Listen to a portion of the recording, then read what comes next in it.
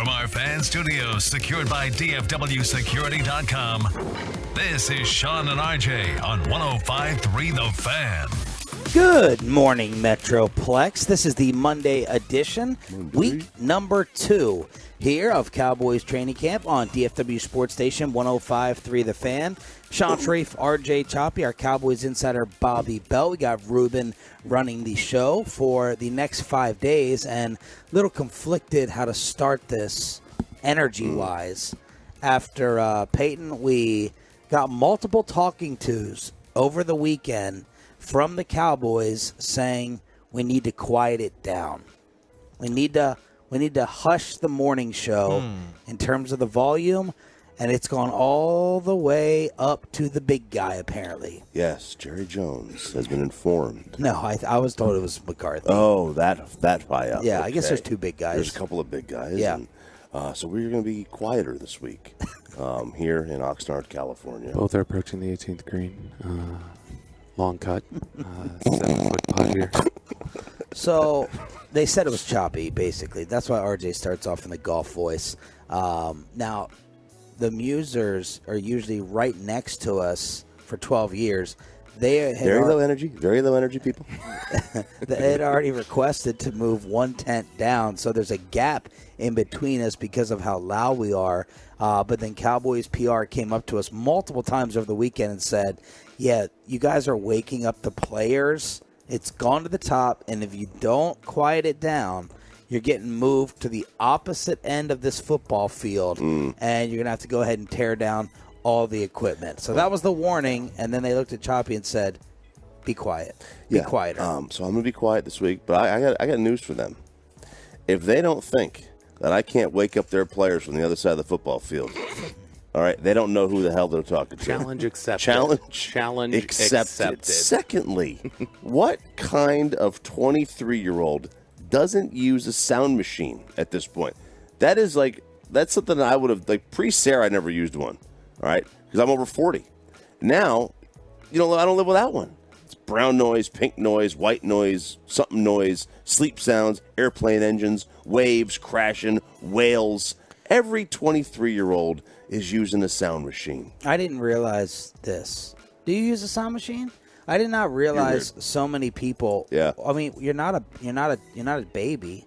You're not just coming out of the womb. I wonder how many people, if there's 100 texts, what that ratio would be on the truckwreck.com text line. You're saying it's over 50% of the people listening right now use a sound machine? I think 100% should. I think it's over 50%. I think of the younger people, I would think, yeah. Why younger? Just because we're just so used to not using one as we're old men.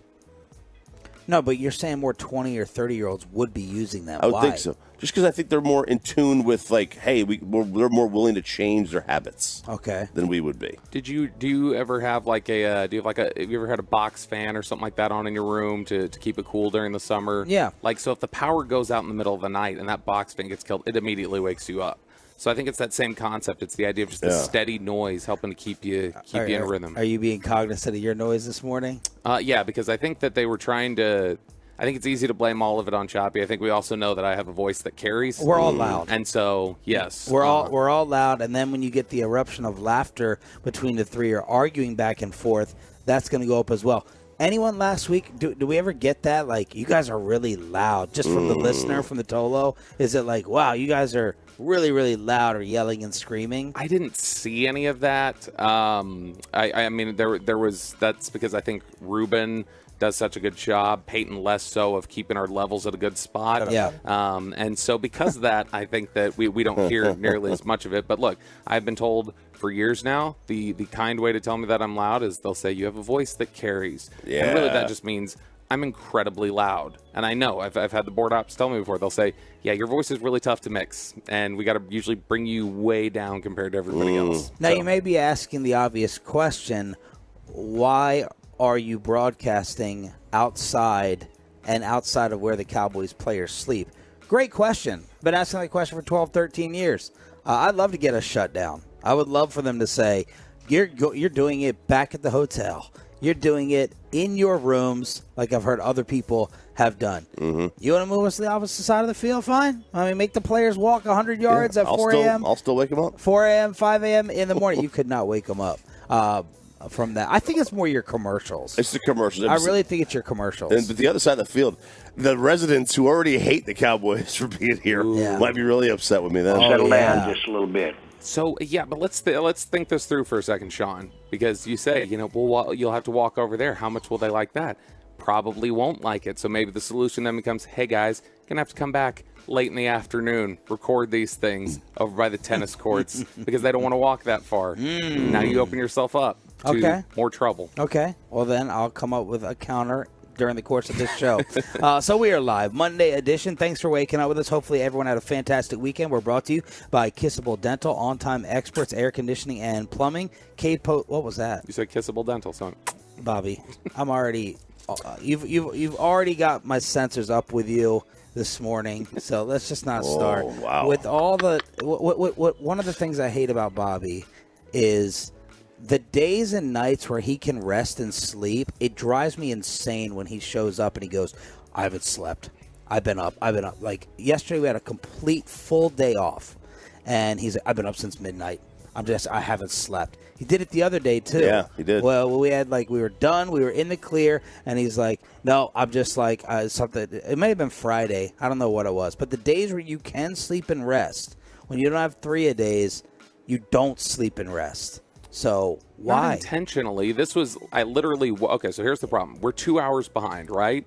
So our wake-up time is like 2:30 Pacific time, okay? So what happens is that I automatically think 2:30, we're 2 hours back, that's 4:30 Dallas time. So when I woke up at 12:30 in a little bit of a fog, I was thinking, I need to be up by 2:30.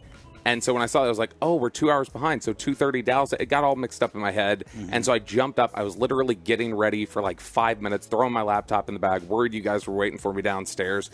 And then it registered with me, I'm not supposed to be up this early. And then I went and tried to lay back down, but I couldn't. I had too much adrenaline running, so I was up for a while. And I told Ruben when I saw him this morning, I said, Sean is going to be so annoyed with me within 30 seconds of coming outside. And I think you were. I was. Yeah.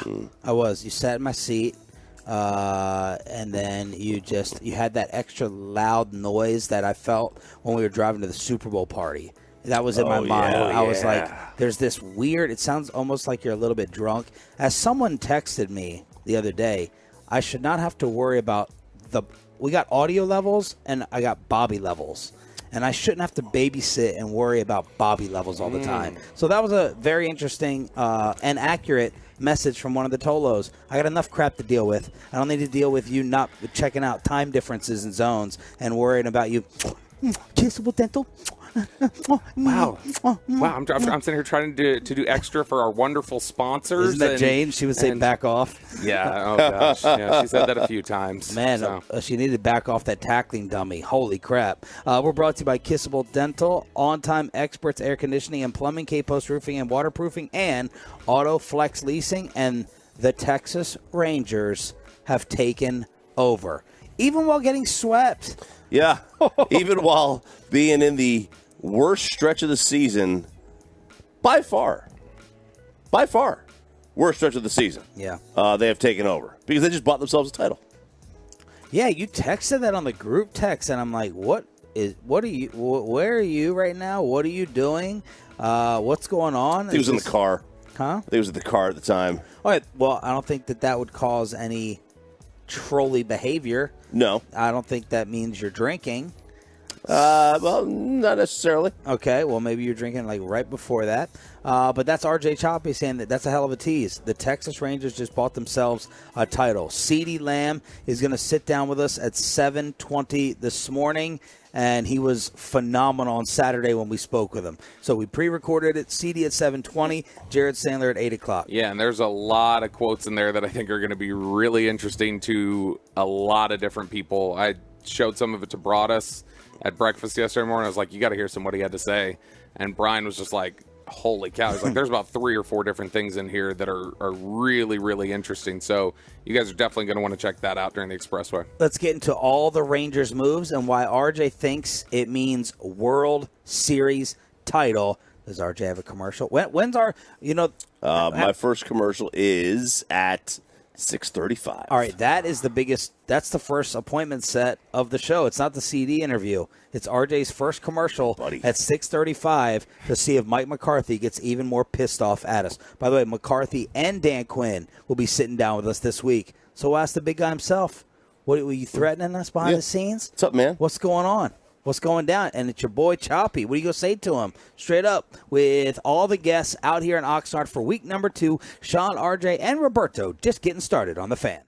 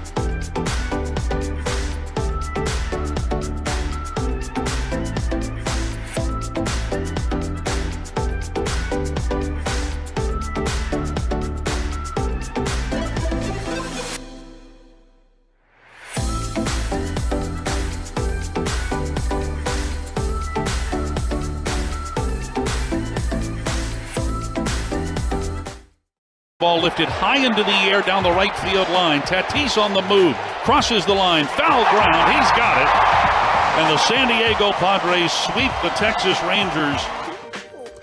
That was the call yesterday on 105.3 The Fan. You're home for Rangers baseball. Good morning, Metroplex. Sean Sharif, RJ Choppy, and Bobby Belt with you. Swept at the hands of the San Diego Padres. Fortunately, the Astros lost yesterday, and the lead is 1. Yeah, the lead's 1. And this one hurt with the Padres because the Padres don't even own a broom. Okay. They've been playing Roomba. Basically bad baseball. Yeah. Now they swept the Angels. They lost 3 of 4 to the Phillies. It took 2 or 3 to them, Toronto and Detroit. They lose 2 or 3 to the Pirates. They had not been playing good baseball all year. They've underachieved all year, quite frankly. They're just crawling themselves back close to 500. This was not a good series. There's no way to shake it, and they've lost 7 of 9. This is not a good stretch. That's the way baseball goes. And I wonder how much that recent stretch kind of forced them into some moves. I don't know that it did. I don't know if Evaldi's IL stint forced them into the Scherzer deal. I don't know. Maybe it did. Maybe it didn't. But we expected them to treat this as if, hey, we're going to go all in this year. We've got one of the best records in the sport. Meanwhile, you have anything else to say about the series in itself? No, I mean, just the fact that, look, I think it's important to just contextualize the fact that, the stretches of losing 7 out of 9, these things happen. Like, they came out, they won the 6 in a row right out of the All-Star break. We all felt like, oh, okay, they cleaned it up. These stretches can happen. I don't want to pretend like it's a good thing or it's not anything to worry about, but they've shown they can bounce back from stuff like this before. But it is concerning that, you look at over the last, since DeGrom went down, basically they're 20-26. They're 6 games under 500 over the course of basically 50 games. Wow, I didn't see that. Look, they also went up against Musgrove, Darvish, and Snell. Yeah. You were at a pitching disadvantage in all 3 games. So, what are you going to do? What do you really want to do? You're going to go out there. You're going to pull an upset. In all 3, they had to pull an upset, and they didn't. And now they got Dylan Cease on Wednesday. They've got Alcantara later on this week. They've got decent starters coming up still. White Sox starting tomorrow on this station. Jared Sandler will join us at 8 to talk about the acquisitions. And I feel like this is another Rangers trade deadline where I'm giving them a thumbs up. It feels like they've won these deals, in my opinion. Max Scherzer is coming on over here. You give up Luis Angel Acuna, the brother of Ronald Acuna, who was balling out this year. So you get Scherzer, and you get the money taken off as well. The Mets, and you get the opt-in. The Mets are going to cover $35 million plus of this deal. The Rangers will pay him $22.5 million. They wouldn't do the deal until Max opted in for next year as well. So you definitely have Scherzer for a season and a half. And then you go and make moves for Jordan Montgomery and reliever Chris Stratton from the St. Louis Cardinals. Do you agree with me? It feels like they did a fantastic job value-wise in terms of what they gave up so far. Oh, absolutely. Look, and I've been wrong like 50% of the time in giving them the thumbs up with a lot of the JD deadlines. I'm like, this feels like the perfect move. This is what they had to definitely do, and it hasn't turned out right all the time. But I feel like great job, Chris Young. From a name perspective, Scherzer's tremendous. He's not vintage Max. Yeah. By any stretch, but they get him for a year and a half. And financially, I don't think they could have done any better. You're getting Max Scherzer for a year and a half at 40 cents on the dollar. Like, that to me is a great value right there. What is he at this point of his career? He's not the same guy that he used to be, but there are still some things that are halfway decent about him. He's had neck and back issues, so that injury may come with age. His strikeout to walk ratio is over 4. That's good. His ERA also is over 4. That's not. But, is he prone to giving up the home run? Yep. NL leading 23 so far this year. Maybe going to a contender re-energizes him. I don't know. And if it does, great. And if it doesn't, he's still better than half the starters they have. Yeah, I mean, especially with, Nathan Eovaldi going on the IL now. You don't have DeGrom. I mean, there is, no matter what point Max Scherzer is in his career, no matter how negative he's been, that you take all the negatives involved with Max Scherzer right now this season and the way he's pitched, he's still better or a better bet in all likelihood than what you have healthy right now. The same with Jordan Montgomery, same sort of thing. And so I would take either one of those guys right now over anybody they have healthy in the rotation. And so in that sense, it's a good move. Honestly, the fact that you get out of this weekend giving up, I mean, Acuna was, I believe, their 3rd or 4th ranked prospect according to MLB Pipeline. Roby was 11. They gave up their 14th prospect. I mean, you gave up one top 10 prospect in the whole thing. You've got the capital to go out there and make another move if you need to, if you want to. They do. And look, I mean, Jordan Montgomery is an innings eater. Yeah, tell me about him. So he's not going to light up the radar gun. He's not going to just wow you with electric stuff. He just basically makes 30 starts a year. And, he doesn't – I mean, his ERA is decent. It's 3.4. Last year was 3.1. Again, he's not going to strike a ton of guys out. The analytics crew doesn't love him. They don't love him because he doesn't have like that, oh, my God, his spin rates are amazing, all that stuff. All the strikeout totals are basically 5-6 a game. Yeah, and that's that's okay. His strikeouts per 9 is higher because he doesn't obviously pitch 9 innings every game, so it's more like 8. But his whips, 1-2. Last year was much lower than that. He's a good pitcher. Like, he's a really good starter.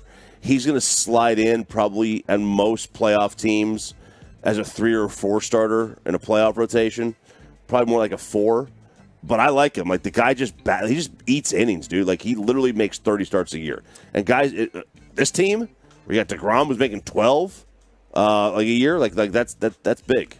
Yeah, in 2018 and 2019, he dealt with some injuries. 2020 was the COVID-shortened year, and so that impacted things a little bit. But when you look at the years where he's basically had a full, healthy season to pitch, and you start with his first year in 2017, he's had 4 seasons where he's been fully available to pitch the entire time. Mm-hmm. And his ERA went from 3.88 to 3.83 to 3.48 to this year it's 3.42. Every year that he's had full seasons, his ERA has improved every single year. And this is not a guy that's a big regression to the mean guy. Like, if we talk a lot about the fielding independent pitching. Not over his skis. If you look at his fielding independent pitching, every year since 2019, he's been under 4. And so he isn't somebody who's just, a lucky pitcher. Mm-hmm. We looked a lot of times at Dunning and Gray earlier in the year, how maybe their ERAs were like 2.8, but then the FIP would be something like 4.2, which would say, hey, there's likely going to be at some point where this catches up to them. That's not the case with Jordan Montgomery. His ERA hovers right around where the peripheral statistics say it should be. Chris Young on Bally was asked about the Cardinals acquisition, not just bringing in Montgomery, but also Chris Stratton, the reliever, as well. We had an opportunity to acquire another starting pitcher and a veteran reliever that we think will both help us. And Jordan Montgomery is having a tremendous year. We felt like one of the better starters on the market, and we felt like, given where we are, that we needed to continue to upgrade our rotation. We addressed that, and Chris Stratton is going to slide right into the bullpen. I think that it's going to take a little pressure off some of the young guys that we've been depending on. Again, a veteran player who's played for Bochan Maddox, and he'll fit right in here, and we're excited to get them both. Yeah, what type of stuff does Stratton have? Anyone too familiar with him? Yeah, Stratton has the same thing that Montgomery does in terms of he's not going to light up the radar gun. He's like a 93 mile per hour fastball guy, but that's his best pitch. That's the one that he consistently uses and gets guys out with. It's curveball slider offering is the combo on the second. So some sharp breaking stuff along with the fastball. He's a guy who, again, when you look at just the ERA, you look and say 4.36 as a reliever. Like, how encouraging is that? But then when you see, like, the FIP is basically a 3 flat, that's because he does not give up home runs. His home runs per 9 is 0.7. He's under 1. His strikeouts per 9 is 10. His walks per 9 is under 3. He's all the things you look for, the signals that say, hey, should this average out eventually, says it should here eventually come around. His biggest issue is he's from Mississippi. And as I've said before, there are barely people there. Now, why are you thinking World Series title? Why not? I mean, like, they've improved themselves as much as anybody has at the trade deadline. They were already a very, very good team. Now, I was thinking this. before the Evaldi news hit with the IL. But I'm still thinking that they got themselves, they replaced, I shouldn't say that because they didn't replace DeGrom. Right. But they replaced a number one. They do have a number one. Whether or not Scherzer's having the number one type season, he still has the number one mentality. And I think it's huge for a staff. I think it's huge for a team to have a guy that has that bulldog, I'll take the ball anytime you need me to mentality. Let's take you inside Cowboys practice over the weekend, and Jerry Jones bringing out, which Mortal Kombat guy was the cold one? Oh, I don't remember. Chop. Oh, Sub-Zero. He brought out the freeze on Zach Martin with these comments. You don't like it? Too bad. We're not paying you. It's just not happening. He was asked again about Jimmy Johnson getting into the Ring of Honor. We have Jim Irsay versus his running back as Colts trade demands are being made, and Aaron Rodgers against Sean Payton. We'll take you inside the Star to recap the entire Cowboys weekend next.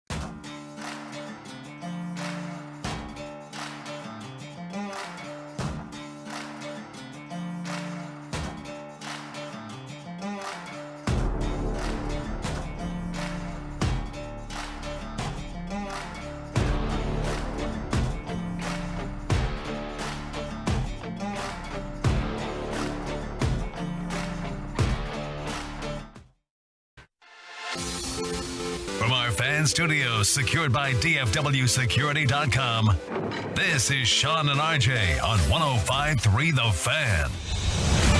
From news and notes to the coaches and players for America's team, let us go inside the stars on 105.3 The Fan.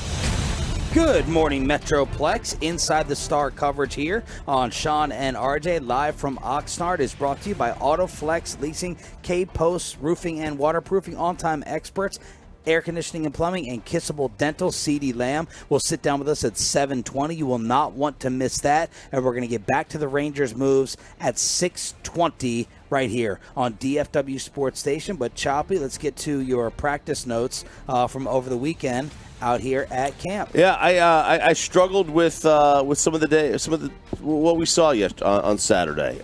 Dak made some unbelievable throws and some awful throws. Just overthrowing receiver. We saw about 5 overthrows, but those were his only incompletions the entire day. Like everything that was in motion, every kind of slant route he was nails on, and anything over the top he had overthrown. So he was great. I think it was a perfect Dak day. He was amazing, and it looked like he couldn't play all in the same series. I will say I think one of the things that is most frequently an adjustment for quarterback-receiver tandem is the vertical stuff downfield, because you're trying to figure out what kind of speed do they have to catch up to it. And Dak is probably adjusting to how fast Brandon Cooks is, and is trying to, because almost every time I've seen one of these, it's Brandon Cooks he's overthrowing. Yeah, it was. And so I think what you're seeing here is he's trying to figure out what kind of catch-up speed does Cooks have, where do I need to put this touch on there to get in stride. This is when you're supposed to see that. I think you're supposed to see this now in training camp. These are the types of throws that you're going to see that. Because we've seen a couple of times Brandon Cooks have to slow down a little bit to catch up to something, or maybe he'll run under it. And so I think they're just trying to figure out that touch. That happened early on, first year with CD and Dak. And so I think that, you'll see this progression and eventually it'll click. But yeah, it's just the nature, I think, of trying to figure out exactly how much do I need to put on this to get him. And that's the other thing, is that Brandon Cooks had his man beat about 8 times on Saturday. He's nasty. He is going to be very good for this team. If Dak can figure out his speed and where to place the ball, it's going to be nasty, because his route running ability looks very, very crisp anyway. But he's so fast. And this team's got a ton of speed anyway. With him and Turpin, if they can find a way to get him the ball, they've got speed. I was impressed by Dak on Saturday. I didn't see as many of the overthrows. We were too busy trying to get straight how not to get kicked out of here in terms of our noise level being too much. But I saw some that one you got in the back of the end zone in the corner. I saw some nice touch passes. There were some people, I think Patrick Walker, who will join us tomorrow, called him laser accurate on his birthday. CD was brimming. Well, Patrick needs some glasses. Laser accurate is not what I would say. That did not happen. Here's what he said. Dak celebrated his 30th birthday, and his high spirits translated to high quality play. He was laser accurate, did not make many mistakes, and found Cooks and Lamb both for TDs on difficult throws. Those are the throws that I saw and stuck in my mind. And you're sitting up top with that. I was right here, right? I was right up here, and everybody up there was moaning and groaning. Oh, the Drew Pearson seats. The Drew Pearson seats. They were all moaning and groaning, like, "Oh my god!" Because he had all those overthrows were on about 4 or 5 plays out of 7. They were all like bunched up, and it was like, God, what's going on here? And then then he kind of figured it out, and it started to click on a couple of deep bets. There was that one that you caught on the left side of the end zone. But guys, these seats, this is where you have to be. I thought you see everything. Well, aren't you up top, but on the sidelines in the in the sun, in the controversy seats? You very clearly can see so well up there. I think that's probably why we're not allowed to sit up there with our media badges. You had different passes than I did, but we're not allowed to be up there. And so over there on that side, we're allowed on the platform level. We're not allowed on the double-decker. And so they'll let us on the sideline on that platform, which is elevated, and you can still see everything. But yeah, I mean, I gotta say, I know the residents are mad. These platforms are great. They're great. They're really great. They better not leave. They better not go anywhere. These things are fantastic, and we'll be up there. I'm gonna bring you guys up there. What else you got from the practice notebook? I mean, look, I think Saturday was the first day where I felt like the offense had a pretty strong command over the defense for the most part. I mean, the defense the first couple of practices had largely been in control, but this is when you started to see things really click for the most part for Dak. Yeah, there was some of the overthrow stuff on the vertical stuff, but I mean, the fact that he's hitting Brandon Cooks between double coverage in the end zone, he's dropping it, right over a defender for CeeDee Lamb. That's the kind of the stuff I think people are more worried about, and the stuff that they want to see come together. You're gonna see the vertical stuff click eventually. That's the stuff that once you find that right touch for the guys that are out there, that'll clear up. And so I think that the biggest headline for me was just the offense starting to click, starting to look, more in sync with each other, coming at a good time, because today it's Monday. This is padded practice. It is Monday. This is when the pads come on, and we're going to see real football out here. So for it coming together the way that it is, I thought Kevontae Turpin had a really nice day. Yes. He showed a lot of his play of the day, I thought. Yeah, where he was shaking those defenders over. Yes. I mean, he made like 3 or 4 different guys fall over and miss. On the Brandon Cooks completion, he completely made Kelvin Joseph fall down. If Dak wanted to hit Kevontae Turpin on that little, inside out route, he could have gotten him there. And so looked like Bijan out here. He did. Yeah. I mean, well, let's not get too crazy, right? I mean, one's already in the Hall of Fame, basically. The other's just trying to get some plays drawn up for him. But Kevontae Turpin, I thought, was really impressive. Jabril Cox, I thought. By the way, y'all are going to want to hear CeeDee Lamb talking about Turpin towards the end of our interview at 7:20. A moment of awkwardness happened. Yeah. Yes, it did. That may have had to do with a coordinator as well. So we're going to have that on the fan cam, right? I believe Fan so. cam, Twitch, and YouTube. Mm-hmm. Y'all need to see that at the end of the CD interview, 7:20 during the Expressway. Go ahead. Yeah, so I think that overall it was just a really strong day for the offense. There's still only so much we can tell about the trenches, so the offensive line work, the defensive linemen, there's not a ton you're going to be able to tell until today. But in the secondary, I thought it was a good day for, Stephon Gilmore. He's been solid throughout practices. We're still waiting for Trayvon Diggs to get out there. And that's the one thing you may give a little bit of an asterisk to in terms of the offense's performance on Saturday, is the fact that they're missing a lot of guys in the secondary right now. Trayvon Diggs is not practicing with the toe issue. Donovan Wilson's obviously not out there. Israel Mukuamu's not out there. And so they're a little bit on a skeleton crew. Still had decent coverage, though, at times. Yeah. They were some of the stuff they were hitting was just Dak making a good pass, or somebody fighting for the ball and attacking the ball and making the catch. So overall, I thought the biggest headline coming out of this was the offense had a really, really good day. And pads today. This is real football today. We get full. Oh, we have to do that as a kitten. Yeah.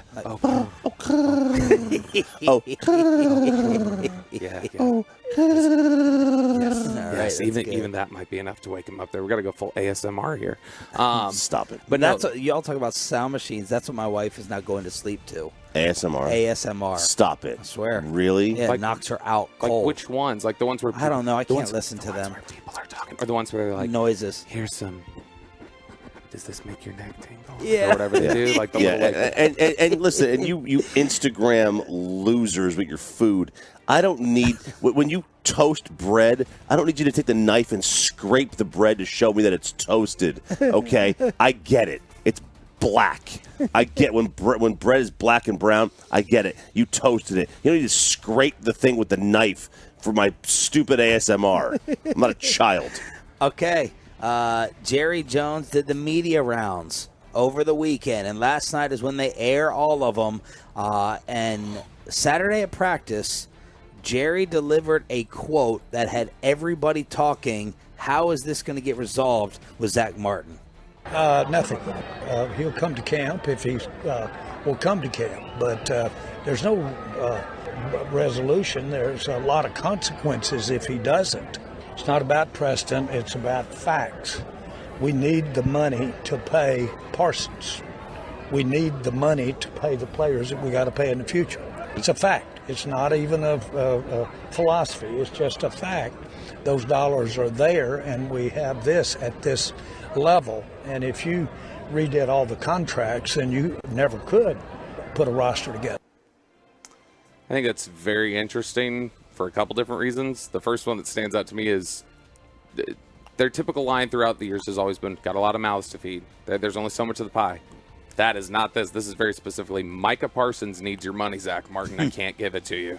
Which I think is interesting in and itself. CD. He's not but he's like Micah's not even the first name that comes to mind is the guy that's not even available for a contract for 12 months or not 12 months, but into next year. Micah Parsons can't get a new deal right now. He can't get one till next spring. And so it wasn't CeeDee Lamb needs the money. It wasn't Terrence Steele. It wasn't Dak Prescott. It was the guy who we've got to prepare to pay in 6 months needs the money more than you do. I kind of wonder, honestly, because they'd taken a pretty neutral approach to this. Remember, Jerry said, I'm not going to talk about any of it. Steven, not talking about the money. We're not doing any of this. I honestly wonder if the Tyler Smith quote the other day of, oh, yeah, Zach told us, hold it down, I'm going to be there soon. I wonder if that gave them a little confidence to, okay, we're in a stronger negotiating position. Good to know. That he showed his hand a tiny bit? A little bit. Like, he's planning on getting here. But is he planning on getting here because he expects the team to pony up? I mean, it doesn't sound, at least from the way Jerry's talking, like they've gotten very far into it. So this is where contracts got murky, right? Whether you support deals getting redone with a year or two left, or, as most fans did, you said, nope, we holding you to the end of your contract. Zach Martin has 2 years left on his deal. He's underpaid compared to the market and what he's done. So which side are you on? A lot of fans, right? We don't care about what the player gets. We want it to all fit best with the team's salary cap so they can afford everyone. So we usually support the owner. We usually support the team. Are you on Zach's side here or Jerry's side? Zach has 2 years left, but he's underpaid. Like, Jerry's quotes about saying, hey, Zach Martin's gotten his money. Like, bro, that's prehistoric what you're talking about. That's not the way it works. Zach got drafted high, he got paid. When Zach got his brand new deal, he was top of the market. Zach Martin got paid. And Zach Martin's saying, oh, so what? I'm going to get paid again. Yeah, I cut you a deal. I'm Zach Martin. I'm going to get paid again. I'm ninth in the guard market. Is like, my earning days are not over. Never. That's the way Jerry's talking. Like, Zach Martin is in his final year. Right. Never cut them a break because they won't make up for it later. They won't. They just won't make up for it later. And that goes to Patrick Mahomes. That goes to Dak Prescott. It's not Dak's problem. It's not Zach's problem, I should say, about Micah Parsons. Yes. That's the Cowboys' problem. Yes. My job is to make the most money I possibly can. Your job is to figure out how to make the contracts work. So he's the fourth highest paid right guard right now. But Bobby, his cap, like, he's going to have to do something to help them out. They're going to need his cap to change in 2024. Yeah. It's a $23 million cap hit. That's why they need the extension. This year it's 11. This is for Zach. Yeah, that's why they need the extension for him. And why is it that way? It's because they keep restructuring. Yeah. They restructure, and they have all these triggers. You got a trigger here, and you got to flip a switch. We'll just flip a switch. That's honestly what they're doing. It's a little bit of funny money. It's accounting tricks. And so, but the funny thing is that an extension, if you give him an extension, if you give him some extra money, regardless of if he sees the end of it, you give him an extension, you can manipulate some more of that money. You can free it up. It is to their benefit to do a rework of a deal. And I'll be honest, I think that, again, their tone seems to have shifted a little in the last couple days, and they've got some sort of, I don't know if it's Tyler Smith, that's just one theory out there, but their tone seems to have shifted to where they think they are in a better negotiating position than they were last Tuesday when they sat down and talked to everybody on these tennis courts. Someone tweeted, oh, wow, the Cowboys talk real big and tough, and then they end up getting whooped in the negotiations. They talk real big and loud, but they end up losing them. I mean, I guess they didn't lose Tank. Right. The Randy thing got very ugly, even though they were still trying to get it done at the end. But there were some analytics and numbers yesterday saying if Zach Martin's not on this offensive line, like, they plummet down in terms of, like, all the different win rates. Plummet down. Makes sense. Yards per play, they are a yard less when he's off the field. QBR goes from 64 to 43. The sack percentage goes from 4.5 to 6.7, and the pass block win rate goes from 58 to 42 when he's on versus off. Those are plummeting. Those are terrible numbers without him. The same thing happened before he got here. When he got here in 2014, the offensive line went from, like, meh to elite, like, overnight. It really did. Yeah. It was like a light switch. That team, we were sitting in the boss's office. We were like, oh, this is an 8-win team, 9-win team, 7-win team. And they want to win 12 games that year. All right, let's talk about your Texas Rangers adding everybody. What else could they do? And how ugly was the fight on Saturday night that we all got together for along with America's team? That's next on your home for Rangers baseball with Sean and RJ.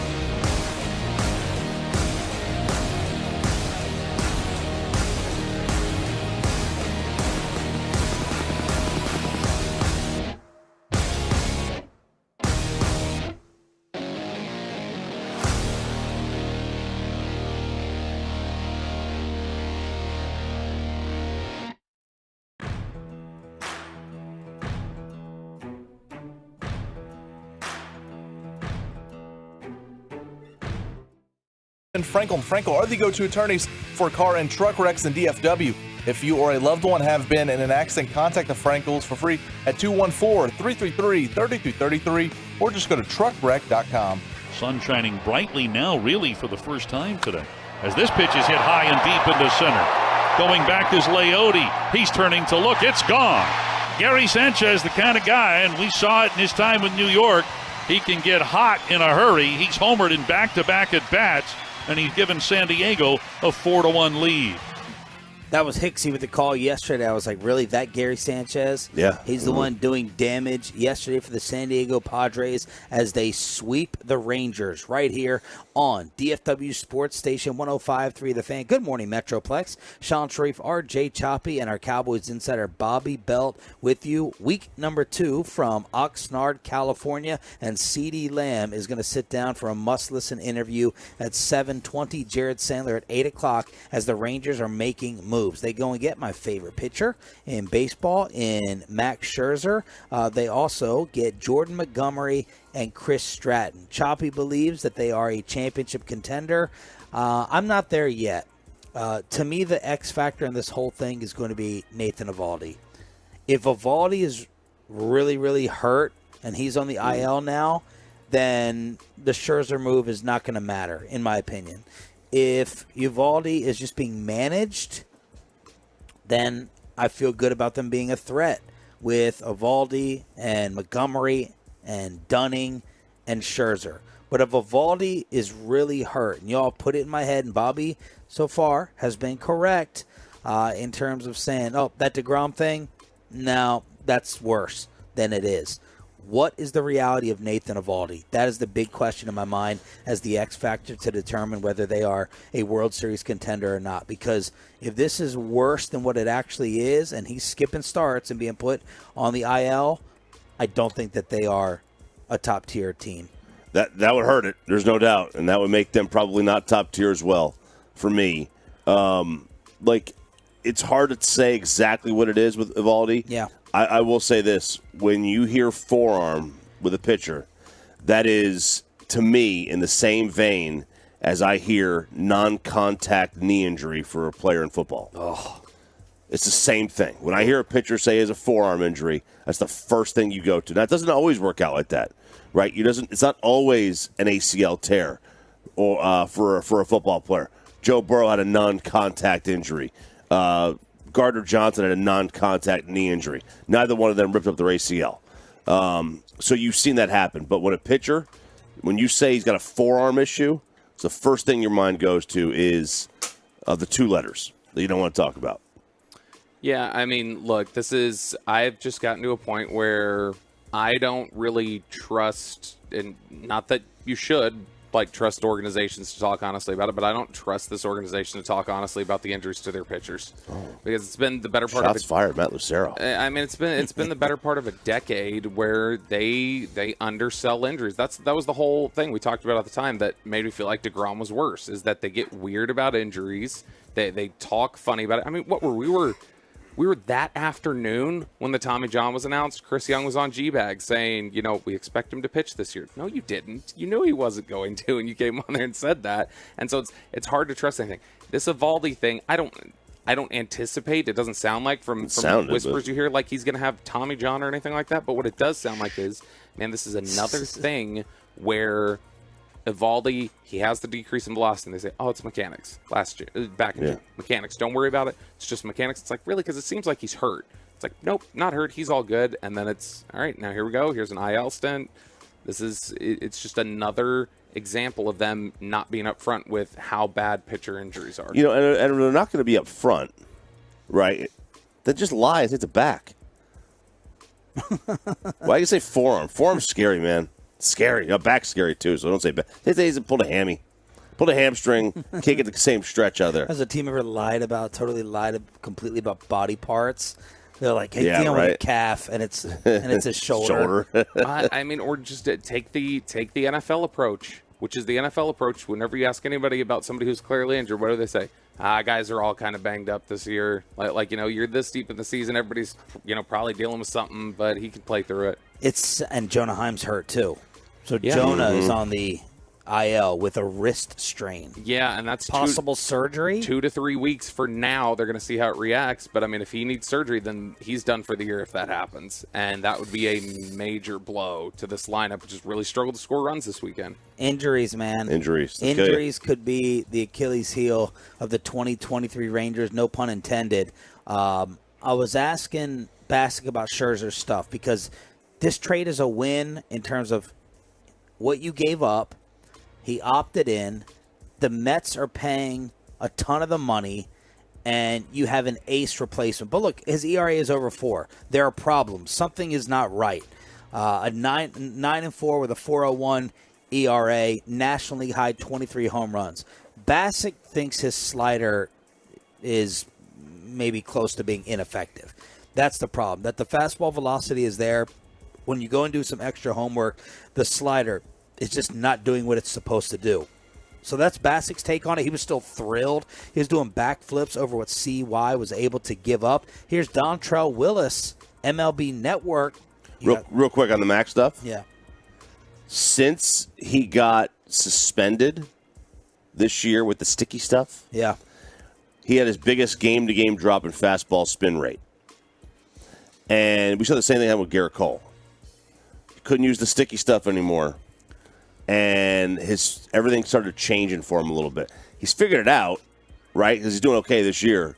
But this was, a year or 2 years ago that he had that issue with the spin stuff, with the spider tack. Yep. And ever since then, it changed a little bit. So maybe Max having to figure out how to pitch with it. Well, sticky stuff and the clock. I think that has to be asked at the initial presser. Has the clock impacted or screwed up Max Scherzer's game? I know he's been asked about it. And it looks like he's going to pitch on Thursday, according to Evan Grant. Looks like he's going to pitch on Thursday. Here's Dontrell Willis on the Rangers' new ace. Well, when you combine this move with the Texas Rangers' talented offense, it puts them right at tier 1 as far as their depth and talent. And this is a much-needed move for their rotation. You pair him up with Eovaldi. Now you have a 1-2 punch. And now Dane Dunning and the rest of that rotation can battle for the third spot to get in that postseason and really be the front line of that rotation. I love this move. He's a big-game hunter. I know he agreed to that once his team popped up to it because they know how talented this ball club is in the direction they want to go. Also, Bruce Bochy's been outstanding in his career, and that's why he's going to go in the Hall of Fame once he stops managing, about handling pitchers, not only the starters, but the bullpens in the right way. So Max Scherzer's in a place right now where he wants to win right now, and he feels like he's now with the ball club that can do it. So there it is, the Texas Rangers story over the weekend as the Astros are apparently close with Verlander. Is there anyone else, Choppy, real quick, that is really impressing you with other moves being made? Well, look, the Angels. Everyone is in love with the Angels and what they did. I don't see it. They got C.J. Cron. Like, they've had him. They've had that, right? I'm still waiting to see on what happens with Stroman. Obviously, the Mets are in a fire sale. Like now they can say all they want. Billy Epler could say all he wants that they're not in a fire sale. But you trade Robertson, you trade Scherzer, you're about to trade Verlander. What the hell do you want me to call it? Right? What else is that? Yeah. That's a fire sale. So there's been some good moves. The Astros, obviously Lynn and Joe Kelly going to the Dodgers. That was a good move. The Astros made a move already too. So teams are I was scared last week that they were going to miss out. They obviously didn't miss out. They didn't.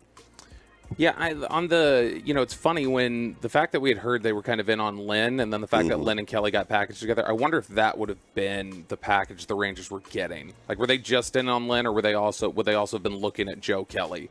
The one downside I'll give to the Scherzer deal is I really wish they would have found a way to just throw in something extra and get Ottavino here. Just get another right-handed reliever, continue to fortify the bullpen. That's the one downside of that trade for me. All right, Saturday night, we all made it a point. You may have been out of town. Out of town, yeah. But, actually, none of us made it a point, except for me, because Bobby bailed, which we'll get into in a little bit. But Saturday night, the Dallas Cowboys getting together, Todd Archer, John Machota, other members of the media getting together in our hotel lobby to watch this destruction.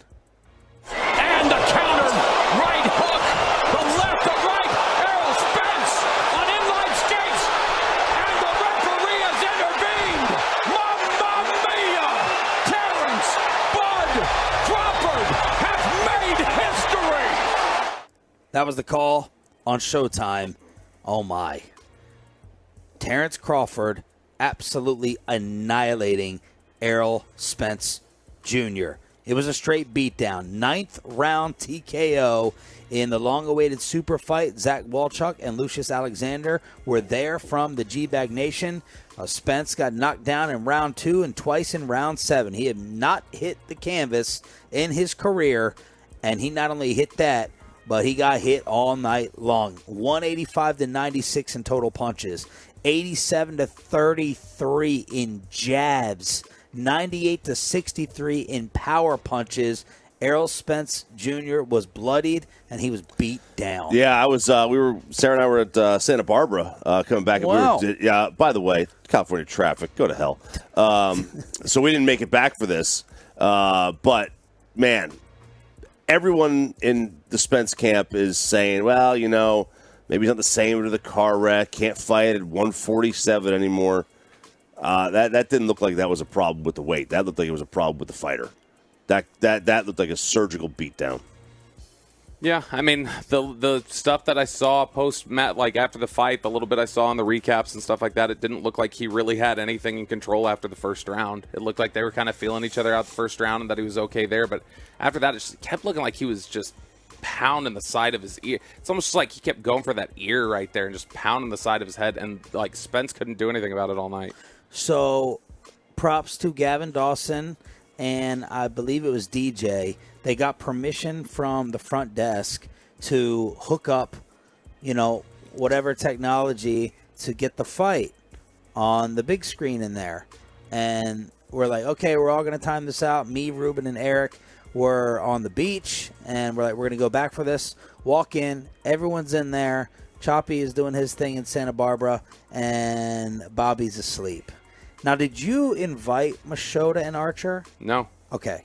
John texted me and told me he was going, and he's like, are you going to come down? I was like, yeah, I'll probably try and come downstairs for a little bit. I was like, I didn't go out tonight because I can't keep my eyes open. Yeah. Like, I was literally sitting at my laptop doing work on Saturday, and I, fell asleep at my laptop. But why did you go back home, and why were you working after practice? I was just starting to write notes and stuff like that and get some stuff together, and it wasn't very long just sitting there. I felt exhausted, and I couldn't keep my eyes on. This is what going on 2-3 hours sleep a night trying to stay out and party too late for 4 nights in a row did to me. So then I slept 12 hours on Saturday into Sunday. And the connection in the hotel is so awful. Oh, really? Turn on your mic, Ruben. How long do you think this thing went before it froze every what? It just stopped. I mean, I think it froze every 45 seconds. And to be honest, I just pulled the fight on my phone. I was like, all right. Oh, you didn't tell anyone? I didn't tell anyone, but the thing is, we were on the TV. It was actually ahead than mine. But mine was a buffering, though. No, it stopped. Yeah. And just froze.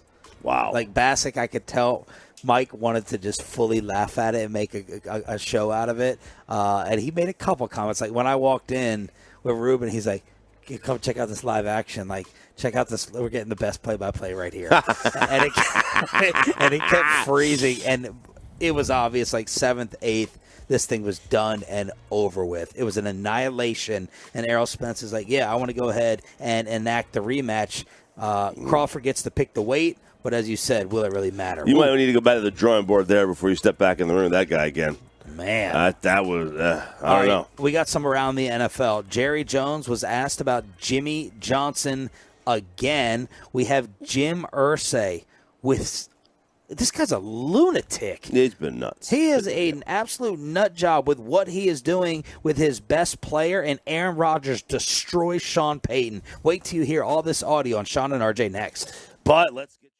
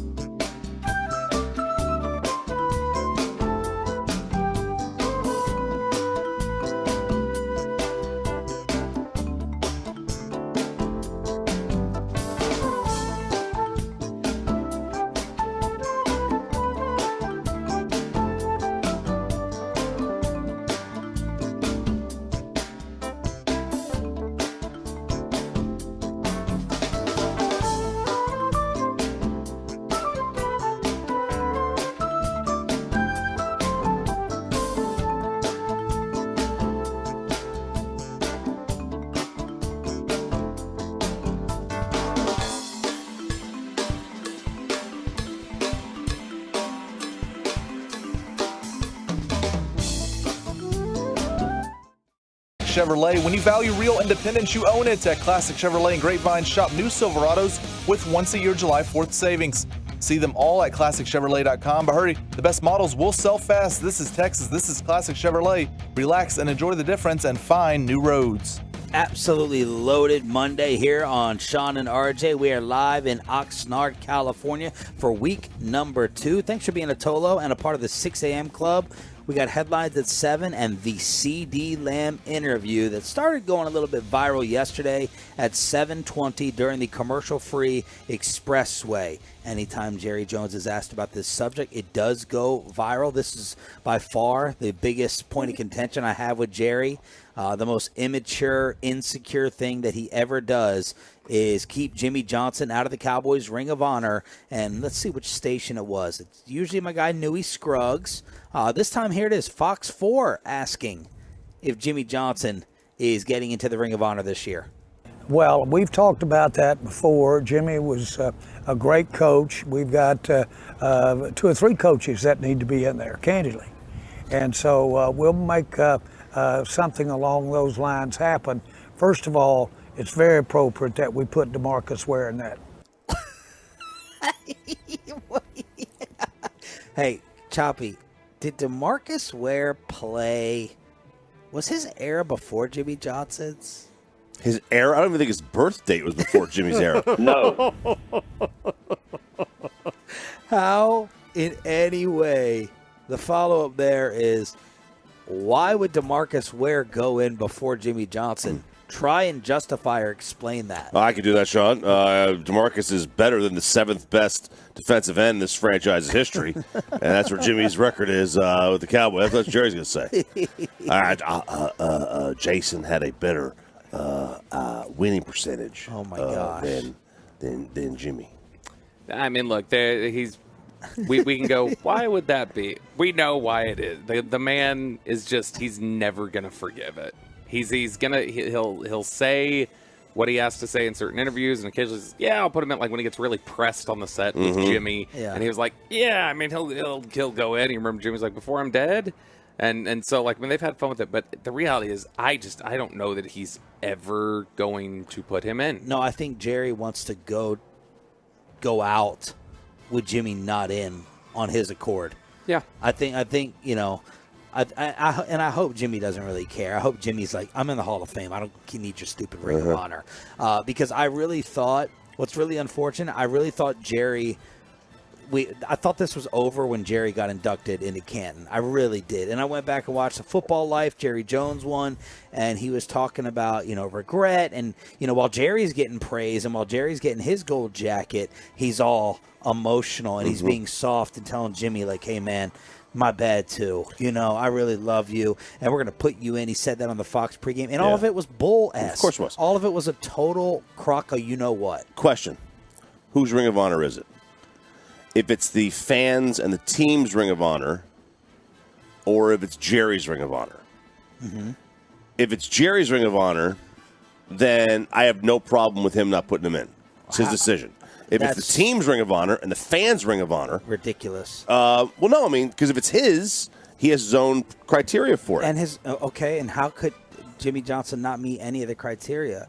He won 2 of his 3 rings with him. I mean, it could be it could be anything. It could be anything. Why DeMarcus Ware goes in before Tony Romo, or why anybody goes in, and why Drew Pierce took 40 years to get in. It's because it's Jerry's Ring of Honor or it's the team's. The team's Ring of Honor, I think, would have a different threshold. The fans' Ring of Honor has a different threshold. Yeah, but I mean, Jerry's success was really, Jimmy number 1. I hired him. Yeah. Right? Like, that's what he's. I'm not saying he's right. Yeah. I'm saying it matters if it's the team's Ring of Honor or his. There's no difference to me. Like, Jerry Jones Jimmy Johnson not being in Jerry Jones' Ring of Honor it's comical. It's laughable. It's ridiculous. And DeMarcus Ware has no business getting in before Jimmy Johnson, and neither does Tony Romo. Like, you want to, I guess, try and make an argument for Witten, I guess, fine. But still, just from an age thing, like, it's so petty. It's beneath. It should be beneath Jerry. Unfortunately, it's not. It is. It's the team's Ring of Honor for sure, because it existed before Jerry got here.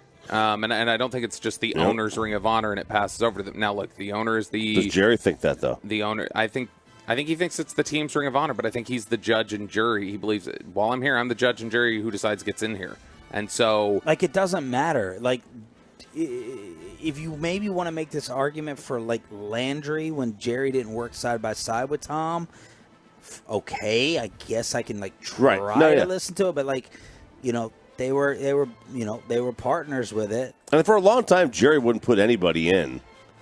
That was he's a sandbox. It's his little sandbox. Yeah, he wouldn't put anybody in that was like mine. That's the way he treats it. Yeah, I mean, like Drew took forever. Rayfield Wright took forever. A lot of guys took a long time to get in, and finally they did get in. You know what I think? I believe Jerry views it as I think it was 21. Was it 21 when they honored Jimmy at halftime with his Hall of Fame ring? And Jerry put on. So I think that was not last year, but the year before. I think maybe internally Jerry felt like this is your moment for me. Your moment for me is I will put the ring on your hand, and I will do it in front of this crowd on a primetime game, and I will give you a chance to talk to them. And he did. And I know you said like you hope Jimmy doesn't. It doesn't bug Jimmy. It does, I think, because like you saw. I think when you saw him out there. It's not even Texas Stadium, but the fact that he was in that stadium, being able to be around all those fans and be able to talk to them like that and scream his "How about them Cowboys," I think that was a genuinely special moment. I wonder if there's any other omission in sports that could match this or be in the same conversation. Someone in some Ring of Honor now. I don't expect everyone to know everyone's Corey Dillon Ring of Honor. Right, that's the only one that comes to mind because that was in the news. So more pettiness from Jerry when it comes to Jimmy getting in. How about Aaron Rodgers responding to Sean Payton? Now, Sean Payton apologized. He owned it over the weekend, apologized. He said, I still had on my analyst hat. I shouldn't have gone that far. I'm going to call Nathaniel Hackett, and I shouldn't have gone that far in destroying the New York Jets. Aaron Rodgers was asked about it on the NFL Network with his boy Nate Hackett getting destroyed. Yeah, I love Nathaniel Hackett, and those comments were very surprising for a coach to do that to another coach. My love for Hack goes deep. We had some great years together in Green Bay, kept in touch, love him and his family. He's an incredible family man, incredible dad. And on the field, he's arguably my favorite coach I've ever had in the NFL. Just his approach to it, how he makes it fun. How he cares about the guys, just how he goes about his business with respect, with leadership, with honesty, with integrity. And it made me feel bad that someone who's accomplished a lot in the league is that insecure that they have to take another man down to set themselves up for some sort of easy fall if it doesn't go well for that team this year. Thought it was way out of line and inappropriate, and I think he needs to keep my coach's names out of his mouth. Ooh. If you ain't got no haters, you ain't popping. He called him insecure. Insecure. Good for you, Aaron Rodgers. Wow. Yes. Right. Just destroying Sean Payton. So when this was first said, I was like, okay, this is arrogance from Sean Payton. And then I went to, okay, he's trying to build his team up. And now I'm thinking, is he insecure? Now, Aaron Rodgers has dropped a third possibility in the mix for me. Aaron and other people are saying that this was like giving himself an excuse if things don't go well. Instead of hyping his team up, people are saying, no, Sean Payton is trying to have a built-in excuse here if the season doesn't go well to say, well, the previous regime, they butchered things so badly, there's no way I could win. So I don't know where to go with it. I just know I absolutely love all of it. Ooh, I mean, Sean is the best marketer out there because he's Mike McCarthy, same resume, but one is considered a top 5 coach, and the other one is, he was put number 22. Yeah, he was put number 22 not too long ago. So this is out of line for Sean Payton to say. Whether it's true or not, I don't think matters. The coaching fraternity, I agree. You don't go there. I agree. I had talked to some folks over the weekend. Well. We were just chatting about this story in general and How you slept the entire weekend. Right here. Okay. You know, I'm networking. I'm not running off to Santa Barbara. So here's the thing. We've got the you talk to people around and the sense is, I think, similar to what Aaron Rodgers just said, is that I think a lot of people view it as he's given himself some covering fire. He's trying to lay the groundwork for, this is such a mess. I cannot fix it in a year. Do not expect me to fix this in a year. That I need to come in here and undo everything that was done wrong by this administration, so much so that I'm going to call it the worst coaching job in the history of the NFL. You're asking me to fix the worst coaching job in the history of football. Right. And I think that's kind of laying the groundwork for it. By the way, fun fact, this weekend, Jarrett Bell, who wrote that piece, was walking around Cowboys camp. We got a chance to say hey to him, like, that was a great article, and he just kind of smirked and was like, yeah, that one's, didn't say it, but the body language said, yeah, that one's caused me some hell. So Caused him some hell? No, he didn't say it. It was just kind of like the shrug of like, oh yeah, that one's been flooding my mentions Like this he week. wanted. Yeah, and, sure. And just like when CeeDee Lamb said a couple things, our ears and antenna went up and we're like, oh yeah. Yeah. This is going to get a lot of attention. This is going to create a lot of headlines. And when Jarrett Bell is getting that, are you kidding me? That was absolute gold, what he was able to get from Sean Payton running his mouth. I just thank the sports gods that the Jets and the Broncos play each other in Week 5. Oh, yeah, Oh, for sure. Heck yeah. I hope Rodgers puts up 50. 50. I hope. Sean Payton has made me root for Aaron Rodgers in that game. Oh, man. Have I gotten you to the dark side on Sean Payton? Not yet.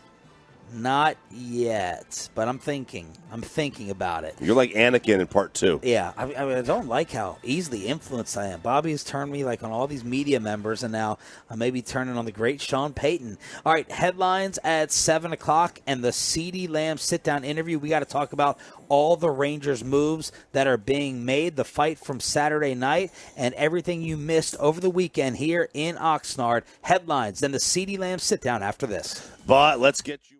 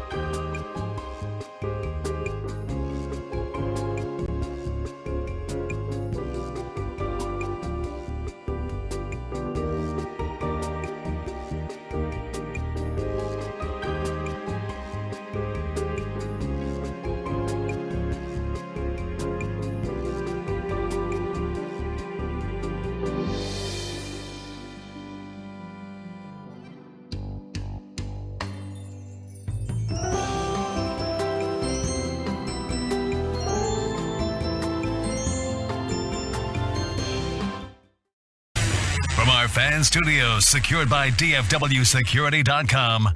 This is Sean and RJ on 105.3 The Fan. First pitch from Nick Martinez. Marcus lines one to center field. Base hit. 1 run scores. Duran comes home. Grisham's throw is off target. Duran scores standing up in. Marcus Semien a first pitch swing. Just past the dive of the second baseman Batten. And the Rangers are back within a run. It's 4-3. Yeah, and we don't have many more headlines other than that. Good morning, Metroplex. It's Sean, RJ, and Roberto live from Oxnard, California here on DFW Sports Station. We are your home for the Rangers and the Cowboys on 105.3 The Fan. Rangers get swept against the Padres. They've lost 7 of 9, and the lead is 1 over the Astros with a day off today. They'll be taking on the Chicago White Sox tomorrow, and they'll be doing it with some new additions to the team because we're losing on the field, but winning off of it. Yeah, baby. As they trade for Max Scherzer, Jordan Montgomery, and reliever Chris Stratton. They get the deals done. So Scherzer's coming here, not just for the second half of the season. He will be here next year as well. So the dream is to have DeGrom and Scherzer together for a 2024 run. You also get Jordan Montgomery with Nathan Eovaldi going on the IL. Jonah Heim is on the IL. And let's talk about what they gave up. A lot of Ranger fans were saying, and Bobby and Peyton, you guys were all over this in checking out the minor league lineups. What did they give up, and why are you giving them props for it only being that? Yeah, I mean, Luis Angel Acuna, that is a significant prospect they gave up. But when you look at the logjam that they have 3 middle infielders at the MLB level right now: Duran, Seager, Semien. They've got... he was, as they call it, blocked. Right, yeah, and you've got the guys at the minor league level, even Justin Foscue, another middle infielder, about ready to reach the MLB level. Sebastian Walcott, somebody who we had heard some chatter might have been involved in this trade at first, before it ended up being Luis Angel Acuna. So they've got a lot of depth in the middle infield. If they were going to use a position there, that's where it would have been. So a good player, but one that it makes sense that you would get rid of that logjam. The Cardinals, their top player they're getting in this trade is Takeo Roby, and he was their 11th ranked prospect in their system, so he's not even a top 10 guy. They give up another number 14 prospect, John King, and a fringe guy. For a solid reliever and a solid starting pitcher at Montgomery, 2 guys who are expiring, though, by the way, don't have deals after this year. I think that you made out pretty well here in terms of what you gave up. And that's why you don't give up a lot for the Montgomery Stratton deal either, is that they are rentals. So you may not be giving up as much as you would for somebody who has more team control. And beyond that, they're not front end. Jordan Montgomery's not a front end pitcher. He's a good, solid, major league starting pitcher. Slides right into most teams as a 3, 4. But you're not going to give up the world for him. Prospects are just that. They're prospects. There's no way of knowing.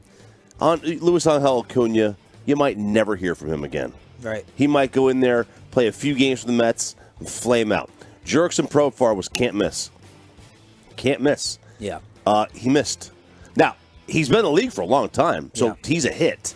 But when you're the number 1 prospect in the game, or whatever you are, people expect a little bit more from you. Acuna, a lot more. Acuna was hitting .315 with 7 home runs, 51 runs batted in, and 42 stolen bases in 82 games in Frisco. And if you could do that in Double-A, you're a solid player. Like you could do. You may not be able to duplicate that, but the projections will. We also have some experience of guys like Mike Olt and Justin Smoke through the years who put up really impressive numbers even at AAA, and then they get to the majors and it's not always a hit. Lewis Brinson was another one who they gave up in the Jonathan Lucroy trade, and so you're right, they are prospects for a reason, and so I think that's why you can't ever be afraid to give somebody up in the name of we're banking on this coming through. You've got to be willing to, spend some money to make some money. All the attention is on Scherzer. Everyone is now focused on Verlander. Is he going to end up back in Houston? But here's Rangers GM Chris Young on Bally talking about the deal with the Cardinals.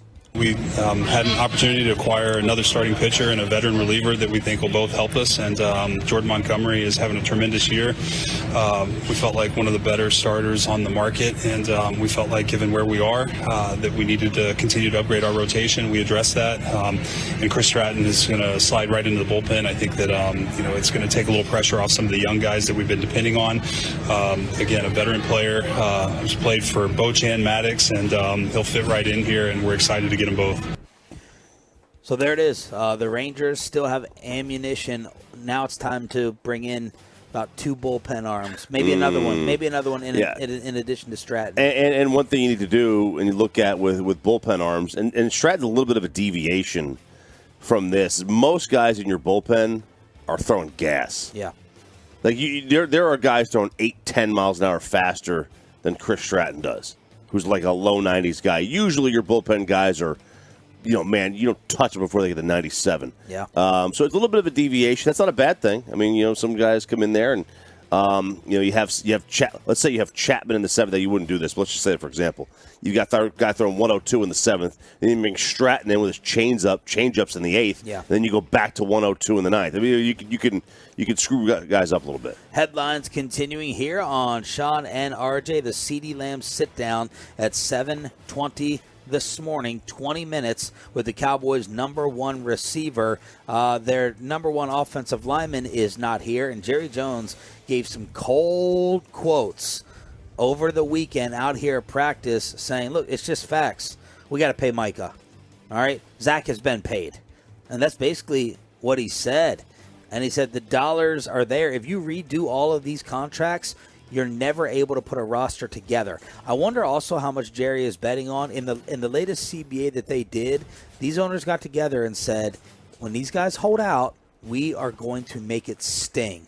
And when he said there's consequences, he's talking about the $50K a day. Mm-hmm. That's what Zach is getting taken out of his pocket.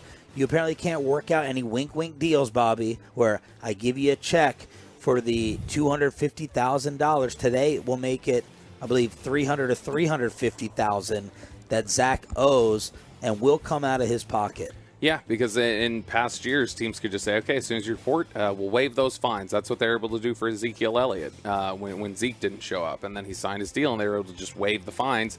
The new CBA punishes guys for doing that. So I guess that it seems like they're going to bank on the fact that, okay, you're asking for a new deal. You want more money. Yeah. In the process of doing that, you're costing yourself money. If you take feelings out of it, the Cowboys win. They're saying to themselves, we know Zach has so much professional pride. He don't have to be here at camp. And who's the one losing? He's losing financially, $50K a day. Like $500,000 a week almost. Like, come on. Yeah. Like who signed this deal? This is the problem. These idiots in the NFLPA. All the Bassick has talked about this. All the players care about is time off. That's it. They care about they care about 45-minute practices. They don't care about their contract. They don't care about the people after them that come in. All they care about is time off. Okay, you got it. Here's your time off. You're going to get less padded practices a year, but we're going to screw you on contracts, and you can't hold out anymore. It's garbage.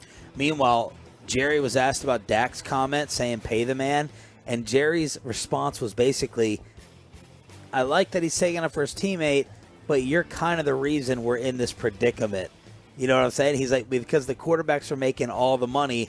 I mean, Bobby with the roll of the eyes. Go ahead. Not towards you, just towards Jerry. This is the company line. They can make anything work that they want to. Yeah. And they choose, okay, if that's the case, hey, Dak, look, like you've kind of put us in this position or whatever else. It's like, okay, well then what's the excuse for the other teams where quarterbacks are making $12 million extra than Dak? So what? So are you telling me that all of a sudden, as soon as Justin Herbert signed, they had to cut $12 million in salary, or more because of it? That's not the way it works. And they have all these accounting tricks they can do. They can pay him and make it happen. They don't want to. They don't want to buckle. They don't want to set a precedent that anybody can just hold out and get paid. Meanwhile, Jerry was asked biggest difference between rookie Dak and Dak today. He has dramatically added to his awareness, his judgment. He has actually physically become stronger with his throwing. He has learned to use his legs and his feet placement so that he can lever. You see him doing those warm-ups. Well, that warm-up is throwing that hip into that ball when he's stepping. All of those things are he's aggregated and evolved to a higher level. It's a big deal. Somebody's been asking about, well, he's 30, but he hadn't won a Super Bowl. Such won it at 27 or 26. I don't know, but I don't remember what I could do at 27 that I couldn't do at 30. My point is, it has nothing but pluses for us that he's 30 years old, and that isn't looking just at the best side of it. That's a fact. He's playing this year. Meanwhile, things have gotten ugly in Indianapolis between who wants to try to recap this timeline between Jim Irsay and Jonathan Taylor asking out. He has officially requested a trade out of Indy. Yeah, I mean, so this is obviously something where Jonathan Taylor's been upset about his contract, did not report. Jim Irsay weighed in on the running back market last week. We talked about that and basically said, you know, you guys agreed to the CBA. It is what it is. His agent shot back and basically had insinuated that, well, maybe Jonathan's done playing here. And Irsay came back and said, no, this had nothing to do with it. Like, I wasn't even referencing Jonathan. I'm just talking about the market. What are you talking about? So they met up and were on the bus on Saturday, Jim Irsay's bus. They had a meeting, Jonathan Taylor and Jim Irsay. And as soon as they came off of that bus, Jonathan Taylor's asking for a trade. And the wild quote that Jim Irsay gave to media there was, if I die tonight and Jonathan Taylor's out of the league, no one's going to miss us. The league goes on. We know that. The NFL rolls on. It doesn't matter who comes and who goes, and it's a privilege to be a part of it. I understand the general philosophy of what he's saying. Like, you know, look, at the end of the day, none of this really, you know, it's no one's dying. It's that. Yeah, it's that whole philosophy. But, man, to just put it as blunt as like, look, if Jonathan Taylor never plays another down again, who cares, right? Yeah. And he said, we're not trading Jonathan. End of discussion. Not now and not in October. And that was a text to Ian Rappaport from Irsay. That, you know, and that is that. This is going to get ugly, obviously, if it hasn't already. It has. And you know, look, Irsay he's a wild card. Yeah. You know, now that Dan Snyder is out of the league, where is Irsay on the lunatic scale of NFL owners? Like he's probably, you know, number one. We all got together on Saturday night to watch the destruction of Errol Spence Jr., Terrence Crawford taking him apart. We had Zach Wolchuk along with Lucius Alexander in Vegas representing the station. And friend of the show, Stephen A. Smith, was also there recapping what happened to our guy Spence. The best pound-for-pound fighter on the planet showed up at T-Mobile Arena in Las Vegas tonight, and his name is Terrence Bud Crawford. His performance against Errol Spence Jr. was that dominant. He had a better and more crisper jab. He was smarter. He was faster. And dare I say, he was stronger. He completely shredded fat, came in there with an 8-pack, and literally pushed Errol Spence Jr. around from the second round and beyond. He dropped him 3 times in the fight. The first drop was in the second round, and he told me from that moment he knew Errol Spence Jr. was in trouble. He couldn't escape the jab. He couldn't escape the hooks. He couldn't escape the body shots. And Terrence Crawford was completely unfazed. And because of that, we have no choice to look at him as the best in the world right now. We could talk about Canelo Alvarez. We could talk about David Benavidez. We could talk about a host of other individuals, including Tyson Fury. We haven't seen this level of dominance in quite a long time. So besides that, it was a good night for Errol. Besides all that, Jerry flying out to the fight in Vegas to watch Spence get taken apart. And this is like a sobering moment of, there's a big dog, and it's not our guy from the Metro. It's like you're punching a little person. Just stop it, A-Rod. Spence, last week said he wants the rematch when there is one at 154, saying that's outgrown 147. Okay, I mean, how much is that going to help? Is it going to matter at all? Crawford, like you said, gets to pick the weight. If I'm Terrence Crawford and I just did the suspense at 147, why would I change? Right. I don't know, but he gets to pick the weight. Headlines to recap the weekend, get you ready for your Monday. Man, this is going to be a loaded expressway. We need to have enough time for best and worst of the weekend. There are things I'm finding out in the commercial breaks that need to be talked about, including a shirtless Taco Bell lunch from someone on this show. But first, the CeeDee Lamb sit-down interview, and number 88 has a warning for the rest of the league. We think you need to listen to this next on The Fan. Let's get your...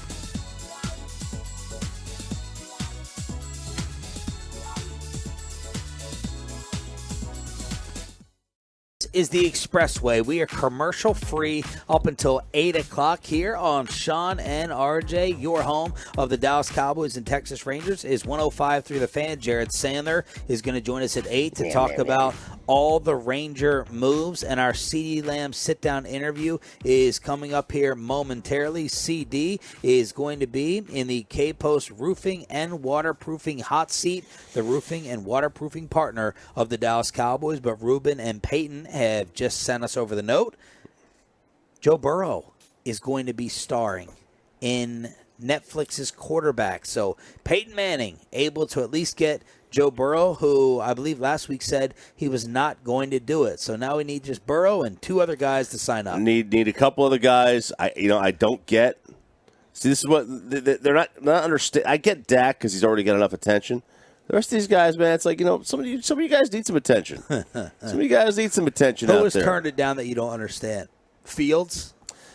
Fields, I don't get. I don't get why Hurts would do it too either. Does he need attention? I mean, he's like doesn't the have a golden contract. child right now. Doesn't have a contract yet. He does have a contract. He does. He got paid. Oh, he did get paid, right? He got Lamar paid. He got Lamar paid. That's right. And he's got to convince us that he's a quarterback. So I Stop mean, that's a big thing. They didn't even ask him, really? He needs to reverse that discussion. All right. So this was Saturday right after practice, and we got CeeDee Lamb. So we're going to mention the Spence Crawford fight, and it was also Dak Prescott's birthday, number 30, and we found out just how terrified CeeDee Lamb is of getting older, as he sat down with us, and he was absolutely incredible. Our sit-down with CeeDee Lamb right here on The Fan. CeeDee Lamb sitting down with us here on Sean and RJ, 105.3 The Fan. I heard you called Dak old today. Absolutely. As soon as you hit that 30 threshold, best believe I'm coming. Oh, okay. That arm wasn't old. He was overshooting everybody by about half a mile. He had a should. kid's arm today. As he should. I saw him make some nice throws today. Yeah. I see him make nice throws every day. Okay. But that kind of be underappreciated. It's all right.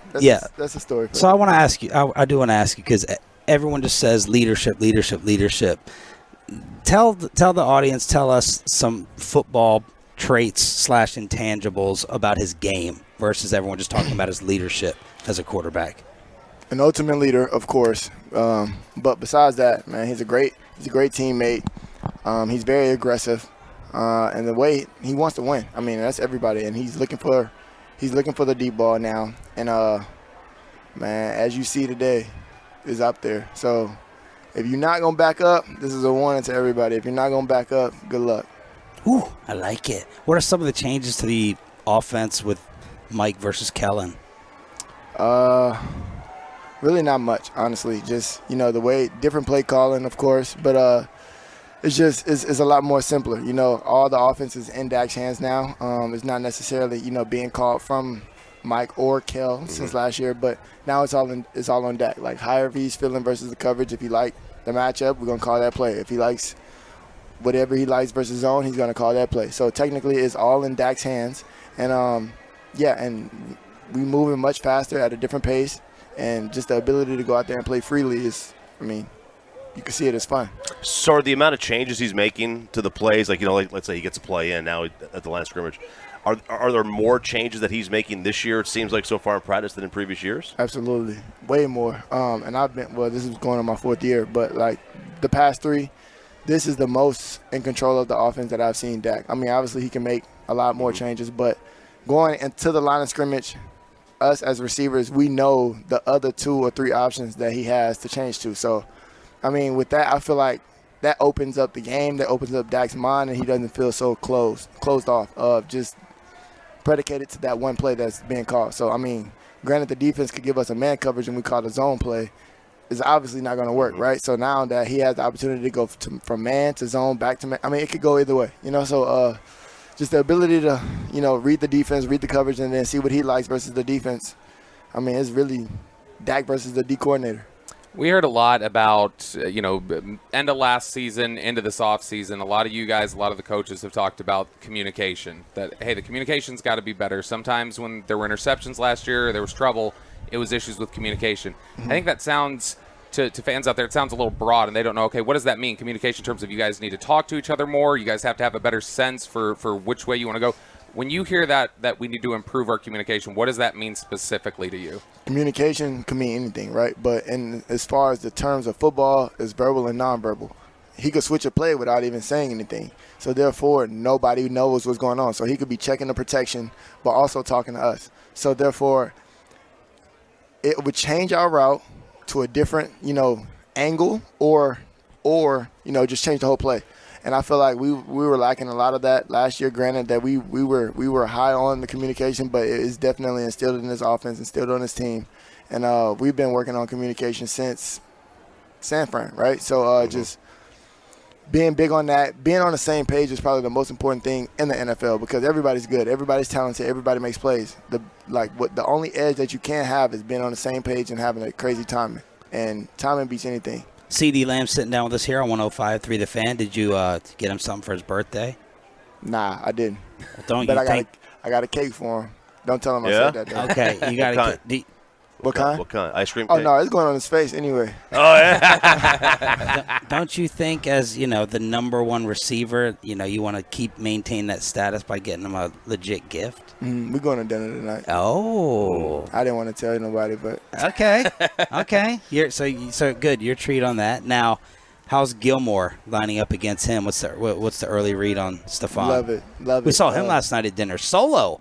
Which we've never seen. He might be a solo type guy. Nah, he's definitely a team guy, but he's more, you could tell, he's more of an older, vet. He's a vet at, he's 32 years old. I just found that out. Man, I can't wait. You're going to hit 30 one day. You will be 30. What age do you start considering old? How old are you right now? 24. Okay, so is it like 27? I got some years before I hit 30. All right, are you going to some people freak out at the 25 mark? No, indeed. Okay. So you're good till what age when you're just going to start thinking that you're 29. 29? Right before 30. Yeah, then I'll start thinking about, I remember when I was your age or, but just as far as being a vet, he checks off all marks. Him and B. Cooks, they came in together. Them boys are boys. But as far as when we in between those white lines, it's different. And today we're going at it a little bit, just talking trash, just getting the best of each other. But love the way he competes, man. It's just he pushes the limit, and he doesn't really do too much. Very smart, very intelligent. He reads offenses like no other. Tricky guy to get, I must say. But I'm gonna get him. You guys added Brandon Cooks this offseason. Obviously, he brings a speed element that is rare across the NFL, has been rare here in Dallas for several years. When you look at the receiving core that you guys have here, adding Cooks, MG back after a year, Jalen Tolbert getting another year to kind of find himself in this offense, how do you feel your receiving core stacks up among the other teams in the NFL? I must say I like my guys. Obviously, there's great trios out there. I like the Bengals, of course, and you got the Eagles, Chargers, But we're definitely alongside them boys, and I feel like the only way for us to prove it is to go out there and show it. So I wouldn't really compare us to anybody. We're gonna let the numbers do the talking, and as far as the production, we got a lot of that. The potential's there. You see it day in and day out, but you could do a lot of talking, but come September is where everything really do, I mean, it stands out to us, but, we're observers and things, but the Brandon Cooks speed and the way that he goes, does that stand out to you guys the same way it does to us? Do you guys sit there and just marvel at, my goodness, this guy's so fast? I love fast people. I love watching fast people run fast, so every time, obviously, unfortunately, I'm on the field with him. Not really unfortunate, but that post route that Dak threw to him today, he put a little too much on it. But just to see him just float past guys, when the ball's in the air, it's amazing, man. And you don't really see that too many times in a player or in a receiver, especially of his stature. And then at the year that he's in year 10, still flying by guys. So that speaks on his, his prep and the ability to take care of his body. He's a great receiver, bro. Who else in the league or in college for the first time when you saw their speed, you were like, whoa? Hollywood Brown and Jeff Badette. When I tell you those two guys were blazing, it was crazy. I've never seen two. I mean, they're both from Florida, of course, and I said there's something in that Florida water, but those two guys there. I don't want to know what's in that. Man, listen, swamps, alligators, snakes, all you can think of. What is your teeth whitening procedure. That is amazing. You got to brush them 2 times a day. That's it? That's all you got to do. There's no, like, use Colgate. None of that gel stuff or I those hate that. UV things? I hate that. You didn't get them whitened? I did a couple times. Okay. But that was like, no. No coffee? No coffee. I don't drink coffee at all. Nothing? Stains your teeth. It does. What about Stop drinking coffee if you're drinking coffee. we do. What about how many cigarettes a day? He's not a basketball player from Europe. All right, Some of them got handles though. Do you care? Do you care more about your Madden or top 100 ranking? Top 100. Okay. And do you know where you came in this year? Mm-mm. Okay. I don't think they've named you yet. They haven't? No. Which is good. Which is very good. 60, 70? No, they're about to start going top 50. Top 50? Is there an area where you would be satisfied, or was there one, a group where you're like, that I can't be this low? It's not an area where I'm satisfied at all until I'm at least top 10. Did you fill out the list yourself? Did I fill it out? No. I didn't. Why? I mean, I don't care that much, right? Okay. But I love seeing those guys be nominated. Just off the hard work and dedication and the success they had in the season. So it's always a treat to watch them boys, like see the list from 1 to 10 or 1 to 20, if you will. Shows you really the standard of the NFL, how hard you got to work. Some guys I know, some guys I don't know, but I'm very familiar with because I played against them. But you can see it, man, and it's huge congrats to whoever gets number 1 this year. They deserve it. And top 10, I mean, Top that's a 10, dream. I think most people have you in the top 10, though, right? No, he's talking about Dan Orlovsky. He's talking about overall top 10. Overall top 10. Yeah, he wants to be I'll overall. work for it. Okay. I know that sounds crazy. I hear you. But I'm good for it. Do you think there's a wideout who clearly stands out as one now? As one besides in the top 10? yourself, as one in the league, Number the one. best. I like Devontae Adams a lot. I love him. His game he's perfected this position. As far as route running, releases, the ability to be pressed, man, zone, whatever, the way he moves is fluid.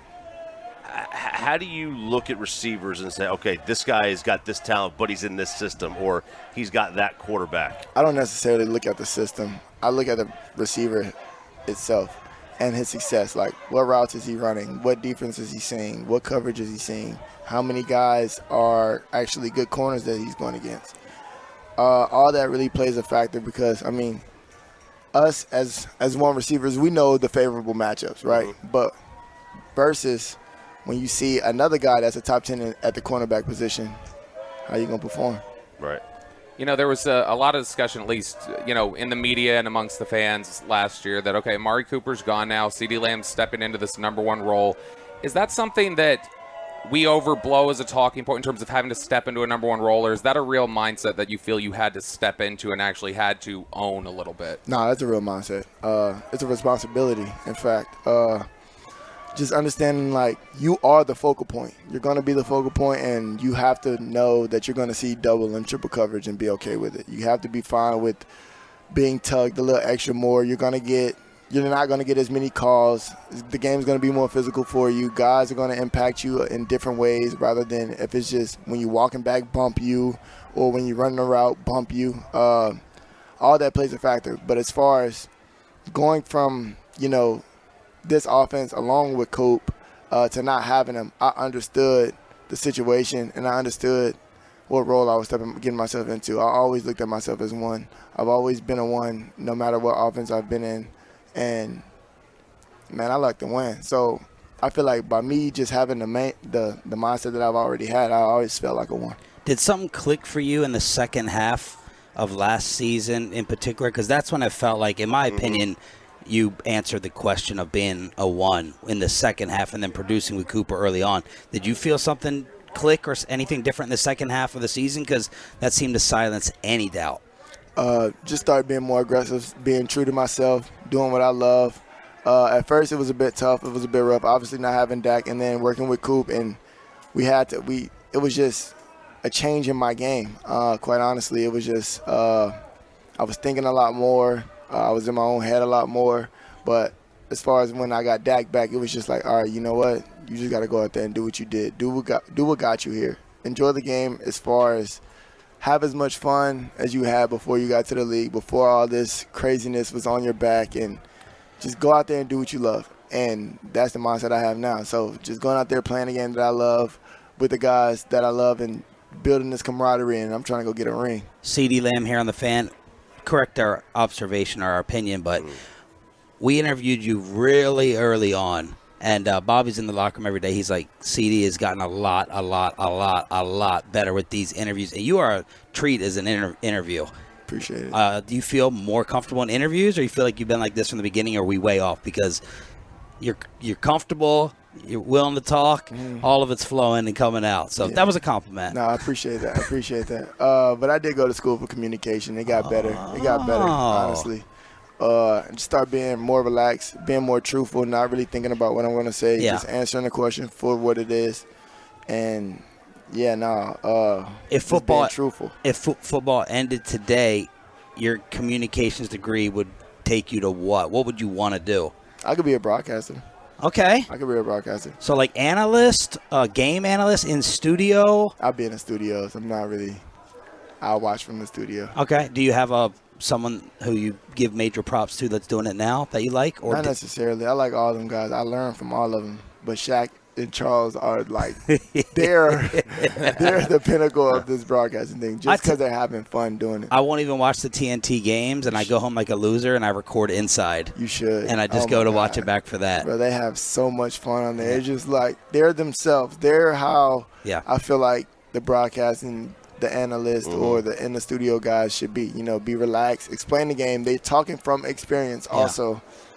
And 9 times out of 10, I mean, they're probably right. When football guys are breaking down X's and O's on TV, are they normally like breaking it down correctly? Okay, so you're not like, that's not what we're trying to do here. They're getting it right. Sometimes, and then sometimes they be way off. Really? Way off. Are they more off with like on the defensive side, or like where the O-line's responsibilities are, or they? I feel like our responsibility, we're receivers, because also our position, it requires a lot of thinking.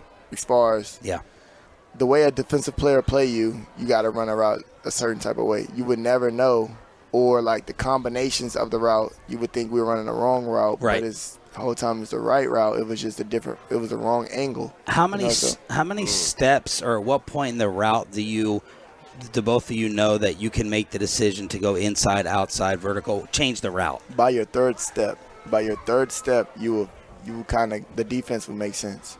So this whole Dak intercept, that's the storyline right now. What do you say to this whole Dak interception number narrative? A lot of, like, if you look at it, a lot of it was on us as receivers, not being on the same page, but the communication part, that's where it comes into play. Like, I feel like if we were always on the same page, understand that I will have to cross face on this play instead of taking a regular angle, that's 2 picks right there that's taken away. And then some are tip passes that can be completions. That's like 4 picks. So give us some excitement for another guy in the group. We're waiting for Gallup to bounce back. Tolbert has kind of been an early positive media focal point. Today. You see him dance to everyone today? I said, I see it every day. But listen, Turp is the guy. Okay, we have this fight over that Turpin can't get on the field because he's too small at receiving. Right? If he's the most dangerous, dynamic guy, he can get plays designed for him, right? Yeah, he will. They just got to keep up with him. He's got the speed and the most freaks out here. He's crazy. His sticks are insane, Juke. He's very elusive. He's too explosive to not be on the field, and we all understand that. We took note of it as a team, and you see him on special teams. He's breaking them 50 every time he touches the ball. So what's been keeping him off the field then? Honestly, I don't even know. But Kellen, we find out. Kellen. Wow, look at that look. Anything else we should know about Kellen? I didn't say Kellen. Y'all said that. Oh, okay. I don't know. You looked at me. I was just joking. He gave a look. I was just playing. No, we don't know what the look is. So before we let you go, Paris in the offseason? Lit. Was it? Definitely. Once in a lifetime experience. I never thought I would be in Paris for Fashion Week, but I love clothes. Like, I have a true admirer for clothes. So how often do you get new clothes per month? That's the weakness? The real ones, no. But listen, I have new clothes every week. Wow. It sucks. It sucks. You're holding your head in shame a little. Is it embarrassing? Yes, because I know I should stop, but I can't. I love clothes. I mean, I don't spend crazy amounts on clothes. Like, I don't just spend $10,000 a week, right? But every week I'm definitely buying something new. Do you have a stylist? Yeah. So they're on the lookout, like. But it's like a mixture of my stylist and me.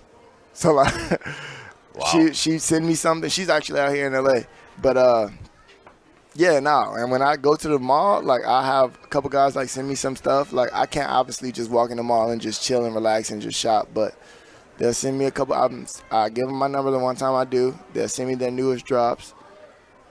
Oh man, listen. You have extra like facilities for storage yet? Not yet. It's coming. It's coming. It's coming. Are you a hoarder? Like, you're not getting rid of the old clothes? You wear it once and then it's done?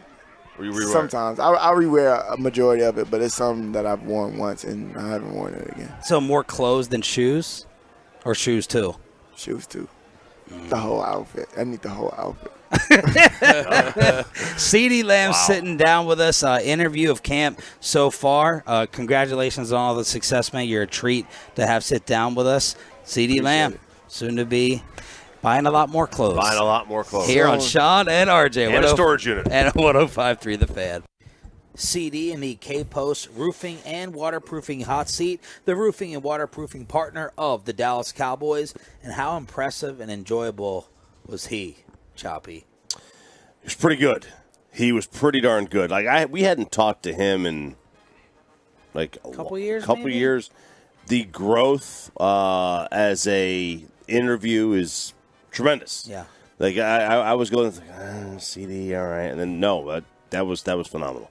And Bobby, you knew that was coming, right? Yeah, I mean, he's gotten really, really good over, especially like the last year. We always know that he's going to give us pretty direct answers, and he's more comfortable standing there with us, and really, honestly, incredibly generous with his time in the locker. Like, he'll hang around his locker after media availability's done, give some extra answers. But he's become really comfortable. He's probably at this point the best interview in the locker. All right, let's talk about some of the content. The warning to the rest of the league that you tweeted out yesterday that blew up. Right now, this morning, what's blowing up is him talking about Dak controlling the offense. I totally agree with him about Kevontae Turpin putting people on skates out here. I had a Kellen Moore question with the video if you're watching on the FanCam Twitch and YouTube. Bobby, what jumped out? I mean, the biggest thing that jumped out to me was what he had to say about the offense, and just that, look, the biggest change in the offense is this is all kind of on Dak now. And the quote where he says this is Dak versus the D coordinator basically every game, and that he's going to have that control. I also thought just interesting to hear him talk about the communication and the interceptions, and talking about, look, like, you talk about 2 interceptions on me from not crossing face of the safety. There was stuff bouncing off of guys. And the nonverbal signals that they have, changing plays, and what potentially got missed last year.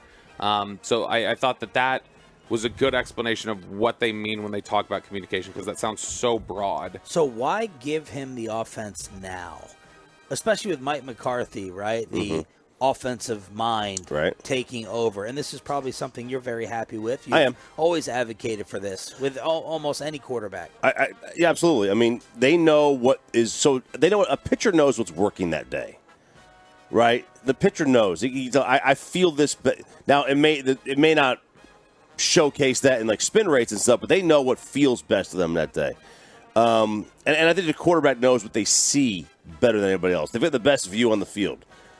A coach could say that they're up in the booth, they have a better view. Quarterback will say they've got a better view. They know, I think, what is working. I'm a big proponent of letting the quarterback do it. It streamlines everything. It's quicker. You get the line of scrimmage. You can run a play every 8 seconds if you want to. The quarterback's running things. Yeah, I find it especially interesting that that's the discussion, since I'm fairly confident Kellen Moore was not an opponent of that. Of him being more in control and having more of a say. I don't think that was anything that, like, it's not like, well, the Kellen barrier has been removed, so he's allowed to do this now. I think this is something that Kellen welcomed. And so the fact that it's really being embraced now. Now, look, he checked a lot last year, especially in the second half of the season. If you watch the Minnesota game and a couple after that, if you watch closely, you'll see he's checking a lot of stuff at the line of scrimmage. And so it definitely seemed to be something that started in around the second half of last year, and they just seem to be embracing it a little more. Tolo Trey just said, in the past, I thought the offense always ran better in no huddle / hurry up. When Dak was able to call on the fly, I'm excited to see the offense if it's everything that CD said and it plays out. So thanks to CD Lamb for sitting down with us here on your home of America's team. Now let's recap y'all's weekend. Ladies and gentlemen, the weekend. Jared Sandler on the Ranger moves at 8 o'clock here on DFW Sports Station. Sean Sharif, RJ Shopping, our Cowboys insider, Bobby Bell. And I guess we have to start with the team dinner on Friday night with the private back room that we had. That's amazing. That feels like that was a week ago. Yeah. Like it feels odd that we're recapping it just now. I'm like, gosh, that seems like it was 5-6 days ago. Yeah. So there's 14 of us. The new inclusions this year were Brad Sham and Nick Eatman. And everything was fine and dandy. Nothing really crazy to talk about until the end. Yeah. The end, we basically got thrown in jail without the key. Right. We were being held hostage. Yeah, we were definitely held hostage in the back room. I had to break. I broke the news. Somehow the second year in a row I drew the short straw on this. I'm telling the waitress about the separate checks, which I'm fine with. And I said, I got some great news for you. I said, you're going to love it. And I was like, we're separate checks here. She's like, what? Yeah. I'm like, yeah, separate checks. Now, for those that don't know, because I had a couple people being like, why didn't one of y'all just, finish it off? We have to do this for the company. Card. We have to do this individual expenses for the company and filling out the expense report. Otherwise, if just us, we could sit there and Venmo. We have to show an individual receipt according to the company, which we still don't have. We don't have the individual receipt at all. We're screwed. So I tell her that, and then it comes time for the bill. Which she did say. She did say, y'all don't want to do that. And we're like, yeah, but we got to. Y'all don't want to do that. So, yeah, that's all she said. She kept trying to talk us out of it, but I thought there was a point where the understanding was reached that it was going to happen. It was going to happen. Of course there was a point. I thought she gave us the impression that, okay, it's going to be a pain, but we can make it work. Of course there was. Yeah. And then it comes time to bring us the bill. And she said, I didn't separate it out one by one. I could do that, but it's going to take me like an hour, so I'm just going to leave this here for you guys to figure out. She goes, I could take your cards. You just tell me what to put on the card, but to separate it out. And we're like, no, lady, that's not what we talked about. This is, and Sarah's with us, and she was waitress forever. She's like, it's so easy. You just put it in by the seat number on the table on your computer. Like, it's so easy to do. It's hard to do after the fact. It's hard to do. Yeah. But if she had just done it right the first time, then it would have worked. And, she started giving us this story about how she was a flight attendant also, and she was on 4 flights that day. And I get it. It's a long-ass day. It's tough. Yeah. I get it. But I really deep down don't care. Yeah, I don't care. It's like Zach Martin with Jerry. That's your problem. I don't care. Like, do what we are asking you to do. I know it sucks. And we're probably going to get some backlash here on the chartwright.com text line from servers out there. It's the way we got to do it. I got to go back and take a little bit of ownership, regret. In the future, if we do this, I just got to tell the manager when I make the reservation that this is the way it is. And hopefully, because last year we were able to do it. Yeah, without a problem. And we told the server, we said, we will make it worth your while. We will hook you up.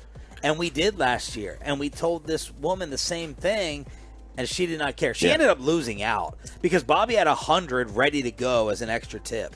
He had it ready to go. And I'm like, okay, fine. You don't want to do it. Like, you're going to lose out on the tip. She is. She's got to take another flight to Sacramento this weekend to make up for that. Like, I don't know what's going to happen. So we're all trying to figure out what to do. Now, how long do you think that this has gone on? Oh, this is a good 30 minutes after we had finished the meal. Yeah. She was like, it's going to take us an hour. And I said, it's going to take you an hour. That's only 4 minutes longer than it took me to get my food. Yeah. Because my food came about an hour or 40 minutes after everybody else's. That's because right. they forgot to put my order in. Yeah, that's right. And I was like, I didn't say anything about that. Yeah. Didn't bother me. Did I complain once? Did I complain to you, ma'am? I didn't. Why? I don't complain at restaurants. So Kevin Hagelin steps up and he basically said, I like math. He goes, I like math. What? No, it was a little weird, like how he embraced it. It was awesome. We should be thankful. Yeah. And we're like, okay.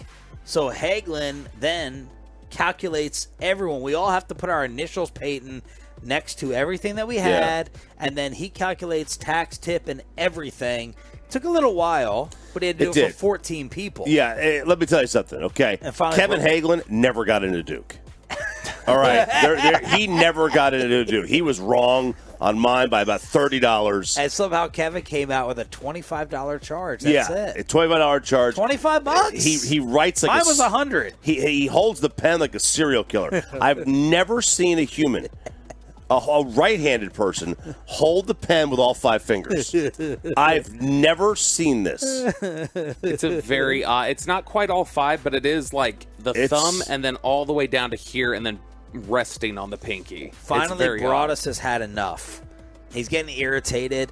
He brings out the credit card and throws it down and says, put it all on this, and then we all give Broadus the Venmo or the cash. He had enough.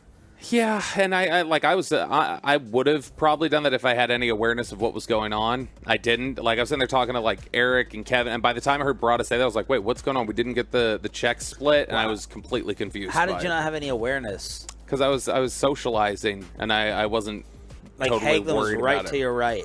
No, and I knew he was breaking down the bill. I didn't know we were looking for somebody to put a card down until Brian did it. Truckred.com text line, all in our favor. Oh, yes. Because we told them up front. We told them before we ordered. Yes. And they're saying as long as you tell them before you order, yes, that's all it should take. One guy said it should take about 7 minutes at the end if you told them before you ordered. They did it last year. Because we had a server that knew what was going on. Yeah, man. You know? And then other people come in. And then other people come with the company. So we're not going to read those, though. What's that? Yeah, they come with the company for not allowing us the full dinner expense. Like you should do, instead of having to do individual ones. Right. Just do a full one. Which I never, that's an accounting thing. I never got that either. It should be, you got 6 people here. Here's one receipt. Take care of all of us. Yeah. So that was the group dinner. And then we'll get into the post game with Bobby Bell on the streets at 2 a.m. Streets. And, yes, Bobby and Ruben, the new terrors of the town. Shirtless Taco Bell, reggaeton. What is it, Chop? Reggaeton clubs at 3 a.m. We'll get to it at 8:20 after Jared Sandler talks about the Rangers getting all the pitching. The voice of your Texas Rangers, Jared Sandler, next. Let's get some hair put on top of your head, my good buddy.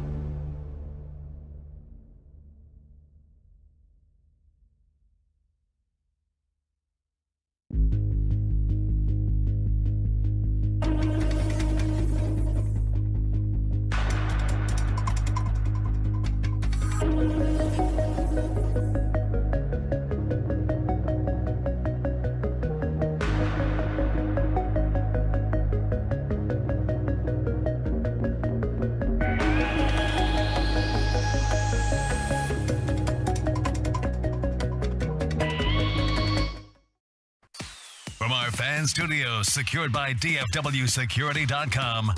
This is Sean and RJ on 105.3 The Fan. 8 o'clock hour. Are we okay to be natural now?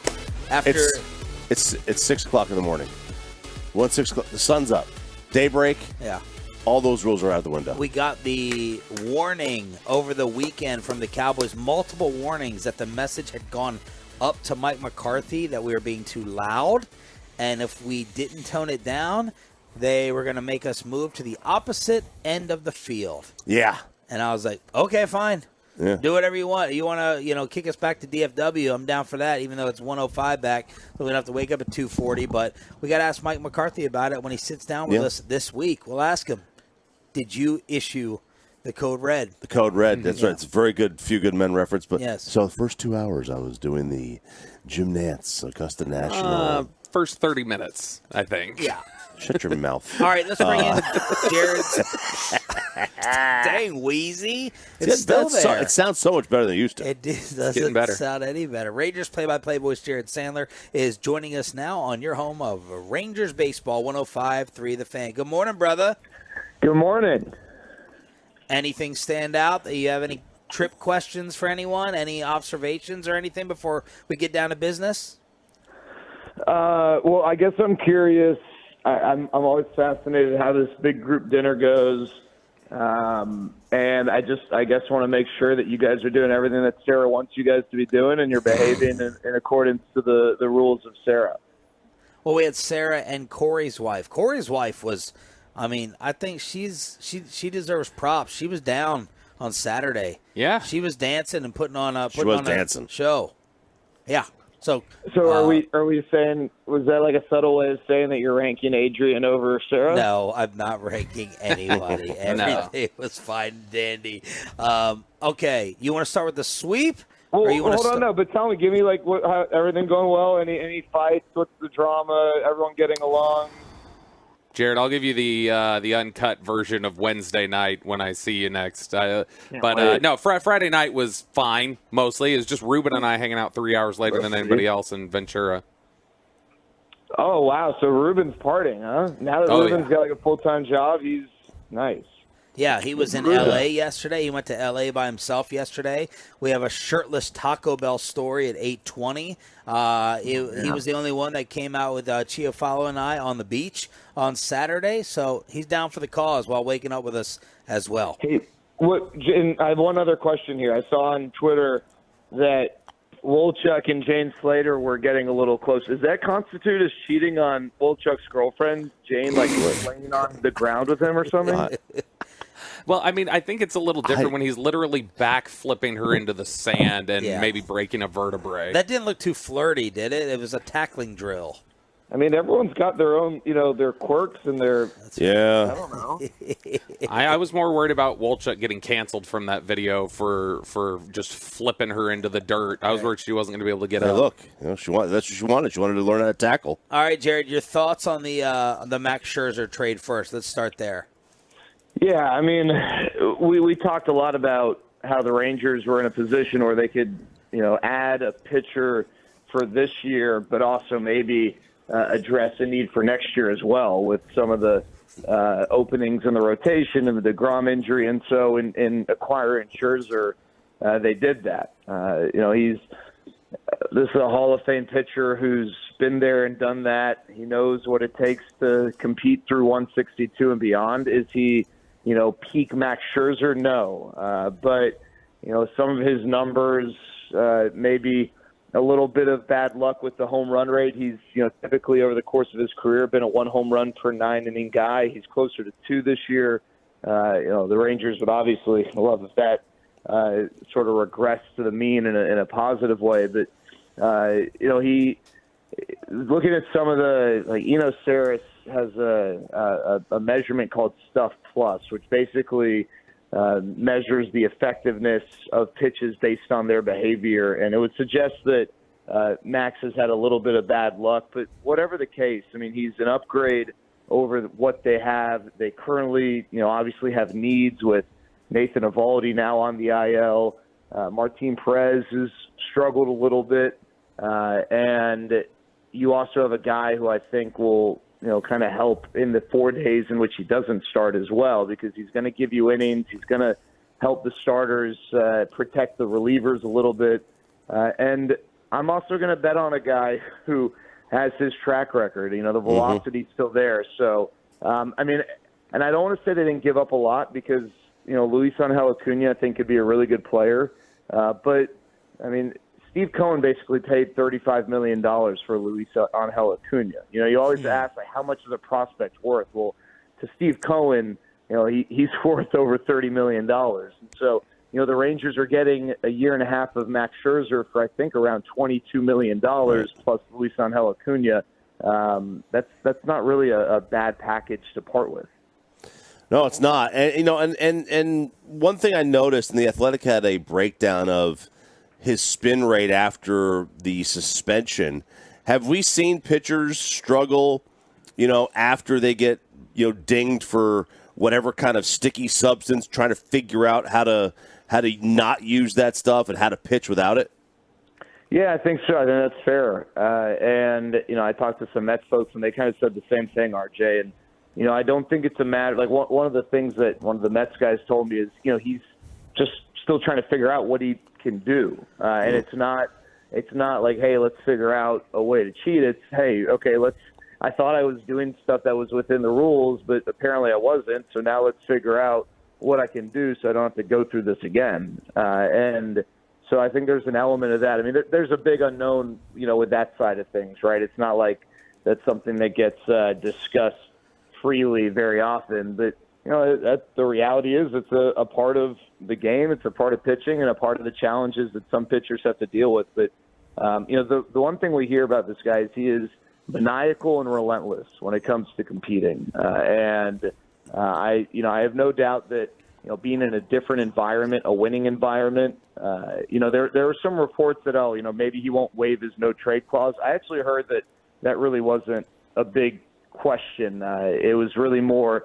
getting Max Scherzer to opt in for next year. He's a Scott Boras guy. Scott Boras doesn't like making things easy, and so I think that was the big conversation was, hey, will you guarantee that you will opt in and be with the Texas Rangers through 2024? It wasn't so much waiving the no trade clause. I think he wanted to get out of that environment, and sometimes when guys like that get a fresh start, they go from a team that's been incredibly disappointing. They're not going to make the playoffs to a team that's in first place of their division. That always helps, and so I'm excited to see what Max is like in this new environment. And guys, I can't wait for 2025 or late 2024 to see Jacob deGrom with a fresh UCL. It's also pretty cool that we now get to watch Max Scherzer pitch in a Rangers uniform. Just taking a step back from like a fan side of things. This is one of, like deGrom, one of the best pitchers of his generation. Jared Sandler, Rangers, play-by-play voice here on 105.3 The Fan. What type of pitchers are Jordan Montgomery and Chris Stratton? So we'll start with Stratton. He's not a huge velo guy out of the bullpen. He throws his fastball in the low to mid-90s, but he's an incredibly high spin rate guy. You look at some of his spin rate measurements of his fastball and his curveball, they're elite, and that's kind of how he makes his money. His numbers a little skewed. I know we can throw out all of the advanced stats. There's fielding independent pitching, which is supposed to be more of a true measurement of someone's ERA that eliminates some of the variables. That's a really good figure. The thing that stands out to me is he's given up a number of earned runs to his name while he's been in the dugout. After he comes out of the game, he leaves runners on. That's on him. But an abnormally high percentage of those runners have come around to score because of the work or lack thereof of the relievers who have pitched after him. Jordan Montgomery, if you did like one of those taste test things and looked at Max Scherzer's numbers and Jordan Montgomery's numbers, but didn't have a name associated, Jordan Montgomery's numbers have been better this year. He's super consistent. He's a strike thrower. He's not a strikeout guy to the extent that Max Scherzer is, but he's a little bit under a strikeout per inning. And he's having a really good year. Montgomery's a lefty, Scherzer's a righty. So it gives the Rangers a little bit of variability in the guys they've added. Now, both Stratton and Montgomery are free agents, whereas Scherzer isn't, so there's a difference there. But yeah, Montgomery's a big lefty. He's a guy who came up through the Yankees system. He's a ground ball guy. He's a sinker guy. Also not a huge velo guy, but he's a sinker changeup guy. And again, he's had a really good year for the Cardinals. The thing that all three of those guys have in common, maybe it means something, maybe it means nothing. Mike Maddox worked with Jordan Montgomery and Max Scherzer. Maddox, formerly with the Nationals. And so when Max Scherzer won a couple of the Cy Youngs, Mike Maddox was his pitching coach. He was with Jordan Montgomery last year down the stretch when Montgomery was with the Cardinals and Maddox was with the Cardinals. He also had some time with Chris Stratton as well, and Bruce Bochy managed Chris Stratton when he first came up. So there's familiarity between the manager and the pitching coach with all three of the pitching acquisitions the Rangers have made. My impression of Montgomery, watching him throughout his career a little bit, is that he's a guy that the numbers, like you said, with the velo or even scouts, be like, he could be okay. But after a while, it's like, dude, this guy just gets outs. Like sooner or later, whatever his style is, it works. Is that how you kind of see it? No, for sure. Yeah, I think he is really, really solid, and I don't think anyone is going to complain about a guy that has the numbers that he has. Again, and you're right, RJ. Over the course of his career, I don't know that Jordan Montgomery's been talked about as an all-star type pitcher, but he's got an ERA over the course of his career in the threes. This year, he's right around 3.4. Again, not quite a strikeout per inning, but just below that. And so, I think you're right. I think just a guy who is going to be really solid in 21 starts. I think he's thrown 120 innings. So, he's going to give you length. He'll give you 6 innings a night. Is he a guy that's going to be the top of your rotation? No, but he's a guy who you feel really comfortable starting a playoff game. And at this time of the year, when you make these acquisitions, that's your delineation, right? There are guys, they're the cans and the can'ts. They're the guys who can start a playoff game for you and the guys who can't. And there's a big difference in the value that you're going to give up for a guy who can start a playoff game for you. The guys who can't, they're just sort of depth pieces to help get you to 162. But Jordan Montgomery is more than that. He's a guy who I think you feel pretty comfortable starting a playoff game. Very last dance of you. I like the reference right there. So, Jared, in the course of these trades, they end up giving up just one of their top 10 prospects, at least according to MLB Pipeline. Are they done, do you think, or is there a chance that they could still be making a move or two? Yeah, I don't think they're done. I think they could still. Well, let's just say this: Chris Young, I think we've learned through last offseason and this trade deadline, when he sees an opportunity, he's aggressive. So I'm not going to put any sort of ceiling on what he will or will not do, but I don't think they're done. And that doesn't necessarily mean that they are guaranteed to make multiple moves, but I do think they are still aggressively pursuing perhaps another reliever. And definitely, I think maybe the last week or so has encouraged them to get another bat. Whether it's an everyday guy or a platoon guy, someone who could, just contribute. Maybe not a middle of the order guy, but a back half of the lineup type guy, just to give them some more depth. I also thought about this driving home last night after we got back in town. Maybe if the deadline comes and goes and the Rangers aren't able to land the type of bat they want, could we see an Evan Carter in a few weeks? I don't think it would be crazy to consider that. But I also think the Rangers, obviously the bullpen has been an issue. I don't think that they are done trying to improve the bullpen. Now, by adding Jordan Montgomery and Max Scherzer, you kind of have indirectly done that. Someone is going to be pushed back into the bullpen. It might be Andrew Heaney. I think at some point we were considering Dane Dunning. I think it'd be really tough to now take your best healthy starter of guys who, did not just come over in a trade and move him into the bullpen, especially with Nathan Eovaldi going on the IL. And with Martin Perez, whereas I think Andrew Heaney could be a weapon out of the bullpen, I think Martin Perez would be more of a long man and just an innings eater if they went that route. But whatever the case, they do have they do have now a little bit more depth, and I think they're going to try and add a little more depth on top of that. And I'd love for them to add a right-handed reliever who is someone you feel comfortable getting you big outs in the 7th, 8th, or, if the matchups present itself even the 9th inning. Last one real quick. Should we be bracing for something worse with, Evaldi? Like, kind of we got hit out of the blue with DeGrom. Like, where are you 1 to 10 worry level with Evaldi for the rest of this season? Yeah, so I'll start with this. Whenever there's been an arm injury for a pitcher, you never feel great until the guy gets back on the mound. So I think it's fair to be concerned. Now, Bruce Bochy and Nathan Evaldi both said that they expect Evaldi to be back on the roster when the 15 days are up. There's, you can sometimes read between the lines too, and tell when there's concern that doesn't want to be verbally communicated. It didn't get that sense. Evaldi actually yesterday said he could pitch right now. It's late July, early August. They just want to be smart and want to be cautious. But yeah, I mean, I think it's fair to wonder. I think it's fair to be concerned. I think he's going to, meeting with Keith Meister today, the MRIs have shown no structural damage, but, perhaps there's something more illuminating that comes out of whatever imaging or conversations they have today.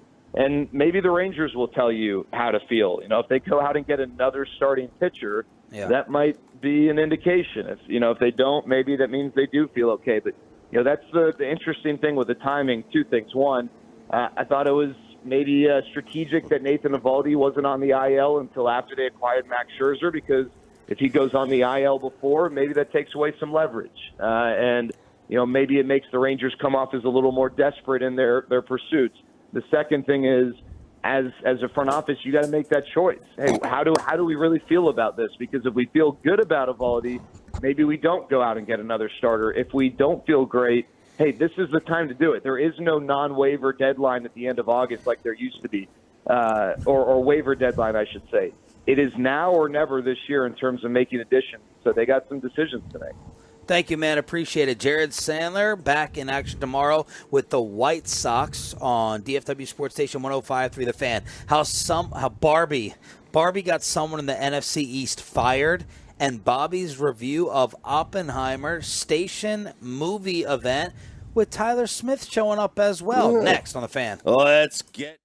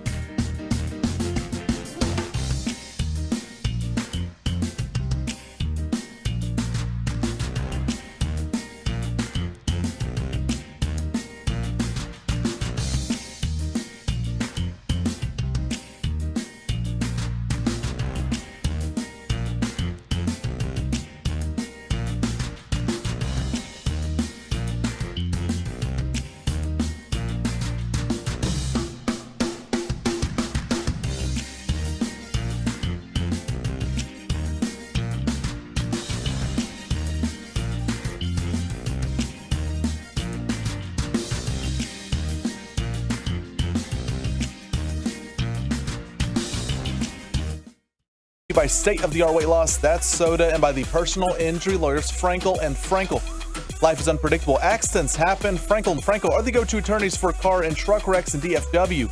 If you or a loved one have been in an accident, contact the Frankels today at 214-333-3333 or go to truckwreck.com. We apparently have some controversial NFL statements. Got someone in the NFC East fired, and Pat McAfee is getting criticized. Good morning, Metroplex. Sean Sharif, RJ Choppy, and our Cowboys insider Bobby Bell with you to kick off week number 2 of Cowboys training camp here in Oxnard, brought to you by Kissable Dental, Autoflex Leasing, and On Time Experts Air Conditioning and Plumbing. Let's start off with this story out of the Commanders. Radio partner for the Washington Commanders fired one of their hosts for on-air comments he made about a local female TV anchor. So this guy, I guess he's got a radio name, Don Geronimo, made several disparaging remarks about someone named Charla McBride, and she works for the local TV station. So he was on the air, and he saw her, and he said, "Hey, look, Barbie's here. Hi, Barbie girl." He later referred to her as that chick, and also said, quote, "I'm guessing she's a cheerleader." So the Commanders, after the show, informed the radio station that Geronimo and his producer could not broadcast from the facility on Friday. You guys are not allowed to do training camp coverage here at the facility. And then after an internal review, Geronimo's radio station fired him. Quote, "We take matters of this nature very seriously, and this behavior does not align with our core values." The woman said, "When I heard the comments about me on the show, I felt incredibly insulted and embarrassed. In my 17 years as a professional journalist, I've never been disrespected in such a blatant manner while trying to do my job. Their words were sexist and misogynistic. No woman should experience this in the workplace, and I appreciate how the Commanders responded swiftly in handling this matter." So see you later, bye-bye, and the headline is calling someone Barbie. Calling someone Barbie. Yeah, that, that obviously, I have no idea why he would go Barbie. Well, she's blonde. Is she blonde? Yeah. She's a good-looking blonde woman. Was she wearing pink? Was he making a movie reference, pink? a pop culture movie reference? It's you got to know what you can and can't say. Well, did you know? Did you know that you can't say that? I assumed that calling someone a name, like a nickname that you don't really know very well, maybe he doesn't know her very well, but also one that can't put people in a box where it is, oh, she's just there because of her looks. That will get you in trouble every time. It's incredibly rude.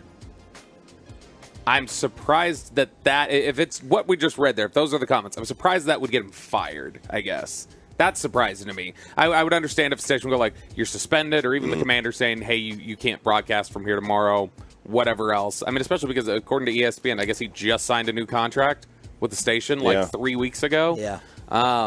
So it's like I said, it's incredibly rude. I would never do that to anybody out here on our beat. And so in that sense, it's pretty brazen, but I guess I'm surprised that, hey, Barbie girl is enough to get you fired. That I would not have anticipated. I would assume generally there's a warning. Hey, don't say something like that again. Yeah. But we may be at past warnings into society. So let's just take let's take Slater. If Slater's walking through here, NFL Network get up.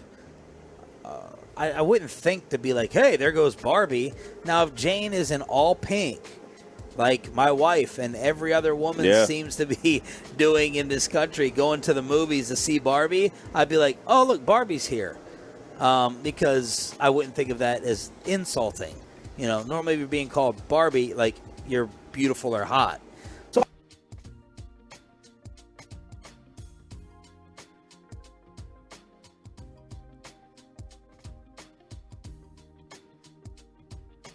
coming up today on the KNC Masterpiece, we begin week 2 live from Oxnard.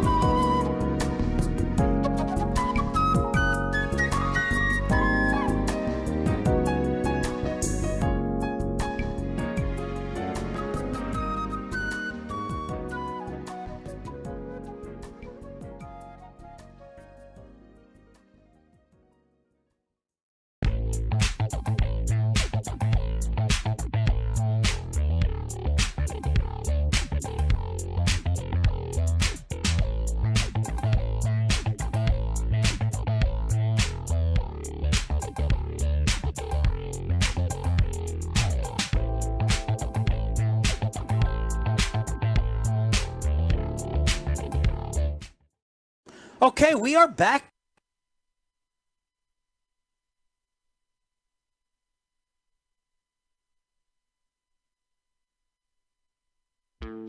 Do you know what brand sells?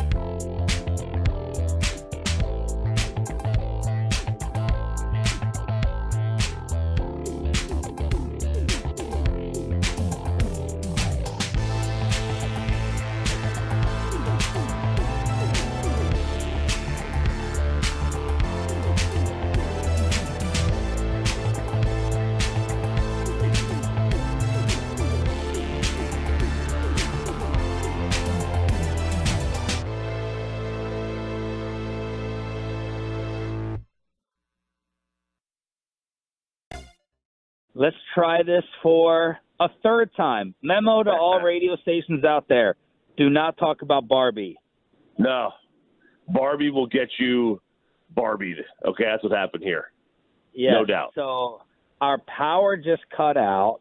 All the radio stations here just lost power. This happened last year in Oxnard as well. So the power just cut out, and then it came back on. And we're like, okay, we're good to go here. We started talking, and then the power cut out again. So Choppy and I now have to stand about 20 feet away from each other, and there's going to be a hella delay. So Choppy, you just got to make sure I'm done with my sentence before you pick up, and vice versa. But that's just what happened is everyone got cut out here at Cowboys camp. Yep. As long as I can see you talking, I know when you're done. Nerd stuff. I think this thing got tripped. There's too many people out here using electricity. It's the same thing happened in my garage. I tried to put a fridge and a freezer on the same outlet, and I had to get a separate outlet. Why? Because it constantly tripped it. Too much power going into one hole. Can't have that. You know that, Sean. You got too much power into one hole, you're going to screw things up.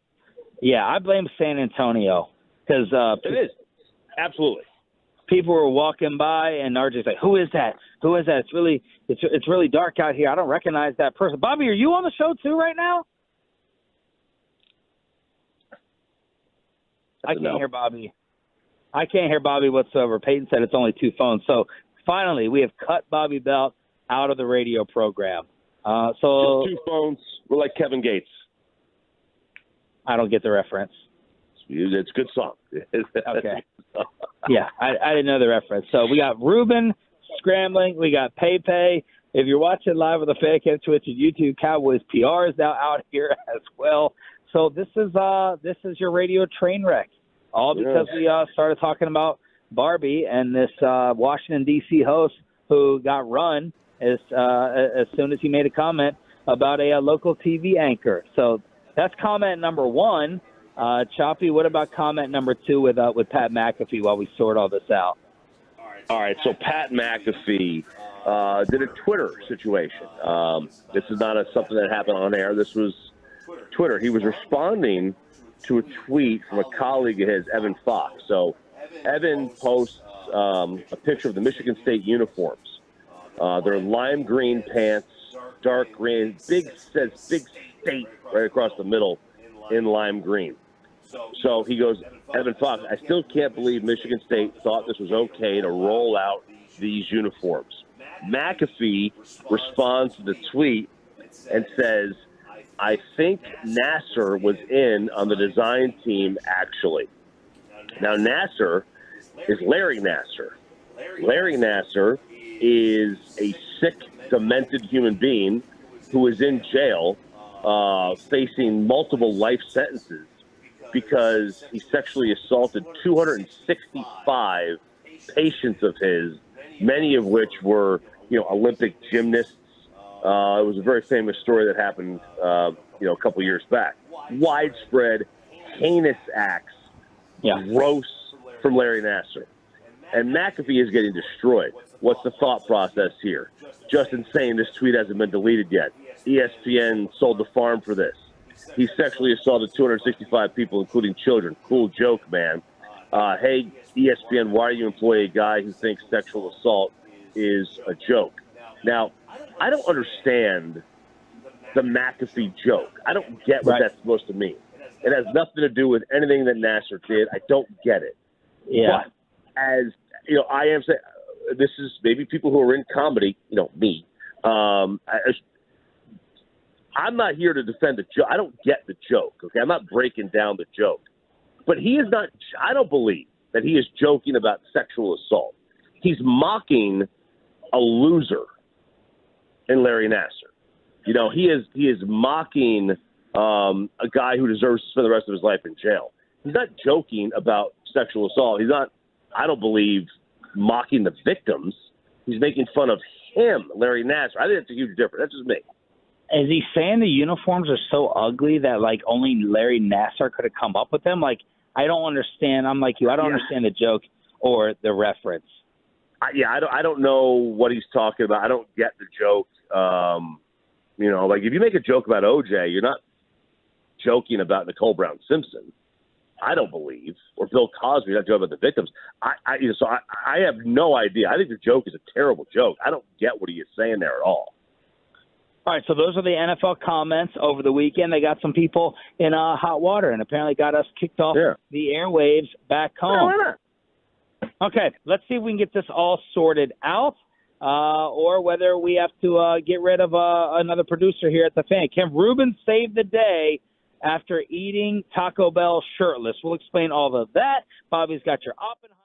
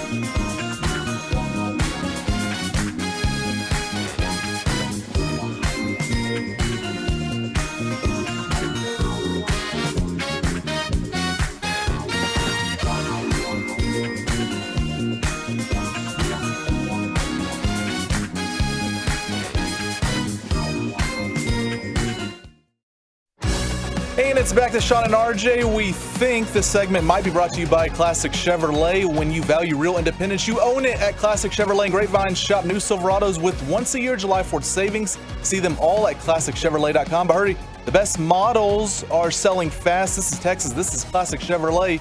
Relax and enjoy the difference and find new roads. Guys, do we have you out there? You do. Whoa. We're here. We're present. And this segment will definitely not be about Barbie. I can tell you that. Or he or she who shall not be named. Man. Jeez, that got us cut off twice there. Where's the below the belt, Peyton? Below the belt. Bobby Belt. Don't make me take off my belt. Don't make me take off my belt. We're not. I don't have a tease for this because I didn't know what to say because I was frazzled. But I'll talk, damn it. I will talk. I can do that. How do you think Ruben's emotional level was just then? He was okay. Was he panicking? Was he freaking out? I mean, I know the remote engineer power outage is a quick way to get anybody frazzled, no matter how calm they look on the outside. So I'm sure he was panicking, but look, out of your hands. This is Oxnard payback for we don't know. We don't know if it was high out of his risers. hands. I mean, yeah, I guess he could have cut off power to the whole facility. That's possible. Oh, I you think it's the? You think it's the I think it's the residents. They're cutting power. They're just fed up with us. I think that's my conspiracy theory for the day. Okay, so this is going to be a little bit different edition of Below the Belt because we're going to continue our story from Friday night when Ruben and I were the only ones man enough, really, to continue to search out the party. Well, I would challenge that because challenge denied. Because we took an hour to pay our bill because of that stupid waitress yes, in the restaurant. Good way to say it. Yeah, I mean, don't call her Barbie though. I was like, do I tip her 15% or lower here for making our lives miserable? Even though we were possibly making her life miserable. We went to another bar, which I really enjoyed with the live music right next door, and then we said, let's hit one more spot. And we tried to go to the Stephen Jones / Jay Glazer place from last year.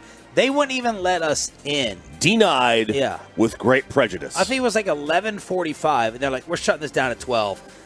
And we're like, what do you mean shutting it down at 12? They're like, bars around here, we're shutting it down. And we tried to go to another place. Nope, midnight. That's it. So we're like, okay, I guess we'll go home. There were rumors that the place we wanted to go to back here in Oxnard, someone got shot. Oh. At the Collection, which I had heard some people were going to. And then that rumor was picking up steam that someone got shot out here. Don't let Bassick know. Ooh. So I was like, okay, Choppy, you were out at a winery earlier in the day. I can't believe you actually still have that much energy. I was like, all right, we're going back home then.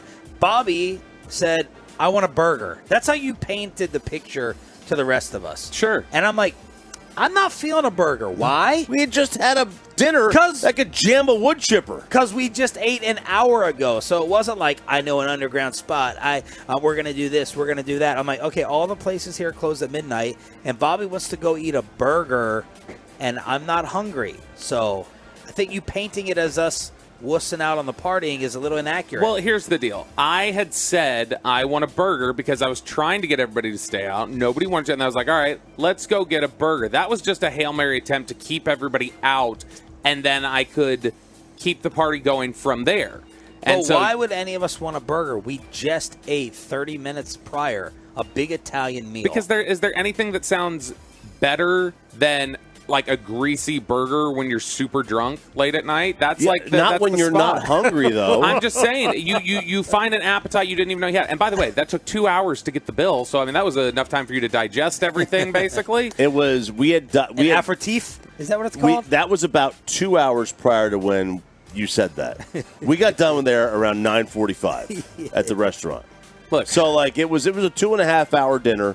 It took me an hour to get my food anyway, so I had just gotten done eating. But either way, we went home, but you got someone to stick around. I did. I got Ruben to stick around. Ruben was ready to keep the party going.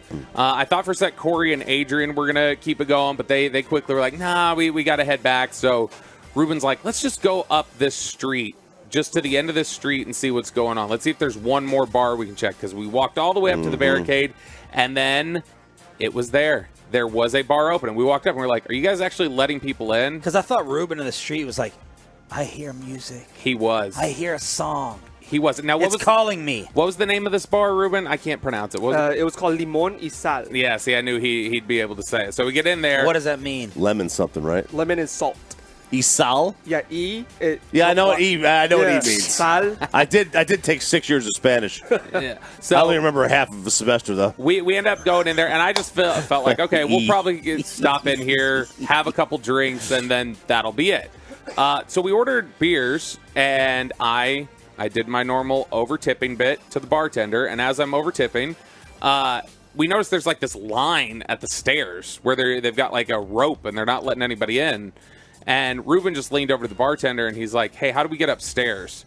And I guess because we had just tipped her really well, she walked over to the end of the bar and did like held up two, and then she pointed to us, and so they just opened up the rope and let us walk right by, took the elevator upstairs, and that was a party. That was shoulder to shoulder, loud reggaeton music. It was... What type? Say it, Ruben, please. No, you say it. Respect the culture. Reggaeton. Was that it? Yeah, you got it there, reggaeton. That was close. That was close. Yeah, you almost said rigatoni. I rolled my R's, okay? It's better than however, like, your Chop said at this point in the car when he was like Reggiton or whatever. I didn't say it quite like that. It was something similar to that. I don't use accentos at 3:04 in the morning, okay? I say things as white as humanly possible at 3 in the morning. So we hung around that bar for a little while. It was great. Music was jumping. I think Ruben and I both felt like we should have hit here a little bit earlier. We should have found this place a little bit earlier. But so after that, we went down to the street, found some street tacos, some street quesadillas being made, ate that, and then called for our Uber, headed back. We got back to the hotel somewhere between like 2:30 and 3, something like that. But I was glad that Ruben hung with me and toughed it out about 3 hours longer than everybody else, who was too scared of the party. Was too scared is how I would frame it. Now, should we go shirtless Taco Bell or Oppenheimer? Let's go Oppenheimer because the rest of the shows will probably talk about it today. The movie outing, the station outing yesterday. Yep, so we went and saw Oppenheimer yesterday, and it was myself, Tim Collins, DJ, Wolchuk. Just say everybody except for Sean and I. Yeah. Well, and like Ruben and Bassick, and I mean, it wasn't everybody, but it was good. We sat there. Mike wanted to go see it. Mike saw it, but Mike found an earlier time, and in his Mike way, just said, well, I'm going to go see it now. And so he went and saw it solo. Does he just have his own car while the rest of us are taking Ubers? I don't know. I don't know how the car arrangement worked. I know that Hagee and Corey had to ride over with me and Tim, so I'm guessing they didn't have the vehicle. But it was, man, it's a 3 hour and 15-minute movie, but it doesn't drag. It doesn't. I mean, the entire time you're sitting there, you're engaged, and it's got good pace and everything else. But man, it was fantastic. The only guy dumping on it at all was Wolchuk. He's like, okay. He's like, it was a little long. He also just came back from Vegas. He's probably half asleep. That's the thing. He came back from Vegas, so I think he had an unfair standard or I'll give him a little bit of a break for his mental state at that moment.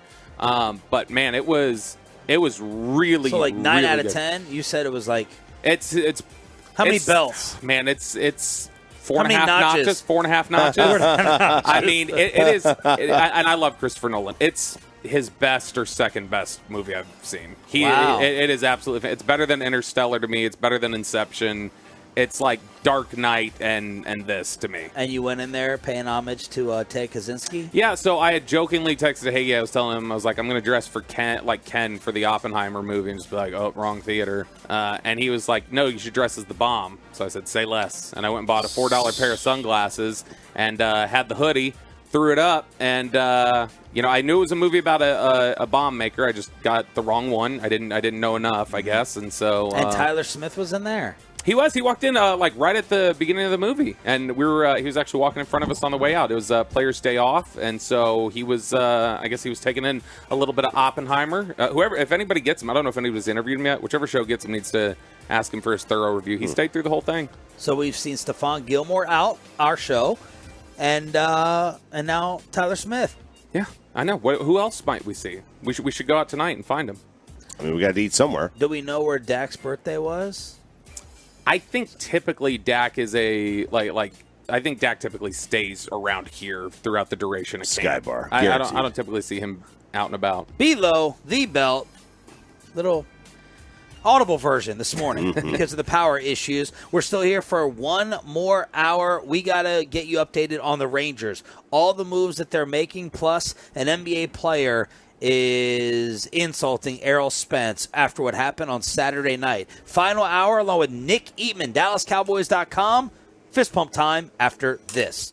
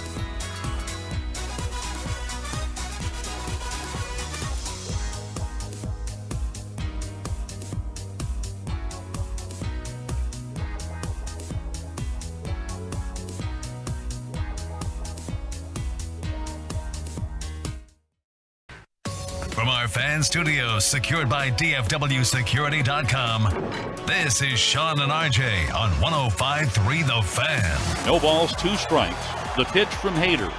Swing and a ball lifted high into the air down the right field line. Tatis on the move. Crosses the line. Foul ground. He's got it. And the San Diego Padres sweep the Texas Rangers.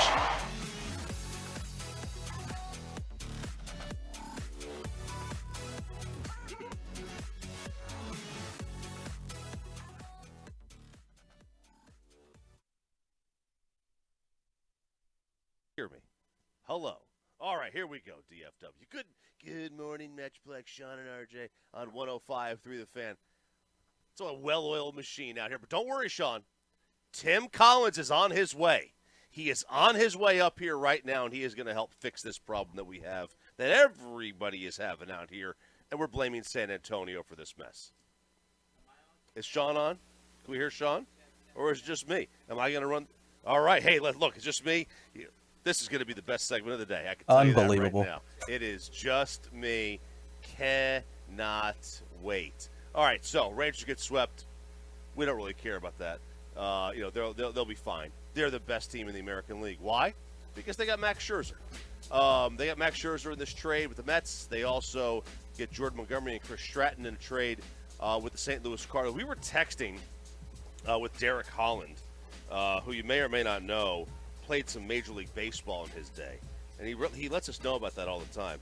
But he was kind of dismissing spin rate. We had talked about spin rate with Max Scherzer after his suspension for the sticky stuff, as they call it, and he had the biggest game-to-game drop in fastball spin rate. This is gonna be a little nerdy here, but his RPMs went down about 100. Biggest game-to-game drop in the StatCast era for him. And what that did was it was a sizable change because it had a major dependency and a factor on drop and spin. And why is spin rate important? This is one thing that people just want to know what spin rate is. It changes the pitch's direct. Can you hear me? The same pitch at 92 miles an hour. All right, we got Sean now. All right. So if a pitch is throwing 92 miles an hour, but one pitch is a higher spin rate than the other one, that change in spin is going to change the trajectory of the pitch. So 2 sliders at the same speed, one's got more spin than the other one, is going to break more. That's why it's important, Derek. That's why it's important, kids out there who don't want to believe in the computer stuff. That's why it's important, and that's what Stratton may have, despite the fact that he only throws a 92-mile-an-hour fastball. He may have a higher spin. 2 questions. Yes. One, can you imagine we had a Cowboys guest on right now? Like we usually do. We had C.D. Lamb on during the Expressway. Imagine a Cowboys guest sitting down to watch this absolute train wreck of power as we keep getting cut off. And then number 2, what if you were hosting a solo show for 2 or even 3 hours? Was that difficult right there? Yeah, because I like to be able to bounce things off people. Oh, okay. Yeah, I like to, I don't have enough things to say. Yeah. I really look. Because that was the RJ and Choppy show Yes, there it was. for 4 minutes. Let's be fair. I am a house of cards. It's a wonderful card. Yeah. On the outside. But when you turn it sideways, it's as thin as that piece of paper. Okay. I am like that scene in Tombstone. Yes. Where you're walking down and it's a big, great, wonderful scene. But if you watch it in HD, you can see it's just storefronts. I'm a storefront. Yeah. That's what I am. I'm window shopping. I got no substance, no meat to me. Okay, your World Series championship contender status comment takes what into account with Nathan Eovaldi? It did not take into account. What are you assuming? I'm assuming that Eovaldi right now, today. Now, yesterday it was a different assumption. Yesterday, I thought it'd be fine. Today, my assumption is that Nathan Eovaldi will pitch around the same time Jake DeGrom does. Are you for real? Yeah, I think I mean, look, I hear the word forearm, and then I hear he's going to Dr. Meister. I'm assuming the worst. But if Eovaldi doesn't pitch again this year, you still have them as a they're favorite? They're a contender. In the American League, they're a contender. Now, they're not as good as Atlanta. Okay, but I don't think they beat the Astros. The Astros are going to be tough. You have them as the favorite in the West? No, the Astros are the favorite in the West. Okay. They're going to be a wild card team. I think they're better than Baltimore. Tampa, Tampa and the Rangers have kind of their seasons kind of mirrored each other, right? Great starts. Tampa's start was a little bit better. Yeah. We had a longer good start, but then both teams have kind of been like, nah. Yeah, I mean, what if I tell you though that Scherzer? If I tell you, You can't say it without saying it like that. No, What but if I told you? What if I told you though that Scherzer is going to be the exact same guy he's been for the Mets this entire season? At that point, 4 ERA. Yeah, because I think that's what you have to assume. I think you have to assume Yeah. you're getting the Max Scherzer that everybody's seen in New York these first few months. I'm going to assume that we're going to find a way to help him cheat again, without doing it illegally. That's my assumption. My assumption is just like the Astros were so good. I remember Trevor Bauer used to complain about the Astros, say, "What are they doing down there? Why do all of a sudden players go there? Their spin rate jumps. What are they doing?" I'm going to assume it's just Texas heat or whatever. I don't know. Maybe the humidity, and then they'll be better. That's my assumption. I'm in a good mood today. I'm in a positive Ranger mood today. Yeah. I think this team is. I mean, obviously they've had such a great year. Now you're right. They are last 40 games. A little mid.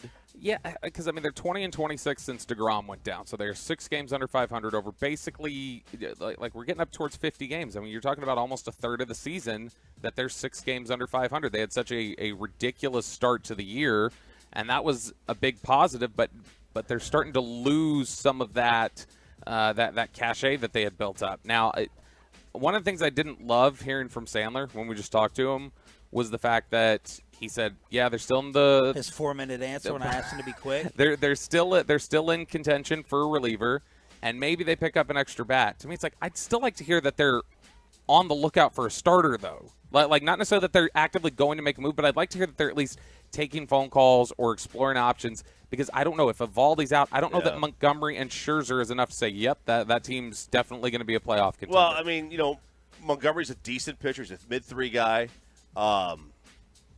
Dunning is a good pitcher. What are you thinking about Evaldi? You were right about DeGrom.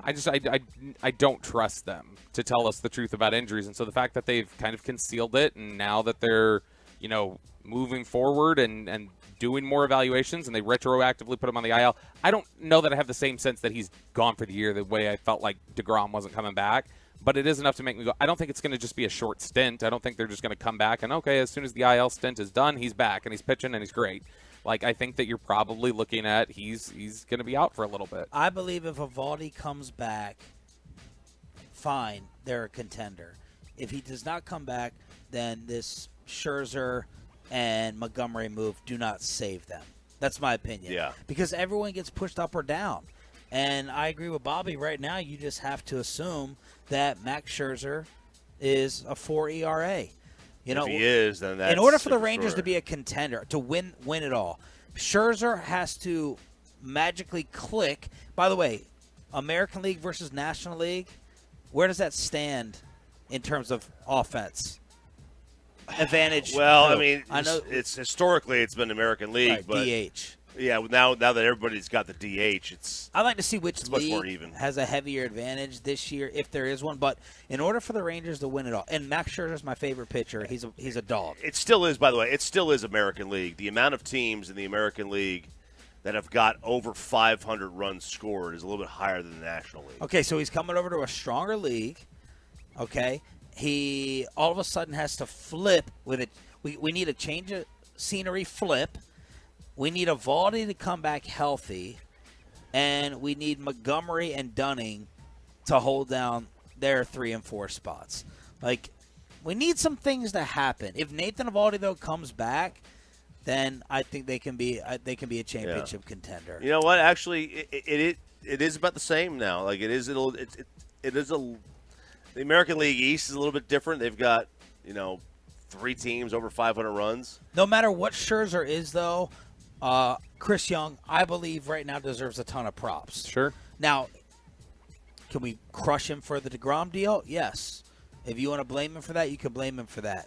But for this, you gave up what in terms of prospects? They didn't give up a single top 10 prospect in the Cardinals deal, and they gave up 1 top 10 prospect for 3 pitchers. One of them hopefully is an ace. One of them is a no doubt number 3, and then one is a bullpen piece. You got Scherzer to opt in for next year, so you got him for a year and a half, and you got the Mets to pay the money, covering $35 million, and you are paying $22. And that's huge. That's huge. And, and I was a little surprised. Were you surprised, Bobby, when they got the Mets to pay all that money and they only had to give up one big-time prospect? Yeah, a little. But, I mean, like, I honestly would have – I'm surprised that it was something where Acuna is the guy that they would have – I would have thought that if you're going for Scherzer and money's involved in exchange hands, I would have thought the Rangers would have tried to get out of there with more like 2, maybe like a mid top 10 type of prospect. Maybe they get out of there with Leiter. Okay, they send Leiter, and then maybe they send somebody who's more on the back end of the top 10 instead of sending somebody who's as high up as Acuna. But I mean, I also get, because it's like you've already got Sebastian Walcott, Justin Foskey. Foskey's knocking on the door of the major leagues. Like, that's somebody who's got a 900 OPS in the minors right now, and that's somebody who's getting closer to being ready. And even he doesn't have a spot open to him right now. As soon as once Seager's healthy, Seager, Simeon, Duran, that's already 3 right there. Foskey knocking on the door, Acuna knocking on the door. They have to clear out some of that logjam. And they're going to make more moves. I have no doubt that Chris Young has another move. My question is, though, who? If you're looking for a bat, I don't know this is the trade deadline for that. Who's the high-impact bat that's available right now? I'm not sweating a bat. I'm going back to the bullpen. I'm not sweating a bat. I know what has happened offensively as of late. Now, if you tell me Jonah Heim is gone for a long period of time or he's going to get surgery, then I'll go ahead and change my mind. I mean, he just scored 4 runs in 3 games. You were facing studs. Yeah, no doubt. But those are the kind of pitchers you're going to face in the playoffs. True.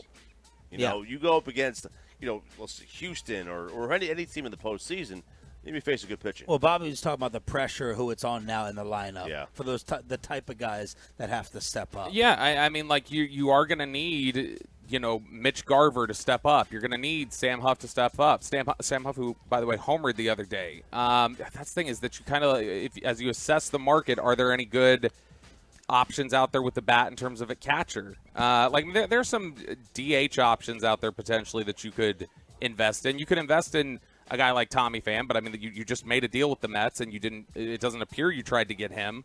And so, I don't know. I think that I understand the idea that you may need to pursue a bat, especially if you're looking at being without Jonah Heim for the rest of the season because of, the type of contributions you've gotten from him. But, man, I just don't know where the value is at catcher right now on the trade market in terms of to equal what you were getting from Jonah Heim. Okay, the event that we all gathered for, except for Bobby, who went to sleep on us at 6 p.m., was the fight Saturday night, Terrence Crawford taking apart Errol Spence Jr. and just dismantling him. Well, Errol Spence has a nickname, and Paul Pierce had a problem with that nickname while at the fight in Vegas. I'm going to show you it's only one truth. It's only one truth. It's only one. You can't just come out here and call yourself the truth. I got to hand that down to you. I got to give you them blessings. Come on now. You can't just be out here talking about you the truth, my boy. That ain't how this works. Come on now. It's only one. All right, Choppy. We always talk about nicknames. You can't redo and repeat nicknames. Errol Spence in violation here when it comes to the truth? Okay. Is he does Paul Pierce have this status with the truth and how it's been established that is Paul Pierce trying to tell the world that that's his nickname? Yeah. Nobody knows that. Yes, they do. I didn't know that. No haters, you ain't I had no popping. idea. You didn't know Paul Pierce's nickname was the truth? You're No, lying. because you know what? Somebody whose nickname is the truth has to be, I don't know, a little bit better than Paul Pierce. How about a top 100 player of all time? All right, not some overrated, low-top, slow-ass where he is slow. You think Luka runs in slow motion. Luka is the fastest guy in the world compared to Paul Pierce. Paul Pierce is in slow motion, man. You know why he wore low tops? Because he didn't jump high enough to wear high tops. He didn't need them. He didn't need to tape his ankles. Okay? Paul Pierce, okay? I didn't know that. All right, I'm usually pretty good with people's nicknames. Paul Pierce doesn't deserve a nickname. He's not good enough to get a nickname. And and if Errol gave himself that one, big time faux pas. You can't give yourself a nickname. But I'm not convinced that Arrow gave himself that one. There it Somebody may is. R.J. Choppy coming in strong here on DFW Sports Station. We got a lot to talk about with Nick Eatman, DallasCowboys.com. He showed up to the family dinner. What's he think about what Jerry Jones said about Zach Martin over the weekend? We got Jerry Jones with another insult towards Jimmy Johnson. Let's recap everything that happened here in Cali, and the pads are going on today. We'll discuss it with Nick Eatman, DallasCowboys.com, after this.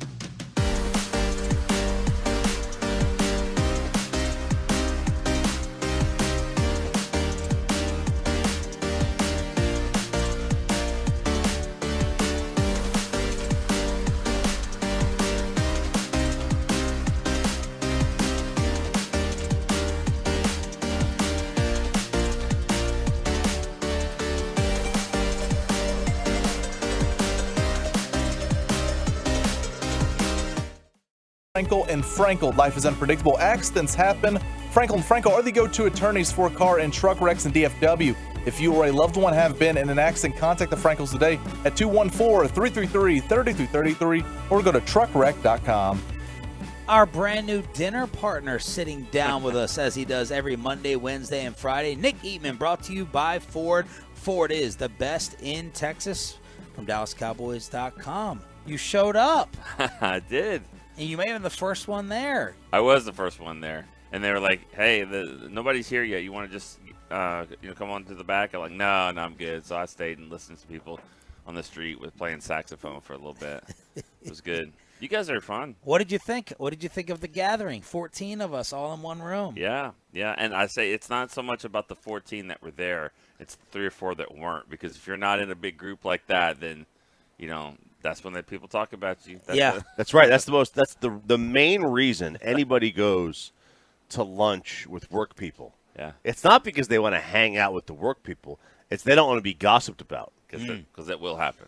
Yeah. Sure. Yeah. We weren't gossiping about Bassick. Bassick. Who else was missing? Well, Wolchuk, but he was in Vegas. Yeah. Yeah. And if anything, and if we were gossiping, it would have been recorded because on our end of the table, producer DJ had his decibel reading out. Nice. And he was trying to read just how loud all of us were, as you have 14 radio people battling for attention, and he was holding his decibel meter. And poor Ruben was stuck at the most important seat at the table. The most important seat at the table in a big group like that is the middle seat. Why is that? Larry David. You control the conversation. Otherwise, we're shouting side to side, and Ruben is the quietest one of the bunch. He still probably hasn't finished his food yet. If you took it home, he just, he has this big plate of pasta. That's why I eat street tacos an hour and a half later. Him and Bobby were out there till 3 a.m. He had like Italian food. Eating another meal. Nice. Had to go back to his roots. Good times. So you were happy you went? Yeah, it was fun. Okay, good. Good times. All right. As Bassick rolls in. The Jerry Jones comment that took over training camp had to do with Zach Martin. Jerry, what needs to be done in order to get the future Hall of Famer back here? Nothing. He'll come to camp if he's will come to camp, but there's no resolution. There's a lot of consequences if he doesn't. It's not about Preston. It's about facts. We need the money to pay Parsons. We need the money to pay the players that we got to pay in the future. It's a fact. It's not even a philosophy. It's just a fact. Those dollars are there, and we have this at this level. And if you redid all the contracts, then you never could put a roster together. What do you make of that? When you hear it, it sounds a certain way. When you see it in print, it actually usually it looks worse. Right. But that was about the same. I mean, yes. It's just weird. A couple days ago, we're not talking about contracts. We're not talking about this to the media, and then and now we are. And I am just shocked because I've never heard. I can't remember him saying another player's name in a contract like that.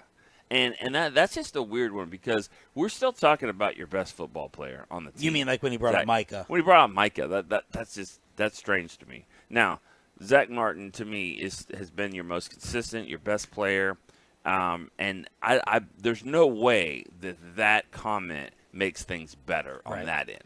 Whose side of the argument do you agree with? I could really, this is like a college debate class. I could take whatever side you put me on because I really understand it. Well, don't sign a 6-year deal if you don't want it. I'm the best player on the team. Yeah. And I kind of lean towards Zach in this. This is his last chance to do this. And he's worth it. Like in today's NFL, when are you guys okay? At what amount of years left are you okay with guys trying to go back to the table?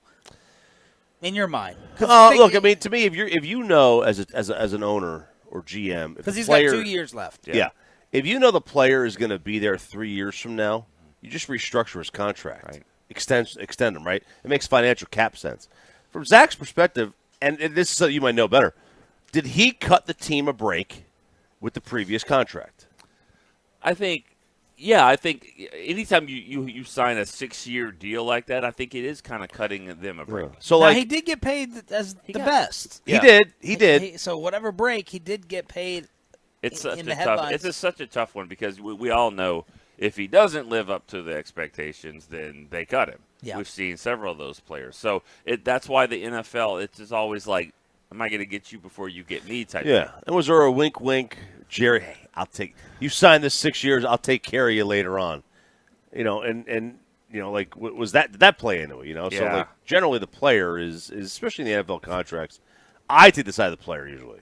I do too, and I think that he's probably looking at this going, all right, I've carried this guy at right tackle here for 2 years. Terrence Steele, you put him over here next to me, and I'm the guy here at right guard. I'm helping him. I'm helping this guy, and now he's going to get a contract here probably pretty soon that's going to be more than what Zach Martin's making. So I can understand that. Nick Eatman, DallasCowboys.com, sitting down with us here on Sean and RJ. It's DFW Sports Station 105.3 The Fan. Now I want to play you Jerry Jones being asked on Fox 4 about Jimmy finally going into the Ring of Honor. Well, we've talked about that before. Jimmy was a great coach. We've got 2 or 3 coaches that need to be in there, candidly. And so we'll make something along those lines happen. First of all, it's very appropriate that we put DeMarcus Ware in that. DeMarcus Ware being brought up before Jimmy Johnson, with Jerry continuing to find out different reasons to keep up this pettiness. 2 or 3 coaches. Yeah. Ooh.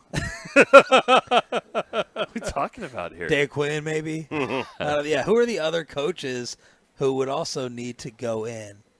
I mean, I hope he's not talking about Jason. Well, is he talking about? Can you imagine if Jason got in before Jimmy? That would be amazing. Oh, my God. It'd be so great. I love it. This town would melt down. What would be worse? Switzer. If he put Switzer in. Oh, yeah. Won a Super Bowl with his, Yes. his team, his players, all that stuff. Didn't you think when Jerry was going into Canton that this stuff got squashed? I did. I did too. This thing, I mean, I always call it, it's the new ride over at Six Flags over there. It's the Jerry and Jimmy. It's just up and down and back and forth and loops, and you think it's over, and then it just goes again. And I don't get it. I really don't understand. It's sad. It's sad, and to me, it should be beneath Jerry. It shows a pettiness. It shows an insecurity. It's just ridiculous. I don't care how you get along. I don't care what the relationship is. Does he deserve to be in there? Of course he does. Is Marcus Ware going to go in before Jimmy Johnson? It's outrageous. Yeah, in my opinion.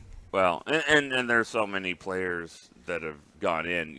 The Emmets, Michaels, Darren Woodson, all these guys that Jimmy brought in too. Yeah. So it's been going on for a little bit. But every time there's a draft pick and they talk about moves that they make, and if you would said, "Hey, who gets the credit for that, Will or Jerry or Steve?" They would say, "Hey, it's a collaborative all thing. of us. It's all of us." And so why can't it always be that way? Because the difference is that nobody really wants to take the credit for 30 years of futility.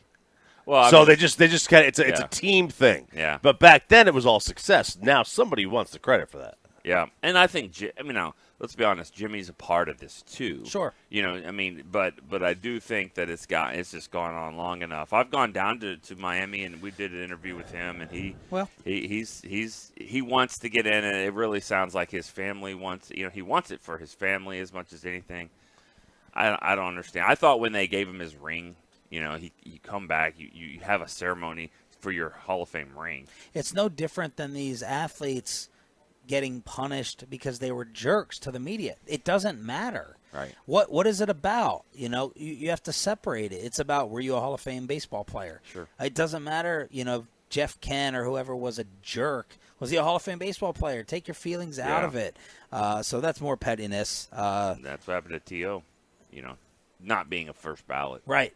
Yeah. T.O.'s a first ballot guy all the way. What do you remember from a Friday or Saturday's practice that stood out to you with some storylines before they put the pads on today? Yeah. I always say this, before the pads come on, you evaluate what you evaluate. You evaluate what you can see, the receivers catching it, the quarterback's throwing it, the kicker's making it or missing it. Let's stop there, because a lot of people have asked what's going on at kicker. Nothing. And I don't believe that. Fossil said the other day, Monday we'll find out Monday. The kicking competition starts. I don't believe that. I really don't. Brandon Aubrey could make 37 kicks in a row, and Vizcaíno can make 50. You hit one off the post in the first regular season game, or miss two or even in preseason. Go to preseason, miss a couple kicks there. We're gonna just open this thing back up again. So it's really, to me, this is like a NASCAR race out here.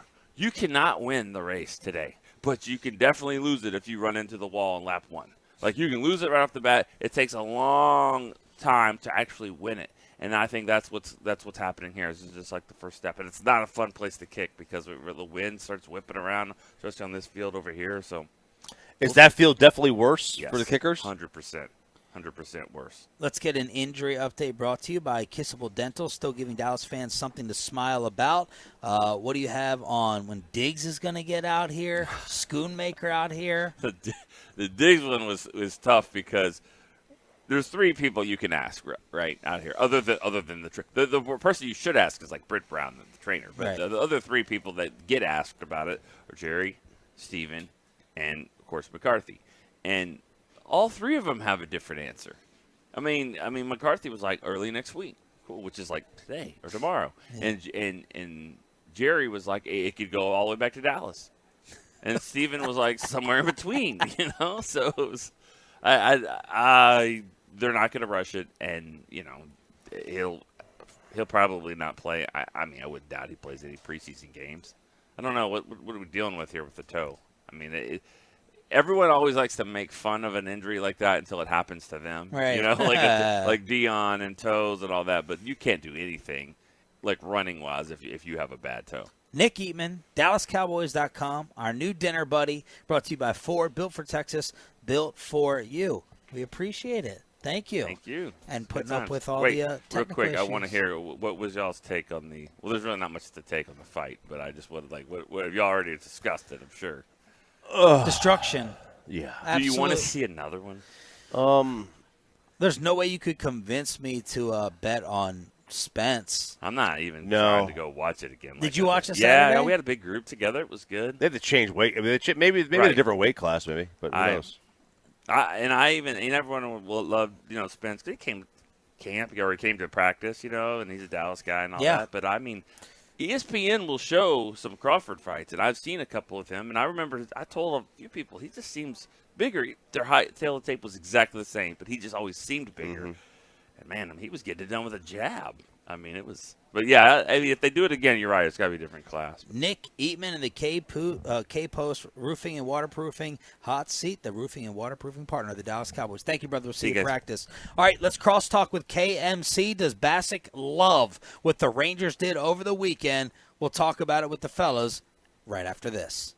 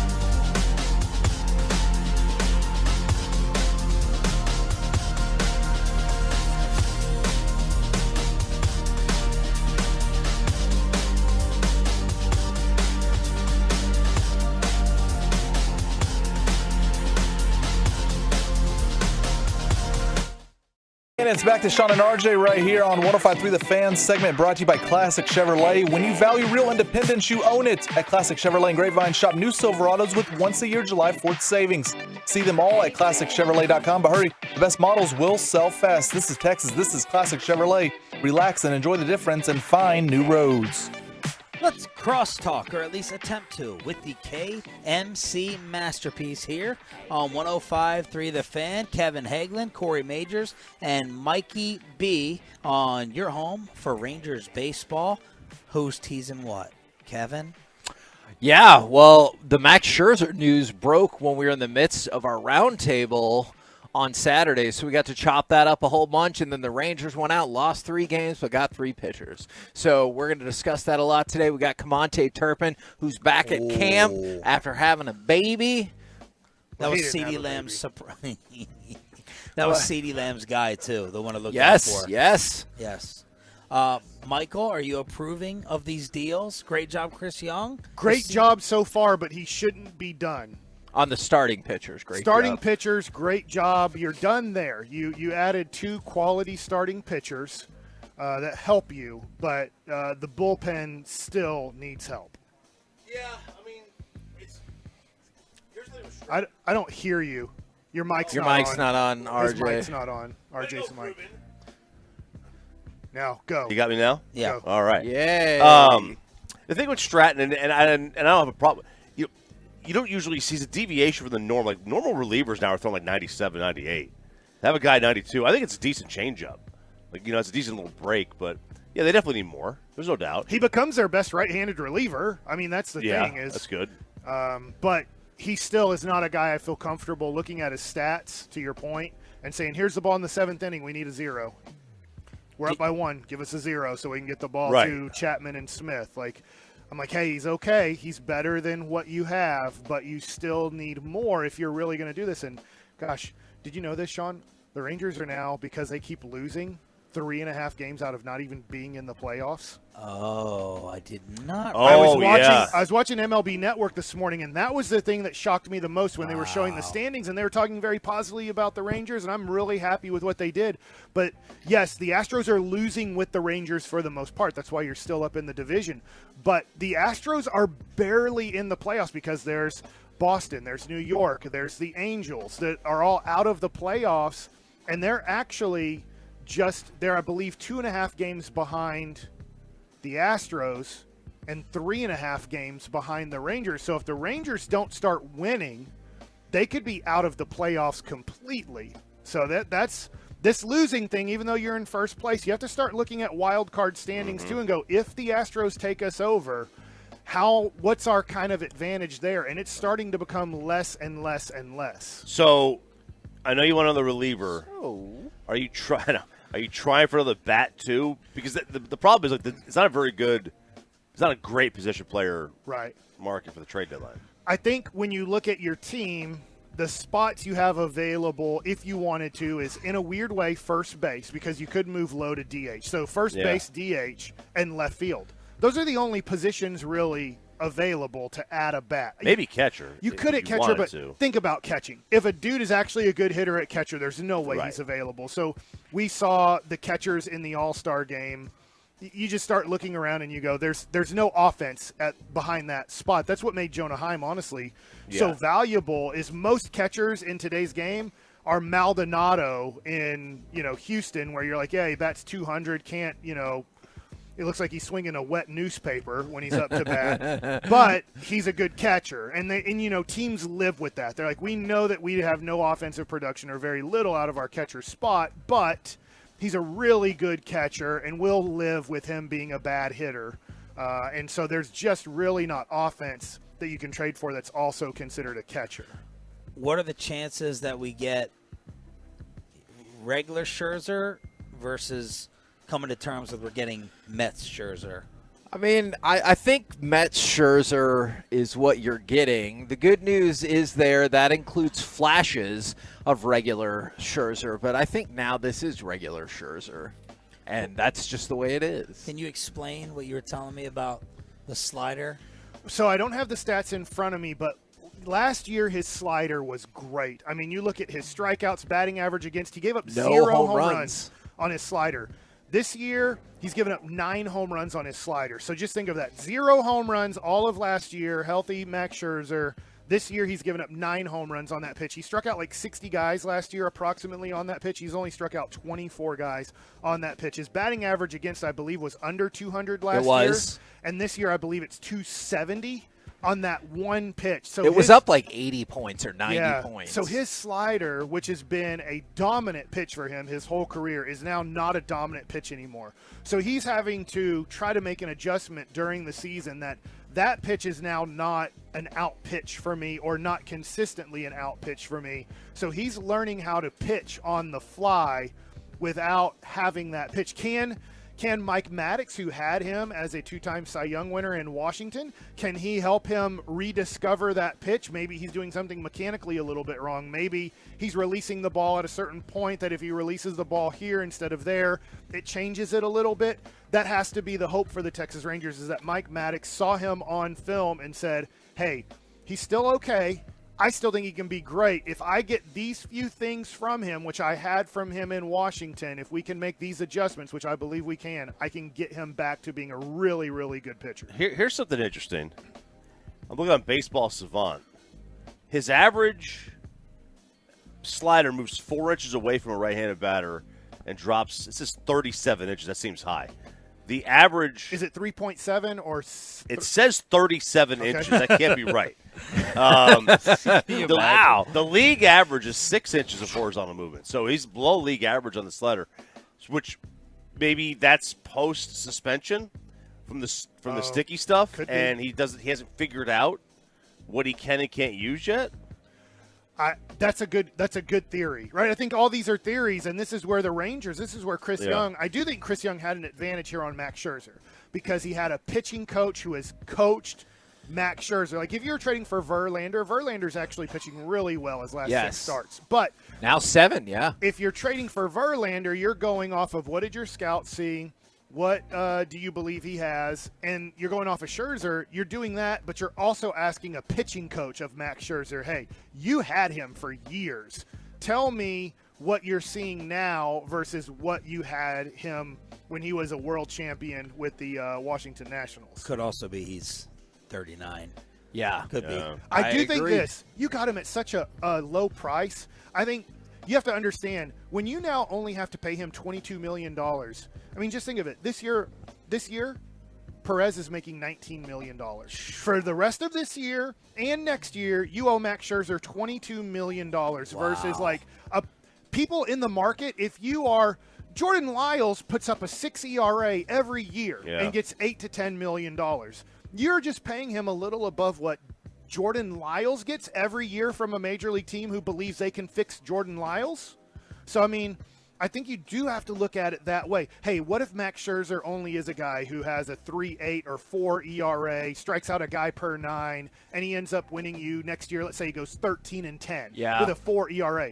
All right, for about $12 million, that's a hell of a pitcher. Yeah, it is. 48th. They're paying him a salary that'd be the 48th highest paid pitcher in baseball. Yeah. That's what they're getting for the next year and a half. So I do think feels about right. I do think, thank God, Steve Cohen has all the money in the world that he can be like, I want Luis Angel Acuna, and I will give you Max Scherzer for a very discounted price. Kevin, was Oppenheimer as great as Bobby made it sound? It was awesome. Wow. I loved it. I thought it was the fastest paced 3-hour movie I've ever seen. Did they deliver the bomb?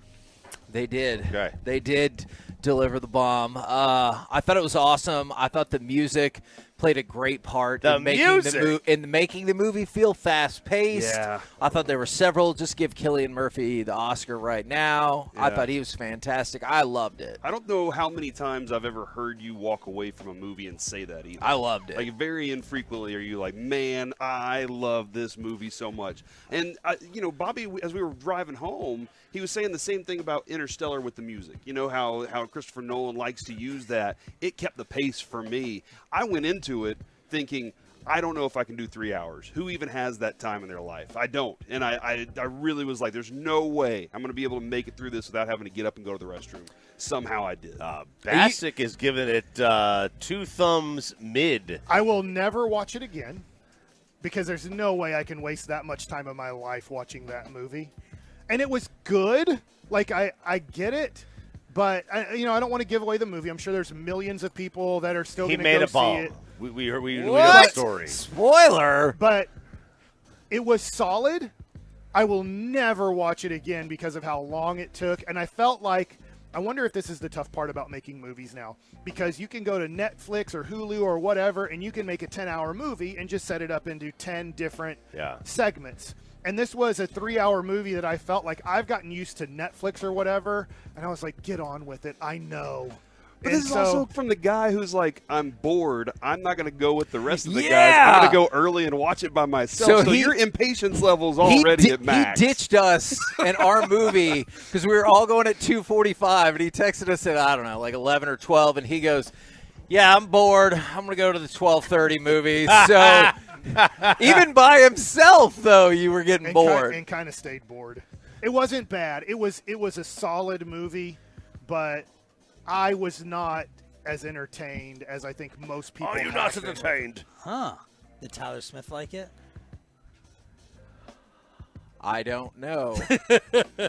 Tyler Smith was in your show. Oh, he was? Yes. Oh. You obviously don't know what he looks like. Finally killed It was dark. I didn't walk around looking, being like, who are you? Who are you? If you didn't sit right next to me. I heard you guys made a huge mistake with the seats. It backfired on you. You guys are trying to go ahead and space out the seats, and you got someone in the middle. Someone actually sat down in the middle. Yeah, I didn't think it backfired. It's because I sat next to a dainty lady instead of Corey. Oh. So I thought it worked out just fine. All right, well, Corey got to sit next to a dainty lady instead of me. That was Bobby's misreporting. Then yeah, no, I didn't think that. I didn't think it was bad at all. I thought it was awesome. It'll be up for a plethora of awards. I get why people really like it.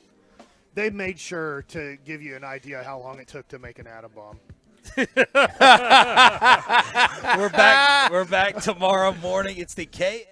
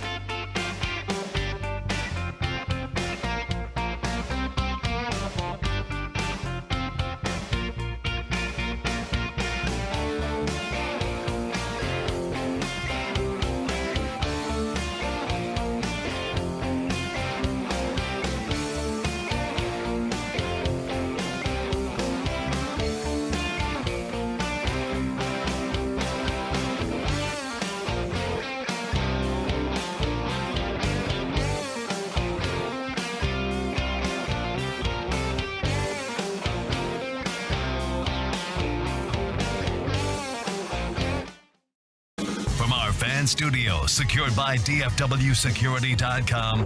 It's the KNC Masterpiece on 105.3 The Fan. KNC Masterpiece right here on 105.3 The Fan. We are live from Oxnard for Dallas Cowboys training camp, but actually, we're going to start with something completely different. We got plenty of great Cowboys content coming up. We'll hear from Mike McCarthy. Practice will be going towards the end of our show, and we will have Cavante Turpin on the show. But we need to start with Rangers baseball because the Rangers lose 3 games but get 3 pitchers. So what is your overall takeaway from the weekend that had some shocking ups and downs? Well, to answer quickly, excited and worried. Mm-hmm. Yeah, that's a great answer. Yeah. I mean, you want to feel like you're right back where you were to start the season, where you're like, okay, we're fresh, we have the same energy when it comes to level of pitcher for there, and we're even better in bullpen than we were before. Are we? But are we? Yeah, no, that's the.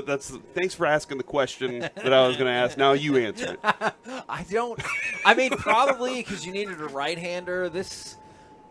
I'm always hoping that when you trade for somebody, you can kind of reboot them. And I'm not as high on the bullpen edition of Stratton as the 2 starters. Do you, Mike? I am kind of curious about this part. And in that negotiation, do you think they were going and they were like, we want Stratton most, or do you think it was the Cardinals were like, we want this? They said, throw in this guy also, and we'll be happy. Like they were going after Montgomery. I don't know. Then, yeah, that's what that's my feeling. It's a good question you're asking. I'm sure that the Rangers wanted Hicks, but so did 12 other teams. I don't know how many people wanted Stratton. I do know that Jordan Montgomery was wanted by multiple teams, but I don't know how much Stratton, the reliever, was wanted. He's obviously the 3rd piece out of the 3 pieces you got, and by far the 3rd piece. He's just another right-handed arm that you have. He might be your best right-handed reliever at this point, but what Chris Young has done so far is really help out the starting rotation. Mm-hmm. Well, so that's what he's done so far. Now, he has today and tomorrow to help out the bullpen. So you are moving 2 of your starters into the pen. I just don't know how much that helps. Because who am I moving there?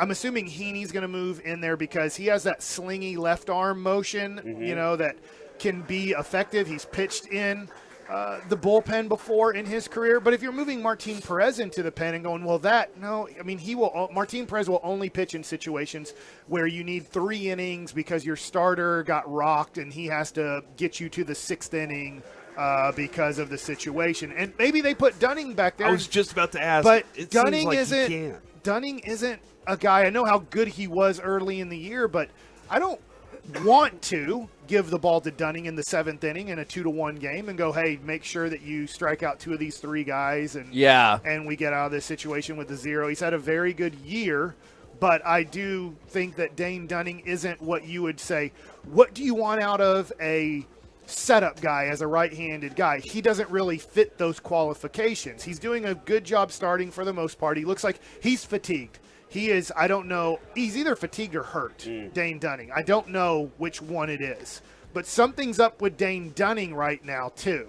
I think the main thing that I see, I know the moves are fun and everything, but it's Chris Young, dude. This is just another edition of him going, I'm in 1,000%, and it's not even close. I'm aggressive. I'm relentless. I'm going to go after things. I'm not going to sit around and go, are we here or are we there? I'm not going to put 1 foot on each side of the line. I'm going all the way. So then, do you trend more towards excitement and talking more about the moves, or are you also like you lost 3 straight to a subpar San Diego That's a big team? factor right now. I believe in what Boach said about getting back home and trying to get back to what they are. And Mike, when you're home, you can explain a little more the difference between being at home and what you guys, the messages you can send in the clubhouse or whatnot or whatever. But I believe in Boach saying we're going to get back home and try and reset and reboot and look forward from here. Well, sometimes you come together on the road because you're away from everything. It's just you and your team in a hotel. Like right now, that's all we're doing, right? I mean, I love you guys, but I love my wife and kids way more. Teammate goes to see a movie without you. But I don't know. I think that's hogwash if we're saying, oh, when you go home, everything's going to be okay. If you go on the road, everything's going to be bad. No, I mean, he's just saying this is the part. Guess what? We just went on the road. We lost. We did not have a good road trip. Now we're going to go home and try to figure things out. But I don't think all of a sudden, you go home and everything becomes right. I'm hoping everything becomes right. I mean, I'm hoping for this team. I'm excited about this team, but I am concerned overall with how they've played now. They had the great stretch out of the All-Star break. That was awesome, going 6-0. But if you look at before, they were 12-18 going into the break, and now they've lost. Now they're 1-5 after the 6-0 start. And I'm kind of looking. No, they're 1-5 after the Dodgers series. They're 2-7, I believe, since the 6-0 start to the second half. Okay, but also concerning is they're 4-11, I believe, in their last 15 road games. So, I do think, plus you get to play Chicago, and that worked out okay for you last time. But I am kind of curious. Late August is going to hurt. Yeah, when this circles back around, and you do have. It's not a young team, though. Yeah. I understand if you struggle on the road as a young team. This is the first time you're going through it. Now, I know Seager's hurt right now. But Seager, Simeon, Nate Lowe's been in the league a little bit. He's 28 years old. Garver. Adolis, I know he's somewhat young for major league status, but, I mean, I just start looking at it. Hey, I get, man, if Leote, if Josh Young, if maybe Ezekiel Duran, you're looking at your starting pitching staff. For the most part, they're all over 30 years old. Yeah. So I don't think they might not be playing well on the road. Obviously, that's a fact. Factually, they're 4-11. You just told me in their last 15 road starts. But this does not qualify. This team does not qualify on man, I get it. They're going on the road. They're a bunch of 25-year-olds and this and that. And because somebody texted in and said, well, they've played way better at home than they have on the road, and that's a fact. True. That's a fact as of the last 15 road games. But because, first of all, you're inherently much more likely to have a better home record than road record. Right. That's just Look the way at Tampa. it is. Yeah, that's just the way it is. Although, Tampa's staying the same, and Baltimore is your picture of consistency across the board. But I will point out, before this stretch, so they were 22-15 on the road. They had one of the best records in Major League Baseball. So I am also concerned about the road record, because if you look at I know Houston is good, but San Diego, that's not where you're what are you supposed to do? I get with Houston. So I am, in a larger scope, also generally concerned about a pretty harsh downturn for their road play. I'm concerned. I really am. Now, I'm excited that Max Scherzer and Montgomery enter the rotation. That's going to help. Who's going to pitch the 7th inning when they go 6 and give us the lead 3-2 after 6? Because I don't feel great about Stratton. And so that's where I'm at with the team right now. Actually, can I pause for just 1 second, Mike? I don't feel great about Stratton based on what he has been doing. Right. But if you go by let's give him a clean slate and see how he does, I think that's a fair way to put it. I guess I don't have as much confidence, I should say, in him as I do in Montgomery. And that's where I do think Chris Young is still going to pull off another trade for another relief pitcher. He might not be a guy we know very much or know a lot of. I'm going to be honest, I didn't know a whole bunch about Stratton. I had to start looking up his career and seeing, and he's nice. He's a big league. He's not a guy, when you're handing the ball to Spies and Garrett Anderson and Yuri Rodriguez and all, they're like, dude, I've never pitched in the major leagues before, so this is the situation. It's sold out, and I got 40,000 people screaming at me. And, he's been through situations in his career, so it won't be as, jolting to be on the mound in these major playoff type environment situations. I don't. It is kind of taken away, Kevin. Now you're giving me a downer a little bit, being so a realist about all this stuff. Okay. So as long as you say realist, I can live with it. But the excitement, I think, when Scherzer steps on the mound, it'll be similar, I think, for fans to what it was like with DeGrom opening the season. I know that opening day is a different vibe, right? But you're going to watch a pitcher that you're like, man, hold on. He can really do this, and hopefully he returns to seeing 2 Cy Youngs with Mike Maddox makes me feel pretty good. That's a kind of a good feeling right there. So hopefully he can return to that a little bit with Maddox and get the right. Hey, it's just this. It's that small adjustment, and he can pitch as opposed to just being a dude it through. We told you it's a weird breakdown in his last 8 starts, where 5 of them you're like, all right.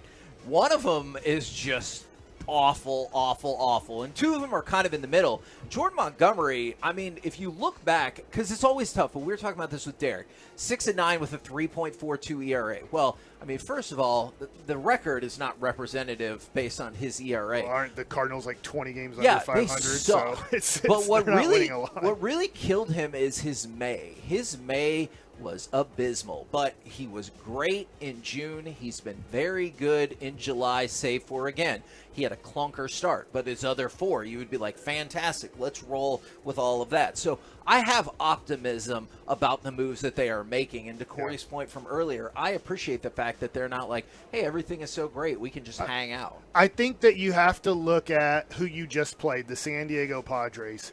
Nothing is guaranteed next year. Look at who you just traded with, the New York Mets. They spent $1 billion, according to Joe Biden, on that New York Mets team, making up a number. And so I would just say you don't know what's going to happen next year. And Chris Young, I think, is taking that approach. Did he think that this team was really going to possibly win 100 games before the season started? He would have probably said that might be being too optimistic, Mike, but I think that we can play over 500 and maybe we can get to 90 wins. Well, this team proved through about 100 games that they have the opportunity to make the playoffs, possibly even make the World Series. And so he's like, I'm going for it. I'm not going to give up any of my great prospects. Now, I guess we can get to Luis Angel Acuna during Baseball Nuggets, but I'm not going to give up the farm to go after 2023, but I'm going to give up quite a bit to give ourselves a chance, because I don't know if we're going to get off to a start where we go 60-40 in our first 100 games next year. That might not be realistic. So looking at the Padres, looking at the Mets, it's weird watching the Padres. I know this isn't Padres radio, but I didn't know they were plus 63 in their run differential. And now it's funny because the Rangers now, according to MLB Network, the Padres sweeping the Rangers are like, we ain't out of this thing. Let's go make a so move. all of a sudden, Blake Snell, Hader, the long shot of trading Juan Soto, that looks like it's all gone because they swept the Rangers and like, hey, we're a good couple weeks. If we keep playing like this, like we did against the Rangers, we might still make the playoffs. So the Rangers, in a weird way, took the Padres possibly out of trading their players. I think the other thing, too, Kevin, you're seeing on the fan text right now is the fans they're all giving us, hey, what about this guy? What about this guy? They're excited about it. Everybody's kind of excited to get their own ideas rolling. But this is an interesting thing.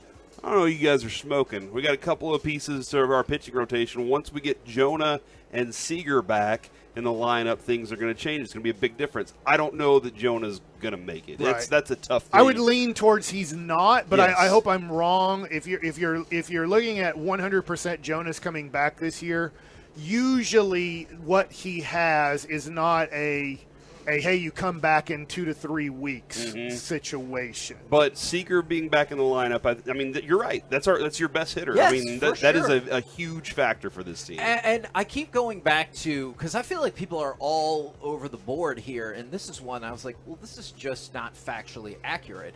From the 682, CY is making moves for 2024, so let's be realistic. No, they're not. Like, two of these people aren't even under contract. The move you made with the Cardinals, those people aren't even under contract for next year. They are 100% going for it right now, and I hope it works. And the other thing I just want to say, and they might lose first place today or whenever, but they've been in first place for a really long time. And I saw somebody yesterday, it's like, they're going to be fourth place before you know it. It's like, that's great. But while the Mariners have ebbed and flowed, the Angels have ebbed and flowed, is like, the Rangers have stayed ahead the entire time. They're going to have to start playing better baseball, though. For sure. I mean, this is a stretch here now of well over a month where they've been inconsistent at playing good baseball. And now that you got two starting pitchers that are probably your second and third best pitchers, and we're really hoping Max Scherzer becomes your first. Yes. Is that he pitches better than Eovaldi. Not that Eovaldi regresses, is that he pitches even better than Eovaldi. And then you're set up with, you're hoping come playoff time, if you play well enough, Scherzer's pitching game 1, Eovaldi's pitching game 2, Montgomery's pitching game 3, and then you could go just in a 5-game series, let's say, you could go back to your 1-2, or you could go John Gray pitches game 4, and then Max Scherzer pitches game 5. You know, that's always how the off days work, all those things. But I do think this, if the Rangers are done, they're going to run into major issues in the 6th and 7th inning still. They're still running. They have not That has been the biggest problem of this team. Yeah. This team should have 10 more wins. Really, I mean, let's be honest here. They should have 10 more wins if you had, let's just say, pitchers that could go 7 innings. No, that's not what he's getting at. I mean, maybe. Actually. I'm trying to think of the best bullpens in baseball, and I'm Baltimore Orioles. If you have the Baltimore Orioles bullpen, they have 70 wins right now. If you just took all of our guys and threw them in Baltimore and all of their guys in Baltimore and said, here's your pen, now you have the Baltimore Orioles bullpen, you'd probably have 70 wins right now. Our 2011 bullpen would be elite right now. We're the KNC Masterpiece right here on 105.3 The Fan. Coming up next, Trial and Errol. Did you watch the Mega Welterweight Showdown? We'll do it next right here on 105.3 The Fan.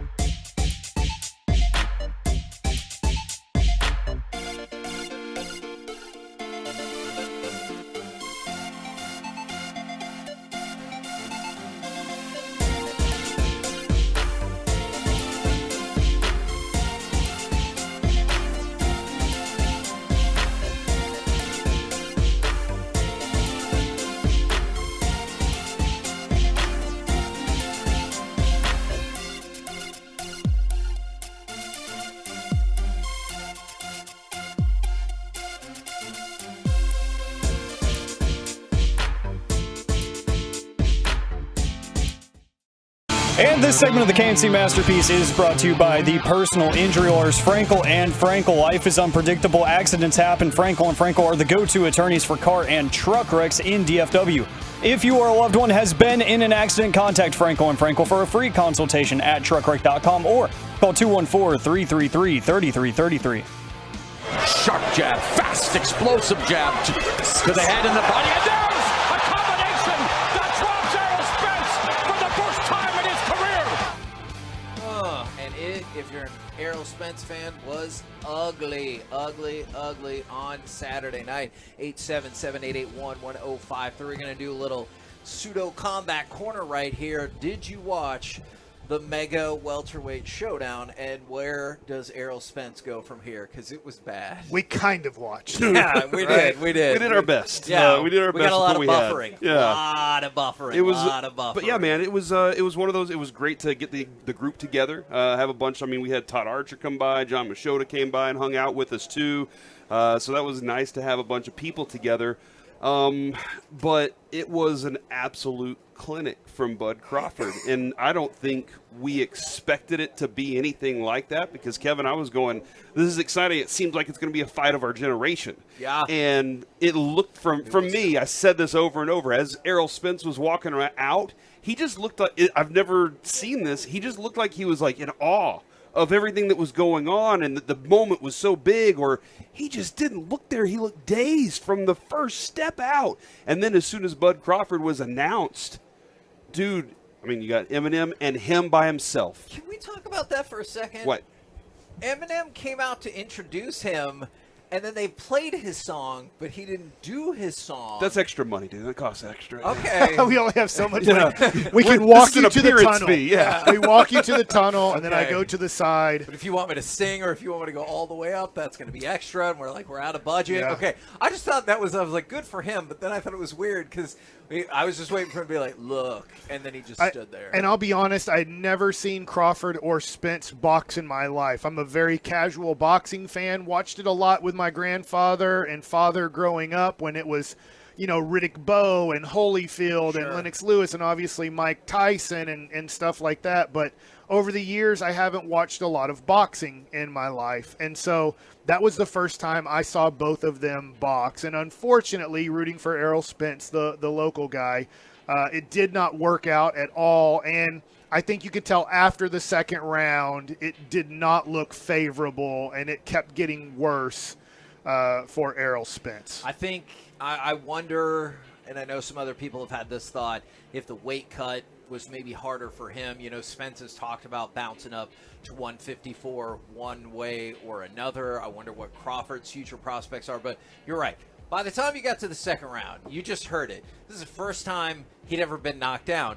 You thought it was trouble. And because Spence, I thought won the first round. And I went back and looked, 2 of the 3 judges' scorecards gave the first round to Spence. So, but that was it in terms of positive momentum. If you wanted to argue maybe he took the third round, I think one of the judges gave it to him. I could probably listen to that. But other than that, it was, once you got to the fourth, it just went downhill. The counterpunching ability of Terrence Crawford was just astonishing on Saturday night. It was pretty awesome.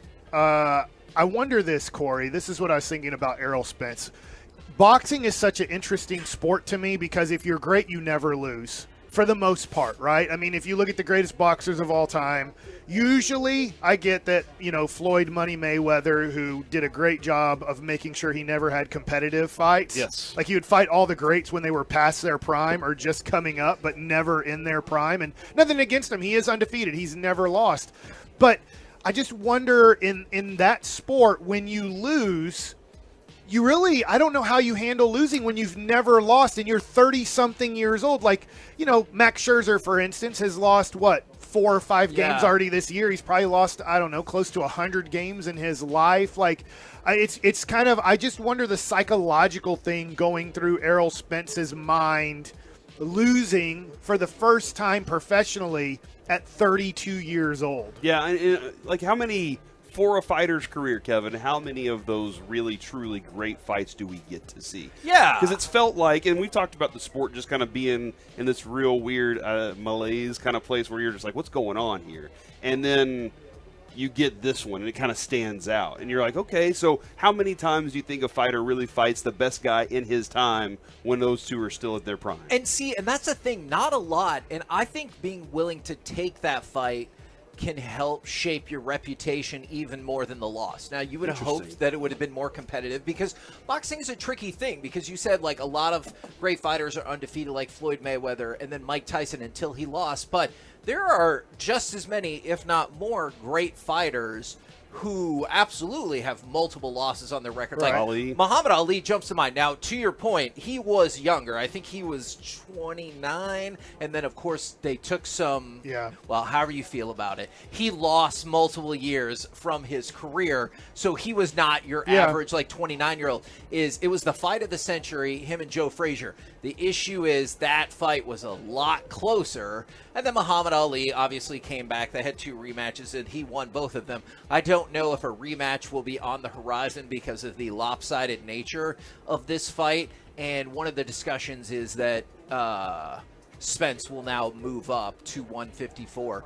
But if I were him, I might wait just half a second to see what Crawford does, because if Crawford is going up to 154, that's probably not the spot I want to be. Yeah. But if Spence is already struggling, I know he's been at 147 for a while, but when your body gets older, the weight cut gets tougher. Like that's just a fact in combat sports. Yeah. I wonder if Crawford stays, he's like, yep, get me the hell out of here. Like, bring on one of the Charlos. Sugar Ray Leonard had 3 losses. Yeah. I don't know what time in his career. And then Sugar Ray Robinson, I just looked, 109 wins and 19 losses. A lot of those I thought Or came 109 later. fights. A lot of the losses came later, but Sugar Ray Leonard is a great example. Is you got some of those marquee fights, you know, like if you talk if you talk about Marvin Hagler, he's got some losses, but he's in the marquee fights. Same with George Foreman. We already mentioned Muhammad Ali, Joe Frazier, and I appreciate the fact that you got to see the marquee fight. Clearly, as a Metroplex guy, I would have wished we would have had a flip of this, and then Errol Spence is like, well, I'm leaving 147 because I saw it conquered,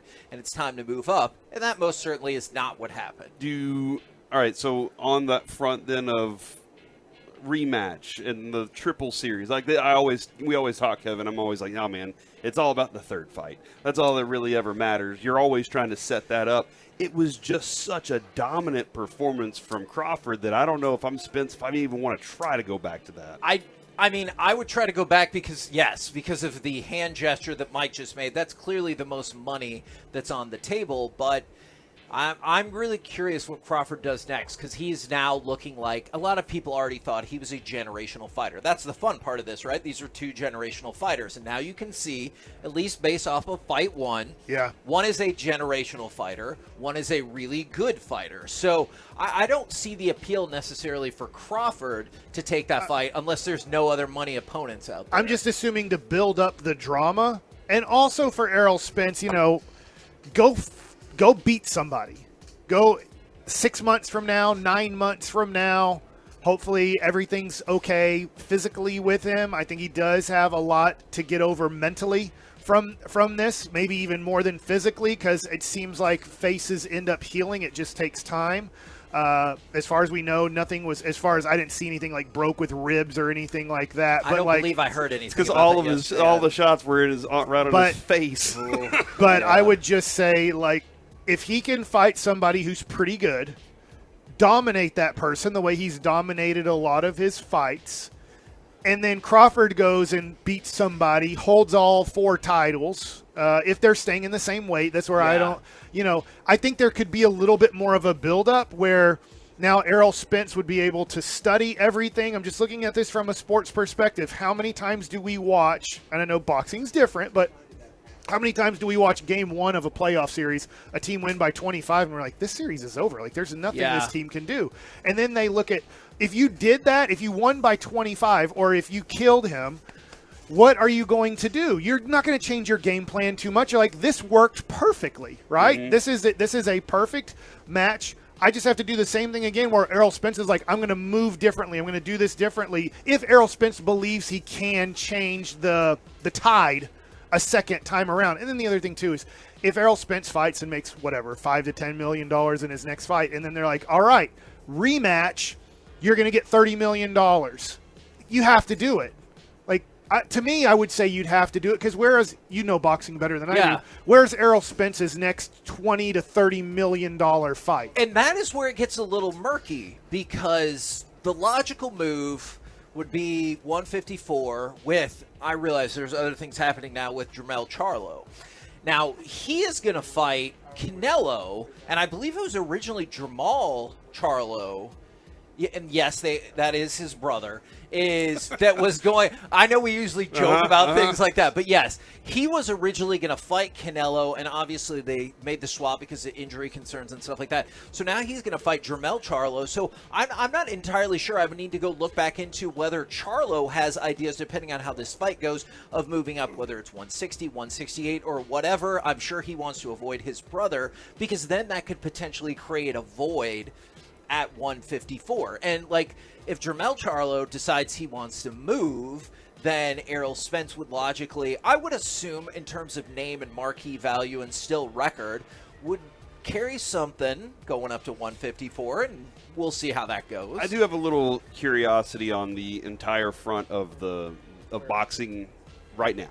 Because pay-per-view, Kevin, for the longest time has been the way things are done. Sure. And I wonder if just all of the new streaming options, all of the new options that are out there, if there is a better way now or a more financially bigger way to deliver this to bigger audiences rather than a niche boxing audience and deliver even bigger build-up to these fights because – I know it was announced it was big and everything, and in the boxing world it's big. How do you get the next group? Or does it even matter? Because as we talk with about Netflix, hey, as long as we are making this much money, it doesn't matter how many people we're getting. Yeah, I need to look into. That is a fantastic question. I'm sorry I'm not prepared to give you a better answer. I need to look into the financials of that Canelo deal with DAZN and how that worked. Because you remember a few years back he signed, I want to say it was like a 10-fight, $350 million deal. So, and he got like free pizza things. I don't know. I don't. That's a different. Okay. Are you thinking of a Pizzone? The Pizzone, yeah. No, that's a different. That's a different thing. Pizza Patron. Yeah. That's a different thing. But so from Canelo's point of view, you're looking at least $35 million per from the streaming network. But I can't remember offhand if he got out of that deal early or if the DAZN said it wasn't financially viable. I need to look back into that. But I definitely think streaming platforms will be interested in making like individual fighter deals. Yeah, and I mean, like we just look at how much money there is from the NFL from Fox and CBS to the NFL. Maybe they don't look at boxing the same way, and that money's not. Maybe it's not even significant enough to touch what they get. And there's plenty of money in it. That's why there was $50 million, I believe. I think each of them got $25 million, and it might be a little bit more for the winner type of deal for Crawford. But I'm going to be honest, and I do this. I don't know too many boxing names. Tyson Fury, I know. In fact, I can't. Hey, who's Tyson Fury fighting next? I don't know. He's like fighting Brandon an MMA Watson's guy. No, he's fighting Francis Ngannou. Okay. Former UFC. Yannick Ngakoue. No, never mind. Not Yannick Ngakoue. Damn it. So that's the only thing I don't know about streaming is if Apple, Hulu, whatever it is, Netflix, if they really want to get into boxing. And maybe there's so much money in it, I'm stupid. I mean, I'm coming at this from a very uneducated level. But how many times are there boxing matches? I'm going to assume there's a lot of boxing matches happening that nobody cares about. And there's not, like, big money in it. And, you know, like ESPN will every once in a while show a boxing match that, I don't know, 12 people watch. But, like, I just wonder. Yes, this one was big. Errol Spence's name is known. Crawford's name is known, but how many people's names are really known in this sport now? Was the better fight the UFC one after? Well, yeah, I mean, it ended with a head kick knockout, so depending on who you were rooting for, that was pretty cool. But I know this is something I got to get you invested because he's talking about millions. You don't care until it's billions. Right. So you know where that Fury and Ngannou fight's happening, right? Amazon. It's happening in Riyadh, Saudi Arabia. Dude, it should via the oh PIF. my, where all the billions are. See, it should Yep. be Amazon should buy it and then have it in the Amazon, like on the river, the Amazonian River. I don't know if the fighters would agree with it. I would 1,000,000% watch You got that. you got the gators and boa constrictors all in That, no, constrictors. they're the ones who build the facility. I got what you're saying. We're the KNC masterpiece with the boa constructors right here in Oxnard on 105.3 The Fan. Coming up next, it's time for Baseball Nuggets with Mike Bassick. What did the Rangers give up to get these three guys next? Coming up in the next G-Bag Nation, it'll be a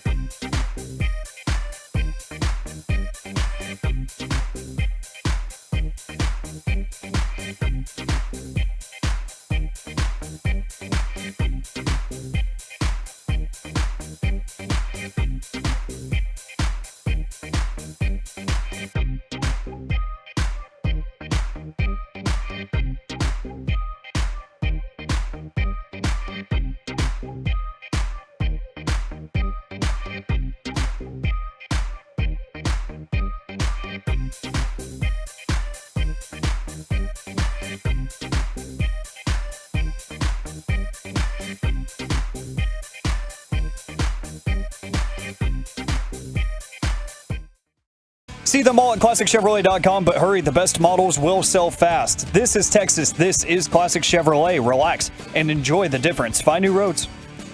KNC Masterpiece back here on 105.3 The Fan. Right now, it's time to fire up Baseball Nuggets with Mike Bassett. All right, so at 10 o'clock, we talked about who the Rangers got. If you didn't know, Max Scherzer is a Texas Ranger. We did our whole round table on Saturday about that. Yeah, That was so awesome. hopefully you're listening Saturday. Tim Collins, Mr. Nostradamus, as we like to call him, knew at 5 o'clock local time. And when I say local, I'm talking about Dallas-Fort Worth, not local here. Gotcha. He knew that there would be breaking Texas Rangers news and knew to put us on the, what do you call us, the official? The baseball show of record. The baseball show of record on right as the Max Scherzer trade would be going down. So we spent an hour Saturday talking about Max Scherzer. We talked about him earlier. But I want to talk about what the Rangers gave up. And I love Jamie Newberg. I talked to him, text here and there with him. And he loves minor league baseball and follows it a whole bunch. And so he felt like the Rangers might have given up a little bit too much to St. Louis in the Jordan Montgomery, Chris Stratton trade. So I wanted to go over what did the Rangers give up. I believe Luis Angel Acuna, Ronald Acuna, his younger brother, I do believe he's going to be a guy who plays in the major leagues for 10 years. Now, that being said, who knows? Sure. There's been plenty of top 10 prospects in all of baseball, which Luis Angel Acuna is not a top 10 prospect in all of baseball. He's number 44, I believe, on MLB.com's website. But he's having a very good year this year in Double-A. Yeah, he is. He's batting .315 with an .830 OPS. Woo. He is not a power guy. He's a smaller guy. He's 5'8", 180, so he's a smaller guy. In his whole career, he has 32 home runs. He has 7 this year, but he does have 51 RBIs and has 42 stolen bases. Think of him a little bit more, and this is too high because the guy's almost batting 400 in the majors. Think of him a little bit more as Luis Arraez. Okay. Now, I don't think he's going to bat 400 in the major leagues. Yeah, I was like, what the hell are we doing? I do think he is a guy who most likely now with the New York Mets is going to be their second baseman. Not today, but he will next year probably be their starting second baseman because they paid Francisco Lindor $35 million a year on a super long-term contract. So shortstop isn't available for him with New York, but I do believe he will become the up-the-middle double-play partner with Francisco Lindor in 2024. I won't be surprised since they have kind of wave the white flag if he does come up in September. Not that you can expand the rosters like you used to, but maybe they give him kind of like the way the Rangers gave Josh Young a month last year of like, we think he's going to be our starting third baseman in 2023. Let's give him a taste of the major league so next year he's not so brand new to this. 2024 prediction, better batting average. This Acuna or Lindor?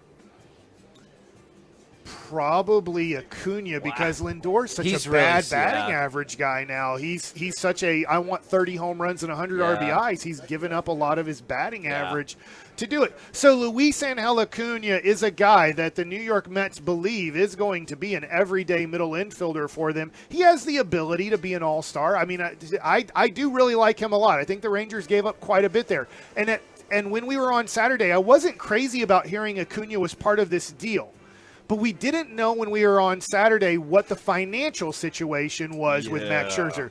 Now that the Mets are giving you $35.5 million along with Max Scherzer, this deal makes all the sense in the world to me as a Texas Ranger fan. I'm not saying it has to be structured like this, but I just broke it all down proportionately as to what the math would say is the Rangers pay $5.6 million for the rest of this year, and then Scherzer next year will be $16.9 million. I mean, that's a hell of a deal. That is a hell of a deal. Even if Max Scherzer became a free agent at the end of the year, which he gave up his free agency to be a Texas Ranger. That was one of the sticking points. Is he opted into his 2024 contract for the Rangers, so you have him this year and next year, is that if you sign Max Scherzer in the offseason for under $17 million, you'd say, oh my gosh, a 1 year? Yeah. So I don't care, like a dude with a a record that he has, a strikeout per inning, like that's going to cost you $20 million. So you got a heck of a deal there. He's but making in the same range as like Heaney, Gray, and Perez, like Yeah. somewhere in that same range as those guys. Yeah, so I really do like this trade. The Mets did get a good prospect, but man, did they pay a whole bunch to get a prospect that Because they had to buy that, right? Yes. Like the more money we give, the better prospect we get. Yes, and they gave a lot of money to the Rangers to make sure that they got Luis Angel Acuna, and that's all they got. They didn't even get another French prospect. Yep. They didn't and throw in, I'm not saying Cole Winn, but I'm saying right here, and throw in Cole Winn. We think we can figure him out and get him back on track where he was 2 years ago. So you just get one player, Luis Angel Acuna, who's a very good prospect. He becomes their number 2 prospect in their organization. So they feel pretty stoked about that, I'm guessing. Yeah, so that is the best prospect the Rangers gave up by far. Let's talk about who they gave up to the Cardinals to get Montgomery and Stratton. The first guy I'm going to talk about is, I'm hoping I'm saying his name right. If I'm not, I'm sorry. Once he makes the major leagues, then I'll get his name maybe right. Then I'll care. Did people do that with you when you were in the minors? Yeah. And they're like, make it to the majors. Yeah, become good, and then we'll know how to say your name. Tekoa Roby is what I'm going to say. He's a right-handed pitcher. He was in Double-A for the Rangers this year. Here's his numbers in Double-A, and this is, I think, people think that he can become a major league pitcher. He's 2-3 with a 5.05 ERA in 10 starts, 46 innings pitched, 49 hits given up, 12 walks, 50 strikeouts. The 12 walks and 50 strikeouts is nice. That's really good. Because the Rangers seem to struggle with developing pitchers that can throw strikes. It always seems like their walk rates are high for minor leaguers. So for Roby, he's a guy who looks like he's more of a strike thrower. 274 batting average against. So those numbers are solid. Last year in high A ball, he was 3-11 with a 4.64 ERA. He had 35 walks, 126 strikeouts. So it's a good strikeout to walk ratio in 104 innings. So there's some numbers to like from Roby. But also, you have a 5.05 ERA in Double-A. That doesn't play well going to the major leagues. Sounds about right for our farm system. Kind of like where Leiter is, yeah. Golly. And I'm just looking at this just to give you an idea. You're like, oh man, this Roby Kitty's going to be great. I'm going to give you right here. I'm just looking at the last year for Max Scherzer at 23 years old in AAA. In his 13 games, he had a 2.72 ERA, 53 innings pitched, 35 hits against, 22 walks, which is a little bit high for 53 innings, 79 strikeouts in 53 innings. Like, that's a ton of strikeouts. So just to give you an idea of man, this Roby guy's going to be good. Well, the year before, Max Scherzer had a 3.28 ERA in high A ball and Double-A. So 3.28, 2.72. This guy, Roby, has a 5.05. All right, get your ERA way down. There's some numbers I like from Roby. There's some numbers I don't like from Roby. Yeah. And he becomes their number 4 overall prospect with the St. Louis Cardinals. Now, the next guy I want to talk about is Thomas Segui, who is now the number 8 overall prospect in the Cardinals organization. Was 14 in ours? He was 14 in ours, and Roby was number 11. So they go from 11 and 14 to 4 and 8 in the Cardinals organization, just to show where the Cardinals farm system was. In Frisco this year in Double-A, Segui, who is a middle infielder for the most part, was batting .313, .379 on base percentage, an .891 OPS. His numbers look very good. RBIs too. Honestly, yeah. 78 RBIs this year. So there's a lot of good numbers from him. Now, his strikeouts are a little bit up, but he can work on this. So they did get 2 guys that they think can be major leaguers. Honestly, I'm not crazy about Roby's ERA. I think ERA means a whole bunch. I think you can look at outside numbers, but if you're giving up 5 runs in 9 innings in Double-A, what are you going to do at the major league level? Because I don't believe it or not, major league hitters are like 100 times better than Double-A hitters, even though Double-A hitters are pretty good. And there's Double-A guys. There's usually 3 guys in a lineup on most teams that are going to make the major leagues. Now, are they all going to bat 2nd, 3rd, and 4th? Well, they're batting 2nd, 3rd, and 4th on their Double-A team, but they might be batting 4th, 7th, and 9th when they are major leaguers. So I am okay with what the Rangers gave up. I understand that maybe people feel like in 2 rental cases, a rental of Montgomery and a rental of Stratton, but who's to say the Rangers don't re-sign them if they do well here and the Rangers really like them?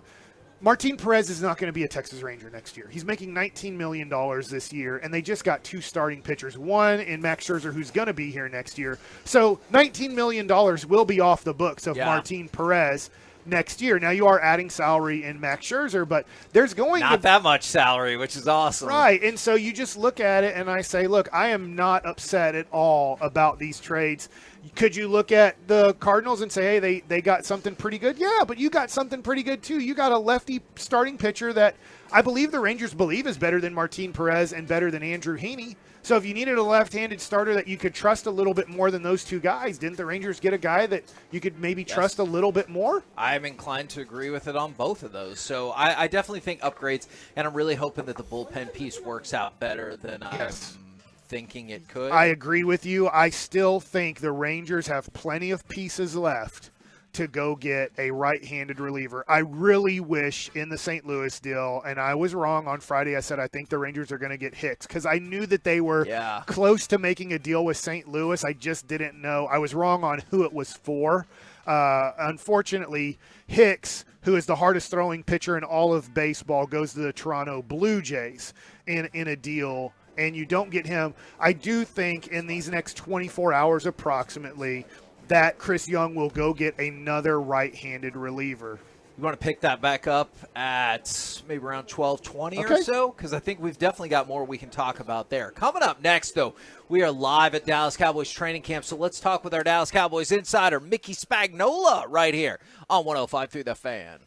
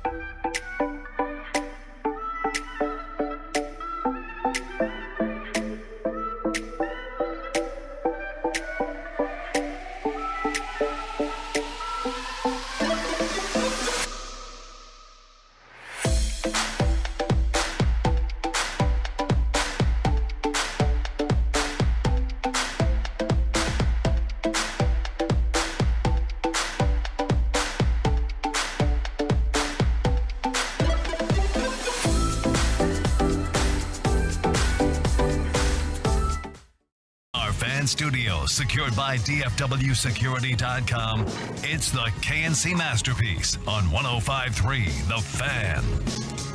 KNC Masterpiece right here on 105.3 The Fan, where what kind of illicit activities are happening around these tennis courts? I don't see it, but I feel like I can smell it. Thank you very much to Autoflex Leasing, K-Post Roofing and Waterproofing, On Time Experts, Air Conditioning and Plumbing, and Kissable Dental for helping us rock out here at Dallas Cowboys Training Camp in Oxnard. And right now, brought to you by Ford, built for Texas, built for you. It is our Dallas Cowboys insider, Mickey Spagnola. Good morning, sir. Good morning, guys. How are you doing? Well, we're doing good. How are you doing? Have you still avoided any follow-up bike catastrophes? No, we ended up with a 17-mile round trip on Sunday with no incidents whatsoever. Nice. Lovely.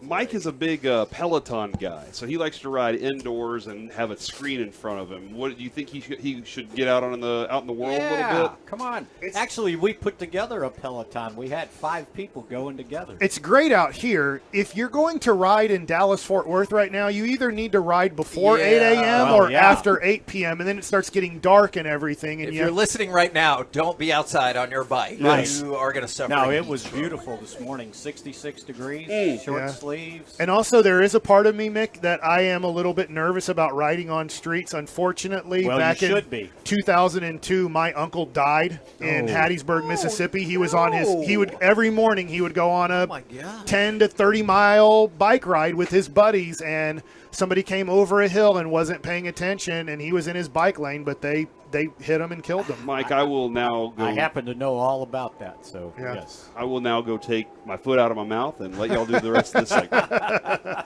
segment. Mickey, we got padded practice today. Yes, yay! So Can we get some applause? We get to see people hit each other really, really hard, right? Well, Is that what we're looking they won't hit each other really, really hard. Okay. They'll thump up. You know, last year, though, we did get a moment that I thought was really, really important, and it was, I think it was Pollard or Malik Davis got taken down by one of the cornerbacks. And I'm sure it was Malik Davis. And Zeke got mad. And Zeke was like, "No, we're not taking that. You run right through him next time." Right. And then on the next one, it was like, I don't even remember who it was that had the ball, but he did run right through him, and then it got really chippy and fun to watch and everything. But then they were like, "No, we got to be physical. We got to they were have playing that." football. Yeah, and it was fun to. It was a lot of fun to Imagine watch. that, right? Yeah. So I don't know like who that person might be on this team. Here's what putting the pads on helped. It helps the linemen.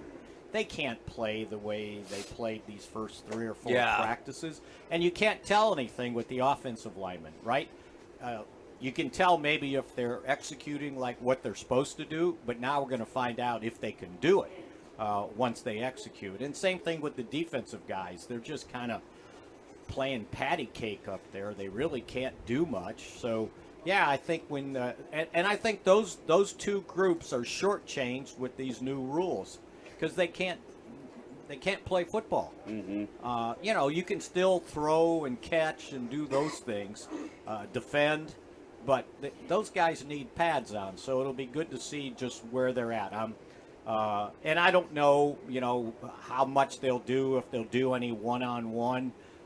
Mike McCarthy was talking the other day that a lot of their drills are 2-on-3 or things like that they get more guys in a drill than if they're one-on-one, because then you only have 2.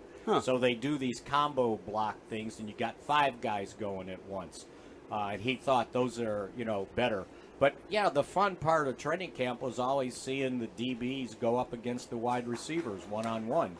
And they've kind of cut back on that stuff. Is another fun part of training camp getting to talk about holdouts and contractual things? Because over the weekend, I get that it's part of the process, but it did feel like there was a bit of language escalation in terms of Jerry Jones and Zach Martin. Well, I mean, Zach basically texts guys saying, "I'll be there soon," right? And Jerry's point was, and he's got to do this, right? Yeah. Because if you give in to one guy, now giving in to Martin is a little different than giving in to somebody else, right? Yeah, make 7 All-Pros, and then I'll put you on the same level. But once you start doing that, the line starts out the door. It's like, whoa, what about me? I'm in the last year of my contract. I don't like it. You know, you got Terrence Steele on a 1-year deal. You got Tyler Biadasz, your starting center, basically on the final year of his contract. So, yeah, those guys, you know, kind of get their hands up in the air, and then when do you stop? And I think there was somewhat of a misconception on what Jerry said about, well, we can't do this with Martin because we got to sign Micah Parsons. Yeah. He was using him as an example because he said, we got to sign Micah Parsons. We got other guys we got to sign. It wasn't like, okay, because of Parsons, I can't do it. It was because of what they have coming up. They still would like to do something long-term with CeeDee Lamb. They don't want him playing on a $17 million cap hit next year on that fifth-year option.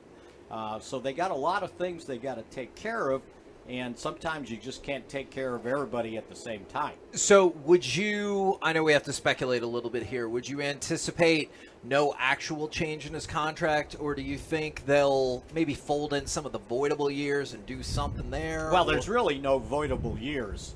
I mean, the voidable years were for restructure, not for service. So he's got this year and next year on his contract. And I'm sure they'll work something out.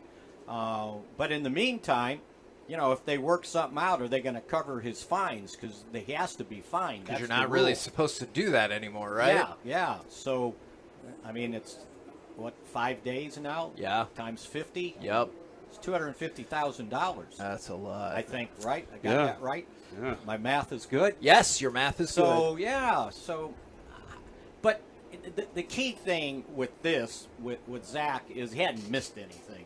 He wouldn't be doing that much this past week. You know, they would have the young guys in there getting more reps. He doesn't need those reps.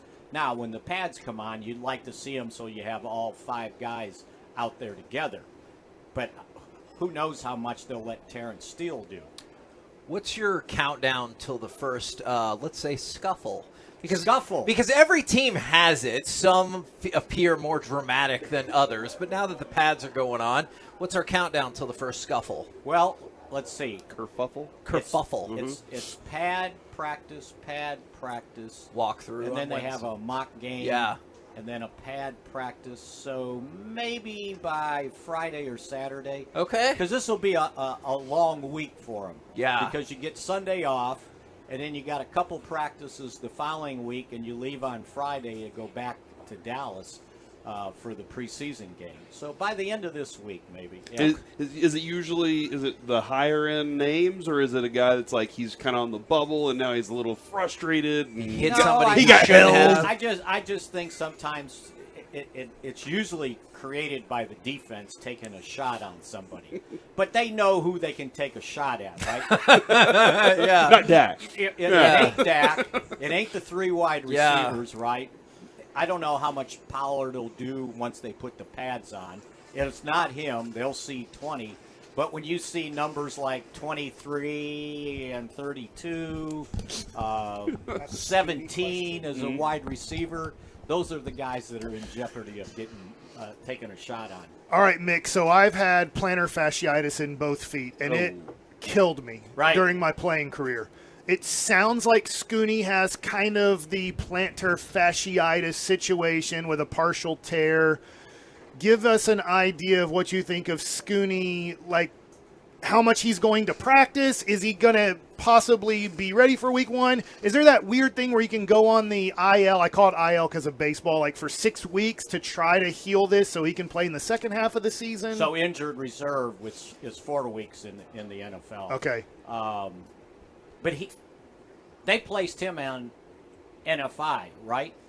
Yeah. If I remember correctly. Non-football injury. So that's a little bit different than just regular injured reserve. He needs to go out there and tear it completely.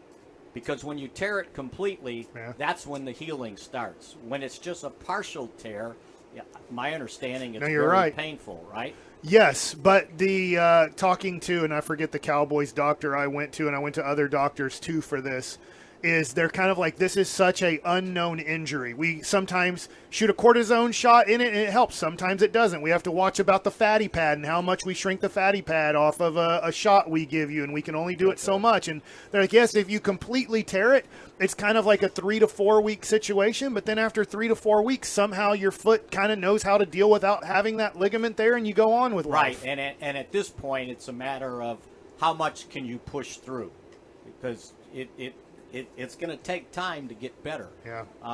But you got to be able to try to push through the pain. So we'll see where that goes. The good thing is they've got depth at tight end. They got a room, yeah. I think between Ferguson,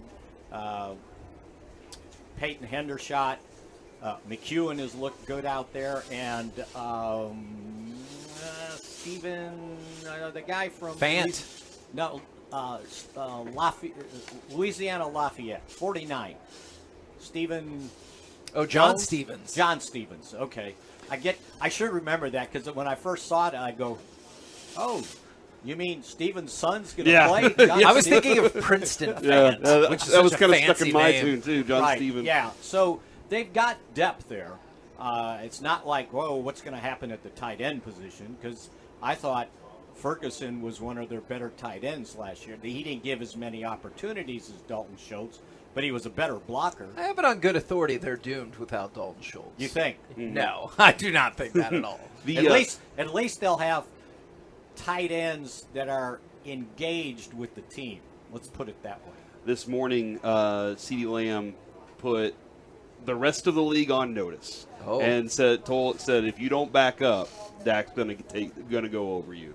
And so he's basically saying, look, and I wonder how much of that is McCarthy's offense versus the addition of Brandon Cooks and CD understanding his ability to get deep and do those things. No, it's adding Brandon Cooks, and it's adding a healthy, physically and mentally, Michael Gallup. You realize how they started the season last year, right? Yeah. At wide receiver, Yeah. CeeDee Lamb, Noah Brown, and Dennis Houston. Championship. And he was a rookie free agent, right? Yeah, it was back to receiver by committee a little bit, except for with CD. It was one man, Yeah. and then, by time Gallup got there, and he wasn't really Michael Gallup. So I think when you've got two other guys you got to worry about, that's what CD's talking about. Can't be double teaming him all the time. And you said early training camp observation, I know where we are in training camp, Buzz, that hopefully Gallup does look closer to his old self. Oh, absolutely. I mean, you can just see it. You could see in his nature, because I think even when he came back last year, he was really tentative. I don't think he trusted the knee. And that's kind of normal, right? Sure. So now, and one of the beauty things that I've seen out there is they're interchanging these wide receivers. And it's not like, okay, you're just a slot receiver. They're all over the place, yeah. And I've seen them motion guys. So you got two guys to one side, Brandon Cooks to the other, and here comes CD in motion to Cook's side. Now, what are you doing? Who you doubling? Because those guys, when you get in motion like that, you're probably getting single coverage. And as you know, and I don't know if CD meant him, but Brandon Cook's going to get behind people. Yeah, he was talking about Dak specifically. Like, he's very confident about Dak and what it's going to look like this year. And I don't think it's because they changed the offense. Let's remember, and I keep saying this, but I hate to keep repeating myself, but those first 10 games that Dak came back after the injury, they averaged 35 points a game. So what are they going to do now? 40? You actually got a bar that's pretty high that they've got to attain. At least he wasn't like Jalen Carter and said he was going to kill the other team. Yeah, that's a little bit different there. Especially given the proximity to other things. Yeah. I just don't want to use the K word. Yeah. We have speaking of the K word, Kevontae Turpin joins us today at noon. And there's another guy. And Saturday, he had some interesting stuff. He was putting people, the blender word is what I kept seeing across Twitter, but he was looking like he was on a bit of a mission on Saturday after missing a few days to have a baby. Yeah, and if they can incorporate that speed into the offense, more so than just saying, oh, Turpin's out there, they're going to run a end around. No, he won that most valuable player award for offense in the USFL wasn't just as returns; it was as a receiver too. So this guy can go. So it'll be interesting how they use him. And Jalen Tolbert's looked pretty stout. You know why? Because he was on our show. Yeah, he was our first guest. Yeah. So who else do we need to run through here? And we just had Diggs, Dak. and then he got paid. Yeah. So Dak wants to have we need Scooney. Yeah. Did you step on his toe or what? No, I could see how that would put you out for a while. Somebody suggested, did he have that before he got here, or did it happen after? And someone said, taking $21 million to the bank might hurt your foot. Yeah, that's a good point. Take the coffee table. It might also make you more amenable to a little tiny bit less on the deal. You're like, all right, yeah, let's go ahead and sign it. Well, thank you very much, good sir. We'll catch up with you again tomorrow. Absolutely. Talk to you guys. There you go. Mickey Spagnola, DallasCowboys.com. Coming up next, it's our new Monday tradition, Wanker of the Weekend. What? Who was the best at being the worst this weekend? 877-881-1053. We'll do it next right here on The Fan.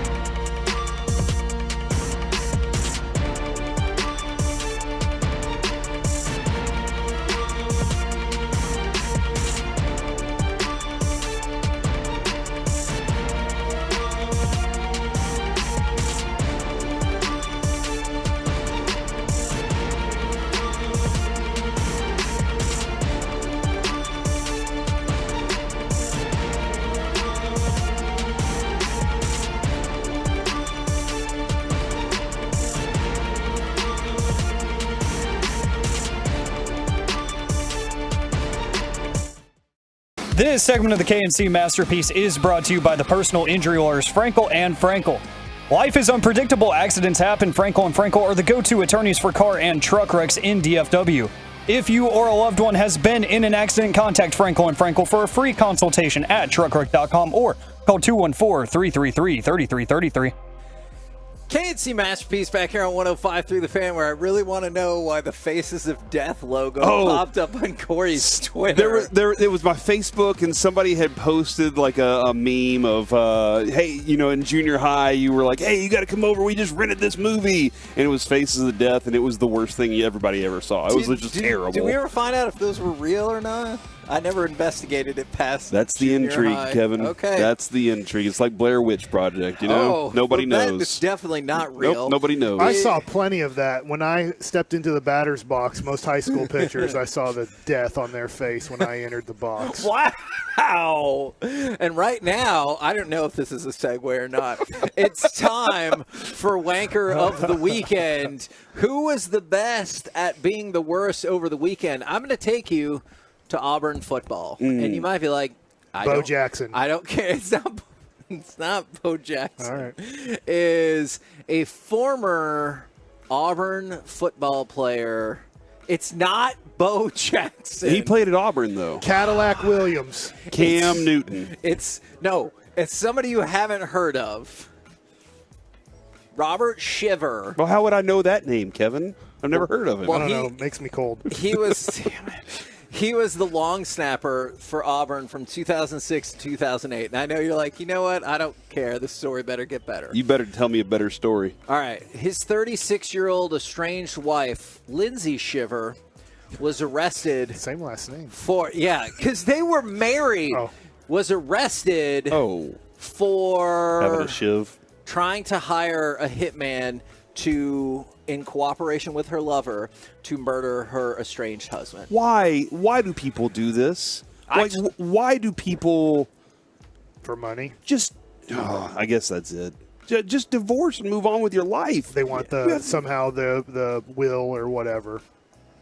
That's not... If they have kids, I don't know. It sounds horrible. But if they have kids and his money would go to the kids, and then the divorced, in this case, woman would, I guess, get the money to kind of give to the kids, but she would have control of the money. Now, you make it sound, Mike, when you say it that way, you make it sound like, no, it just makes sense. It doesn't, though. You're taking somebody's life. You don't have the right to do that.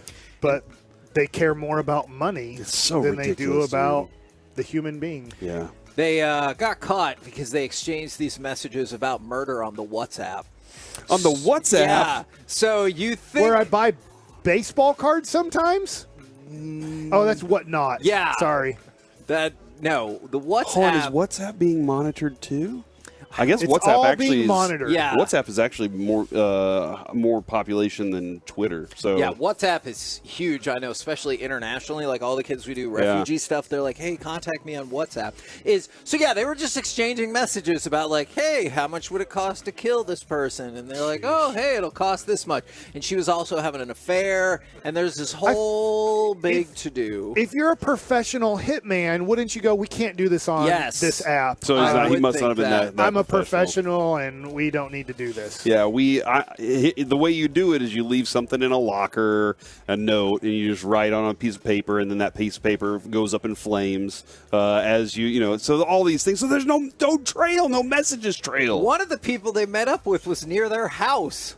I also feel like if you're going to do that, like, don't go, hey, there's a Chili's a couple of miles away from the house. You need to go, like, way far away. Yeah, but you can get as much chips and salsa as you want there. Yeah, and it's not that is probably a place still that someone's priced. planned to murder before, right? And plus, you got to spend a lot of money on this whole situation. So, you want a reasonable dinner price. God, I just was You thinking. go to Chili's. So these people are like that hire hitmen. Yeah.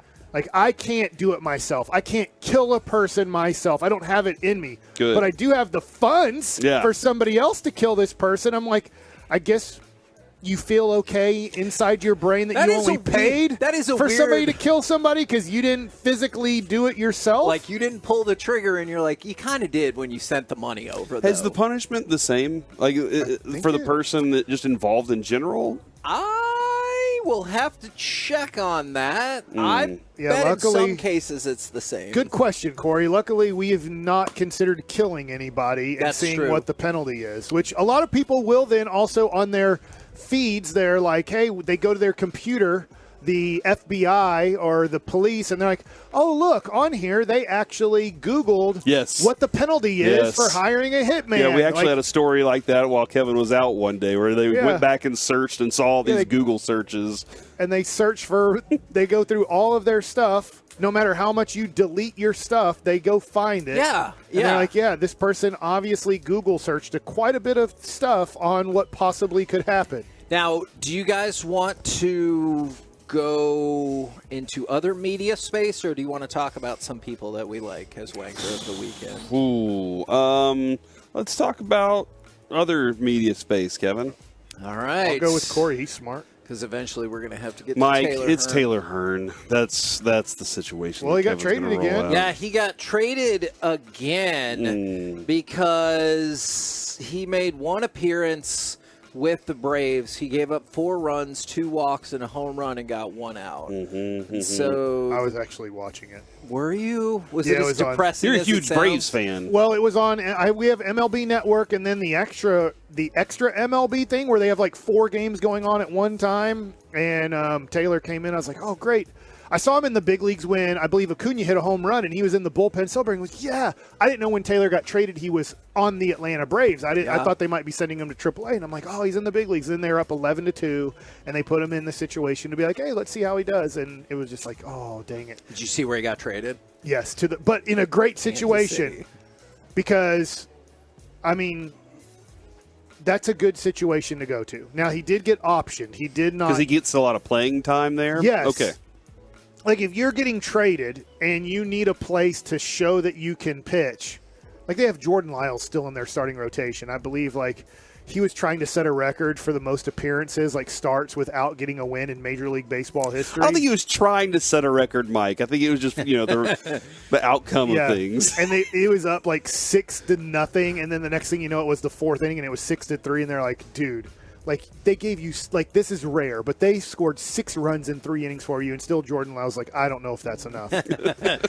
But anyways, when it came to Taylor Hearn, for him, we all want him to succeed. We all consider him a friend, Yes, he's right? awesome. And unfortunately, it didn't work out here in Texas. He was quickly he was on the Braves for a heartbeat, and now he's with the Royals. If he can pitch well, and I'm going to assume Omaha is still their AAA, if he can pitch well in Omaha and go up to the Royals, like, he will have opportunities where, like, we don't care if we win or lose. We just need to see who can pitch at this level or not.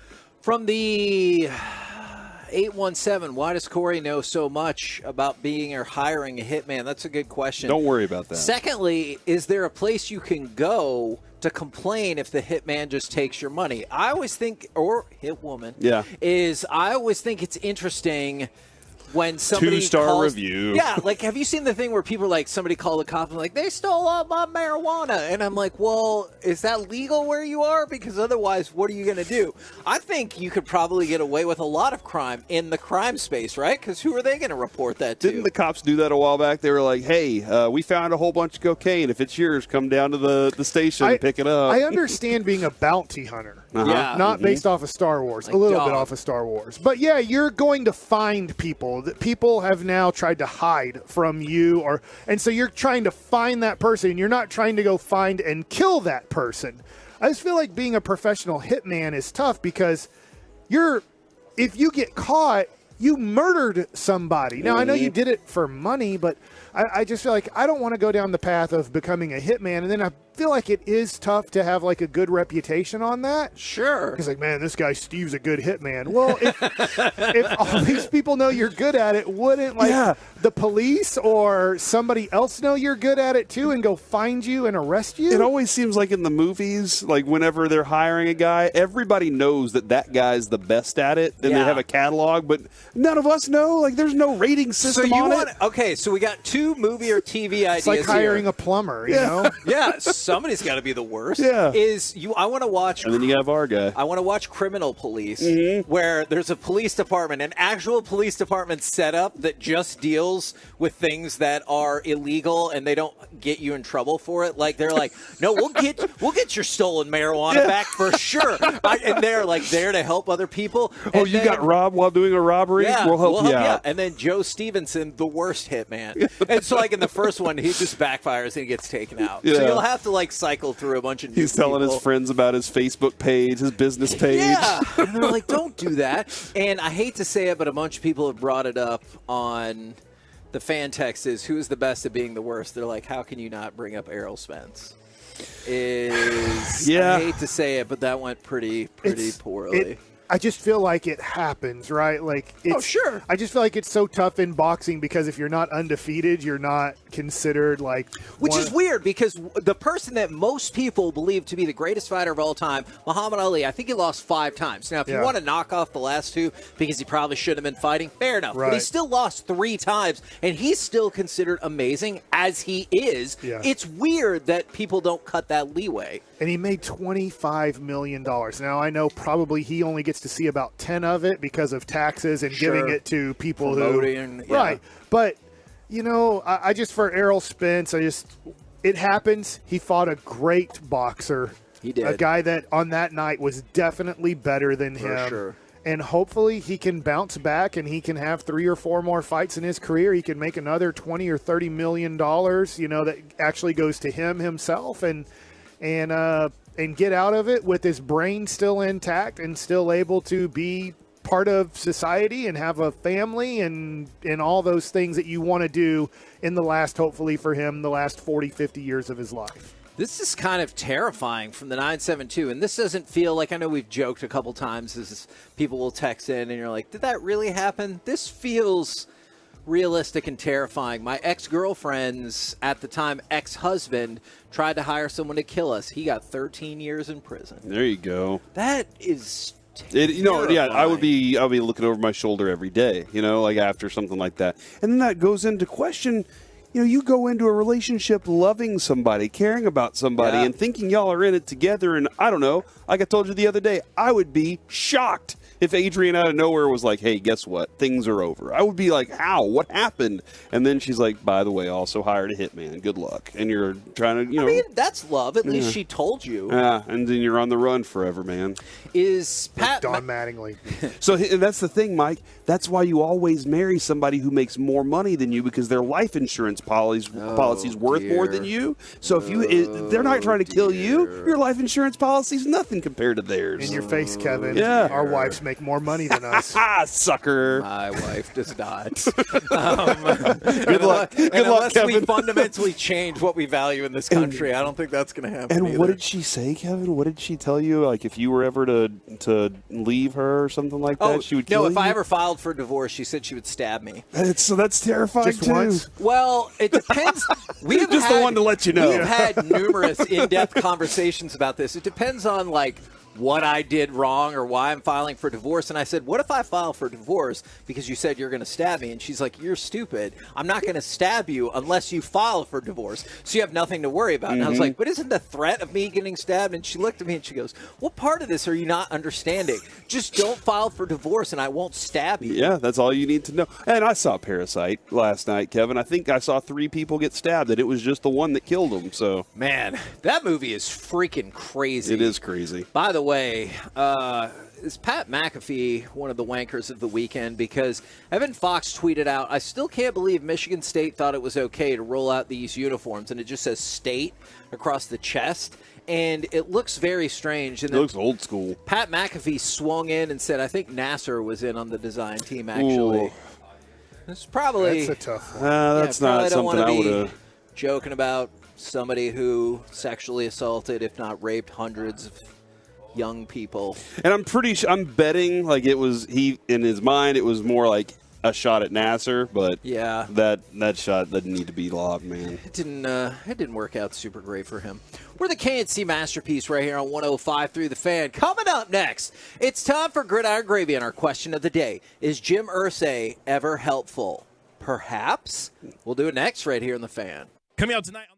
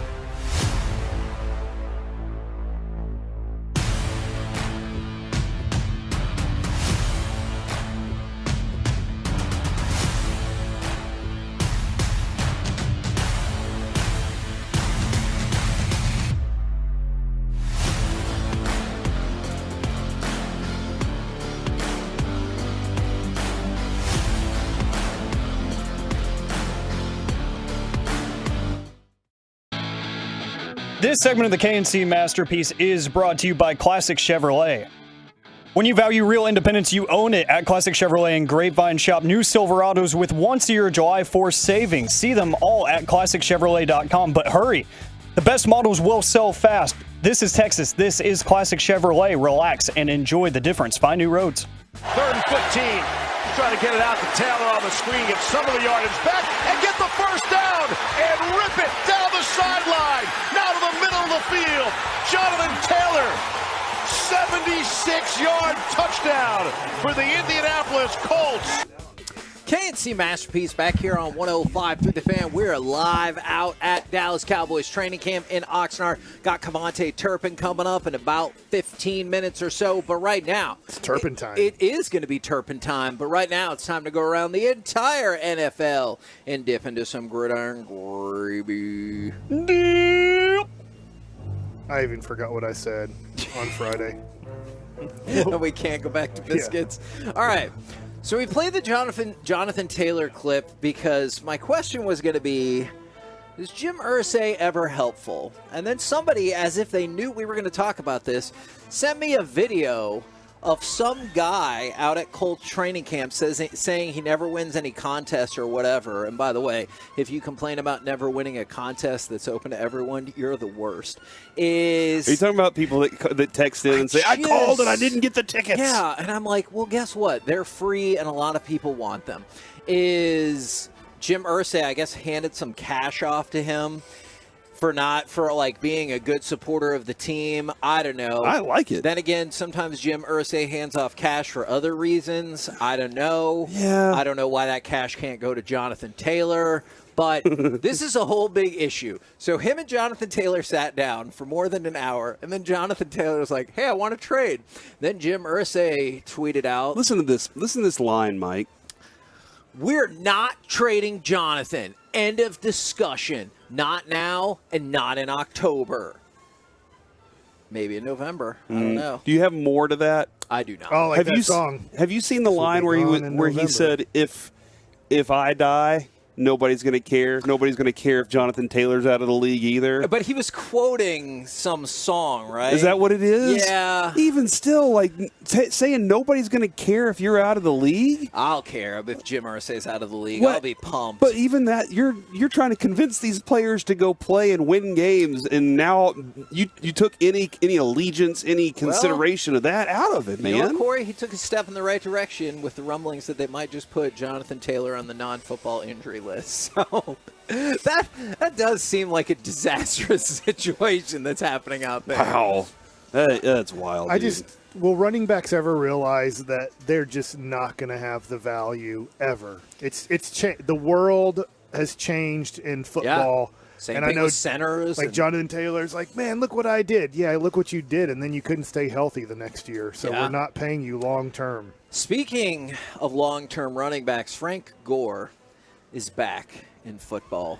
He has been hired by the 49ers to join their front office as a football advisor. I think he's like, hey, how can you get all these running backs to stay around for 15 years and be solid? And he's like, I can help you with that. Here, I think what's going to happen, he's going to Pat Riley this situation. At some point, he's going to look and he's going to be like, McCaffrey can't do this thing. Let me take his job. I'm going to go out there and I'm going to run for 800 yards to finish this season out and win this team a championship. And that what Riley did? Like, he would take over and coach in place of other coaches along the way? They couldn't do it because they needed Pat Riley. They need Pat By Riley. the way, split decision here on Jim Irsay from the 214. I don't know, man. Jim Irsay has grown more likable to me. Not a bad owner. And then the next text from another 214.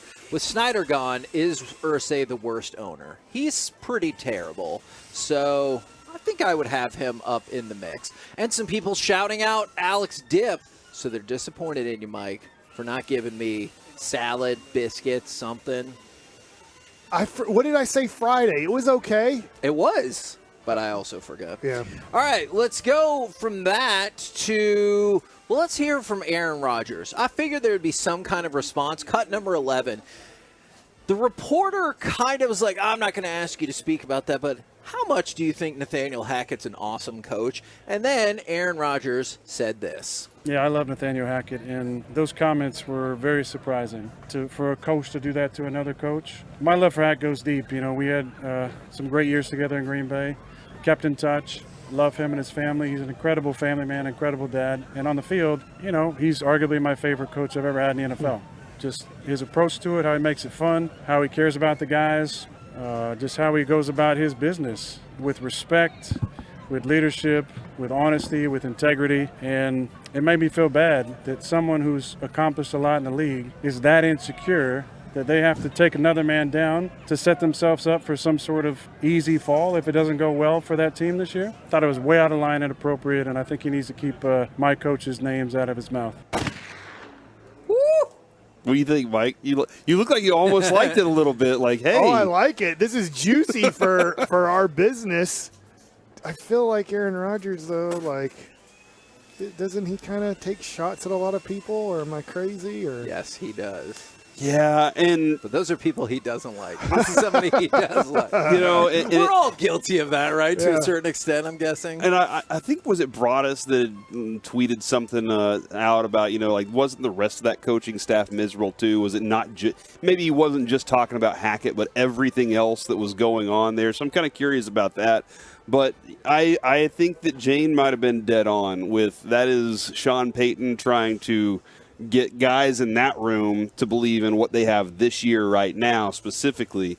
Aaron Rodgers, though, I like it. I like a little bit of controversy for that right there. Does this make the Broncos more interesting to you, or did you already think they were interesting because of Sean Payton? Like, I feel like now some people will watch to, like, hope he fails or whatever. It was, for the interesting level of the Broncos, it was, well, let's see about 4 games into the season what their record is. And at that point, that's whenever you're like, okay, that's where I was waiting for. Because right now it's just a bunch of talk. Even with the Jets, it's just a bunch of talks. But when they start playing division rivals, when they start having significantly important games, then that's whenever they get more interesting to me. Otherwise, they are what they were last year until I see it different. I know that we do this in late August, but is Denver third or fourth in that division for you guys? Obviously, Kansas City's 1, and I'm assuming the Chargers are 2.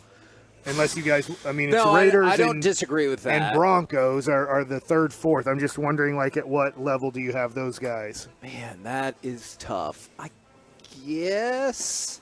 Because I just don't think I'm going to care that much about Denver. Yeah. I don't think they're a contender. I think I'm still putting them fourth. I do. Do you think they're better than the Raiders, Corey? I think the Raiders are miserable.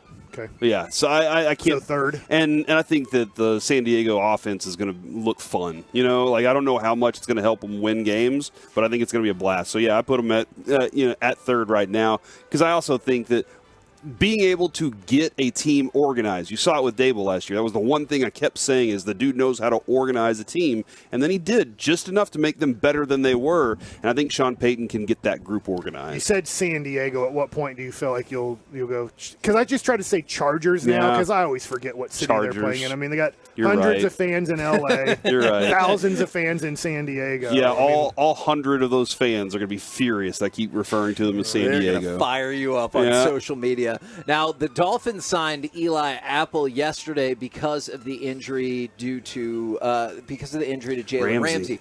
Jalen Ramsey supposedly told McDaniel, "Tell me what the timeline is, and I'll beat it by a month for injury return." You know what I'd say in that instance? The timeline's a month.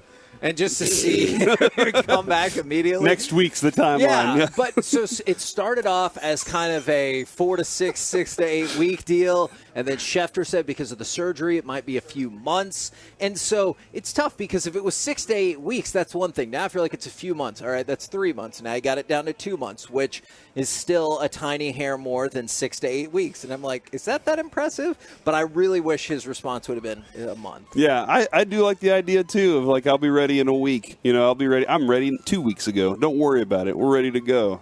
But you're right. Eli Apple's mom talks a lot, right? She does. Mm-hmm. So she'll have an opinion on it. Do you want to see him fail because of that? I don't care. Okay. I was just curious about that. All right. Danielle Hunter reached a new deal for this year with a new deal with the Vikings for. I always rethink what I've done when Mike gives me the thumbs up or points at me, and he's like, "I get what you were doing there," and then I think, did I say the right thing right there? Probably not. But supposedly people thought he was going to be available for trade, and they came to an agreement on a one-year deal worth up to $20 million. Let's go from that to, unfortunately, another calf injury. We've seen these pile up. Obviously, first it hit with Donovan Wilson, and then Joe Burrow, which the concern was that was going to be something much worse. And now Kalijah Cansey, who was a first-round pick in this last draft for the Bucs, out due to a calf injury as well. It feels like, I know injuries happen in camp. I know Mike has pointed. Yes, I'm aware, Mike. Today. No, Full pads. no. Somebody's going to the last year. It At happened least last year. one person's going to It the was tent. James Washington, day one. Remember, this was the day that it happened. First padded It's practice. okay, though, because he was really good in the early 90s, number 37. Should have maybe been the MVP of a Super Bowl. That's actually true Yes. regarding that other player. He's from California, James Washington. I know his whole story. This might be two different people, but yes, I understand. Well, I he's 55 years old trying to be a wide receiver I'm not out here. saying you're wrong, Mike. I just don't actively want to discuss, hey, who's going to get hurt I was today? wondering, I hope it's nobody. don't you hold out Tyron Smith today from practice knowing that he would get hurt today? I don't. Well, with Zach Martin not I'll being bet here, you $1 that Tyron Smith, if he's in full pads and practices, he will not make it we through should this whole not practice. be betting on somebody $1. getting hurt. No, we should not. It's not big money. I will not. What are the odds, You shouldn't though, at do this that. point? No, don't bet on if somebody's near going to get zero. hurt. Near zero, Kevin, as well. If I pick a specific player, I'll probably be wrong. If I say there's going to be a Cowboy either carted off or trying to get to the tent or trying to go indoors, I'm going to be 100% right on that and I'm today. sure that will happen with most every team in football today. I'm sure you're right about that. I'm not disputing that. I'm just saying we definitely should not bet on it or anything like that. That feels wrong. That's what betting's about. Because if that was right, then there would be somebody like at the corner when you walk in taking those bets. And there's not somebody. Like, who cares when Denver plays Arizona this year, if that's on the schedule in the NFL? Who cares? You know who cares? The people who gamble on it. That's the only people who care on that fart game. But they're in the gambling NFL. about who's going to win, not who's going to get hurt, right? Well, so you just throw some extra odds out there. We got Kevontae Turpin heading our direction in just a few minutes. Kevin, you excited about that? I think so. I might need a few turpentine. minutes to recover from Mike. what was just happening here. Also, Sony Michel retired from the NFL at the age of 28. So there's another running back right there. Coming up next, we will talk with I'll ask him. Cowboys. Please Don't ask. all-around offensive weapon, Pro Bowl returner, and new dad again, Kevontae Turpin, right here on 105.3 The Fan.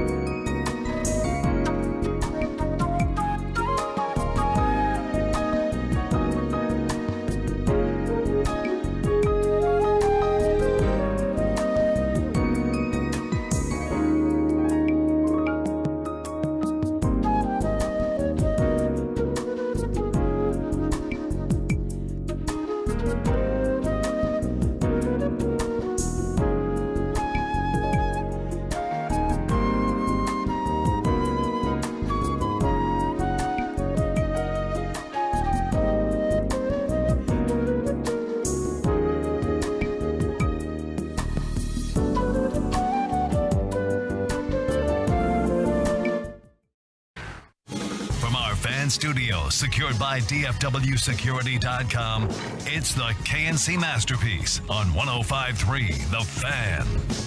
KNC Masterpiece right here on 105.3 The Fan, and the man with immaculate timing walking up at the perfect, you guessed it, time. It is Cowboys Pro Bowler, all-around offensive weapon, Cavante Turpin. How's it going, man? Feel good, man. Nice to be on the show, man. Well, I do want to get some business out of the way. You made me look really bad this last week because you had a baby and came back to camp. Last camp, I missed all of training camp because my wife was having a baby, and the doctor said, don't go out to California. And then she didn't even have the freaking baby until after camp was over. Oh, that's crazy, though. It made me look really bad. So you are clearly more professional than I am. How long ago was your kiddo born? She was born on the 27th of July. Wow. So, yeah. Is it? Congratulations. Yeah, congratulations. Appreciate it. What's her name? Kiora. Kiora? I like that. All right. And this is my second one. Yeah. How old's your other kiddo? She like 4 weeks. Okay. Yeah, I had back-to-back, basically. Wow. Do you remember your first meal after she was born? Because I think Kevin's first meal after his first kid was born was a bucket of chicken. I remember my wife wanted Whataburger. So, like, do you remember what you ate? I remember I ate Chick-fil-A. Chick-fil-A. Chick-fil-A. Smart Good. decision. Yeah, that's good. Because I remember we got a bucket of chicken because I was like, we have a baby now. I can never leave the house again. And of course, you know that feeling. You realize as you go along, like you're able to do regular life things, but it is super nerve-wracking. Yeah, was it nerve-wracking knowing, hey, there might be a baby coming while I'm at training camp, and then the baby comes and you're like, hey, I'm super excited. I have to go back to training camp. Yeah, I say with me, I just ain't want to miss no days. So with that, but at the same time, I brought my baby girl here, so I just came here just ready to go. Like I did all my watching my film, did all my studying at the hospital. So I just came here just try to show the coaches that I'm dedicated, that I ain't got to meet with none of my coaches. I just can go straight to it. Yeah, Saturday you were. I kept seeing he's putting cornerbacks in a blender right now, and you look like you were on a mission to show, hey, I came back with something different. Yeah, I came back with it on my mind, basically. Yeah. We keep hearing the thing of like he's not just a gimmick this year. He's not going to be just that. And are you looking to add more to your portfolio this season? Yeah. Right now I'm really just trying to get back on the offense, and I know like special teams. I know I can do that like in my sleep, basically. So I'm really just trying to show the coaches that they can trust in me on the offensive end. I can do everything they want me to do on the offensive end, basically. Are you confident in? I know this might be a tricky question to answer. Are you confident in the coaching staff seeing that? Because I thought last year you were ready. They did not consult me on any offensive play calls. Yeah. And I just thought maybe your number didn't get called enough. I'll just say, like, last year it was kind of hard for me, coming from the USFL. I didn't get to, do OTAs or minute count. So the playbook was kind of, hard for me because I had to, it was a lot going on when I got here. So that's basically what it was last year. You felt behind? Yeah, I felt behind, basically. Yeah, that's basically what it was. So I have maybe a stupid, silly question. When you are fielding a punt, when you're going to catch a punt, at what point do you take your eyes possibly off the ball to see where the guys are coming at you to know, I got a fair catch this one? Is it just about the hang time and you're not taking your eyes off the ball and going, this one's hanging up in the air, so I know that guys are probably getting on top of me? I'll say, with that, I really don't look at the ball. I look at the gunners. Before the punter even kicked the ball, I look at the gunner just to see how fast, see if one of my guys, holding them up, and I know, by the time the ball get there, I know, what to do then. So I don't really look at the ball most of the time. I just look at the gunner to see how fast they coming down. And then when it comes to, obviously, catching a punt versus catching a kickoff, the ball is obviously spinning in a different way. Do you have an idea on the carry of the punt versus the kick? And I'll just say that. It's only thing really hard for me with that is left-footed punters because it's spin different than right-footed punters. It's just a different spin with the left-footed punters. It's really kind of hard, to be honest with you. So do you see somebody walk out, or you look at the scouting and you're like, oh no, not a lefty. That's not that's all we got in our division. Yeah, it is left-footed punters against. I'm that's basically one of the hardest balls to catch because it just got a different spin than what I'm used to, basically. He's talking to coach, and he's like, hey, can we get a practice squad left-footed punter here so I can practice that a little bit more? That's what we do. That's what we do for sure. See, I think it would be great if you were scouting other people and you just asked them to sign things, and you're like, all right, he signed with his right hand. I got a shot right here. Yeah. I was curious because I don't know how productive this is for you. when you go back and critique your returns, do you ever get caught up on one? You're like, oh, if I could have cut back there, that's a touchdown. Or is that a waste of time? No, it ain't a waste of time. Like, I go through trying to see what I can do, what I could have did better. Yeah, I have like plenty of things. Like I could have like made a move this way or went outside. Like that's basically one of the things I did in the off season. Like watching my film, basically trying to see what I can critique and basically what I can do better coming to this year. Do you like? It always looks like you're mad you didn't score a touchdown. Always. Like every single time that you don't break through it, you're just like, oh. Yeah, they just I be trying to score every time I touch the ball, so I be having that mindset like I need to score this rock. So every time I get tackled, I just be like, like it just eat aside me. When it comes to kickoff returning, there'll be times where the ball's 3-4 yards deep and you go ahead and come out. There'll be times where the ball's 2 or 3 yards deep and you kneel. Is that a predetermined situation before you go out there from special teams, or is it still a feel on if you're going to take the ball out of the end zone or not? It's just like with Coach Bones, like he have us like just say like the ball like 4 or 5 yards deep, he want us to keep it in.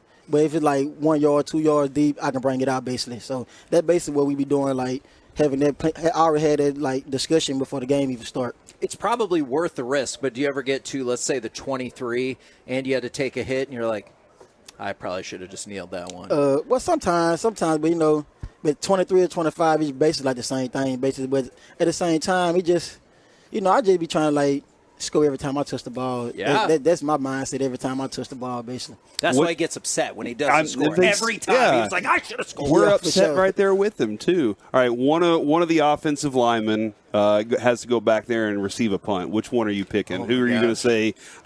He's got the speed. He's got the hands. Do they have the hands? I'll say who got the hands I'll say Zach Martin got the hands. I don't know about the speed, but I know for sure he can catch a punt for sure, though. So what I just heard was the Cowboys need to pay Zach Martin. That's what I'm just basically. We've heard a lot of positivity, and it seems like the guys really get along with this training camp. What I was curious for is, how much does that matter? Because there are teams that turn out to be great, and you're like, maybe they didn't really like each other. Or teams that they got along super great, and they weren't very good. How much does it matter how much the team gels and gets along in terms of off the field stuff? I'll just say off the field, like, everybody respect one another. So I just feel like with the locker room, it's just everybody talk to everybody. So I just feel like in a locker room, it's a great chemistry between every guy. No matter if you're O-line, D-line, receiver, like everybody talk to each other. So I just feel like with that being, that's good for like our locker room, basically. We've heard about competition of chess, spades. Everything. Is there a go-to game for you that I'm like, I'll beat everybody, or is there a game you always get sucked into? No, I'll just say with me, I will beat everybody in basketball.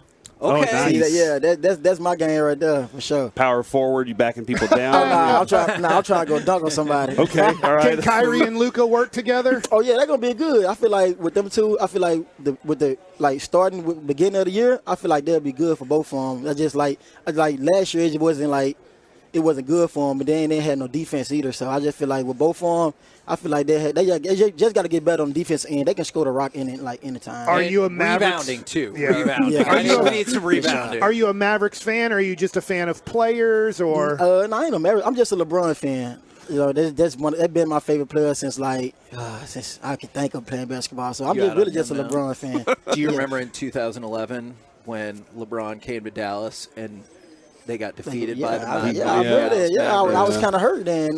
I mean, I'm sorry you were hurting, but not really, because we were still hurting from 06. I know, I feel you, but Dirk put on a show that series. I can't lie. So Dallas, that was good for him for sure. You think that it is a two-man game with Luka and Kyrie the thing, or is it you go, I go? Which one do you want to see more of? I really just want to see. I want to see them get the team involved because they can score the rock in it. Like they can really score in that point of the game. But I just feel like it's a team game, so I just feel like they get the team involved. It's really gonna be hard for anybody to stop them.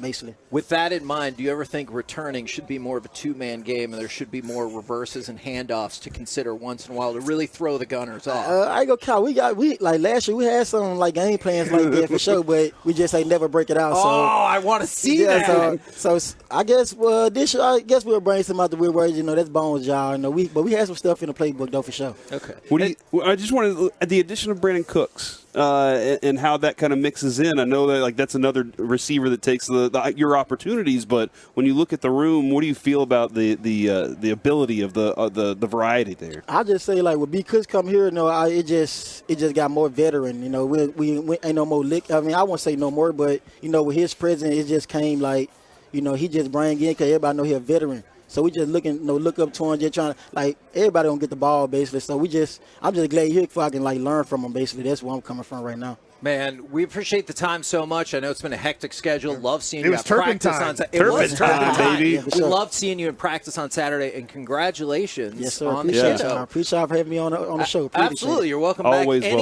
anytime, man. Yes. especially once y'all run the reverse on the return. I really want to see that. I got He you can for come sure. on in April and May and break down NBA playoffs. Yeah, let's do that. I love to do that. For We'll sure. for sure I'm do that. I'm a basketball head for sure. Okay, Yeah, we will get you back just I like for it. that. I Okay, like got it, you. man. There you go, Already. Kevontae Turpin, right here in your home at the Dallas Cowboys 105.3 The Fan. Coming up next, we will hear from Mike McCarthy. Plus, what's the next move for the Rangers? Because we still got about 24 hours till the trade deadline. All of that in the Expressway on 105.3 The Fan.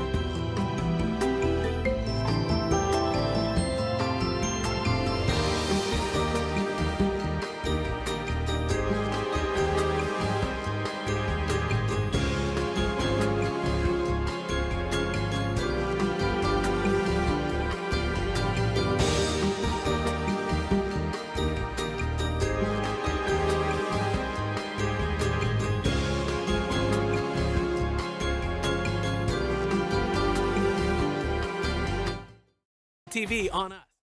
Particular message before the first padded practice, and if so, kind of what did you talk to them about?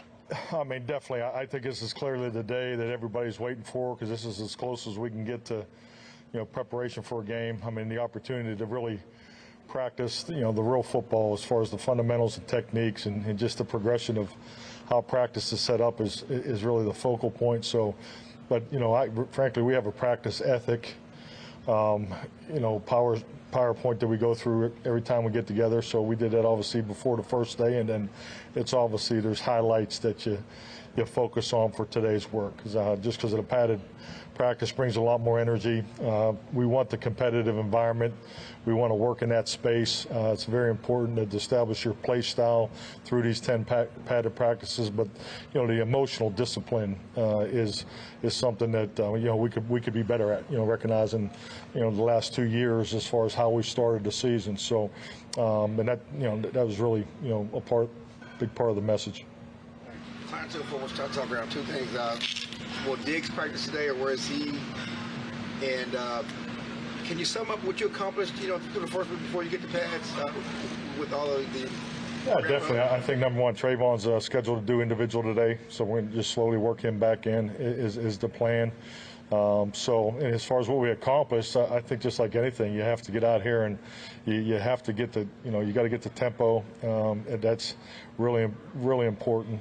Just the pace of operation.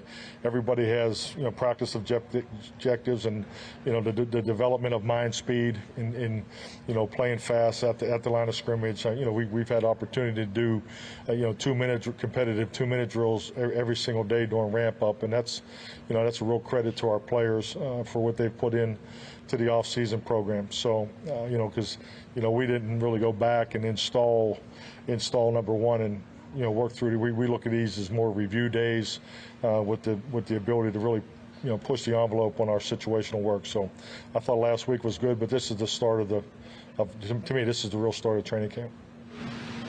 Mike Todd Archer with ESPN. With Tyron, do you plan to monitor his work here in training camp, but also recognize he's a guy who's missed so much time here lately that he might need the work? How do you balance that? Well, I think number one, yes, we will monitor his work. I mean, he's played a lot of football, and I'm well aware of how much time he's missed. But Tyron's been in the building every single day pretty much since the season's over. So he's put a tremendous amount of time in addressing some of the things challenges that he had last year. So, but yeah, I think we have to be very, very smart with our veteran players.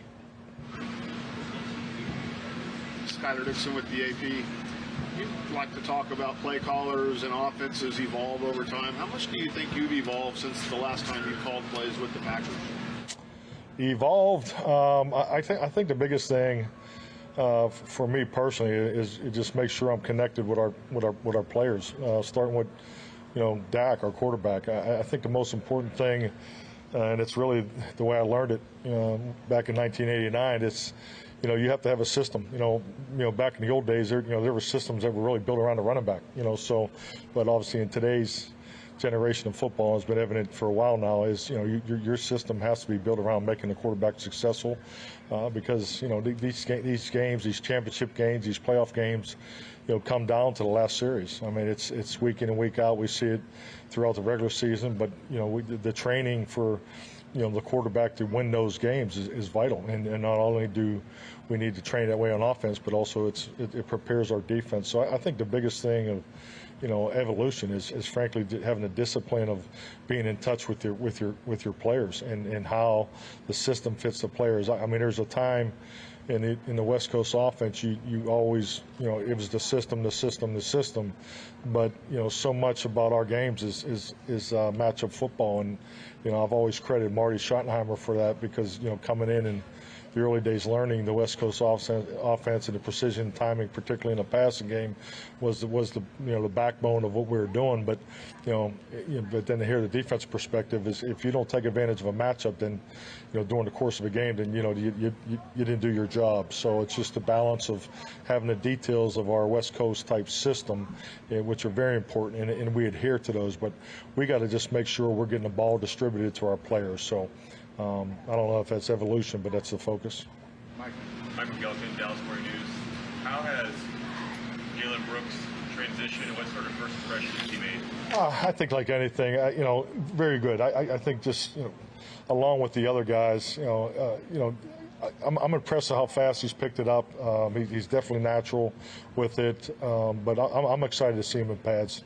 I'm excited to see all the pads. I mean, we have 4 padded practices this week. These next 6 days will tell us a lot about our young players because you got the 4 padded practices, which is also you go through 4 installations, so they have a different, basically playbook or game plan for each and every day. So the stress of the mental, the emotional grind of taking the next step into the National Football League, this is a big week. It's a little bit of a threshold week, and I'm excited to see all of our rookies.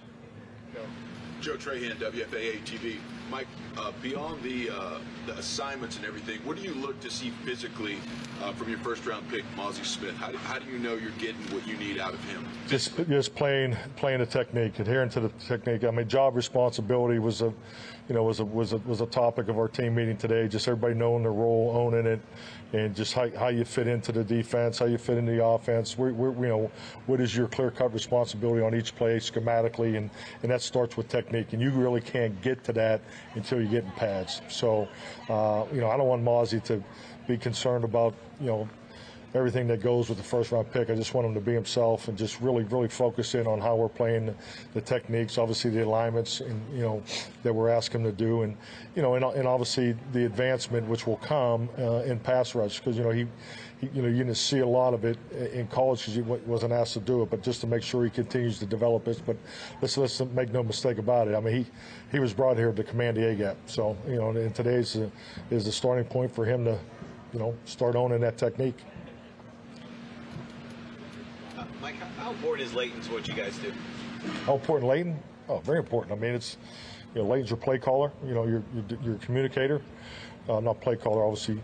Wears the green dot, but he's the communicator on the field. Obviously, the adjustments. I think he does a great job of recognizing the protection adjustment or the run adjustment of the offense.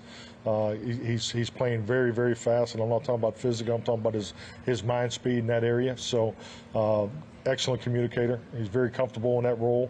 I think his command is definitely where it needs to be. I think he's really improved in that area, and he's in great shape. I mean, he went to a different training regimen last year, had a lot of success with it going in this year, and I think he took it went to another level. So he's clearly, in my time with him, I think he's in the best shape, and I think he definitely has command of our defense. Guys who know your job. Is Steve's responsibility to kind of know a little bit about everybody's job too? Well, that is his job. I mean, he's the key communicator there, and that's the key with the green dot. The green dot's going to make sure that the call is clean, right or wrong or indifferent. It's got to be clean, and and the other 10 are aligned with you. Anybody else? Coach Patrick Walker, DallasCowboys.com.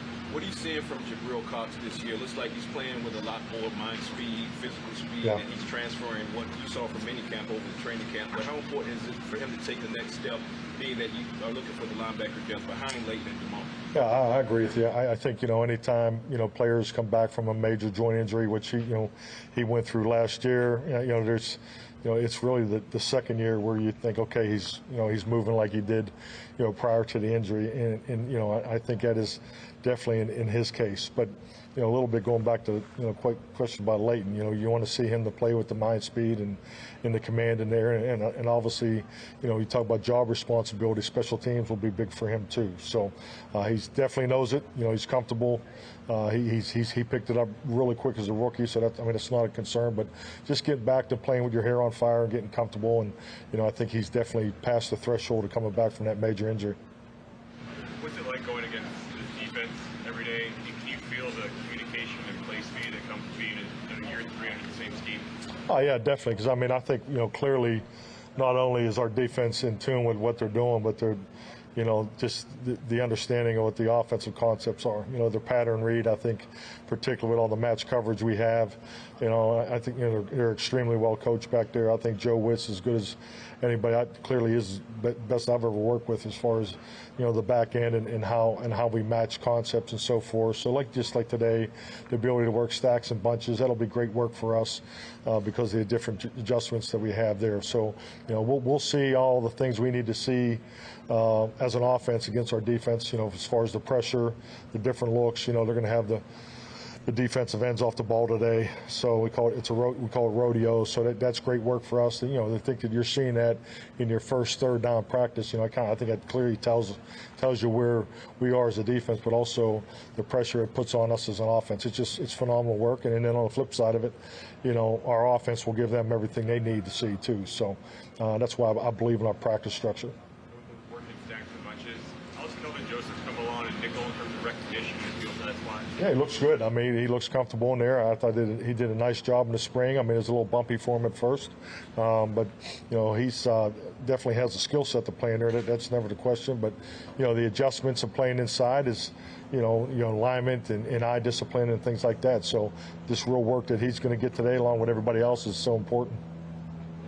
Mike, how do you define, in your mind, what is an elite defense, and where is this group in the potential to get there? Can you give me the last part of the question? Elite defense and elite defense, and where do you think your group is on the journey to being an elite defense? Well, I think as you've seen, I look at year one was more of a, we transitioned from the personnel and profiles that we wanted to be, prior to the system that was here in the past, and I think we definitely were there.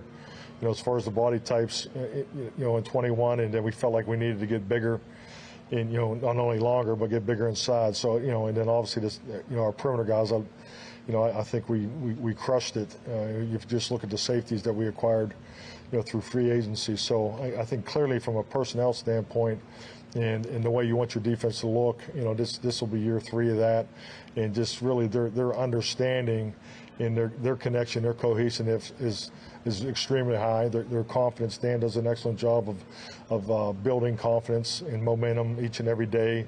So we definitely have that. So and it's just a great challenge for us offensively. But end of the day, it's about performance, and this is really, as I said earlier, the first day that we get to really practice real technique. So, but yeah, I definitely think we have the makings of a top 5 defense.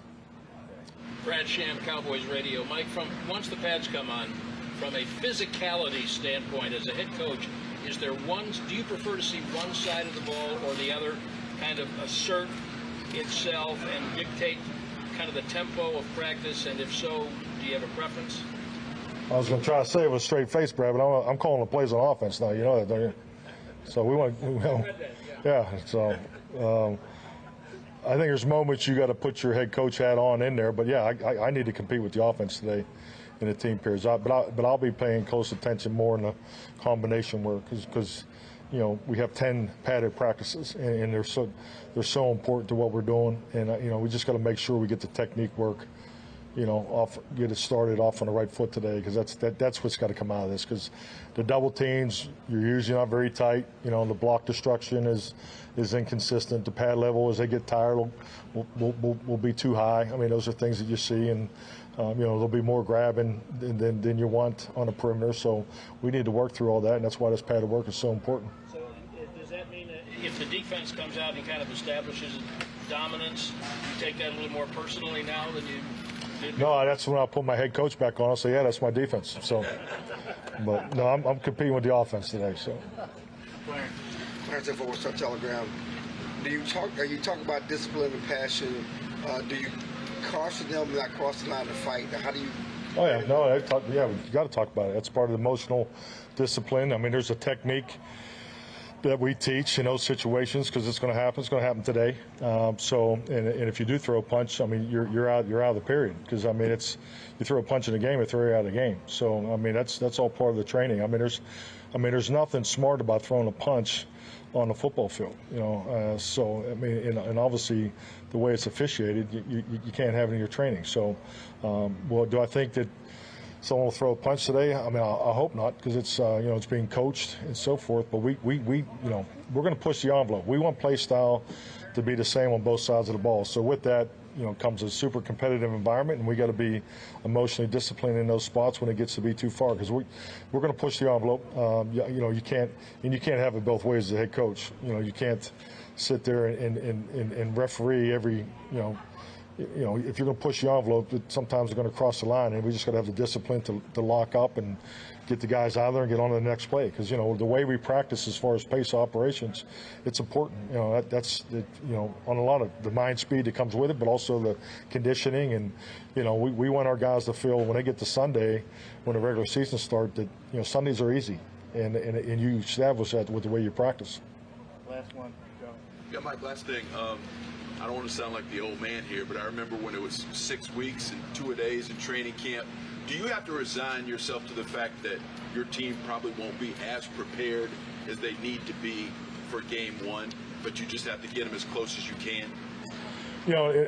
It's a great question, but I think the reality is we're all practicing the same way. So I think we'll be as prepared or better than any other team in the league. I do believe that. But, yeah, I tell a story all the time. I can remember AM practice and PM practice and meetings at night. And, and Marty Schottenheimer's teams were excellent running the ball, and they were excellent, stopping the run. Well, because we did 25 play 9-on-7s, twice a day. So, and there's years where we went 14 days in a row of 2 days with pads. So, it was a different era, but it was also reflected on the way that era played. But that's not how we play today in this league. And space is important.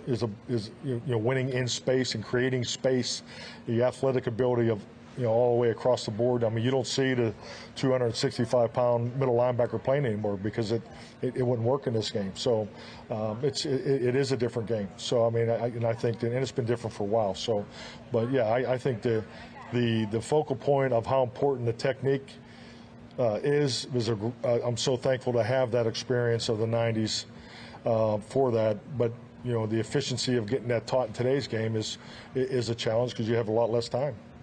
All righty, thanks everybody. Thank you.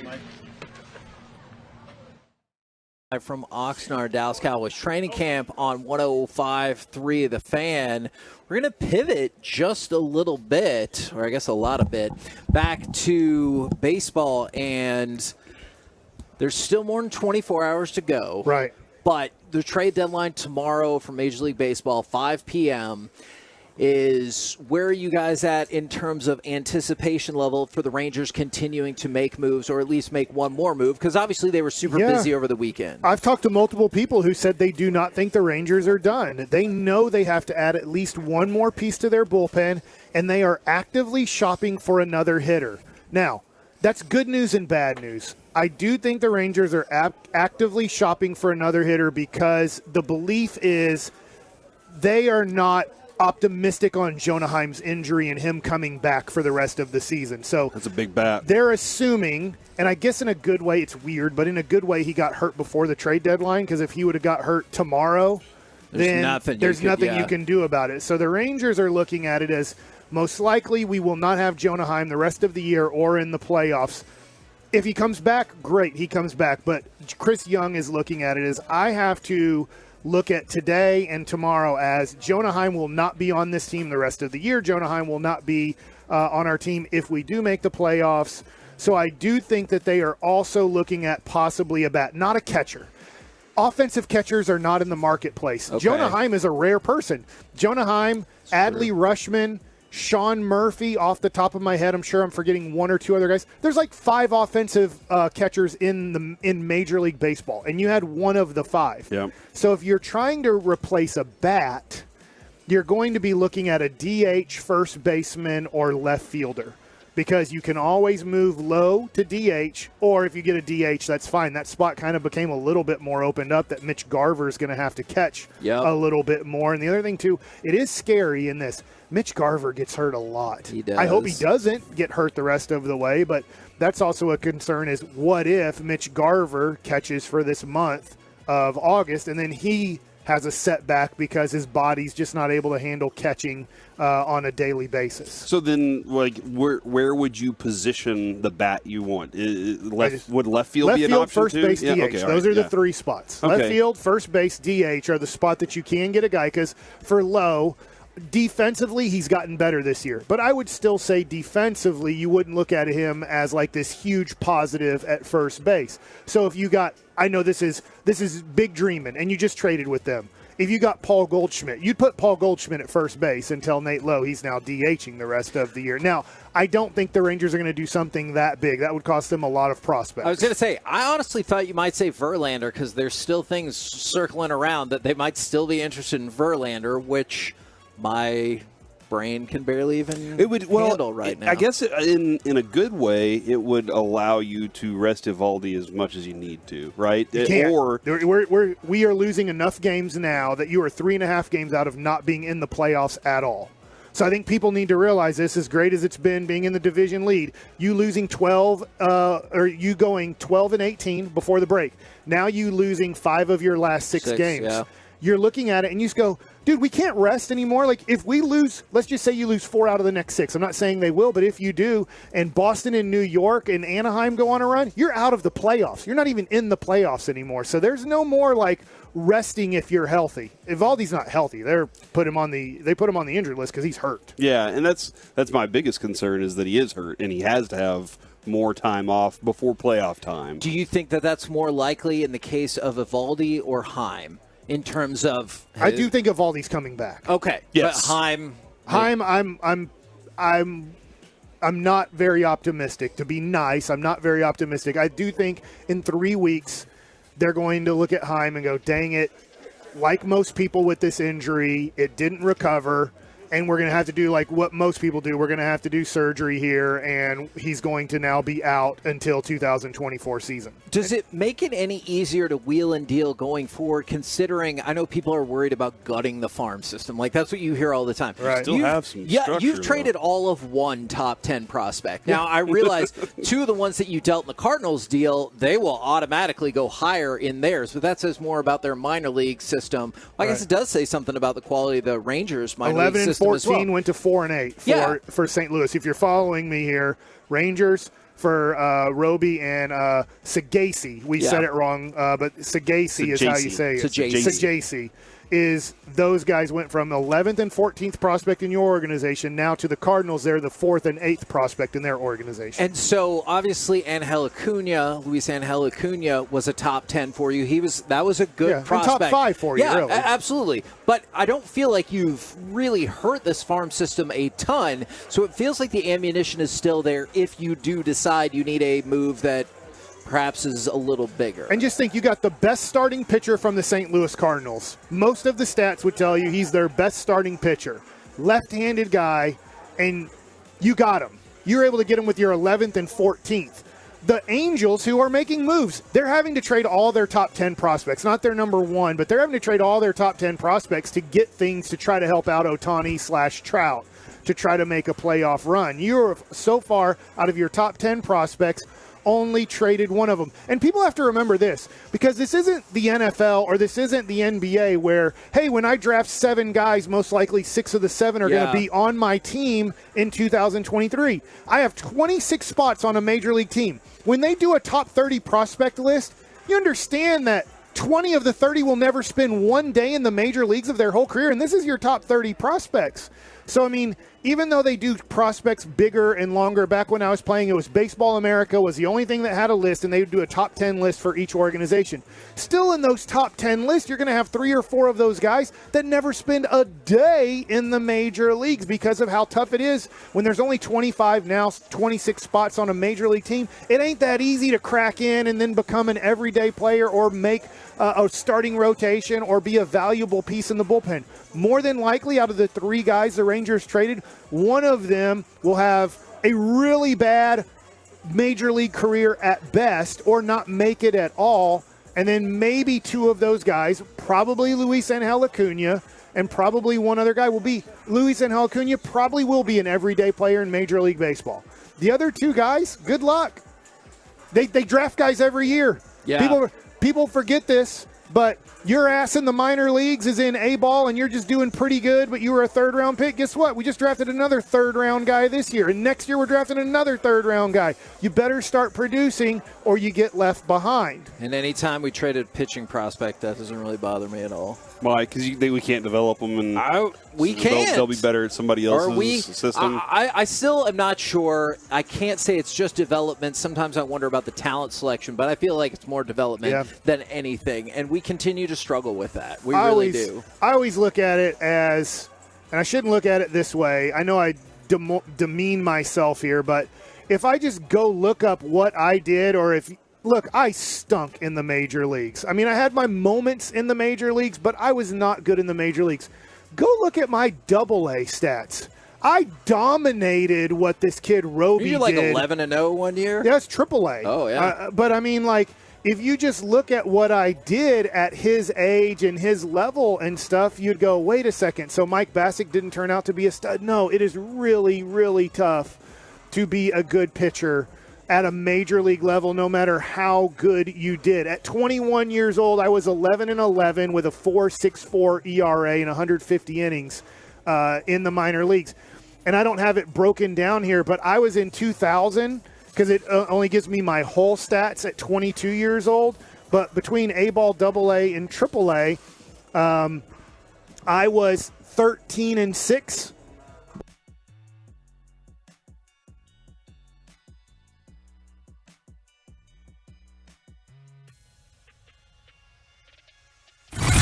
It's Cowboys camp time, and we at The Fan are proud to bring you all-day coverage.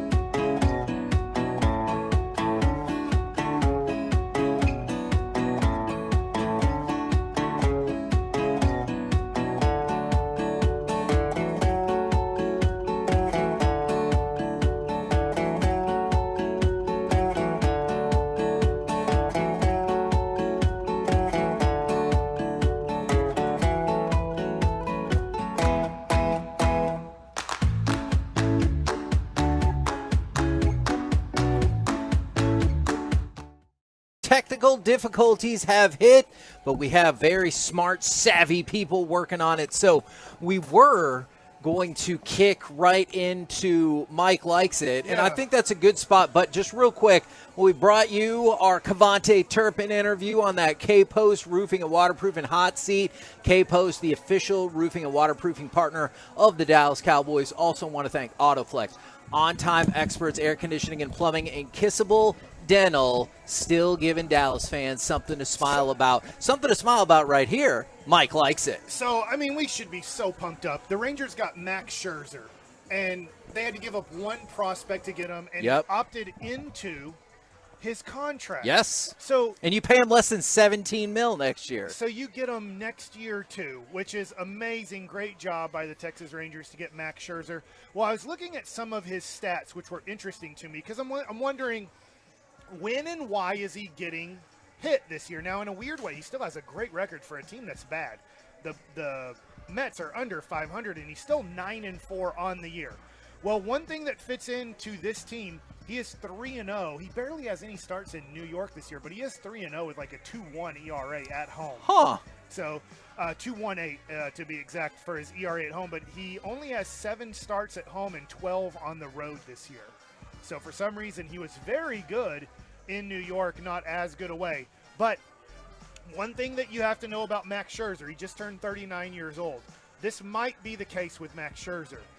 You shouldn't pitch him a third time through the lineup. When I was looking at his numbers, now this goes into, can the Rangers be a good bullpen for him? Because he really might need it. His numbers go way up the third time through the lineup. In fact, he's given up 23 home runs this year. 10 of them are third time through the lineup. And when you go third time through the lineup, 98 at-bats third time through the lineup. If you look first time through the lineup, 156. Second time through the lineup, 152.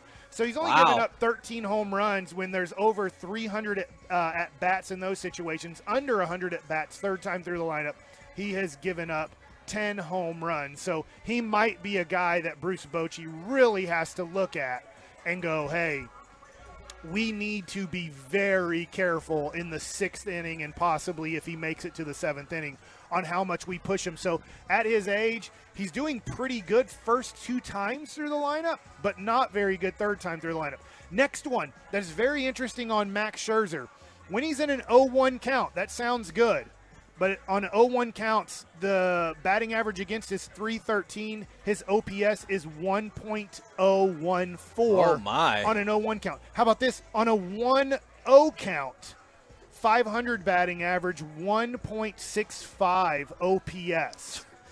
Now, that's the ball put in play. It doesn't mean from there. It means like if somebody swings on 1-0, they're batting 500 off of him, 313 on 0-1. But as the at-bat progresses, he does much better. Obviously, 1-2 count, 197. 1-1 count, I guess not much better. It's 405 batting average against with an OPS of 1.18. So, but when you get further in the counts, whether it's a 2-2 count, a 2-1 count, a 3-2 count, it's 133 batting average against. But for some reason, I guess guys might be jumping on him on the first, second pitch. Do you then, if that's the case, like, I don't know how much, I'm sure they analyze everything. Yes. Do you start junking your pitches up a little bit earlier in the count since people are jumping on them? I don't know, as in you want to get ahead in the count. Or you want, sure. Maybe he needs to be a little bit more fine. Like we'd have to see a heat chart of where is he throwing the ball on 1-0, where is he throwing the ball on 0-1. If they're middle, then we like, hey, you got to work edges a little bit more. Take your chances. Your middle isn't working as well as maybe your middle used to work when you were in your prime.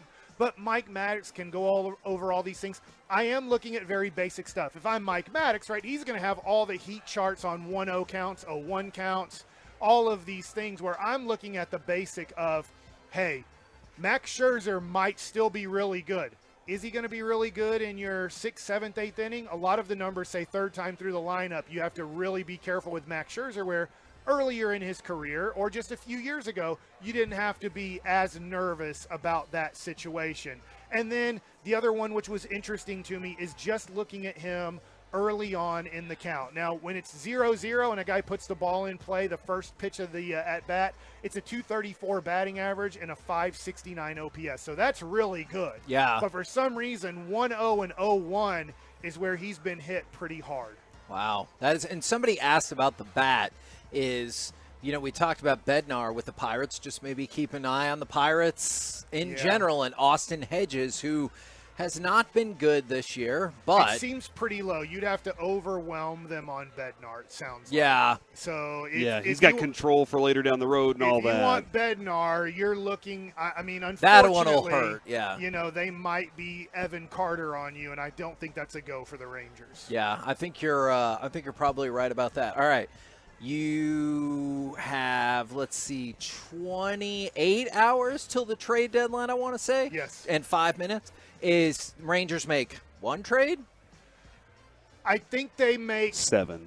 Well, that feels like a lot. That's a good question, but I always feel like it's tough because, well, they could make one trade if you got a reliever from Pittsburgh and Austin Hedges, a catcher to help you out, and then Sam Huff doesn't have to catch. Okay, but that was just one trade. Yeah. How many people will they trade for? Okay. I will say they'll trade for at least 2. One will be a reliever for sure. They know they need another right-handed reliever really bad. And then another one could be, whether it's a backup catcher, whether it's in a weird, I don't know if they would do this, but Seattle's maybe shopping Teoscar Hernandez, who just hasn't worked out in Seattle. He was an all-star with the Blue Jays. Now, there's rumors that the Blue Jays will take him back, but I believe he's a free agent at the end of the year, so it would be a rental situation. Would Seattle, who now believes, in a weird way, guys, they believe they can catch a Houston and a Texas because Houston and Texas are not playing very well. They keep losing more than they win. Both organizations, Houston and Texas, are not playing well right now. And so the Angels and Seattle are going, hey, we haven't played that great. The Angels can say they've played better than Seattle, but they're both, from an organizational standpoint, looking at the Rangers and being surprised how well they played through 60 games, but now going, hey, man, they're playing under 500 for a long time now. Can we catch these guys? And I know there's some spots out there saying the Rangers are still interested in Verlander. When we were talking about Broadus, we got some sources there saying that might be a little bit too rich for the Rangers to get back involved in that. And I do think they did a great job. Jordan Montgomery is a good lefty starting pitcher. Sure. Max Scherzer can be a great pitcher for you. They got 2 quality starting pitchers already. So they did a great job in the pitching category. I'm with you on that. Absolutely. One more reliever, please. We're the KNC Masterpiece right here on 105 through the Fan. Coming up next, it's time for the C Block starring Corey Majors. Let's talk with Christy Scales next on the Fan. This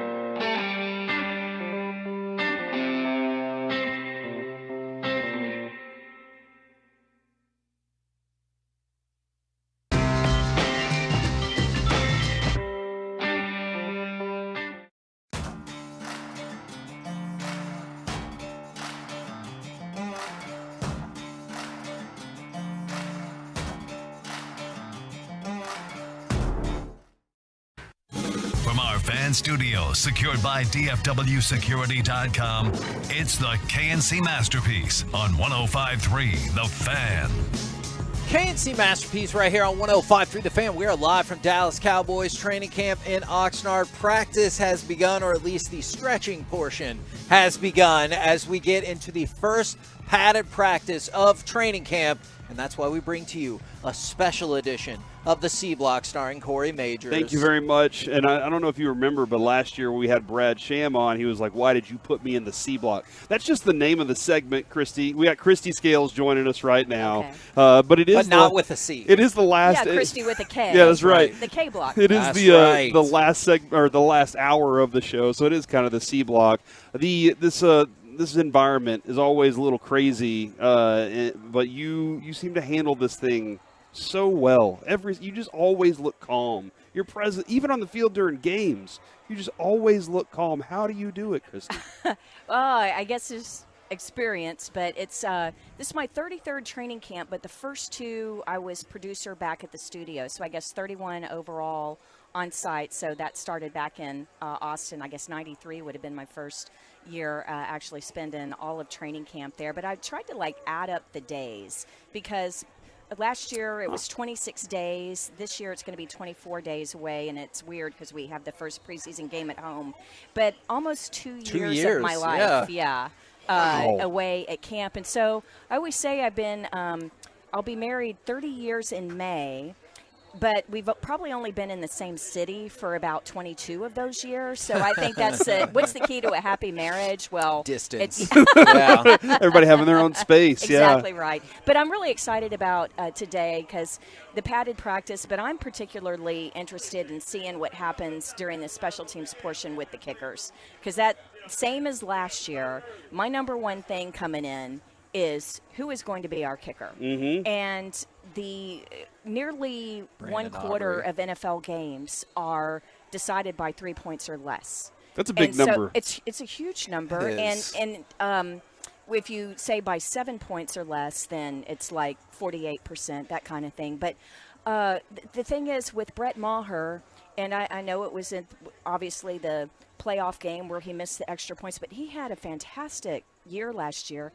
And also, but kicking from distance. So when this team the offense made it to the opponent's 38, 39, 40-yard line, that was field goal range. Mm-hmm. Even the 42-yard line was field goal range for Brett Maher.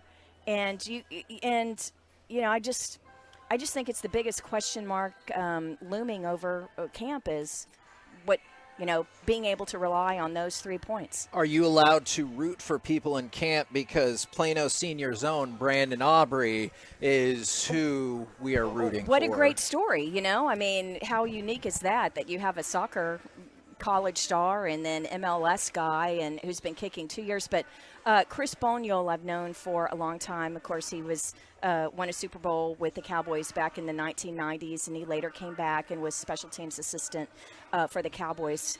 And Chris Boniol was Brandon's coach there with the USFL Birmingham Stallions. So there's a tie-in there. And so he recommended him highly to Coach Fossil and to the Cowboys organization. And so, if I trust Chris's judgment.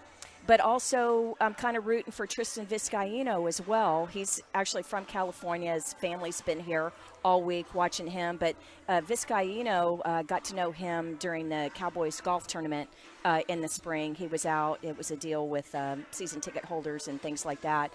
And so get to visit with him for a little bit. So that's the fun part about the job is when you're around the star, you're helping with the different events. You get to know these guys and their families. And so it just becomes a little more personal, or you just see how much it changes the course of these young men's lives. And for someone like Trayvon Diggs, that's an obvious example with a $97 million extension. But if Brandon Aubrey or if Tristan can stick around, he might be able to create some generational wealth for his family moving forward. I mean, this is a big deal. So I get really disappointed in people that brush off preseason and that think, camp, they're just out there.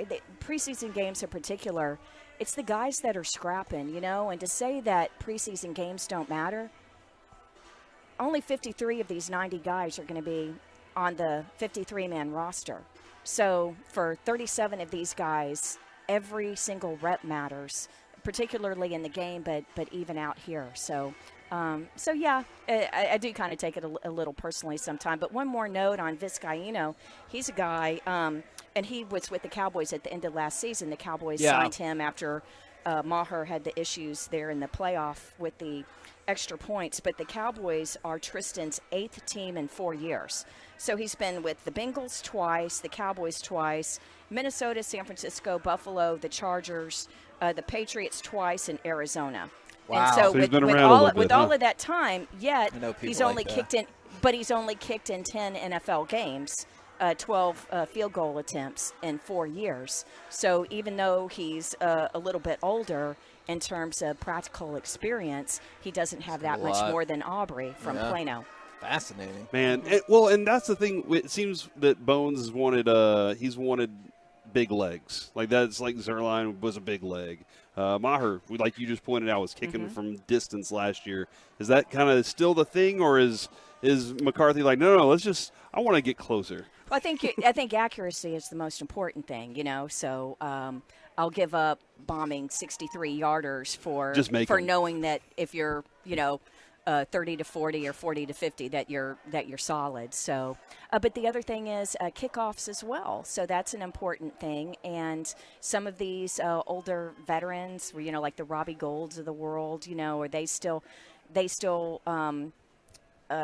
have the leg to handle all the kickoffs. And, of course, the kickoff rules, return rules, have changed this year in terms of fair catches and balls on the 25-yard line. Because they're trying to get rid of the kickoff, right? Yeah, what they're trying to do, but what's going to happen is I think we're going to see more short kicks forcing returns. So I think that this is a rule that has the intention of reducing returns so that the game is safer, because there's a higher percentage of injuries on kickoff returns and punt returns as opposed to offensive and defensive plays. But I think the unintended consequence will be that you'll have more of these directional short kicks, and ultimately you'll end up with as many or more returns as you had before the rule change this year. What do you think the most interesting story across the offensive line is? Because we've been discussing like just the variety of people like we're relying on here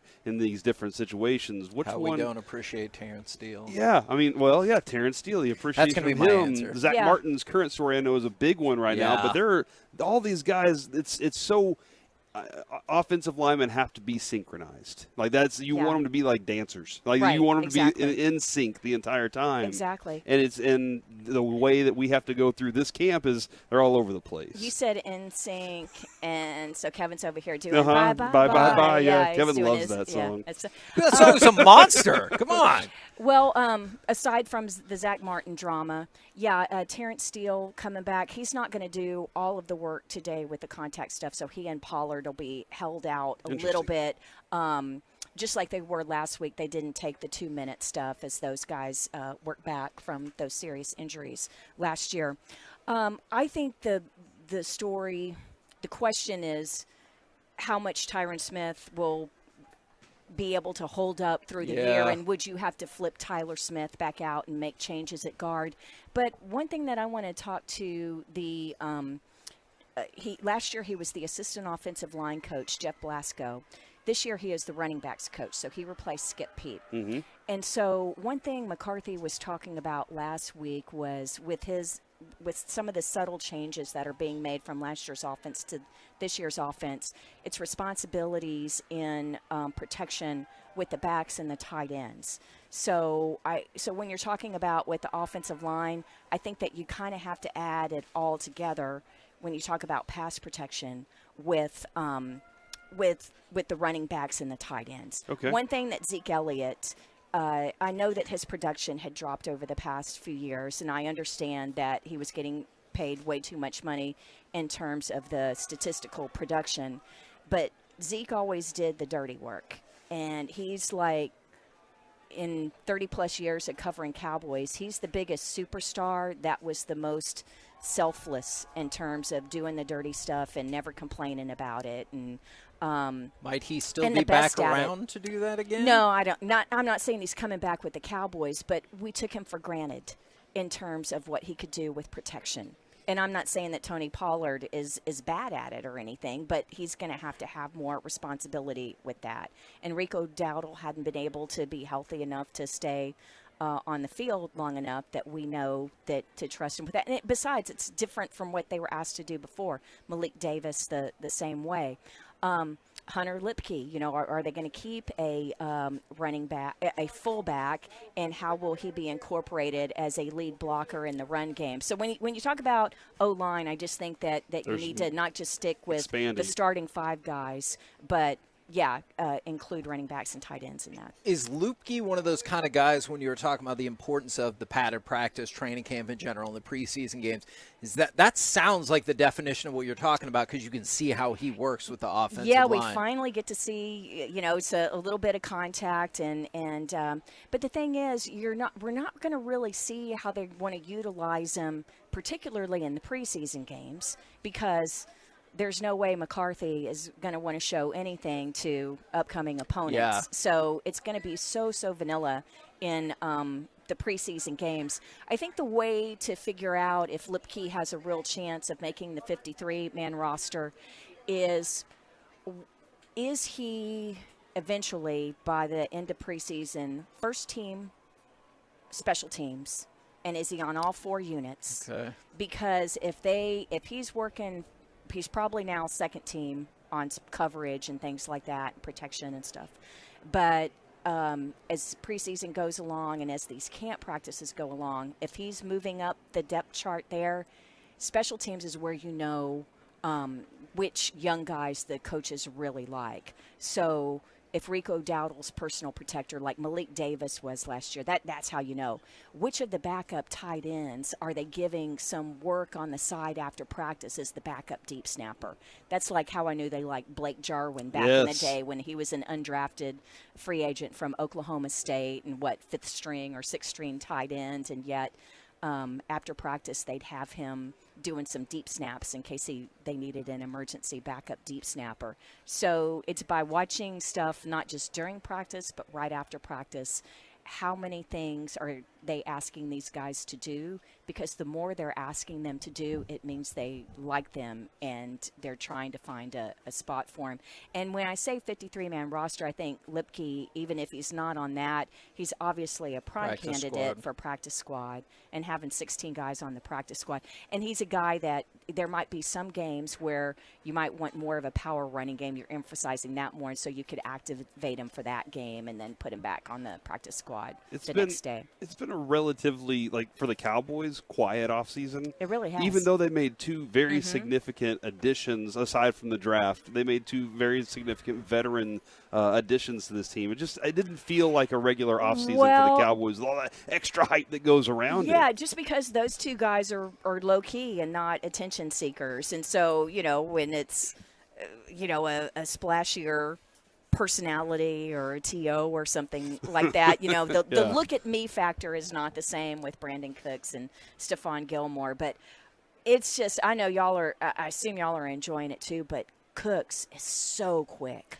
Oh, my gosh. And good routes. There was a pass on, I believe it was Friday. Was it the one against Gilmore? Yeah. He just tracked it down. I was like, you can't overthrow him. That was fantastic. Exactly. And then obviously, Deuce Vaughn is going to be the darling of preseason the way that Kevontae Turpin was last year. He's already a fan favorite. I know that you can hear, and when you guys are going wireless from the sidelines, I'm sure that the listeners have heard some of the fans cheering for Deuce, but that's going to be so much fun. And I'm interested to see how they're going to divvy up the return reps once we get to the preseason games. So there are a lot of moving parts this year. And to your point, Corey, it's not as splashy. It seems quieter, but in terms of moving pieces and how they're going to deploy people and distribute reps.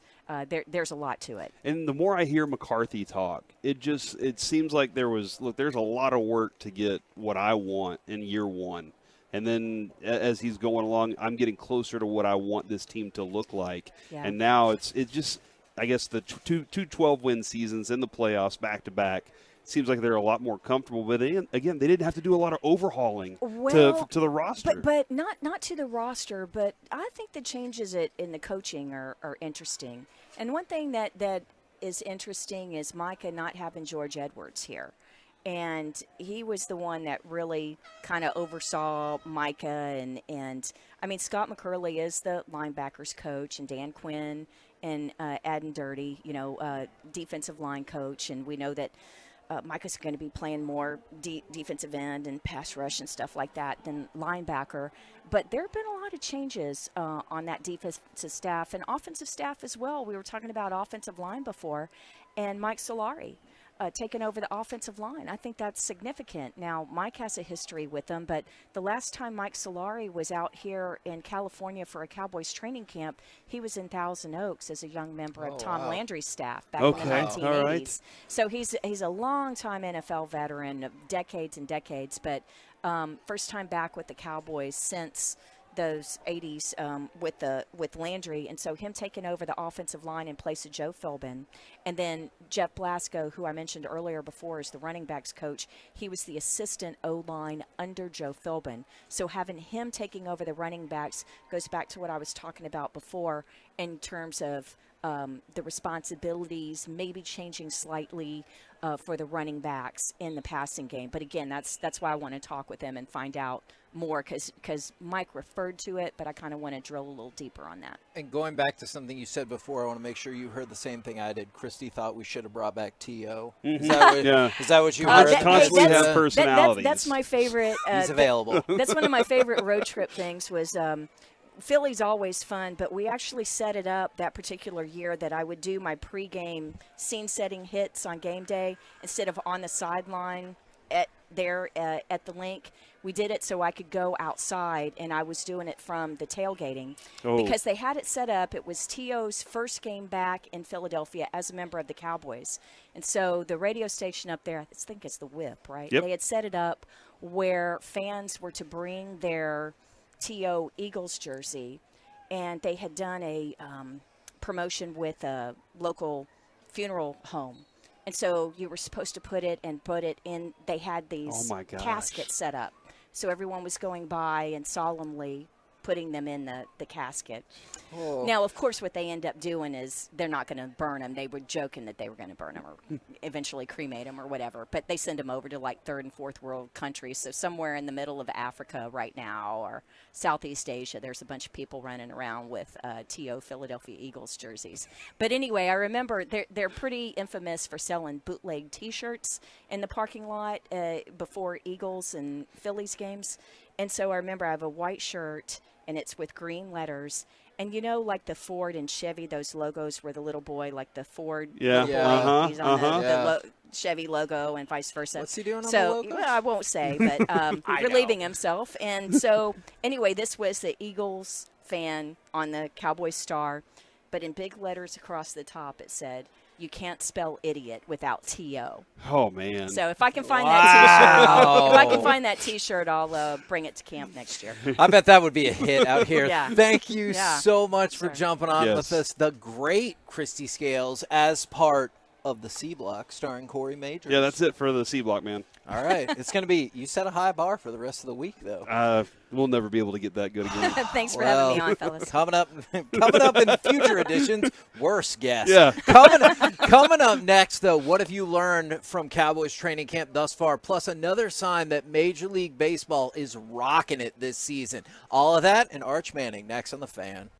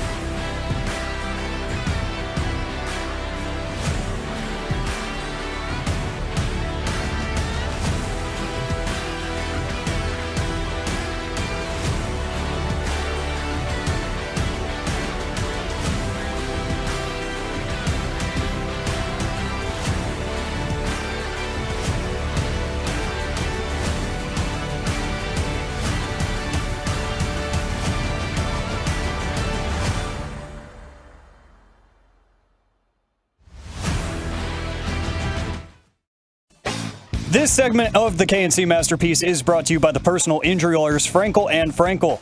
Life is unpredictable. Accidents happen. Frankel and Frankel are the go-to attorneys for car and truck wrecks in DFW. If you or a loved one has been in an accident, contact Frankel and Frankel for a free consultation at truckwreck.com or call 214-333-3333. Here's Montgomery on 3-2 for Dansby Swanson. A swing and a miss. He got him with a pitch down and in. KNC Masterpiece back here on 105.3 The Fan, where we got a kicking report from practice, and I believe what I took away from that was mediocre at best. Not so good. All right. Not so good. Yeah, unfortunately at the moment we cannot do wireless to go out to practice, but mediocre at best was what we heard between Aubrey and Vizcaino in the first padded practice of the season. So how do we fix that? Do we just go buy another kicker, or do we Who cares? Yeah? Didn't Jerry Jones tell us it doesn't matter? touchdowns. Yeah, we're not here to kick field It goals. definitely matters. Our game Who cares plan. about Christy Scales' stat that a quarter of NFL games are decided by field goals? They're worthless. And almost half are decided by a touchdown or less. It seems like our game plan used to always be, let's settle for a field goal. Well, and I guess that's another thing, too. Whenever you do have somebody who can bomb from 49 yards out, it's different whenever you're calling your plays and you're like, how much what do I need to do? Oh, I can just rely on trying to get 3 points. Whenever you don't have a kicker, you're like, there's a lot more pressure on me trying to call plays right now. I always believe this about kickers. When you are contending for a playoff spot and contending possibly to make the Super Bowl, they're just like closers in Major League Baseball. Closers are worthless if you're not a good team. Kansas City, Oakland, who cares about their closer? But when you're the Rangers, see how much more we care about the bullpen now when you're trying to make the playoffs and when you're losing 90-plus games a year. And to me, kickers are one of the 10 most important people on your team. Okay. When you're this good. Let me ask you this then. Trying to be this I good. realize a closer doesn't convert every time, but you go into every save opportunity thinking they'll convert it. What's the distance of field goal when you're like, you should make this? Because I think I'm to the point now, if it's less 30. than 50, yeah, I think you should make it every time. Oh, man. I'm close to you. I would guess 45. At this point, if they're like 45-yard field goal, I'm like, you should make this 19 out of 20 times. Okay. Yeah, I mean, it's like a big old space to kick it up into. You said 30, It gets though. smaller as you get closer. Well, I feel like you should make it at 30, right? Okay, but what about a 45? From 45 yards. Not everybody from can do that. Not everybody can do that. I guess you should be able to, but 35 yards in, I feel like you should be 100% you should unless never it gets blocked. miss. Yeah, and never. not because you kicked it into a guy's butt. Yeah. Like it should, like you see that it was somebody didn't do their job of blocking. Where last year, Maher. Right? Does he still not get to be Brett Maher? Whatever his name From is. the 806, kickers are like lawyers. Everyone hates them until you need a good one. Yeah. Yeah, and it's better if you usually don't know your kicker's name, I feel like. Sometimes you're like, oh, yeah, no. Whoever this guy Yeah, is. he makes all the kicks, but then the second Maher screwed up, everyone is like, who's this jacknuts? Mm-hmm. And you're like, well, he's been there all season. Has actually been pretty good other than that. Sam Williams. Heard of him. He likes to party. Yep. That's what I've learned from camp so far. Oh, really? Yeah. I mean, he partied with us, but also on the sidelines and when he shows up for practice. I appreciate his personality. Pollard's been getting a lot of looks at different spots, and I like that. Now, that might just be a byproduct of who's available right now as well, but I like seeing some versatility with Tony Pollard, and it makes me think perhaps they can do something with Deuce Vaughn. All right, so this is something that I want to discuss a little more with Broadus, but I saw a tweet his direction, and I asked this question to you a little bit. We kind of tapped into it a little bit. Somebody said to Broadus on Twitter, is there any possibility of getting a semblance of a screen game with the running back? And Broadus tweeted back to him, if that ever happens, there will be a parade downtown. and that's a reality. Yeah. Mike McCarthy loves the screen game. For some reason, the city of DFW, the great city of DFW, has never been able to, the Cowboys have never been able to get a good screen game going with a running back. And I wonder if McCarthy is just frothing at the mouth of the idea that, man, with these running backs, I think maybe even that's an opportunity for Deuce Vaughn. But a parade means we're going to win the Super Bowl, right? Well, That's what I I think took. that's what it felt now like. we'll all be excited that we'll win the Super Bowl. It's just it's the thing where it's like the unexpected play that goes for big yards, and if you can do it and it doesn't get blown up, and McCarthy's always been pretty good at it. I just always felt like Green Bay was eating our lunch, and even the Philadelphia Eagles were eating us up because we didn't know how to use the screenplay, but they did so well. So that could be another Tony Pollard factor, Kevin, that you're talking about. I would love to see the option for Vaughn and Pollard as at least like even those screen threats. Not to say that like they hit it as much as other teams, but to see them as threats because they have been effective when they actually do that, and we get the good parade. Yeah, first down screenplays. If that's something they're like, oh my gosh, we got to be careful because Dak's going to go deep on the, to Brandon Cooks on this play, and now all of a sudden we have much more space. You heard McCarthy talking about today's game is different when it comes to space and getting those guys there than it was just a bunch of dinosaurs hitting each other over and over and trying to fight for 2 yards. And you had brought this up the other day, and then luckily we got to talk to him. Is Eric Scott Jr. is a real player now.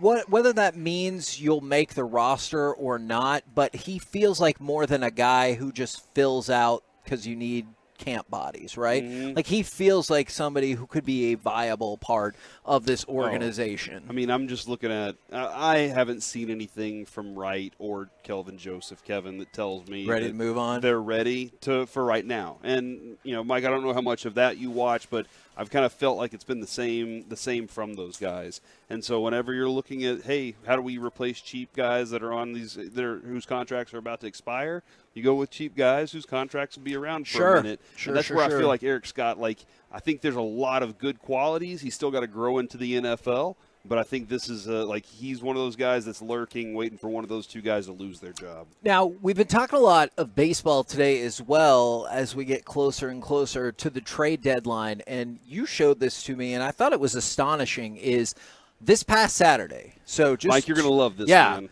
Just 2 days ago, the average crowd across Major League Baseball was 38,858. That was the average crowd. It's the highest average attendance on any day since August 10th, 2013. So almost 10 years since they have had an average attendance. And then you brought up the stat last week. It was Tuesday and Wednesday. Yeah, it's the highest Tuesday and Wednesday in 8 years. Now it's the highest day period in 10 years. You've seen TV ratings go up. There's more butts in the seats. This feels like a renaissance for baseball. The pitch clock has done so much for the game. The game now ends, usually if a game starts at, let's say, 7:05, somewhere between 9:30 and 10 o'clock, the game will end. Yep. It is rare, I mean really rare, for you to be watching a game at after 10 p.m. now with, the start time at 7 o'clock. 3-hour games are rare. That has helped out a lot. The other thing, too, is if you go to a major league game, I do think, in a way, if you're going with your family and you're a casual fan of sports, you're not a hardcore fan of whatever sport it is, baseball is by far the best family sport to take your family to, because you're going to be able to have conversations during the game. You don't feel like there's so much music and so many things going on that, to me the other day, taking my family to the game, we had the best time. If we're at a Maverick game, I love Maverick games. I love going. You're locked in on the play. And it's going back and forth and back and forth. And, with football, I understand football that there's a lot of, scream and I'm telling you, the action on the field is great. But if you really want to have a great summer afternoon or a summer night with your family where there is a sporting event and you're also having great conversation, I don't think it gets better than baseball. I understand the intrigue of basketball. I love it. Football, the intensity of just 17 games, totally get it. But, for a family night, I don't think it gets better than a baseball game. And now you know that at the end of the game, you're leaving the stadium at 9:30ish. You're not leaving the stadium at 10:30ish. Mike, when you played Ready Baseball on opening day was it Bob Costas that did that? I remember our excitement level for opening day. I remember our excitement level for this season. But I just thought, Kevin, that it was our excitement level because this team was going to be good. Yeah. For the first time in a long time. I didn't expect all of baseball to get this much of a bump, and that's unique to me. And one of the other things that really helped is the timing of these rules changes and the World Baseball Classic, because of how much heat came off of that. I just think it was the perfect storm of, in the Metroplex, to your point, hey, the Rangers are good, but also on the national and international scale, World Baseball Classic. And then in America and Canada, the pitch clock and all the other rules changes that speed up the game. So many things came together, and, I mean, you've seen it. Like, the numbers are indisputable, or undisputable, is how much of a bump baseball has gotten from all of this. Disputable. That feels the that means least they can't be correct. disputed, Okay, right? I will actually, ironically enough, dispute that. I wanted to mention this real quick. Go ahead. Well, I wonder what ticket sales will be like when we get the announcement of what game Max Scherzer is going to pitch. Do you believe it'll be a sellout? Yes. When they say Max Scherzer's pitching the Wednesday game against the White Sox. As opposed to Montgomery, I definitely think there'll be a difference. That goes right in line with, remember I told you before this, during the offseason, I was like, I missed most of Max Scherzer's career. Yeah. Like, I missed watching that dude pitch. I didn't really even think that we had a chance to be able to see him right here in our faces for a little bit. This is awesome, though. But, yeah, I think there are going to be a lot of people that look at it the same way, where they're like, maybe it's not the same guy, but I do want to see, that part of him. I want to see it live. And I wanted to throw this out there because we talked about this a lot last week, is Arch Manning's card. It's a 1-of-1 Prism Black autograph card. It was produced by Panini and auctioned off for charity. All the proceeds from the sale go to Central Texas nonprofit with the help of St. David's Healthcare and the St. David's Foundation. It sold for $102,500, which is the highest selling card through the company's website ever. Previously, there was a 1-of-1 Luca National Treasures that sold for $100,000. This one sold for $102,500. Well, good for charity. How about that? That's awesome for charity, but not good for the person who bought it. If it's an investment, it's a bad idea. Yeah, they probably spent $90,000 too many dollars, because probably 5 years from now, 10 years from now, that's probably, and I'm going to give this, Arch Manning wins the Heisman Trophy at UT. Arch Manning goes #1 overall to the Dallas Cowboys. Arch Manning wins a Super Bowl with the Dallas Cowboys. I don't think that card's worth $100,000, even if all those things are accomplished. I thought about that recently with the Wemby Sports Illustrated for kids, because it was going for more than the LeBron Sports Illustrated for kids rookies were, and I thought, well, that doesn't make any sense. So best case scenario, you become the best player of all time, and it'll be somewhat more. With that LeBron, I still have 5 Sports Illustrated for Kids magazines that I've never touched. Oh. And I do have that card in a BGS Gem Mint 9.5. And those cards, and that's LeBron. Yeah, the perforated ones are so hard to get out. Yeah. But yeah, I thought, okay, let's say Wemby becomes the 10th best player of all time. Well, that's not as good as LeBron, and so it should be worth less. I remember in 2002 going to like a Barnes & Noble and making sure I bought 5 of those copies. I also bought 5 of the copies of Carmelo Anthony in his Syracuse one. Are those worth as much? They are not. So think about this. If Wemby ends up being Carmelo Anthony and making like 12 All-Star teams, but never really being the leader of a championship team. That'll be a disappointment, right? He becomes worth about $10 a card. Kevin, just real quick, that big noise you heard when Christy Scales was over here earlier, the big crowd noise, was Brandon Cooks absolutely destroying Nashawn Wright.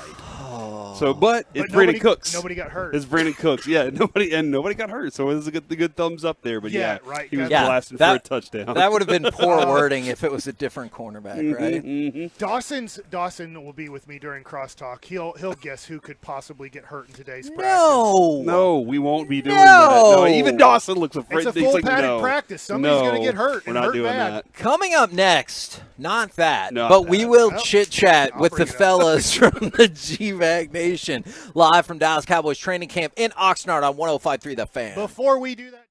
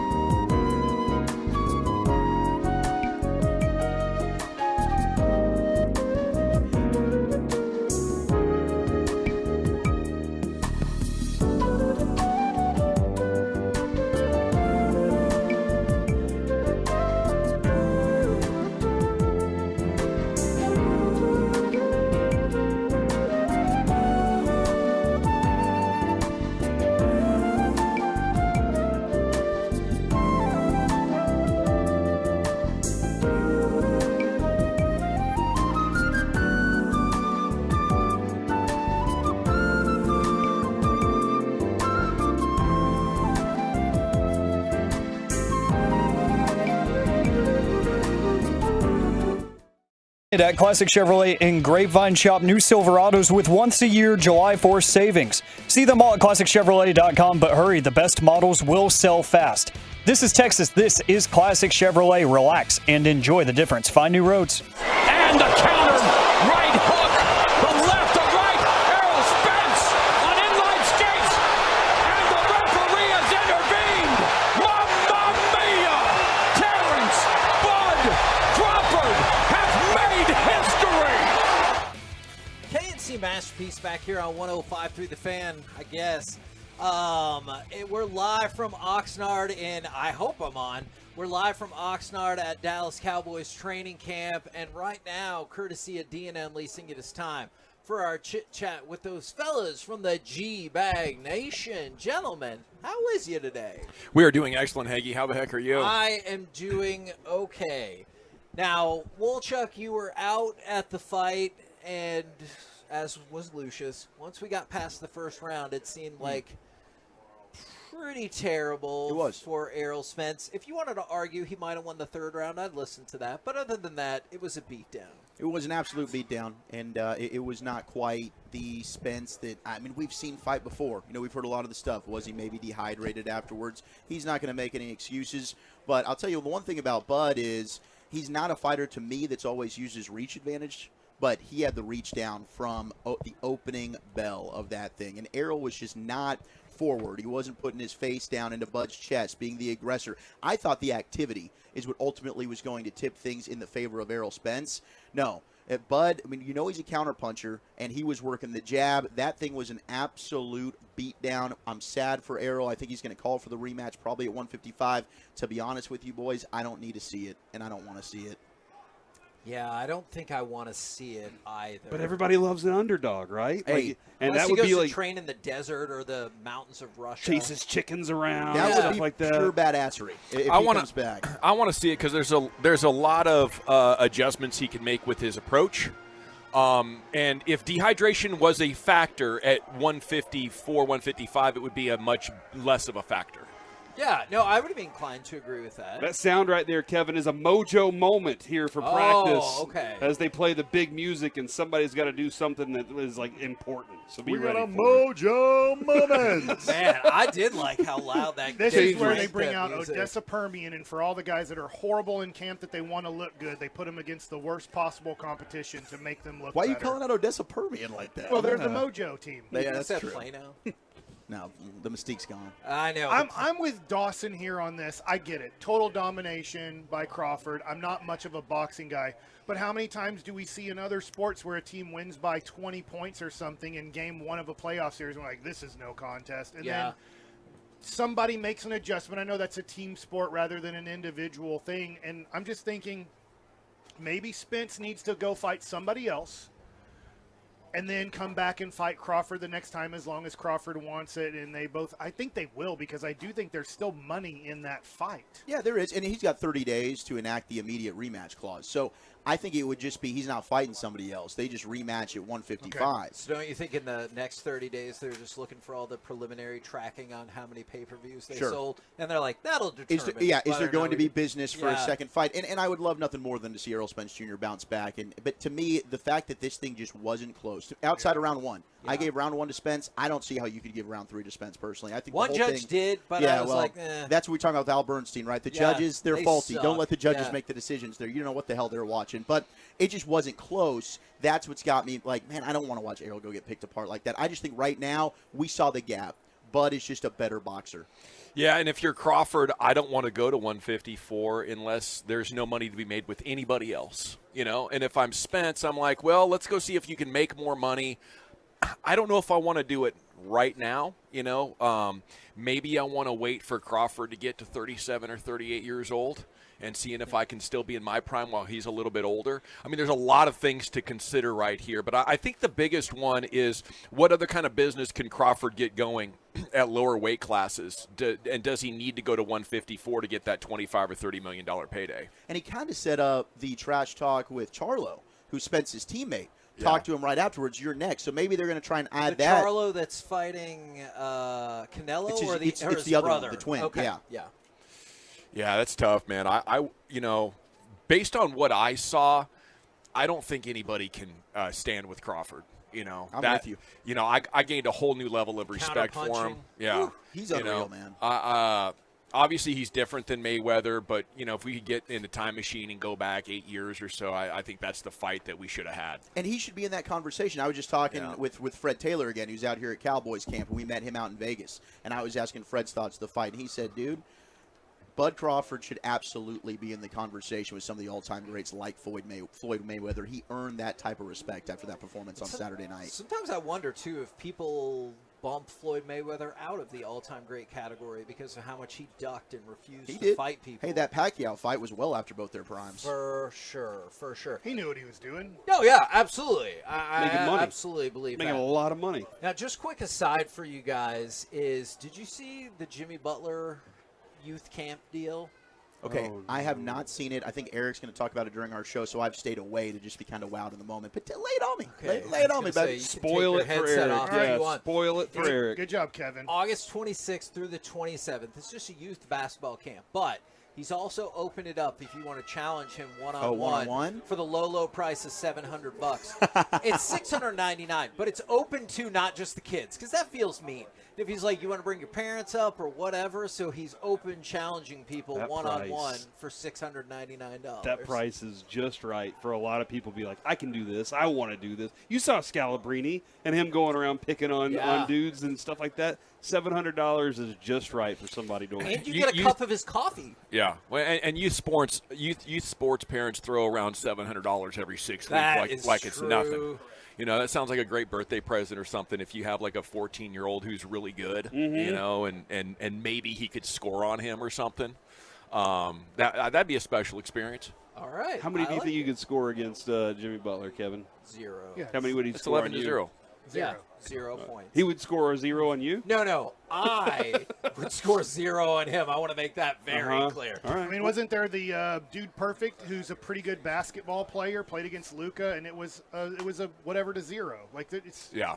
It's you don't realize how good they are. Even as crappy as like I say Dwight Powell is. Dwight Powell beat me 11-0 in 5 seconds. Like Yeah.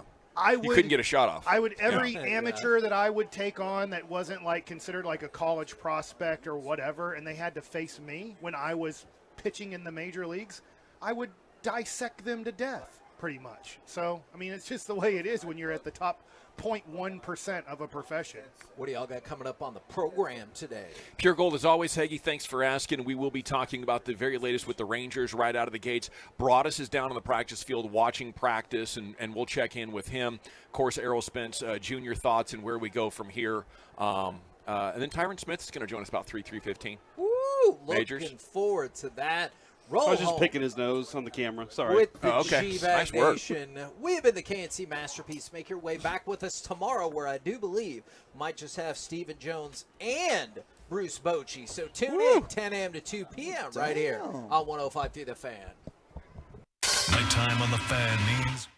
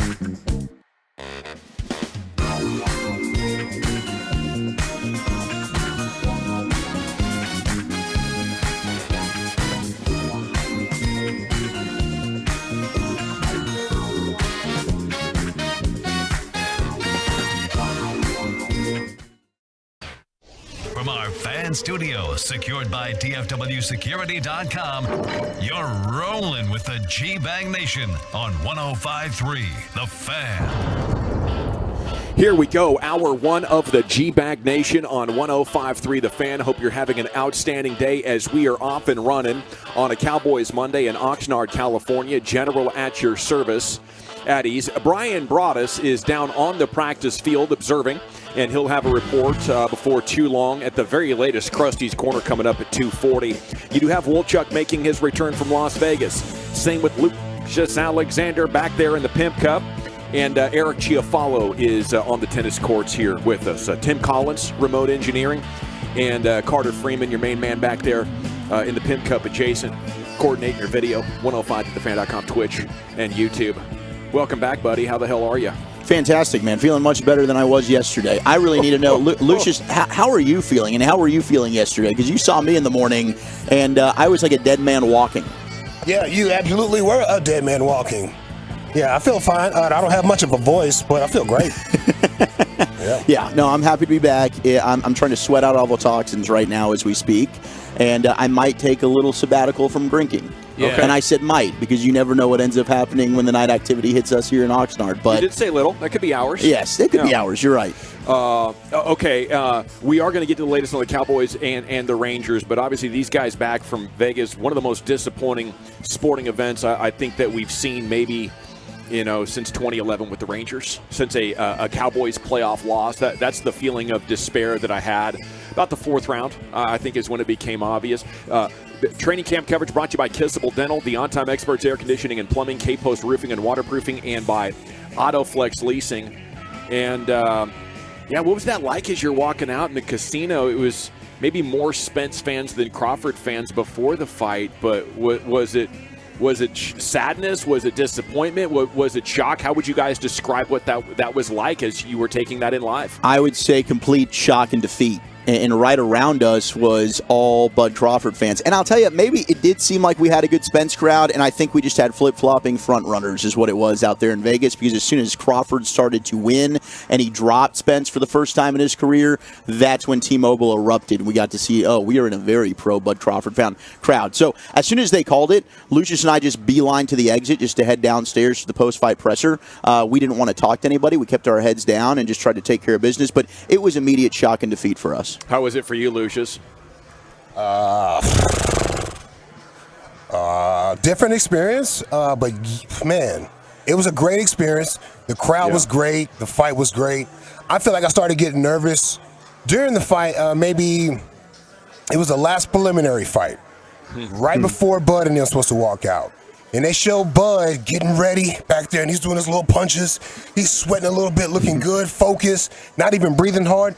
Then they show my man Earl just sitting there, bro, just bummed out like he took an edible, like he was sitting on a rock. And I was like, hey, maybe he's just focusing, maybe he's meditating or something. I just didn't like how he was looking when he showed him on the big screen. I don't know if that image came through on the pay-per-view image, It did. Okay. I know somebody looked at it and said, man, that looks kind of weird. But, when you see Earl, sometimes he does look kind of faded out like that. So I'll put it to that. And then, oh, my God, it was about that second round when he went down. You can see it on Earl's face on the big screen. Okay, maybe it was my balance. Yeah. Maybe it was the angle. Before the end of that third round, like 3.5, you can see it on Earl's face, big screen. I'm in the deep water already. Yes. I don't know if I have enough to put this man down. You can see that. It's Bud Crawford's time right here. We're in the Bud Crawford era of boxing. Wow, he put on a masterclass when it comes to what is boxing. I didn't know the separation was so deep. Yeah, I don't either, and I still can't believe it's that bad. And I would ask the boxing folks out there, the truckwreck.com fan text is open. Would Errol have a better shot in a rematch? How do you explain how bad he looked? Because I'm there with you, and I do wonder if dehydration or some other factor was impacting his energy, or is Terrence Crawford just that much better than a guy who, up until Saturday night, was in the running for best pound-for-pound boxer in the entire world? Bro, he dismantled my man Earl. Yeah. This is a sad day. Well, yesterday was a real sad day for Dallas. Today is a bad day for DFW fans in boxing because now we have to analyze it and break it down, and you have to hear the sad things about your guy. Dude, this was our guy. It's like the guy in high school that can fight real good, and everybody knows, man, this is our dude right here. You can't beat bad Leroy Brown. Well, somebody from another school came over here and washed him, made him look human, undressed that man right in front of us, took off his shoes, took off his shorts, took off his belt. I want all them belts. Matter of fact, I like that watch you got on. I like that hat you got on, bro. What is it? This gold? Give me them chains too, bro. Give me all of this right here. And left my man in the corner shaking for a second. Now, you got to give it to Earl for making this fight. You can't beat him up for not making this fight. This is the fight he was supposed to make. But you also got to give it to Bud, man. This is the moment he dreamed this whole thing up. He told us that we're going to talk about that Earl was a little tired. He said this 3 years ago. He's going to look not ready by the time he fight me. He's going to look. He said this 3 years ago. We walk right into it, bro. So I have to eat my crow and have to get that man his flowers. He showed us we have to talk about him differently, and we have to respect him differently from this point on. I thought it was interesting, Lucius. You said by the middle of that third round, you're looking up at the screen, you're seeing the life sort of sucked out of Errol Spence's face there, and you're going, oh my gosh. Well, Bud Crawford, after the fight with Stephen A. Smith, said he knew in the first or second round when he felt Earl's power. And he was like, wait, this is it? This is it? He got one on me, and this is it? Okay. And it's like he knew in round 1 or 2 after that, like, oh, this is going to be a breeze for me. Yeah, the lack of power was stunning. You know, I think it was that he had such respect for Bud Crawford's countering ability and Crawford's awareness and presence. And Crawford's defense. Do you see how low that man was getting? So Spence's key is the body blows, right? Yes. My man Crawford said you will not get me with the body blows. He got like so deep on the squats, you couldn't get to his body.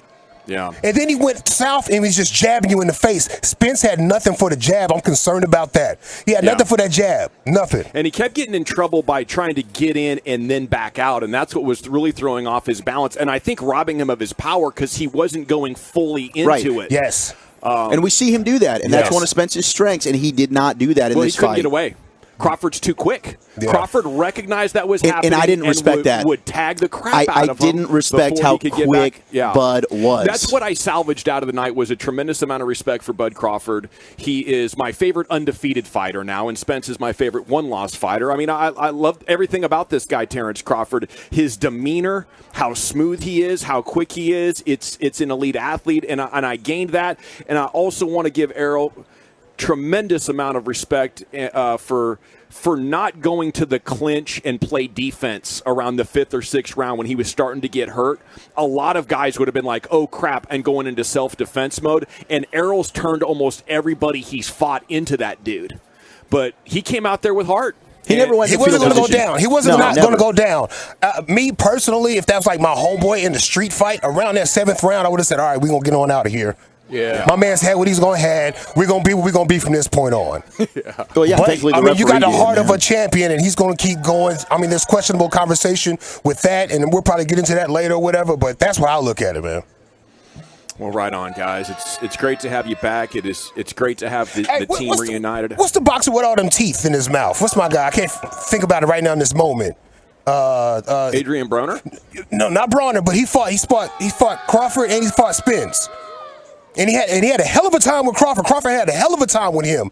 That's what made these Spence fans, and as well as me, believe that Spence, it's going to be an even match. This is going to go the distance. That's how we believe that. But nah, man, Crawford did something totally different. Dismantled that man. And I say that respectfully. I love Spence and that whole camp. It'll be interesting to see, what they decide over the next 30 days. Do they want to get a rematch? How different would they approach it? Like, you got to be up on this dude with your forehead on his chest. You cannot stand in Terrence Crawford jab range. Sean Porter. Sean Porter. No, we saw him. It's Sean, right? Yeah, Sean Porter. Dawson, we don't want to see a rematch, and I say that respectfully. Yeah, they might try to sell us a rematch by saying, Spence was gaunt, he wasn't ready at that size. We'll move up to a different size because Crawford did tell us that we're going to say this right here. This narrative will be out. Yeah. But I don't know. I don't want to see that. Man was fully outmatched. If Spence does feel better. I could see a fight like early next year, January, against somebody else, that dude down there in Australia. You could fight him or something like that, and then maybe come back to a Crawford if he's ready. But it's Crawford's world. He's having his way, and it's his era. The only way I want to do it inside Spence's camp is if that dehydration angle plays so hard, and he just couldn't get his body right. Yeah, because he looked bad. That dehydration will take away not only your endurance, but also your power. It'll take away the brain's ability to be insulated from big shots. Yes. It'll take away your clarity of thought. So if that angle plays internally, like we just couldn't get back to hydrated, then I'll take the fight at 154. You see him air balls he was throwing, man? Yeah, it was horrible. You can just telegraph it. It was looking so bad. He was so slow, and he said that, man. And the Monster Inoue had a fight earlier that week. The boxing world mind is blown right now because there was 2 just blowout fights, masterpiece fights. Inoue out of Japan put on a masterpiece, and the fighter he fought against, I believe his name was Frank, he said that his fist felt a little slow. This is Spence saying the same thing. He feeling a little slow against these guys, man. It's just something to key him into. All righty. Like we said to open the show, it was a massive weekend. That was, the big stunner, the disappointment. On the other side, on the diamond, baseball fans, we're getting excited, and there's news this afternoon. The Rangers are still involved with trade talks surrounding Justin Verlander. Woolchuck, should we believe this? Yeah, I think we absolutely should. I think Verlander now has changed his complete way of thinking of staying in New York after they traded Scherzer. I think that has shocked a lot of New York Mets that they're just basically looking to rebuild. When you look at, they spent, $25 million essentially on Luis Angel Acuna. And he might end up being a really good player, but that's really, really shocking. And I think Verlander, to me, would be more of a box-out move to ensure that you get him and the Astros don't. Right. Well, and I don't think the Astros have I don't know that they have the farm system the way that the Rangers do. Like, I don't think the Astros have any top 100 prospects to give up. They've done a lot of wheeling and dealing over the last 5 years. They've depleted their farm. Right. So I think the Rangers are in a better position if they really want him, But I don't know. Does he end up costing you more from a prospect standpoint than he shouldn't Scherzer? cost you any more than Scherzer did.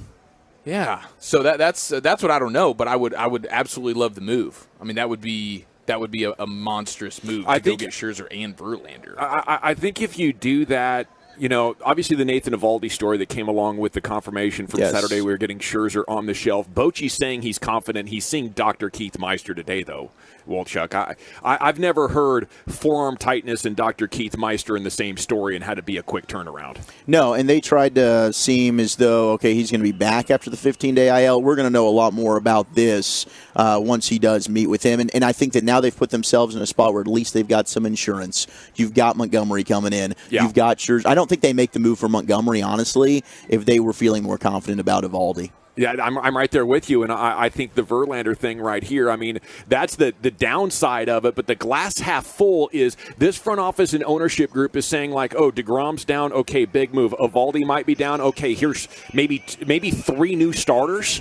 This is a team that is telegraphing their internal conversations as we're going to do everything it takes to get a World Series here. Mm-hmm. We're not messing around. Chris Young and Bruce Bochy came here thanks to a commitment from ownership that we're not going to let anything stand in our way. And almost remaking, this would be 60% of your rotation at the deadline after already spending an assload of money over the next 18 months. This is unbelievably awesome for the Rangers and our fans here on your home of the Rangers. We're just ecstatic about it. This is the kind of commitment we want to see from the Cowboys. Yeah, that's the highest level to commitment to winning right there. And keeping them away from the Astros would be huge. I think the Eovaldi thing is very, very, I'm concerned about it. I am concerned about it. And with the way that they've kind of gone about over the last few years, and most recently with DeGrom, of downplaying these injuries, talking about them in a way like they're not that big of a deal, and then all of a sudden, boom, he's out.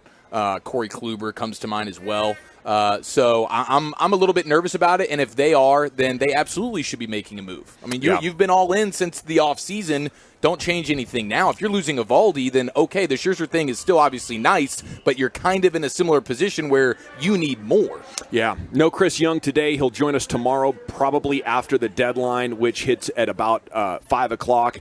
And now the Rangers are exposing another part of their strategy, which is to give up prospects to have the other team eat salary. And if we're going to do that, they could add a lot of players, and I kind of get the feeling that they're damn near willing to trade almost their entire farm to make this happen. It's time now to go down to the practice field where Brian Broaddus is standing by with the Cowboys in pads for the first time here in Oxnard of the year. Brian, how the heck's it going down there?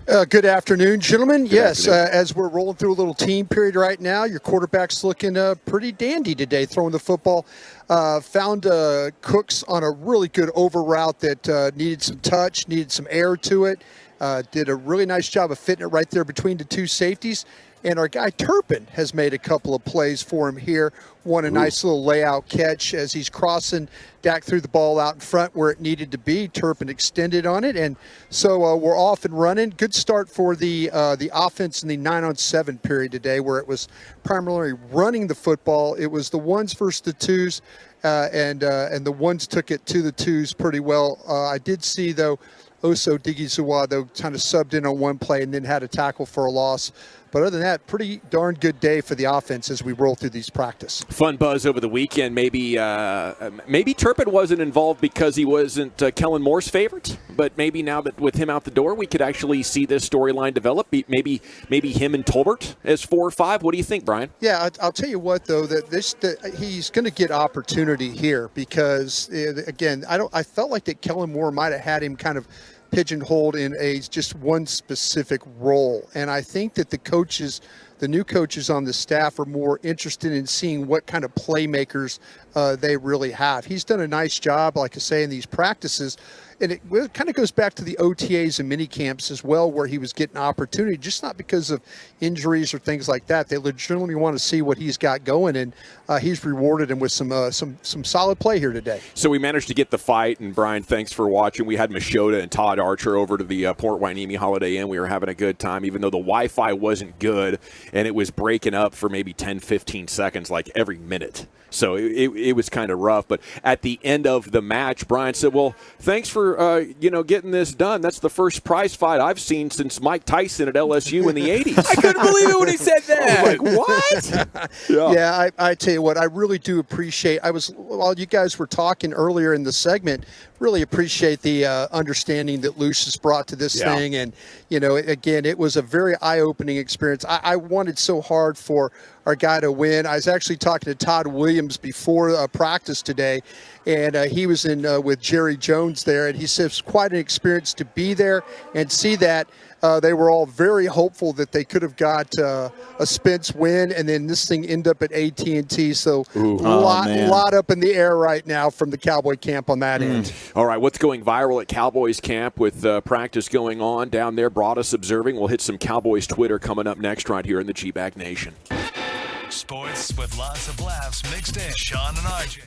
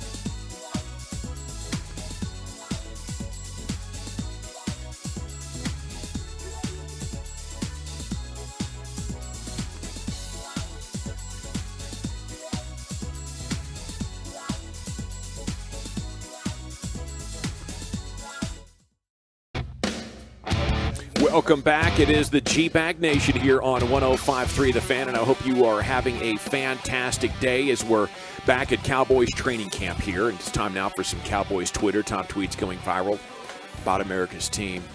We go back down to the practice field where Brian Broaddus is standing by. And Brian, you mentioned there right before we went to break that Dak Prescott was having a good day. And looking at Cowboys Twitter here, buddy, it's everybody. I see this incredible Turpin diving catch. I see Tolbert getting a lot of action and highlights to Lamb. Is this the first day where in Oxnard so far where maybe the offense is getting the best of the defense? Yeah, I'll tell you what, it's funny you mentioned that because just the play before, Tank Lawrence had a sack on Dak Prescott. So they had Matt Willetsko at right tackle. He's been kind of shuffling back and forth with the ones with Steele. So Willetsko gave up a sack.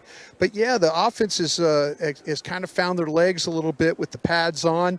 The receivers are doing a really nice job of some separation with Cooks, Lamb.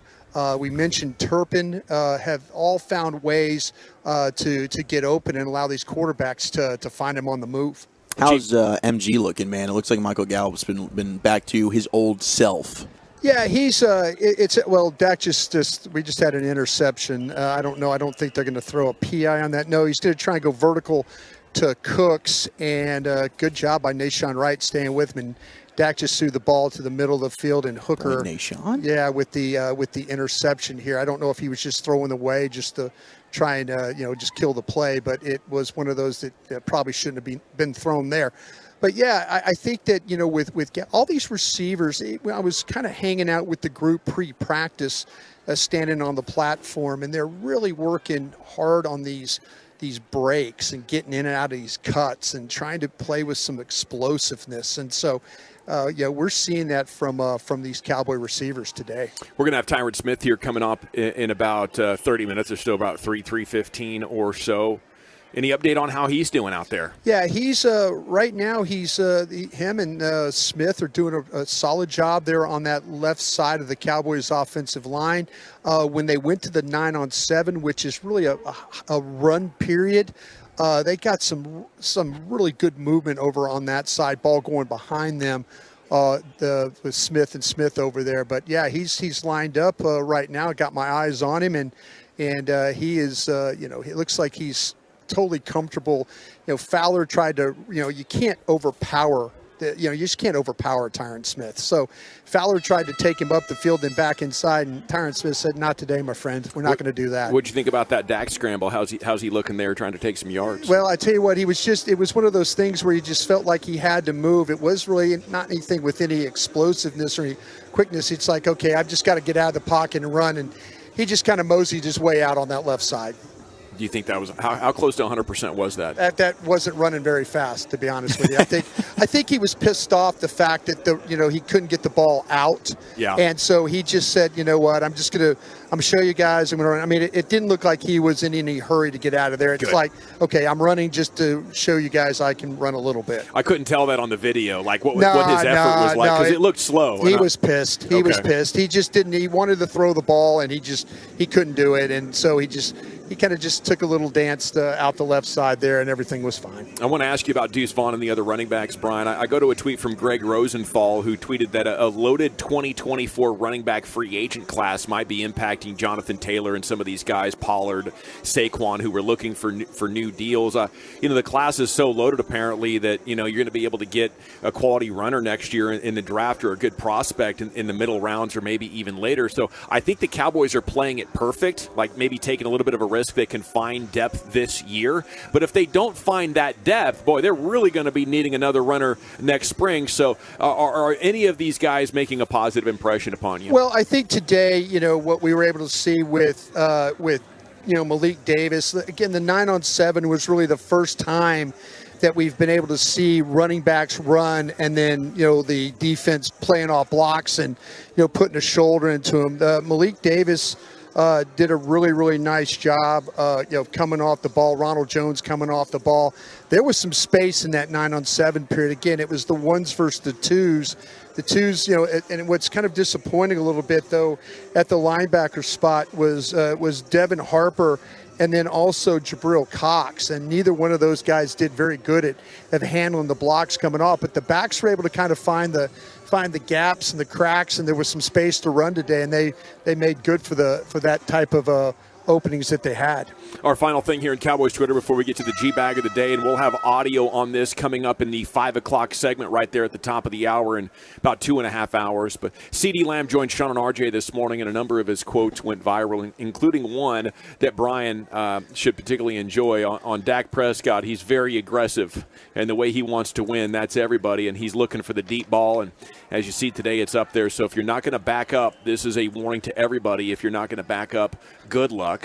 But that's that aggressiveness storyline that Cowboys Twitter came after you for about a month or so ago, Brian. And everybody knows on this team how aggressive Dak is. Yeah. Does he have the deep ball power to make people really back up? I hope so. Yeah, I think the thing about it is the thing that scares defensive coordinators is speed. And now he has a guy like Cooks to be able to handle that, to get vertical and get vertical in a way that can back the defenders off. Sometimes, like I said, if he's learning that he has to throw the ball. He can't overthrow Cooks.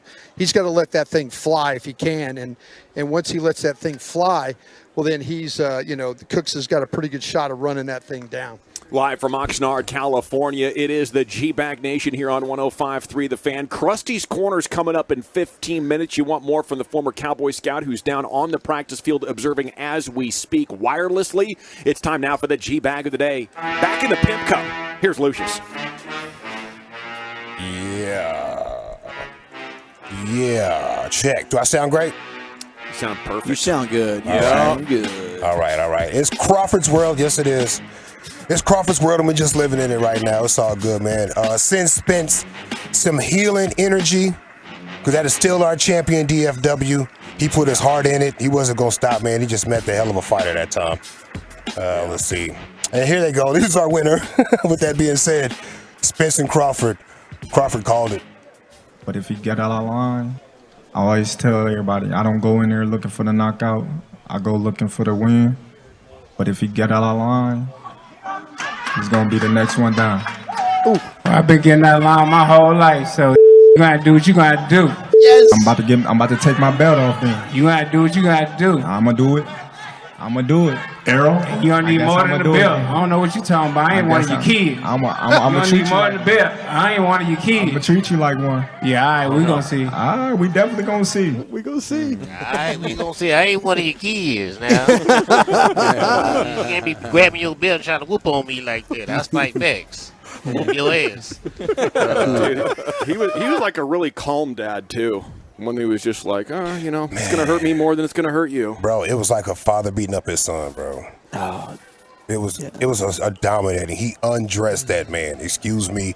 I like them shoes. What size are they? All right, run that. Oh, you got some nice jeans too, Playboy. I like these. You got some style. Let me get that too. That shirt, let me run that too, man. You watch? You got, what is this, a rollie? You a baller? Let me get that too. It's my hat now. Yes, man. Totally my hat. Oh, I hated to see that, bro. I still want to know if it was anything with hydration, because I did not like how Spence looked up there at all. No, you're right. And you said it before when we saw that video. Yep. And, I'm hoping maybe that is it. Yep. And didn't I say when the ring said bing, bing, bing, first round. Yep. And Spence didn't come out there like a shark. He just cuts off the ring and keeps coming at you. He backed up. What is that? Yep. Sorry. I don't know. Sorry, I'm still Maybe going through it, bro. I'm still going through it. Maybe he already knew. You, bro. All right, let's see what we got next here, boys. Yesterday was a church day. I'm going to get this one out the way. No, I'm not going to do that one. No, I am going to do that one. Here's a pastor talking about the fornicators. He caught him in a little trap right here. Demon, I'm going to cast this fornicating demon. No such thing, no fornicating demon. In fact, you don't even need a demon to commit fornication. You just need somebody who's willing. Hey. It's on and popping. That's it. That's it.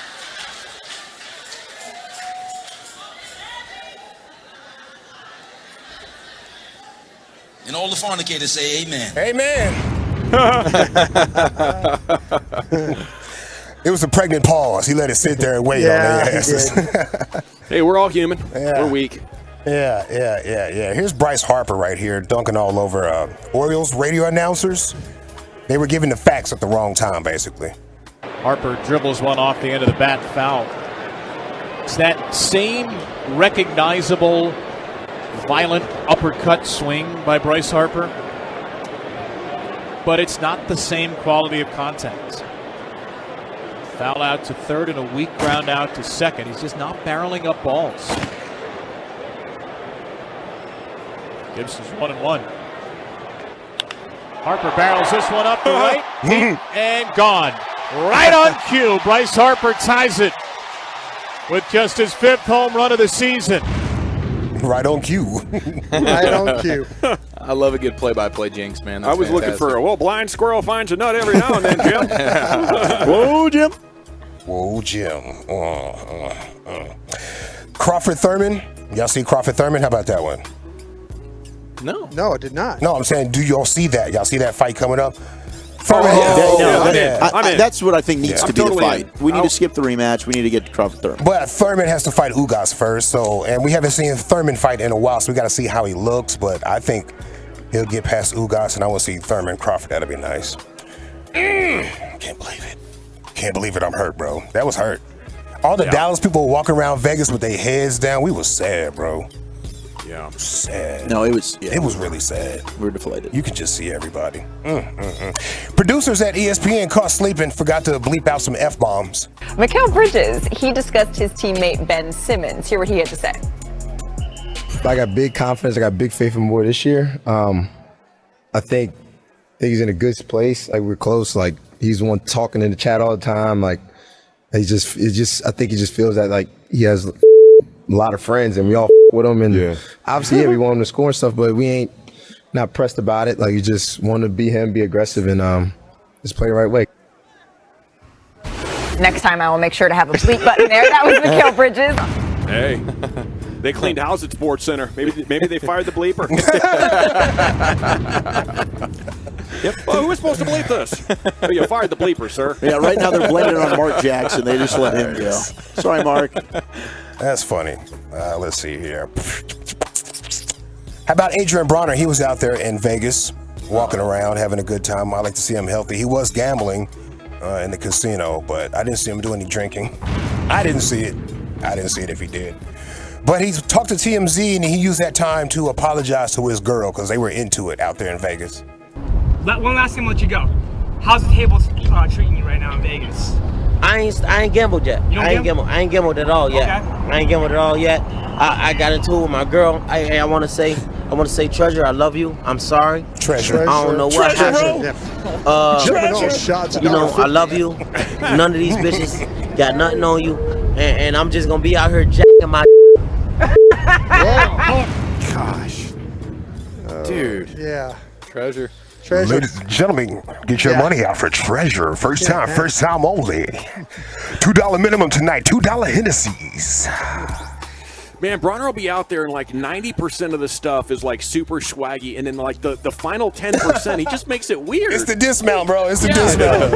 It's the dismount. He needs writers. He's got the concept. He needs the punch. I feel him, bro. It's my handicap too. Yeah. Alrighty, what do you say? What I say? When talking about Crawford, I have to eat some crow. I have to talk about that man differently, and I have to talk to him differently. I like the respect he showed Spence after the fight. He whooped his ass. What is he gonna do? Talk trash? I don't know. I mean, after they talk bad about each other in the lead up, I kind of expect sometimes to be like, yeah, that's right. That's for saying y'all smoke bud. But he was like, "Hey, man, listen. You know, you got a lot of respect for you, and you came out here like a warrior and all that, like a champion." I guess that's what they all do afterwards. Yeah, as he's supposed to, though. But he was impressive, you know, in every way. You know, that's the kind of guy I think a lot of people enjoy rooting for. Yes, I also want to give you some live scenes from what's the name of that center? T-Mobile. T-Mobile. I should know because that's my phone. But live from that. I got T-Mobile. Nobody was smoking bud in there except for, and I'm about to dry snitch, Booker T. Okay. Oh gosh, we saw Booker T everywhere too. Booker T was turn around, boom, there's Booker T. Booker Tree. Booker T was wild, bro. He had the biggest, fattest joint I ever seen, rolled up in some raw papers, walking around with it lit inside of T-Mobile. That's a flex right there. Wasn't dude. nobody smoking bud except for Booker T. It was a fish fry. It was. And we're hurt. We're all hurt. Congratulations to Terrence Crawford, and congrats to our champ and challengers. Is it Errol Spence with Terrence Crawford, one-time defender? The Fornicating Demons. Bryce Harper dunking on the O's announcers. ESPN was unedited. Or you going with Adrian Bronner? I don't know. I'll go with Bryce Harper. How about you, Chief? I will go with.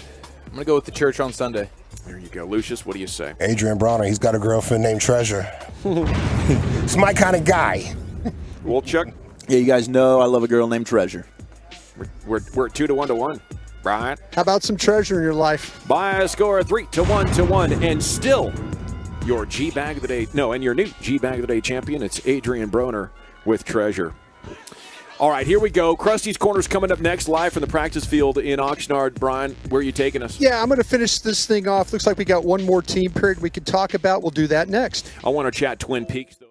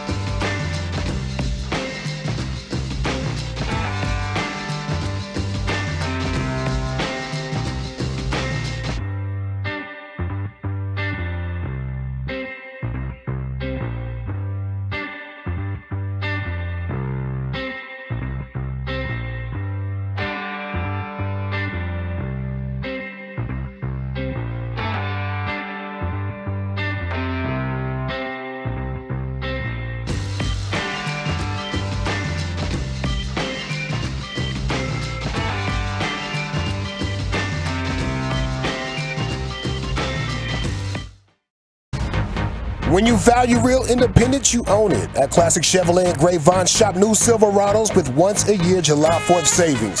See them all at ClassicChevrolet.com. But hurry, the best models will sell fast. This is Texas. This is Classic Chevrolet. Relax and enjoy the difference and find new roads. Thank you, Lucius. It is the G-Bag Nation here on 105.3 The Fan, and Tyron Smith is going to be joining us here before too long. In the meantime, it's time now to go down onto the field, where Brian Broaddus is standing by with a special edition of Krusty's Corner here in the G-Bag Nation. And Krusty's Corner is brought to you by the On-Time Experts Air Conditioning and Plumbing. Same-day service guaranteed. Here he is, Brian. Thank you very much, General. Appreciate that. Salute. Yeah, I've got eyes on Tyron Smith for you guys. He is doing an on-the-field interview right now with the media. So as soon as he breaks from that, I'll let you know. I'm down here standing and watching Tank Lawrence, our buddy Tank Lawrence, push the training cart around. They've got the strength coach in the cart at the wheel.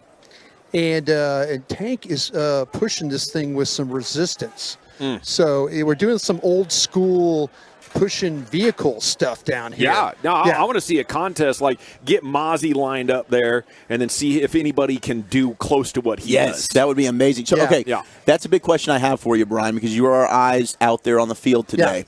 Mozzie in pads. What'd you notice from the rookie and maybe some of the competition inside against some of the interior linemen? I'll tell you what, though. I mentioned the 9-on-7 stuff wasn't good, but we didn't see the starters in that 9-on-7. They put the first offensive line out there, but they put the backup defensive line out there. So where Mozzie Smith and others like Tank and those guys got work was when they went to the actual team period, and they did a nice job today. For the first day of pads, what you're always worried about are guys falling all over the place, getting tired, ending up on the ground, falling into each other's legs and stuff like that.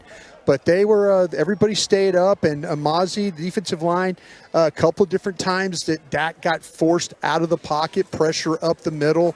Saw Leighton Vander Esch on some blitz stuff today. We've kind of not seen. That's something that he's always been a guy that's always kind of played in coverage a little bit. So Leighton Vander Esch with some blitz stuff. But again, Mozzie, the defensive line, the ones, those guys were they were in the team period. And you know what? I'd have to say, though, it was a pretty good start of the day. Again, everybody working with each other there, staying off the ground and not finding ways to hurt each other.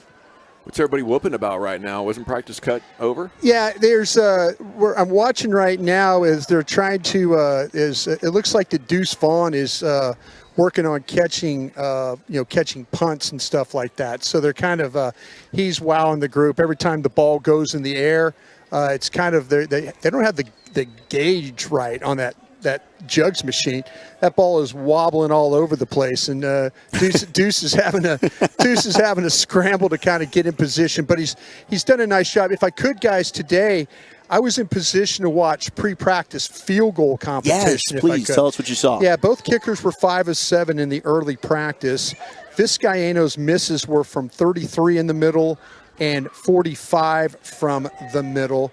And then Aubrey's misses were from 43 left hash and 45 right hash. When they went to the actual competition period where they broke practice and said, okay, we're, that moment, what's he call it? Like they play the music and everybody gets all excited. They play the NBC, Sunday Night Football music, and, it's they got out there and they're competing. But all kicks were made. For both kickers were they kicked from 38, 44, and then 48. So all those kicks were made by the guys. So as far as the early competition, both had a couple of misses in the pre-practice, and then both were able to make all the kicks when the lights were on as they go into this competition part. I'm just glad they're at least doing a little bit of a kicking competition. I was nervous they weren't even going to let us watch. Yeah. Let us see what these kickers were up to here. You need the pressure on, right? Yeah, you need the fans' eyeballs out there. Yeah, and one of the things I noticed, too, when it gets back to, it looks like whenever they might have been doing the 9-on-7 stuff, or it might have been full on 11-on-11, but seeing Hankins and Mozzie Smith on the field together. Yeah. It seems like they're adamant of getting those guys out there together, huh? Yeah, they are, and that's something we saw a little bit in the practice during the first couple of practices this week, or when we came to camp, that they were going to find ways to get both of them. Remember, we were asking, we were talking to Osa about it, yes. and he was mentioning it. So, yeah, I think that they're really interested in okay, if we can, maybe that's something you could see on first, second down, some early down stuff, and then, kick and tank inside with Osa but that's quite a combination of power, and especially with Mozzie playing that 3 technique, as we like to say, or the under tackle, the outside shoulder of the guard, and then with Hankins playing inside as that heavy nose. That's a pretty difficult group to have to move. I mentioned today also that it wasn't as good a period for a couple of the linebackers, and I'm kind of talking about, because there's been a lot of positivity about Jabril Cox. Didn't feel like that he was very good in the 9-on-7 drill today. A couple of times he let blockers get up on top of him. And then also, too, Devin Harper was another one that was paired with him, and it just wasn't the cleanest period. But again, that defensive line had some problems with this Cowboy offensive line, the first group coming off the ball and getting pushed, and now these linebackers were having to deal with that. Has anybody impressed you at the right guard or right tackle spot with the absences of Zach Martin and the part-time status of Steele? I tell you what, though, General, it really hasn't been the case. There's been some times where when Farniak has been in there, he's been the better. I just don't trust Josh Ball. I'm sorry, and it was funny. I was talking with Daniel Jeremiah of the NFL Network before practice, and I said, he was asking me questions, the same question you just asked me about the guards, and I said, well, Josh Ball's over there, and he's like, man, I don't see that. I see the lack of power there, and I'm like, yeah, you've got this thing pretty nailed, just even not being here. So, yeah, and I again talked to some people in the front office on the field before we came out here for practice started, and asking about Martin. I go, any kind of update on Martin, and it was like, no, nothing to speak of. So this holdout or sit out, whatever you want to call it, will continue on. I don't think there was anything that they were, the couple of guys I talked to were able to add any more than, they kind of don't understand. But, it's his decision, and that's what they're working with right now. But, man, 30 minutes ago we were talking about some of these wide receivers, and then, scrolling through Cowboys Twitter, there was another play where he came back on the ball just a little bit. It was thrown on like his inside hip on an out route. Is this guy going to be something? Who are you talking about? Tolbert? Yeah, Tolbert. Yeah, that's the thing about it. He just looks like a more confident football player. And, it's easy to say because last year at this time when we were watching him practice, everything was body catch. Everything was trying to cradle the ball. And now you watch him play, it's more of his hands being extended. More of that, more they like, okay, there's somebody on his back or somebody contesting him, but he's got his hands extended. Where last year he had somebody on his back, and then the ball would get to him, and then the ball would get knocked away because he wasn't extending his hands. So he just, the route running. I was talking again to Daniel Jeremiah about that, and he says, Tolbert in college was just not a great route runner, but, he was good enough. And, we were just kind of comparing some notes on that. But the extension of the hands is something clearly that he's more confident catching the football and more confident in the routes. I'll tell you what, Cooks had a really nice play when we were doing, kind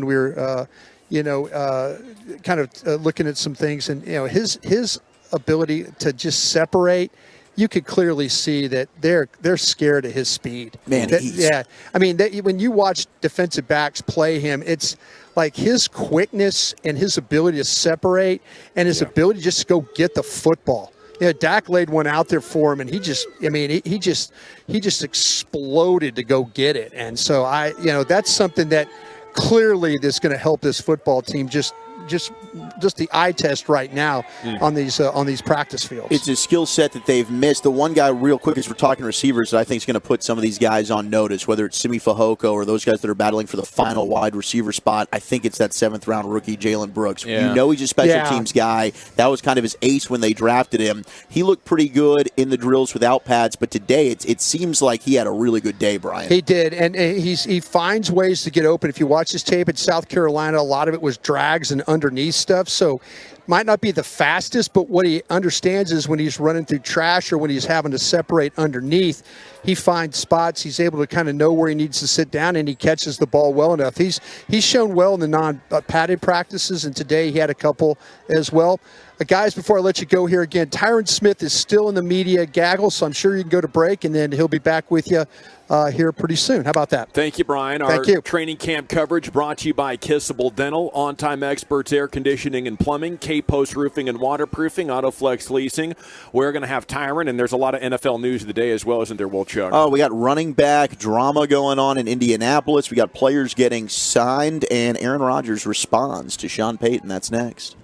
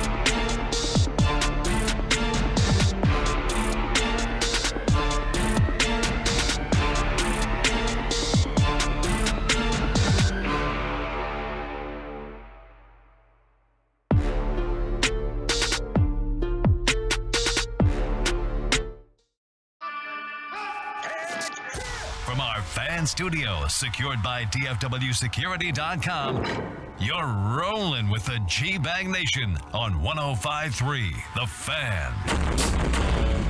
Here we go. It's hour number 2 of the G-Bag Nation on 105.3 The Fan, and we are opening this hour with a special guest. Is this the longest-term Cowboy at this point? Wow, we've been coming out here for a long time, and Tyron's been at every one of them. First-round pick of the 2011 draft, 2-time first-team All-Pro, 2-time second-team, 8-time Pro Bowler, all-decade team for the 2010s.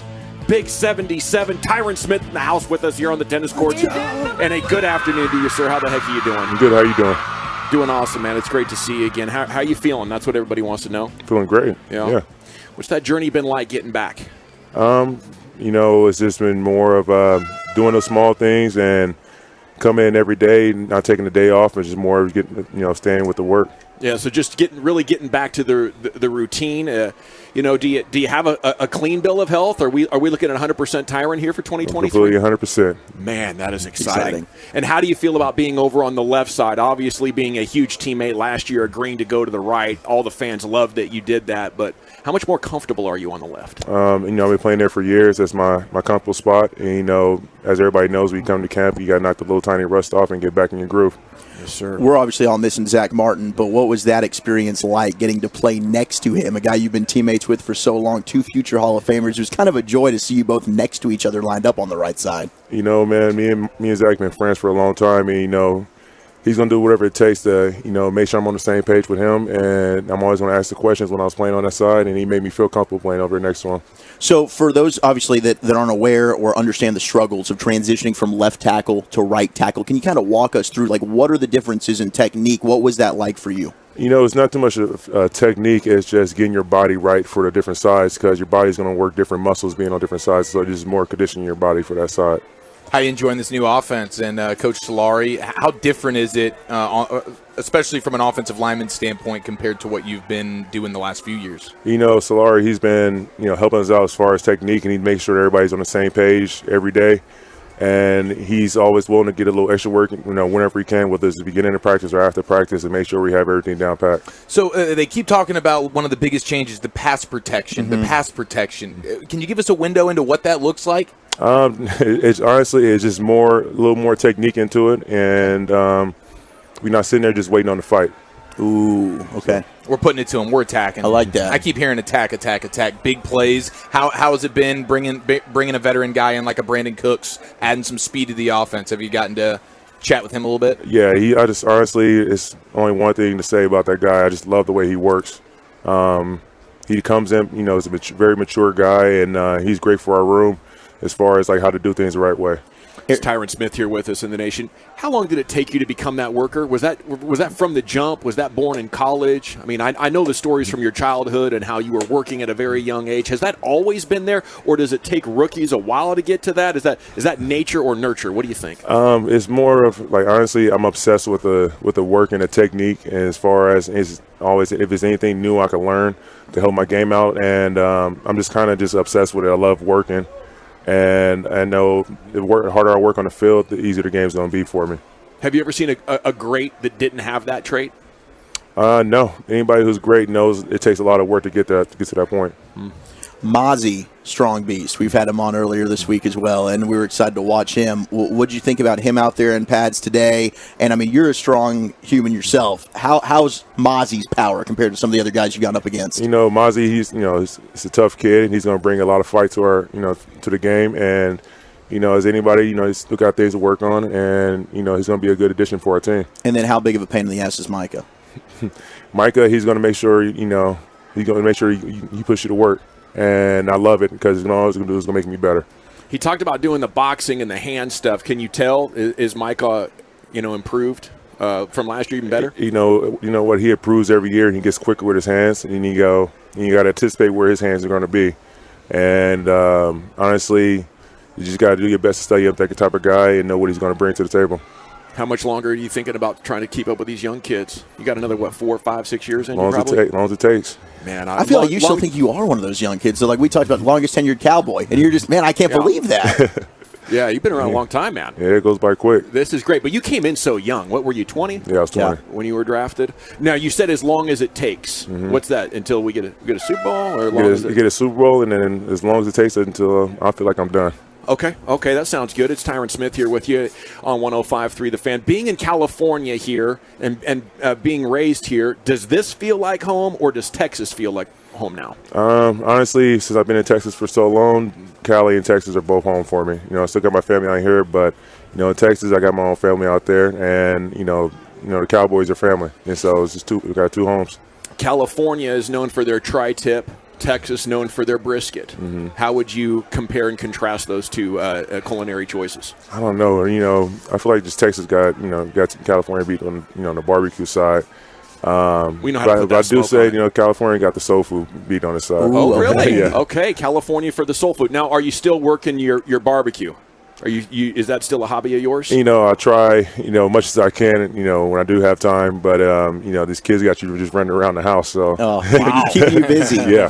What do you like to do on a day off? We went and saw Oppenheimer as a crew yesterday. We saw Tyler, actually. He was in the same theater we were watching the movie. So on a day off you get at camp, what do you like to do to kill time? Honestly, I spend my morning, keep my body right and getting the things I need and honestly just rest mostly. Yeah. How many kids do you have now? 3. Wow. Boys, girls? 2 boys and 1 girl. Right on. I hear the boys. I got girls, and Dawson's got girls Girl too. dads here. Yeah, a couple of girl dads, but I hear the boys are like from an energy standpoint, like they're tornadoes. Yeah, and my little girl, she just gives me a hard time. She just she's a little mean to me, but I love her. She's boss. And how old is she? She's 3. Oh, wow. So you're chatting at night, and are they like, Daddy, when are you coming home? Yeah, just chat whenever I can, yeah. Yeah, I love that stuff, and it maybe the only downside of coming out to Oxnard is that time away, right? Yeah. Yeah, that time away. Okay, so how important is it to make sure this Cowboys team gets a Super Bowl before you're done? That's what after all of these years, are you starting to feel like a responsibility, or is there an obligation to try to get this done? Where's the Super Bowl rank in your priorities when you approach a season like this? Of course that's the end goal, but for us, we got to take it one day at a time. Mm-hmm. Of course, I want to win it with my guys that's on the team now, because I feel like we put in the work for years, and we all deserve to have that trophy, but, it's going to take one step at a time, one play at a time, to get to that point. Do you feel like this, since 2014, there's been nothing but really good Cowboys teams. Could this one be the best that y'all have had? Yeah, we just got to know what's in front of us and, get the work done. You still wearing that leg brace for an arm brace? Or did they get you a customized one yet? I got 2 braces on the arms now. Yeah. There you go. And you can confirm they're a normal human being's knee brace, right? Converted to an elbow. It's his elbow brace. Gavin talked about, since 2014, you've been on some really good teams. And I always find it interesting, talking with players in their memory. Like Jaron Kearse knew every single missed tackle he had a year ago. But over the course of your career as a Cowboy, is there a game that stands out to you more than any other, that for whatever reason it is, positive, negatively? Honestly, I don't try to think too much on the past, It's more if I think too much of the past, I can't focus on what's going on now, so I don't really think about too much more. Just live in the moment. Yeah. When you get a young buck, strong guy like Mozzie Smith, now I don't know if you know this, but he was #1 on Bruce Feldman's All Freaks list. Is that something that's been made known to you? About him being a physical freak? You guys don't pay attention to all that media stuff, man. It's honestly, what can this kid bring out there? And he's been, he brings it every day, and he wants to work. Now, is there because you've probably been the strongest guy on the team since the day you arrived. And when a young guy comes in, he's big chested. He thinks he's the freak. He thinks he's the strong guy. Okay, so is there any weight room? Put him in his place. Interactions showing hey, I'm still the big man here. No, honestly, no. It's more of me, it's my pride trying to beat myself every year, and trying to get stronger. So that's all it is. You keep up with USC still quite a bit? Just here and there, it's other things I got to focus on nowadays. You honestly, whenever you do get the spare time, you need to get Lincoln out to your backyard, show him how to cook a real brisket. Oh my gosh, some of those picks have been bad.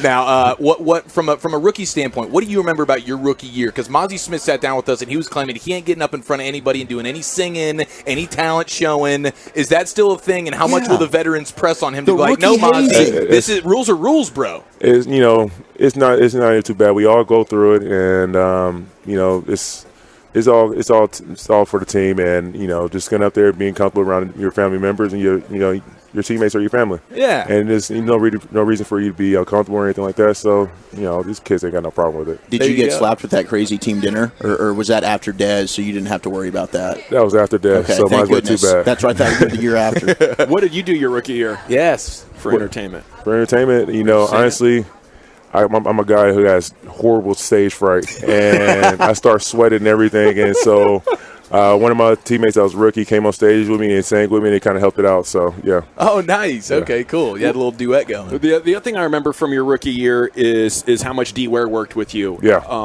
How much do you work on the opposite side with a guy like Sam Williams or some of these young guys coming in? You know, for me, I was always in, D. Ware's ear trying to get some work in, and I've never seen a guy like that, never played against a guy like that. So for me, it was just more of I was begging for work. And if any of these young guys wants to come get some work after practice, I'm all for it because I love it. And all it is going to make us better. Tyler Smith seems like kind of that sponge guy. He's always looking to learn and improve. What stood out to you about him, and especially going into year 2? He's always asking the questions, asking about footwork and technique, and this kid is is coming along. He's starting to mature, and you can see it out there. I'm glad Gavin asked about DeMarcus Ware. He's obviously going into the Hall of Fame. One of our favorites, still comes around in the facility quite a bit. What do you remember about what made D. Ware such a great player? He was a great leader for our team. And, he kept the room together, and the thing is, he brought every play. He brought so many things at you that you didn't even know what was coming next. But he helped me out in my game and helped me become the player who I am today. He's, I'm proud for where he's at now. It's Tyron Smith here with you in the G-Bag Nation. On the other side of 30 now, you're the veteran. I sense wisdom and maybe mindfulness coming. You're not worried about the past. You're staying engaged. Is there stuff off the field that you're using to hone that, or is that just coming to you naturally? And honestly, it's just coming to me naturally. It's more of, just focus on, for these months that we, get to our end goal, that, just focus on those each day. And so that's where I'm at right now. How important is kicker in your world? Do kickers count to football players? Every player in our team counts. It takes all of us to win it. It was real nice when we had Dan Bailey around here booting him in. We've had anxiety. Gosh. We've had anxiety for like 4 or 5 years. Where'd Lieutenant Dan go? Yeah. Lieutenant Dan? Yeah. I mean, you guys are working your way to get down there the whole time, maybe even score, and then we're not even kicking an extra point. Do you think it should be more important to this front office to get a player that y'all can rely on back there when y'all have to go, watch him do his thing? We got a couple guys that's, kicking for us right now, and they're competing at the job, but, they're great at what they're doing right now, So I think they're on a good path right now. Well, Tyron, you've been on an incredible path your entire time here. We can't thank you enough for joining us once again on the tennis courts. Is there anything else to share with the audience before we let you go? No, not at all. You've been texting with Zach? How often is he blowing up your phone a little bit? No, honestly, I'm letting that man, take care of his own business. That's not our business to worry about, and this is our business to worry about here.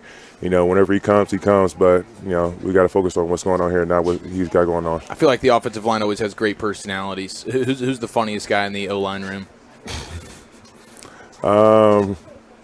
Shoot, man, I had to ask Tyler Smith about that one. Okay, all right, we will. Are you the biggest eater on the O-line, or is somebody else? Oh, no. Who's the biggest eater? Honestly, I don't even know. I'll be honest with you, I really don't know. All right, we got to get some type of the food competition going. I would probably put my money on Tyler. That would just be my guess. But I think Terrence Steele.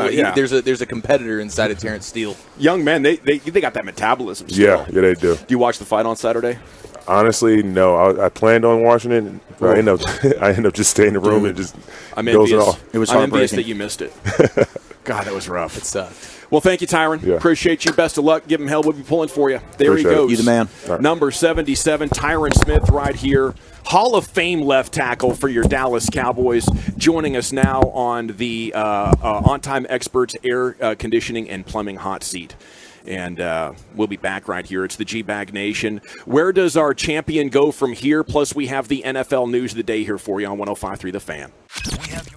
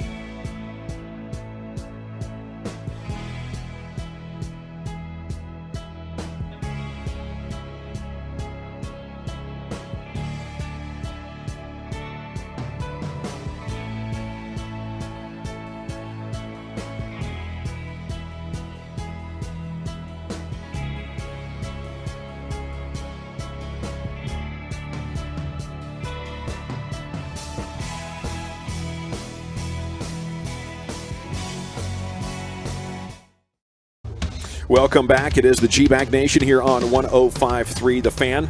Saying hi to some Tolos there at the break who were originally from El Paso, moved to California. They're here checking out Cowboys training camp. Zach Wolchuk has your NFL news of the day coming up here in just a second. The segment is brought to you by the Frankels. Our Cowboys training camp coverage is brought to you by Kissable Dental, On-Time Experts Air Conditioning and Plumbing, Cape Post Roofing and Waterproofing, and by AutoFlex Leasing. And we're going to talk a little bit more about that fight in a little bit. We got the best of the weekend coming up with the Chief. Huge, exciting weekend for the Rangers. What else could they have in store? That's coming up at 4 o'clock. Here's Wolchuk with your NFL news of the day. Thank you very much. And it's crazy what's going on with the running back stuff. This Jonathan Taylor story just keeps getting weirder and weirder. Some of it has to do with Jim Irsay, and we mentioned the quote last week, Eric, with Jim Irsay, and how he said basically if he dies, if Jonathan Taylor were to not be in the NFL, nobody's going to miss them. So he requests a trade. He has an interview with Jim Irsay, and then we have the Colts coming out and saying, oh, well, Jonathan Taylor reported pre-camp he had some back tightness, some back issues. Jonathan Taylor's gone on a Twitter rampage today, basically saying, that's not true. I have not had any type of back pain whatsoever. The Colts are looking for a reason to put him on the NFI list, so where they don't think anybody's going to want to trade for him, and they don't want him to play this year. Like, this is becoming an absolutely terrible relationship between the two sides. Jonathan Taylor saying, I'm not sure who the sources are, but find new ones to the Indianapolis Colts. I don't know how this is going to play out. They also did lose a running back today in Zach Moss, who's probably going to be out for the season. So the Colts desperately need Jonathan Taylor. But we're talking about a guy who was the best running back in the league 2 years ago. Yeah. I think this is, when everything's get confusing and it's clear somebody's not being honest, it's usually a matter of communication. We know the communication's broken down, but it's also always about money, Brian. Yes. I'm sure every team deals with this to one extent or another. I would be willing to bet my left hand that what's gone on here is, the Colts are playing hardball with him, and he's like, well, maybe I just won't be healthy. Maybe, if you want to play it that way, my back could hurt or something like that. And so the Colts are sensing you're going to play hardball back from faking an injury, and they're saying, well, we've heard he's hurt. And he's like, oh, no, nobody said I'm hurt. We were just playing in hypothetical land as my camp, playing the only card running backs have, which is to fake an injury after getting super paid as a big double barrel back to the organization. Until somebody stands up and gives the other what they want, I don't expect a great resolution on it. I think, if you're his agent, you have to ask the player to start looking at this the way that Saquon Barkley and Tony Pollard and the other running backs have. We must capitulate, or you are going to lose a year of your prime and $10 million. That's your only option. Yeah, he should have got some better advice, though, if this goes really sour on him, because the NFI deal, like they're looking at going, okay, so you showed up with the injury, so you didn't do this playing football. Okay, like he needed to get out on the field for 10 minutes, do a little something, come up limp. Okay, now it is a football injury, and that it isn't just showing up to camp complaining about your back. Because now I think this is about to get real dirty. It is. It is. It's very dirty between these two sides right now. And that running backs just aren't realizing the extent of how the market has shifted. They're in denial. Man, now you got the broken arm with Zach Moss. It'll be interesting. We did have another injury today. Eric's fantasy darling, Tim Patrick. He got carted off the field today for the Denver Broncos. It was a non-contact injury. We also saw yesterday at practice rookie defensive tackle Kalijah Cansey. People want to say he's Aaron Donald 2.0. Also out of Pitt, he got carted off practice with a non-contact injury as well, having an MRI today. Hopefully we get more information. The big storylines, we had 2 running back visits over the weekend, both in the AFC West. One was our guy Ezekiel Elliott, visiting with the New England Patriots. The two sides accordingly had a good meeting. There's no deal as of yet, but we do now have the first team that's really shown interest, brought Zeke in for a visit. I don't know if you heard any more chatter, Brian, about that. Yeah, I was on WEEI on Saturday talking with those folks about it, and they were pretty adamant that they didn't want anything to do with Zeke. Really? Well, and that's the show. The show was not interested in doing anything with Zeke. They got a bunch of football guys up there, man. So, I put in some calls and stuff like that to a couple of guys I know in New England. And right now what they were just talking about was they're just trying to kind of get things in order of what direction they might go if they have to go get a running back. They're looking at, like, you know, it's one thing, like, if you want to, we work off emergency boards. And so what you want to do is you'll work guys out to see where they are health-wise, where they are, you know, financially and all those things, so you kind of have an idea. Yeah. I didn't get the impression that the Patriots, they were just kind of doing their due diligence on this one. But if it had to turn around where they could do it, they felt comfortable enough that if they had to sign the guy that they would do it. They just haven't done it, or they're not going to do it, I don't think, anytime here real soon. Well, the Patriots are doing their due diligence on running backs. They had last week Leonard Fournette in. So, That's I mean, they want to add a veteran. Dalvin Cook was in New York visiting with the Jets. Thought maybe he'd get a deal done. He leaves without a deal, and he also has an offer from the Dolphins, although that's kind of a hometown discount type offer that he does not want to accept. I did read a funny story that Cooks went to a local deli there in New York. There was a guy reading the paper, and on the front of the New York Post, it said, oh my gosh, you know, Dalvin Cook's in for a visit. The guy's reading it. He looks up. He sees a gentleman standing next to him. He says, man, if the Jets can get this guy, I think they got a legit chance at a Super Bowl. That man was Dalvin Cook. That is exactly who he was talking about. He pulled to me, had no idea he was talking to Dalvin Cook. Oh, that's great. He's sitting in the coffee shop reading about Dalvin Cook, telling Dalvin Cook how much he wants Dalvin Cook, all while not knowing he's talking to Dalvin Cook about Dalvin Cook. That's amazing. That's you and Fred Taylor, and that's you and Trey Lance. So congratulations. Well, I knew who Fred Taylor was. I did not know who Trey Lance was. Oh, okay. I thought, well, okay. My apologies. Lies. Those are lies. Those are okay, lies. thank you, Lucius. Thank you. Because I was like, okay. Fred Taylor was just one of those where I know who this is. Yeah. The name is just escaping me. Trey Lance I could have talked to for 20 minutes, and until he told me he was Trey Lance, I had no idea what his face looked like. Okay, fair enough. You knew Fred Taylor was somebody because the traps and the delts. And you say hello to him out Well, I knew he was a former NFL running back, too. I was like, big time. this is a running back right now. I know this. You didn't know. Did you say hello to him out on the field today? Yeah, I talked to him today on the field. Did you? I told him to come over and jump on if he has an opportunity. He said he's going to try to, so we'll see if he does. But I talked about the fight, and Fred did a good job. He hedged his bets. He hedged his bets on that, and he ended up walking away with some coin. Ah. So, I mean, Fred.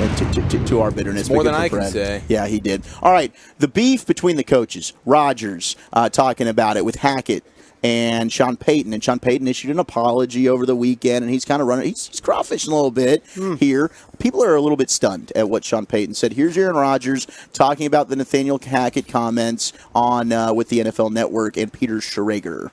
Yeah, I love Nathaniel Hackett, and those comments were very surprising. For a coach to do that to another coach. My love for Hackett goes deep. You know, we had some great years together in Green Bay. Kept in touch. Love him and his family. He's an incredible family man, incredible dad. And on the field, you know, he's arguably my favorite coach I've ever had in the NFL. Just his approach to it, how he makes it fun, how he cares about the guys, just how he goes about his business with respect, with leadership, with honesty, with integrity. And it made me feel bad that someone who's accomplished a lot in the league is that insecure that they have to take another man down to set themselves up for some sort of easy fall if it doesn't go well for that team this year. Thought it was way out of line and inappropriate, and I think he needs to keep my coach's names out of his mouth. He's going full Will Smith. Did he ever mention the guy's name in the interview? Sean. Yeah. No, he did not. No. He did. He said, he goes, I don't know Nathaniel Hackett. That's the only time you see Nathaniel Hackett's name mentioned in this whole thing. Is there any lies that are being told right now? No. You know, is there anything, you tell me this, you watch the Denver Broncos and you're like, man, they've got a badass defense. Yeah. Their offense is horse-s right now. They can't get the damn plays in. They went and brought in a coach to handle clock management and game situation stuff. You're telling me that you know, keep your, you know, I understand. Sean, I went back and read the transcript. He said, I read the interview. He said, I don't know Nathaniel Hackett. That's the only time I saw Nathaniel Hackett's name mentioned in the whole article. He did call it one of the worst, maybe the worst coaching job in NFL history. I mean, so that's immediately to the head. No, it is true for sure, but we've never seen anybody. Well, there's been a lot of bad coaches in this league teams going 0-17, 1-15, whatever it is, you don't hear the next guy come in and say this. There's a lot of things that are honest, and just by being honest doesn't mean that you were right to be honest in that moment. There's no way you can defend Sean Payton and say he should have done what he did. He was an absolute bleep hole. Of course he was. And everybody knows he's talking about Nathaniel Hackett. And he's the first coach in NFL history to do what he did. I went back and looked at Parcells talking about the train wreck that we had to do when we were, and I was like thinking, well, there's some things he's like, oh, there's a lot of things we got to do. There's, and I'm sitting there thinking, no, he's not wrong. If he would have called every one of us out for being bad at our jobs, we deserved it. We absolutely deserve that. And for you to defend that guy for that job, I can't trust you about the evaluation of a team that's either good or bad. Well, that's an understanding comprehension problem, because I'm not defending Nathaniel Hackett for the job he did. I'm calling out Sean Payton. You called him a bleep hole. I mean, he just he's working for a team. He was brought in for a job that a guy totally effed up, and he's saying that. I'm here now because of that. Man, don't get out of here. Get out of here on that. He has every right to say that about the guy if he wants to. Okay, that's fine. That means every other coach in NFL history who they should. You know what? They should, because if it's one of those things, and I admit this, I'm the first one to admit how awful we were those 3 years. When we were here, I'll admit it. We were terrible. Every one of us deserved to get fired. Every one of us deserved somebody to say, you know what? We're here now because those guys were horse ass. Maybe you don't say, I don't care. But you know what? He said it. And you know what? I don't have a problem with it. Because I've been there where we were so damn bad that we deserve somebody calling us out for it. Everybody's like, oh, hey, it's okay. We could go on. It's our... No. We sucked. And we deserve to get fired. And we deserve the whole thing to get blown up. And you know what? Bill Parcells coming in here and making it right. And putting it back on track, good for him, good for the Joneses, good for the fans, because we deserved to get fired. Brian, can you turn your mic off? You are you're buddies with Dave Campo. Would you want to see Bill Parcells undress Dave Campo in front of the entire world? We deserved it. It's not about what he we deserved it. Yeah, yes, we did. Okay, we absolutely did. Right, and that's where you and I are different. That's where you and I are different, because you know what? We go through life now, everybody's just, it's okay. It's okay. Let me put my arm around you. They got fired. What's okay about that? It's not like he's still there. He found another job. 15 games in, they said, you're not good enough. And for that quarterback to sit to say, oh, he's the best head coach or the best coach I've ever been. Fine, if that's what you feel. Denver Broncos didn't feel that way about him. They said 15 games in, hey, listen, you can't even get the damn plays in on time. Shame on them. We should be pointing the finger at management for the Denver Broncos for hiring the guy. Well, credit to Sean Payton, he actually did that in his rant. He called out the GM in the front office and said the entire thing was a joke. Absolutely. No free passes. So, yeah. See, that's what I'm saying. We live in this era now where everybody's it's all right, it's cool, we're good and all that. We deserve every ounce of hate for the job that we did. Okay. You know what? And I don't feel any. And if you want to call me out on it, I am totally okay with that. Because you know what I'm going to do? I'm going to agree with you. Because for 3 straight years we were 5-11 and we didn't do a good enough job. Yes. And somebody had the respect to not get on a microphone and call all you out by name. You know what? And you can act like you're fine with it. I guarantee you, when you have a piss poor segment, which you're going to have very soon, I'll call you out. That segment sucked ass, Broadus. Does that feel good? Does that feel good? You know what? No, but you deserved it because it's true. Well, right? So whatever is true, whenever you suck ass at something, that's fine. That's fine. Fine. Call me out on it. You know why? Why? Because I could live with it. I'm not like you and coddle everybody and everything's all good and fine and dandy. Good. Then I'm excited. I'm looking forward to your next piss poor segment. In about 5 minutes, we'll get the call out. Yeah. Fine. Pisses me off to no end. You might have to wait about 23 hours and 5 minutes. That's a good point. Krusty's Corner's not next, Chief. But you are sticking around, right? You're not going anywhere? He did ask you to leave.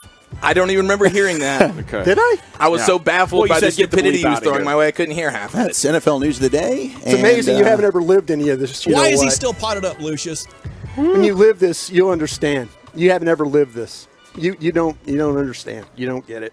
You really don't. I have no idea what it's like to tank an entire franchise for a few years. That's what I'm saying. And we deserve every bit of crap we got for it. But, feel free. I'm okay. I'm okay with it. Because if I do a good job, I know it. If I do a bad job, I accept it. When I miss players, I call it out. I don't hide from stuff. It's not about you calling it out. It's fine. It's about somebody else calling it out on your behalf, saying you sucked, Brod. It's not you telling yourself you suck. I've said a bunch of times I've sucked at this thing. I've said it a bunch.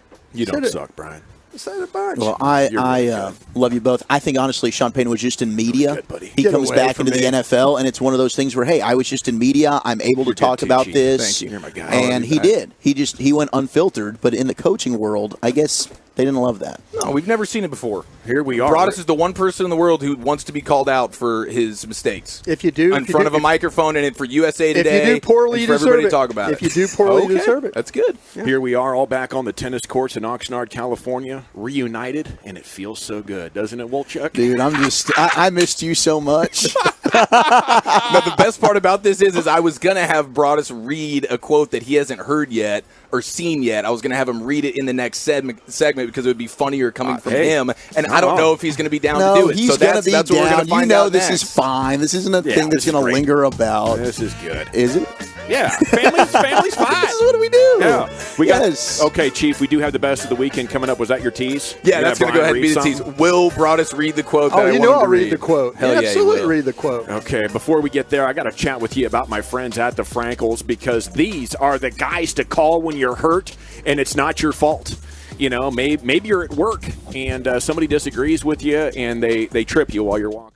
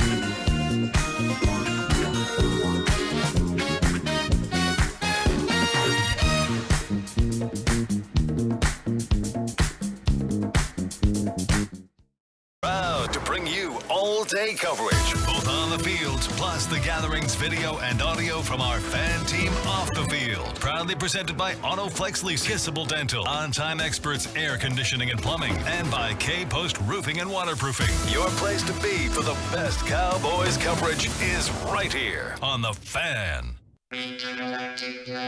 When you value real independence, you own it. At Classic Chevrolet in Grapevine, shop new Silverados with once-a-year July 4th savings. See them all at ClassicChevrolet.com. But hurry, the best models will sell fast. This is Texas. This is Classic Chevrolet. Relax and enjoy the difference. Find new roads. Thank you, Lucius. Got a Sam Williams update here. Injury report brought to you by Kissable Dental. Still giving Dallas fans something to smile about. KissableDental.com. He's got a little bit of a shoulder, so we'll get updates on that throughout the afternoon as our training camp coverage continues in the G-Bag Nation. And it's time now for Eric Chiafalo's Best O' the Weekend. Chief? Yes, sir. I guess I should feel like Spence right now, and Broadus is Crawford. Shout out to you. No, according to the fan text. We're totally good, man. My favorite text that has been written in, though, is the 214 saying, sensitive today, Eric. Weak, period. Soft, period. Tear you up. You just had a piss poor moment, bro. It's okay. Accountable.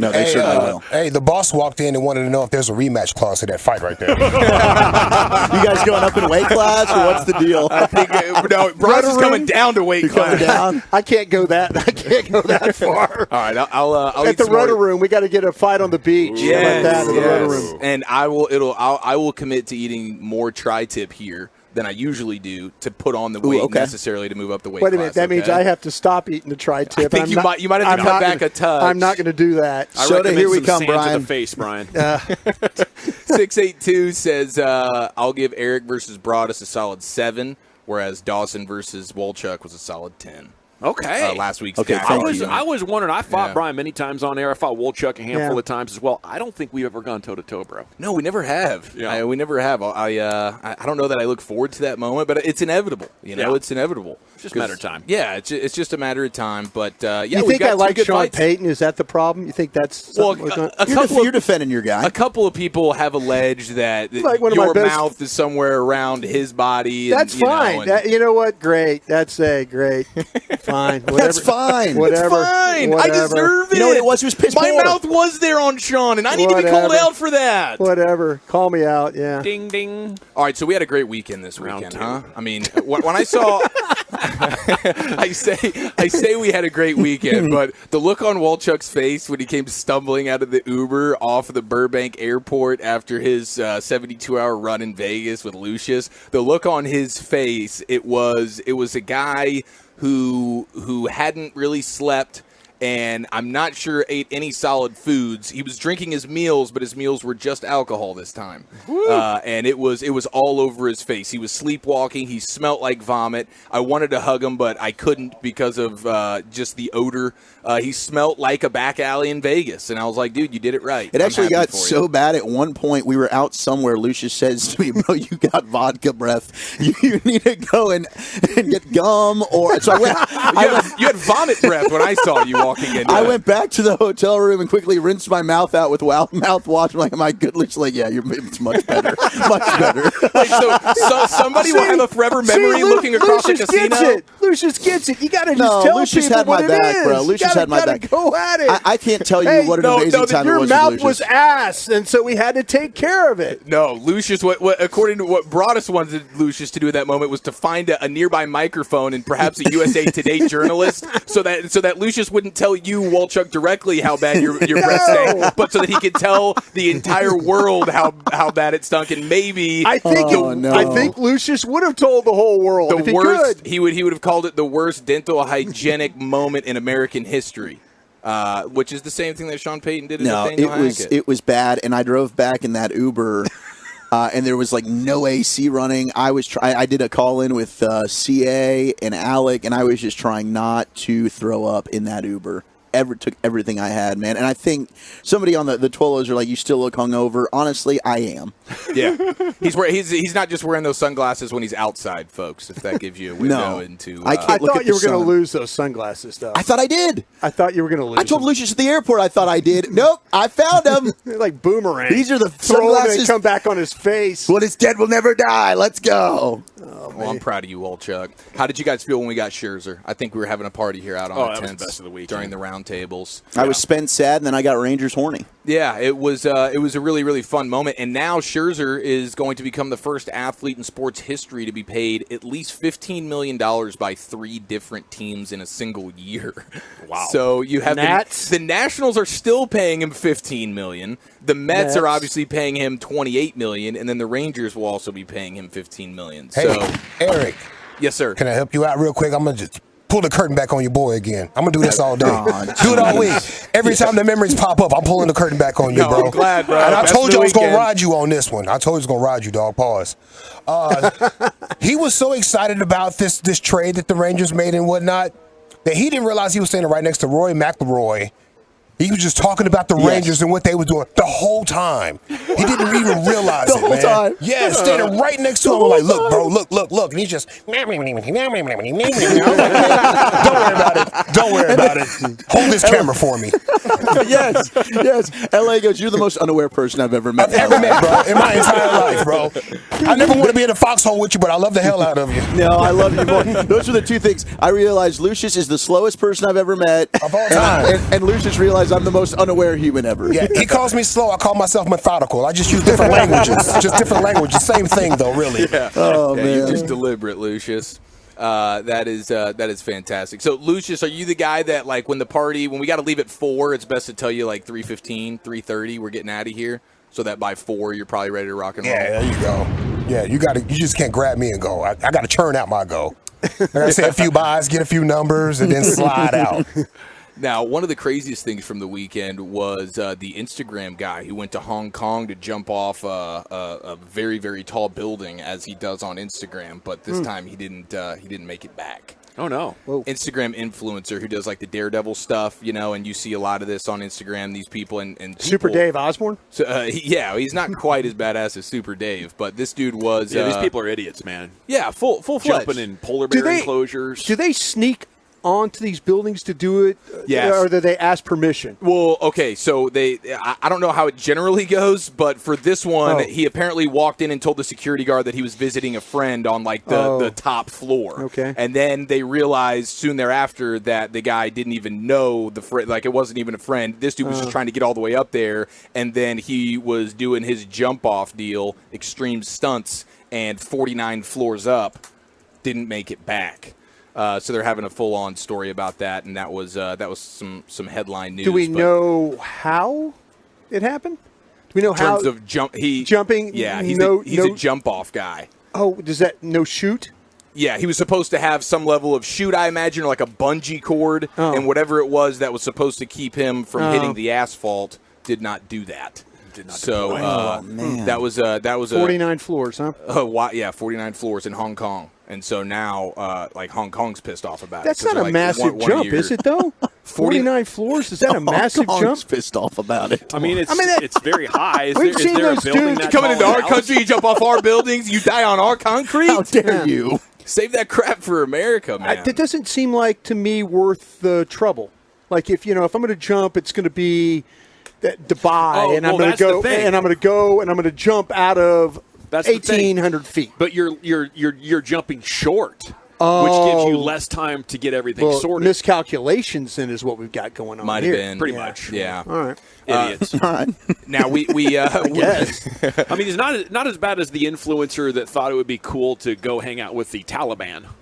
Yeah. He's still kidnapped. Yeah. They're like, they've been hanging on him for like 4 or 5 Why months. would you do that? Yeah, you should never. That's It was the making him dumbest. go viral. He was like, hey, look at this, guys. It's a Taliban training camp. Yeah, and then what's going to And he happen? got away with it one time. They let him go.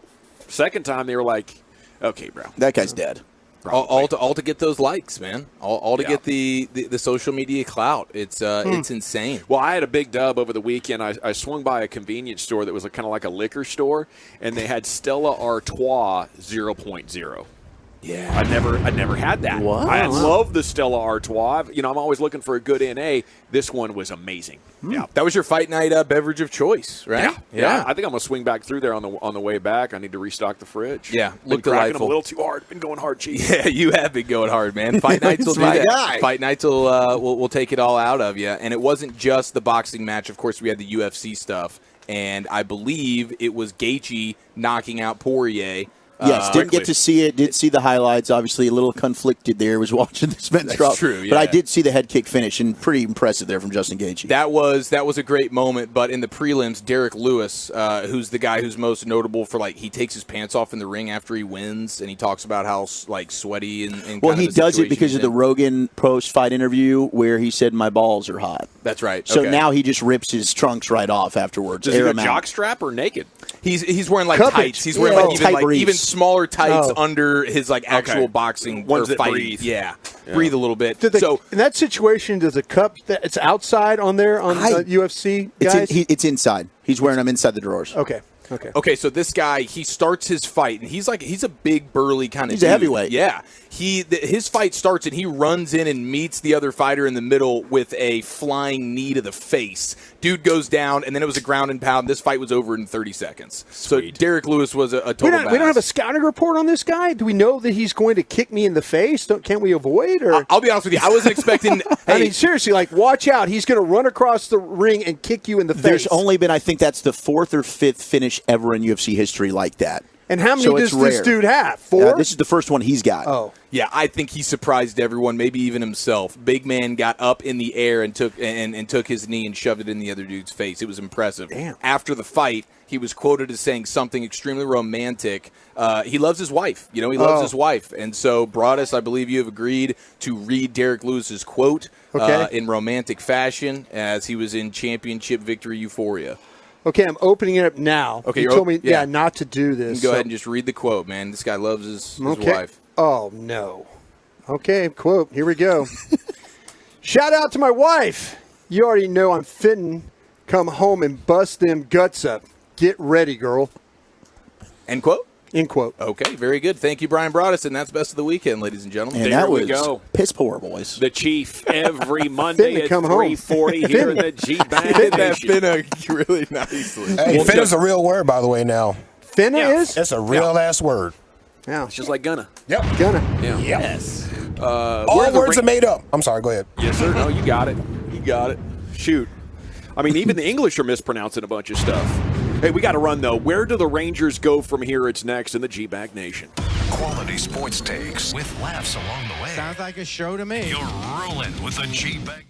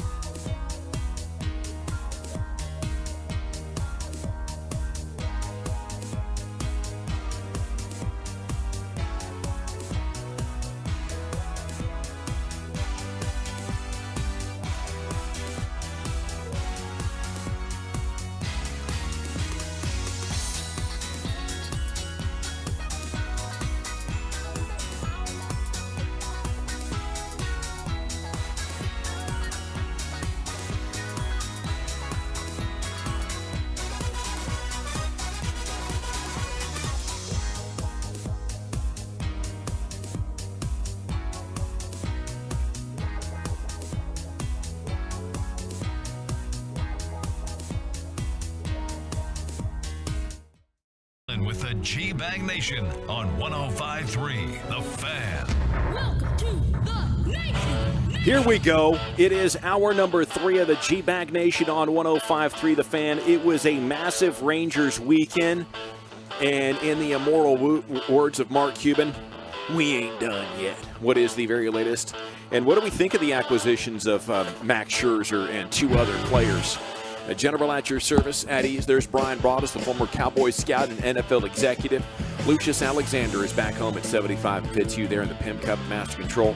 Woolchuck and Chiafalo are here. Carter Freeman's coordinating your video. The office ace Tim Collins is remote engineering for this afternoon's broadcast here in Oxnard, California. The TruckWreck.com fan text is open for you at 877-881-1053. And my question, have the Rangers done enough? Okay. Leave your name and city you're texting from. Will make you famous here in the G-Bag Nation. I mean, adding Scherzer is just, was great. And if he is the best version of Scherzer, it could be nearly unbelievable. You get 2 players from the Cardinals as well. That is fantastic. I feel like they're going to, maybe add one more reliever and maybe a bat, maybe a DH. I think right now the lack of Heim and Seager in the lineup is giving me anxiety to score just 4 runs over the weekend against the Padres. Maybe you've reached that tipping point where enough star power's out of the lineup that it's going to start costing you. Your young batters are starting to show that maybe they were hotter and regressing to the mean. Mm-hmm. So I need a bat, and I expect one more reliever. I don't know if they've done enough yet to be the best team in the American League, especially how the last 10 or 11 series have gone. So that's kind of where I'm at. Excited, but not quite sure if we've done enough, although I'm very confident they ain't going to stop. There's something that's happened with this front office and this ownership group where they have confirmed, they've made a pact that whatever happens, we're just going to keep adding until we're good enough to dominate. Well, they're going to give up prospects with the hope that people continue to take money off the deal. Mm-hmm. Yeah. So the better the prospect we give you, the more millions of dollars we're going to take off these deals. Selling prospects. We get veterans back. Yeah. And you pay the freight and you get a prospect. I talked to some buddies of mine before we went on air today in the Major League Baseball, and I asked them about the Verlander trade. And they were to a man were like, I don't see the Rangers being involved with this one. I really don't. Because that was the report around noon that the Rangers were also talking with the Mets about. And again, this is a guy that works for another club. So, the Rangers might be, please don't, take me to task on this. But just what they were saying, they says they just didn't see the Rangers. The name they threw out at us, because I was interested about Heim.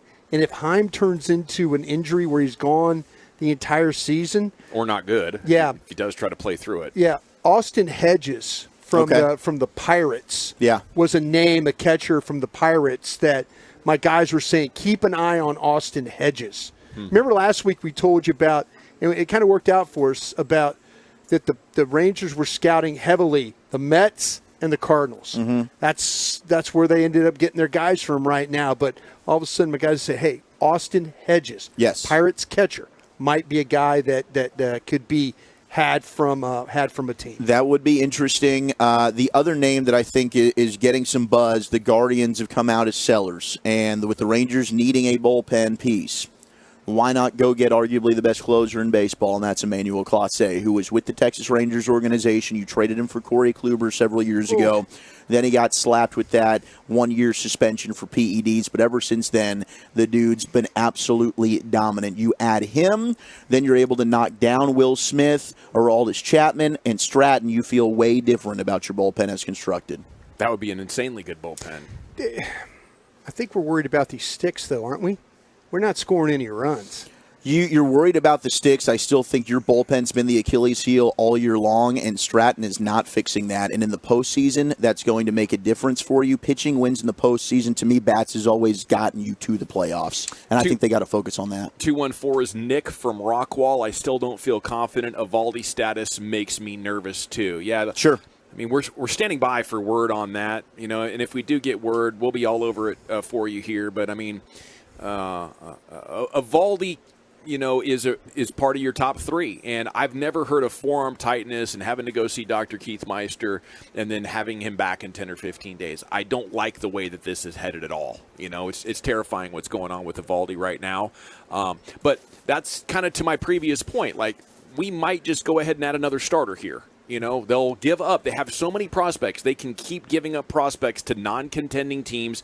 They'll give you back a good player and pay for it. That's the way around this salary cap. This is, Chris Young. It's like the Dallas Cowboys, what they've done with going and getting, getting Cooks and Gilmore. And it's like, listen, we'll give you a 5th-round pick, but you're going to eat $8 to $10 million on this salary. And they still haven't given up their best guys. They've given up their 3rd, 11th, and 14th ranked prospects, and then a fringe top guy. Yeah. So you've still got a ton to work with here. Yeah, and I think when it comes to like concern, I think the Evaldi thing is concerning, but the Jonah Heim thing is another one that I'm not overly optimistic he's going to be able to make it through the season with the wrist injury that he's dealing with. But I think encouraging from a bat standpoint, don't you feel like Wolchuk and the rest of you guys, like Evan Carter could be called up? Yes, and I do expect it. I'll tell you what, and I'm not breaking any news here. I haven't had anybody tell me that.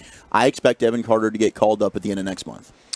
Oh, that would be awesome. That would be a lot of fun. But that helps the bat. Bassick, I was listening to their show today.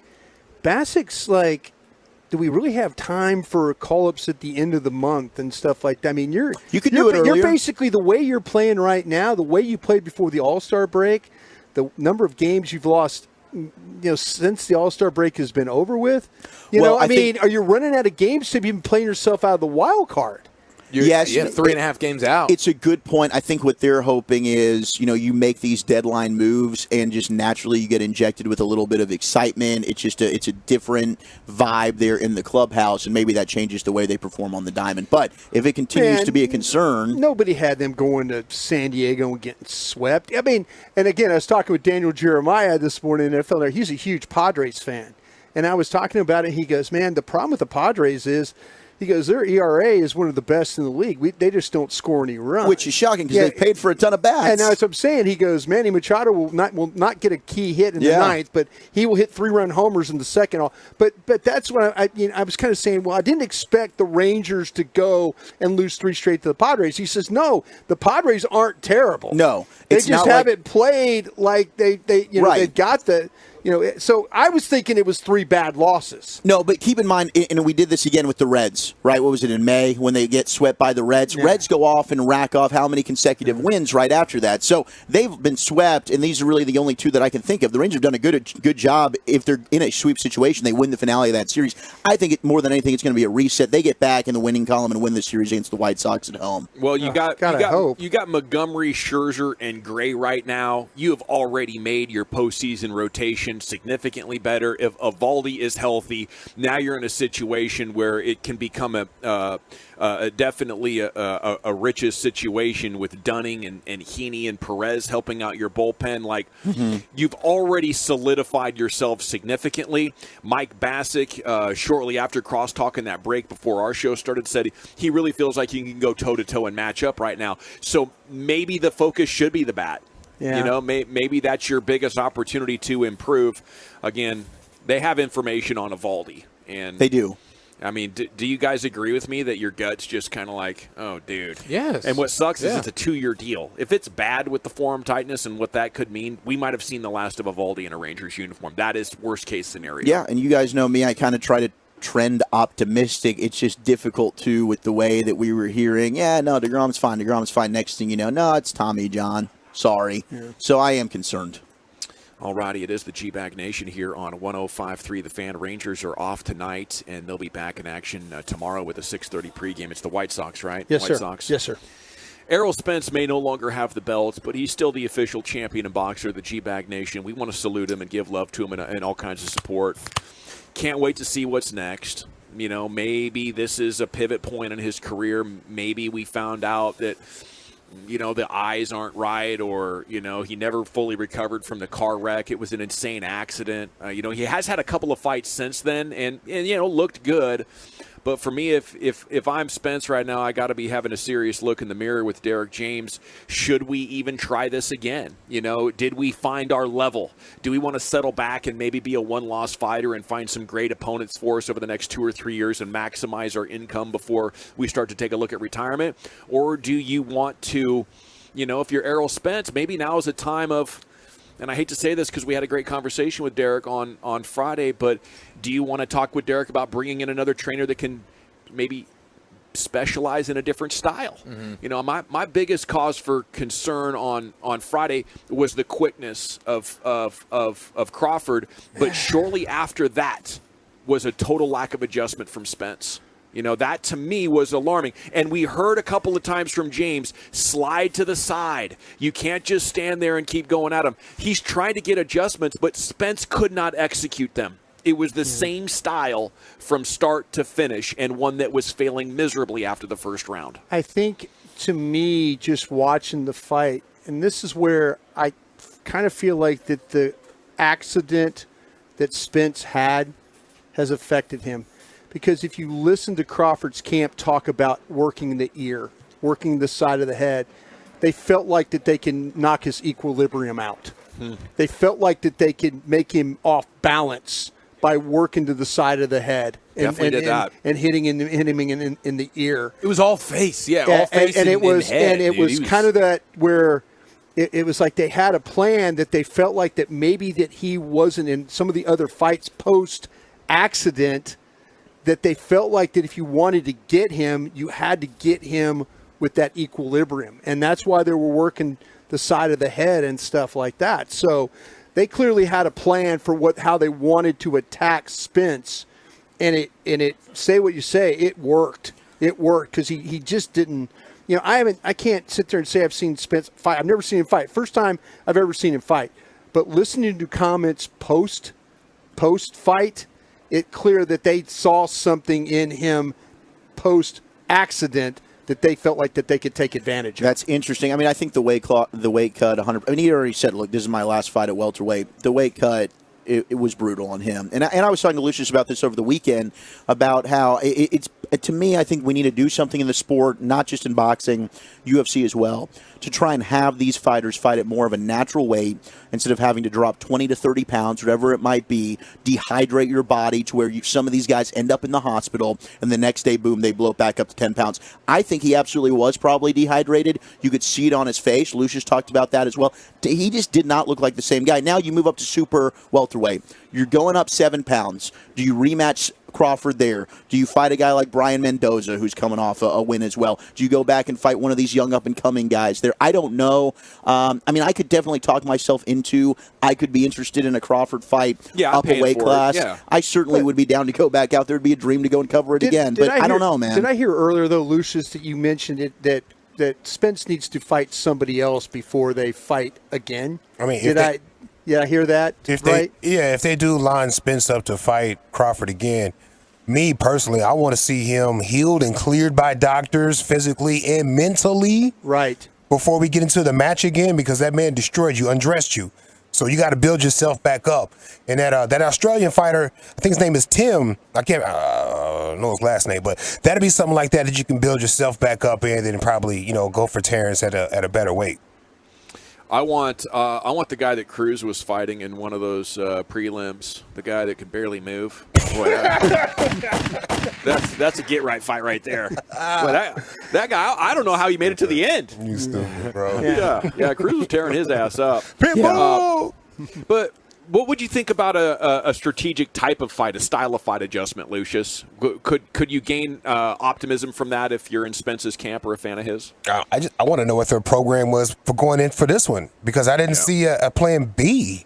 Yeah. So there was no plan B. There were no adjustments ringside, in his corner during the fight. I mean, there was no adjustments whatsoever. Yeah, but before James, who Spence got with shortly before the Olympics when he was 21 or 22, about a decade or so ago, he was with a guy in Garland named Gene Vivaro from Vivaro Boxing, and they produced multiple Olympic guys. I think Spence is James' only Olympic guy. There's guys in town that I know, and one of the great things about Vivaro is they would treat, and teach multiple styles. So as you're developing, it's like, hey, can this work? Can this work? Can this work? And, if you're Spence up to this point, there's been no need to adjust. So maybe he thought, hey, let's stick with what we do best, and he's not going to be able to. But if at 32 years old, you can't pivot to, hey, let's get inside and hug him and stay out of jab zone. Let's try to move side to side more and try to get to his side instead of coming straight away. If you can't pivot to those on the fly, that suggests it hasn't been in your training for a long time. Sure. This is not second nature to you at all. It's like Tyron Smith talking about going from left tackle to right tackle. Similar techniques, but it's muscle memory that has to be able to snap and go back and forth. And I do feel like the best fighters have done that. And if I'm Errol Spence right now, I want to talk to a lot of different people. I want to get a lot of different opinions because I'm at a crossroads in my career where if I lose again, now with 2 losses on my record, I'm going to take a serious slide back out of the spotlight. Oh, no doubt. And it'll be interesting, another name that we just talked about, and your guy from Australia, Tim Tszyu, I think it is, Lucius, is supposed to fight Canelo. But Lucius and I were just kind of shooting the ass and saying, what about a Canelo fight? Canelo Alvarez. I'd love that. I mean, if Spence really does want to move up in weight, that's a guy. He's not going to have a big weight cut if you want to move up and fight a Canelo. Fight at 154? He's fighting at 168 right now, so you'd have to find a catch weight between the two of them. But I think that'd be fascinating. I mean, he came way down to fight Floyd. I want to know what would happen Terrence Crawford against Floyd Mayweather now. I want to see Terrence Crawford maybe put on some weight and fight Canelo. I'm so impressed with this dude. I like everything that he's got going on. I was thinking that this is a boxing story or a sports story that I should have been paying more attention to, and now I also can't wait to see what he has in store for us next. But obviously a lot of people disappointed in that result from Errol Spence, and now we have another 28 days to see if they're going to get after this rematch. Okay, top 10 at 420 coming up next. Well, Chuck, where are we headed with that? Well, it's National Ice Cream Month, and it's the last day of the month. So I've got the top 10 best ice cream shops. Where's your go-to spot to go get your ice cream fix? That's next on The Fan. Nighttime on The Fan means Rangers baseball or the Get Right.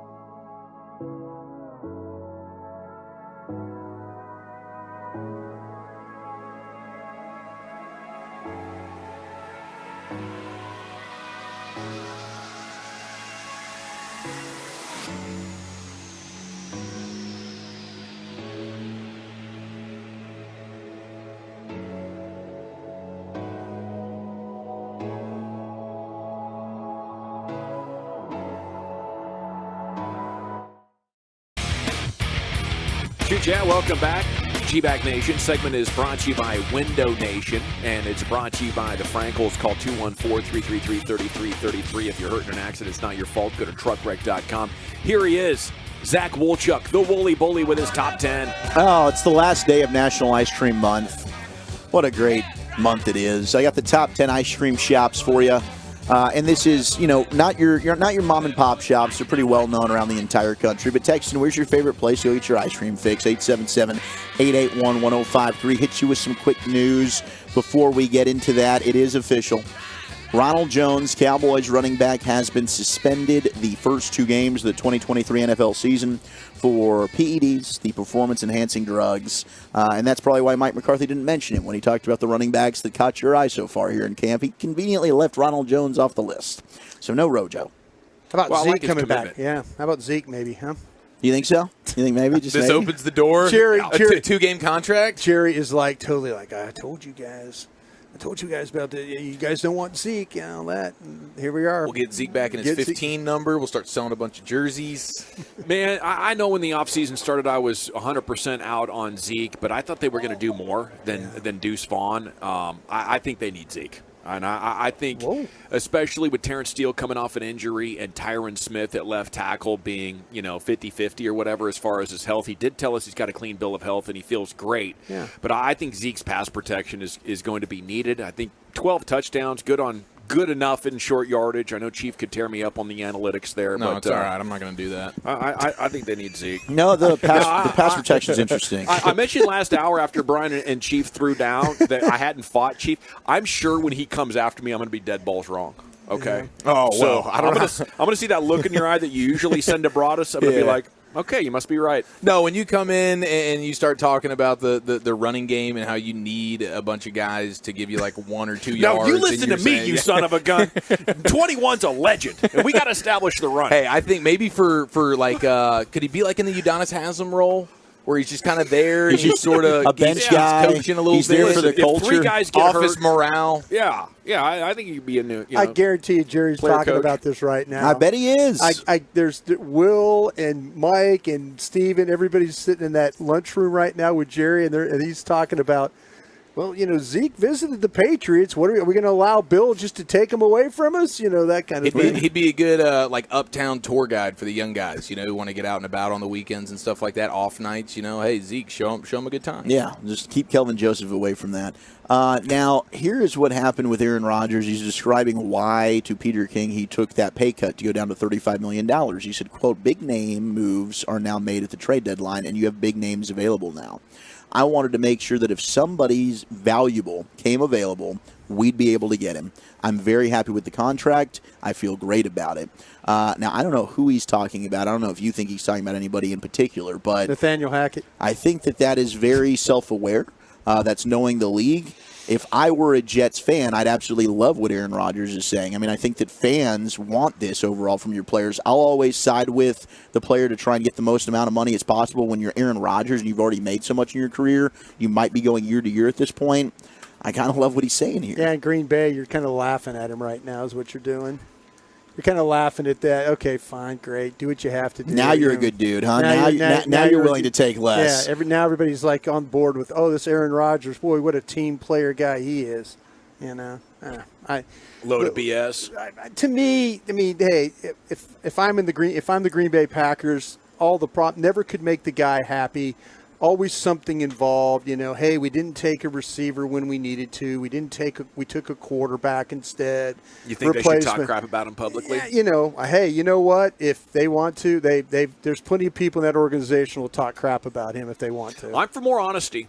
I do get like lying to be polite, but we overdo it here in sports too much. I could use a little bit more honesty. Yeah, I think the honesty is always the best policy. Well, to be honest, I mean, like you said, the thing with Rodgers, if they want to come out and say this, and they very well could.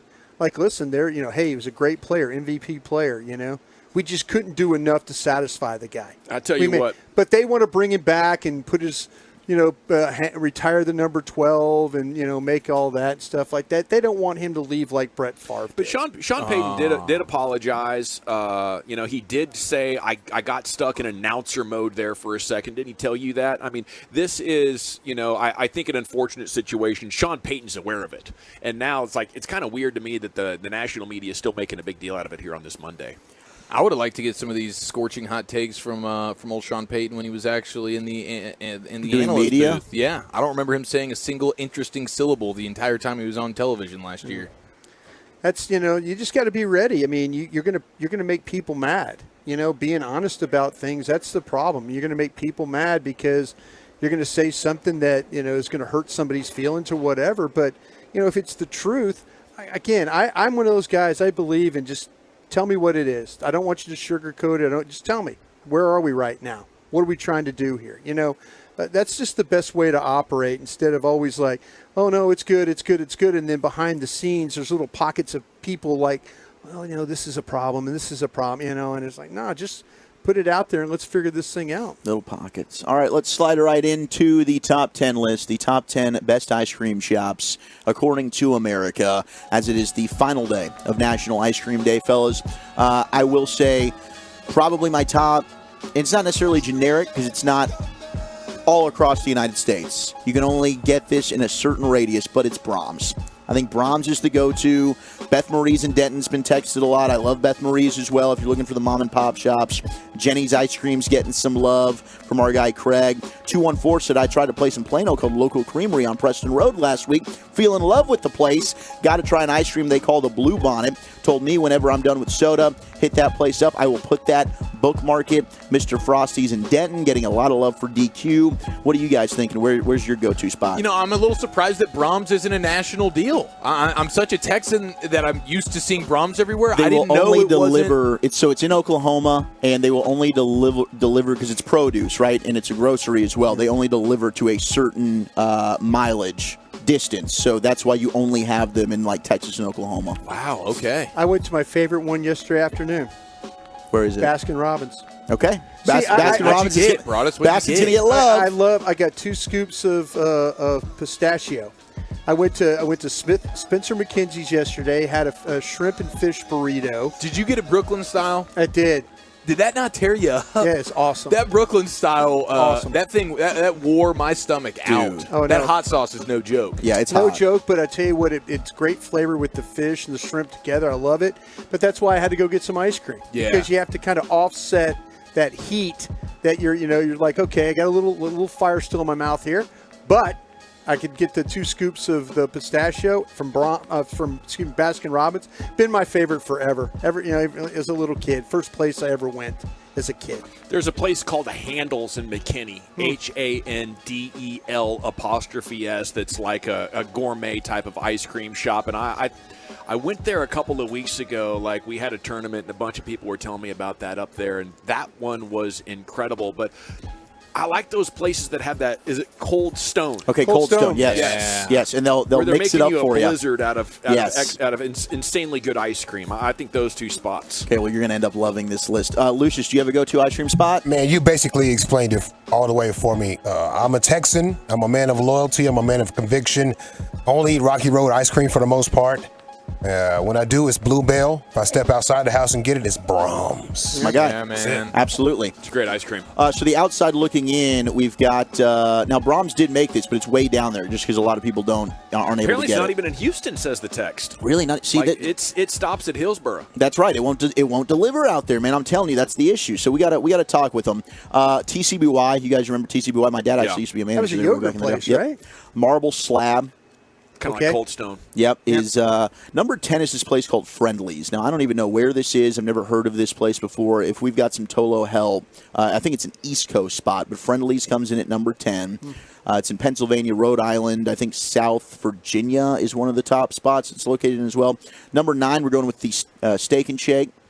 For their ice cream's getting a lot of love. Ooh. I never knew they had ice cream. Yeah, well, the shakes. I mean, you got to have the ice cream. right? Or you can't make a shake. Well, yeah, okay. No, Broadus thought it was like a dance floor. Like, go have a steak. No, and but get to your point, like throw a little you rear can't end just get like around. a cup of ice cream. Yeah, when I think of an ice cream store, I think of a place I kind of hover over and maybe ask for. I hear you. Hey, can I pull? Scooping it. Well, yeah, like the lady, like her right forearm is huge from scooping ice cream all day. That Get those and muscles.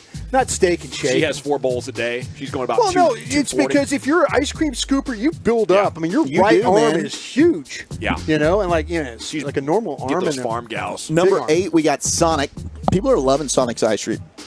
Sorry, I had a burp there. It's good ice cream. Oh, and I got to pay this off. Mama gave me 8 of them flapjacks, and Mama took away 5 of them flapjacks. I want to say hungry for the Crimson Tide. Okay, that's right. Number 7, we got Culver's. Dude, we just keep hearing all kinds of hype about Culver's. I know, man. All kinds of hype about Culver's, It's man. Culver's and Freddy's. Culver's and Freddy's, People okay. love, and I've never tried it. Number 6, the ice cream of the future. Oh, is it son of a gun, Dippin' Dots? It's Dippin' Dots. I was going to ask you guys about Dippin' Dots. I'm a fan.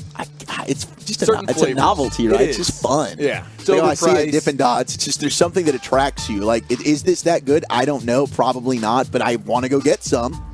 Number 5 is Ben & Jerry's. Half-baked. Kind of expensive. Very expensive. It's a high Kind fruit of cream. proud of the name and kind of proud of the price. It's like, okay, $7.50 for that little cup? Yeah. That little, I'm like, no. Number 4, here you go, Brian. It's Baskin Robbins. Yeah. It's just, everybody's talking about Brahms and stuff. They're absolutely right about that. But if you got to go have ice cream and you stop right there, boom. They've got everything you need right there. They got like 30+ flavors, don't they? Oh yeah, and They got a lot. I'll tell you All what, the that flavors. ice cream cake thing is not overrated that they have. Oh, I love ice cream cake. Dead right about that. Number 3, Haagen-Dazs. Oh, yeah. They got a couple of good ones. Number 2 is Dairy Queen. That was a shout out to ice cream cake, by the way. Yeah. Cake. Number 1, though, best ice cream spot. Dairy Queen, the dip cone or the dilly bar? Grocery store aisle, get Bluebell. Yeah, grocery store. I'm with you on Bluebell. Number 1 is, I think I'd go with the dip cone, by the way. Yeah. Cold Stone. There we go, baby. You nailed They it, know Gavin. what's up. Yeah. It's Cold Stone Creamery. Man, because you can ask him, hey, could you throw just like one more Oreo in there before you smash that up? I love when they smash it up like that. I love I was with a smashing. guy in Jacksonville there, a player, Ben Coleman. And Ben Coleman was a tackle that was really, really, really a good player. He played long enough just so he could get the money to open one of those. That's right. And he quit. Cold Stone? Yeah, and then he started opening franchise. He signed a big contract and like, yeah, we got our right tackle of the future. One more year, and then he was out the gate. Off to the creamery? He was off to the creamery to get the ice cream going. Professional creamer. Good for him. He aspired to it. He worked hard. He grinded. He got there. Usually only ladies can get there. I know. Yeah. Bit of a crossover. He's very progressive. Alrighty, it is the G-Bag Nation on 105.3 The Fan. Hope you're having a fantastic day. 5 o'clock hour, CeeDee Lamb. What does he say about communication from last year in the wide receiver's role? That was really interesting this morning with Sean and RJ. We'll relive some of that. But football's finest with the Chief is coming up next, Eric. What do you have in mind for this? I think I got a little camp observation for you, Cowboy style, and then things you need to know. Headline news in regarding Anthony Richardson, a new potential wide receiver number 1 in Kansas City, and a Throwback Thursday story on a Monday. Okay, I can tell you just a couple of Thursdays ago, I got my new truck from D&M Leasing, and I love it. The great thing about D&M, it's any make, any model, and you're dealing with the best leasing company in the country. Yeah, it's determined by Dealer Rater. That's actually a national award, kind of international, because it's for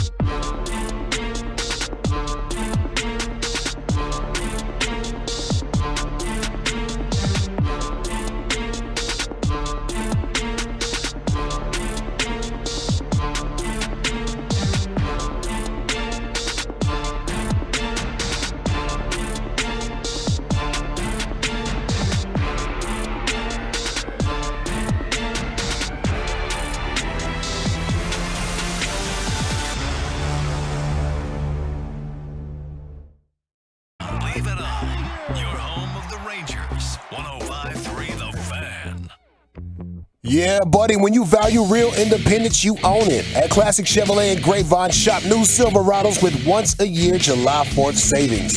See them all at ClassicChevrolet.com. But hurry, the best models will sell fast. This is Texas. This is Classic Chevrolet. Relax and enjoy the difference and find new roads. Well, thank you very much, Lucius.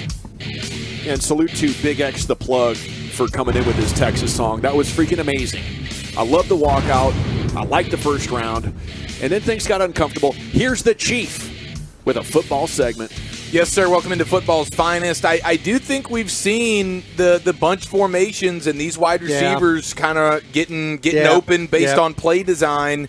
And it helps when Brandon Cooks is one of those players and he can kind of get himself open with his own ability. But I'm seeing some glimpses, Broadus, of these guys doing some fun things, getting these wide receivers better looks and easier opportunities to get open. Yeah, I tell you what, that's a good eye on that stuff because it is Cooks ran a couple of routes today. Well, I had the live mic out there that I'm just watching him, and you could tell that his reputation as a route runner, but also as the speed. Yeah. You could tell that these defensive backs are in some hurt. I mean, he ran a route, he caught a ball, and what happens is he got caught on Curse and Hooker got caught in coverage on him, and that's a matchup There's nightmare. nothing they can do. I love Jaron Curse. I do not want him matched up 20 yards down the field with Brandon Cooks. I wanted to go hug Brian Schottenheimer like, hey, if you can find a way to get that guy on safeties all the time,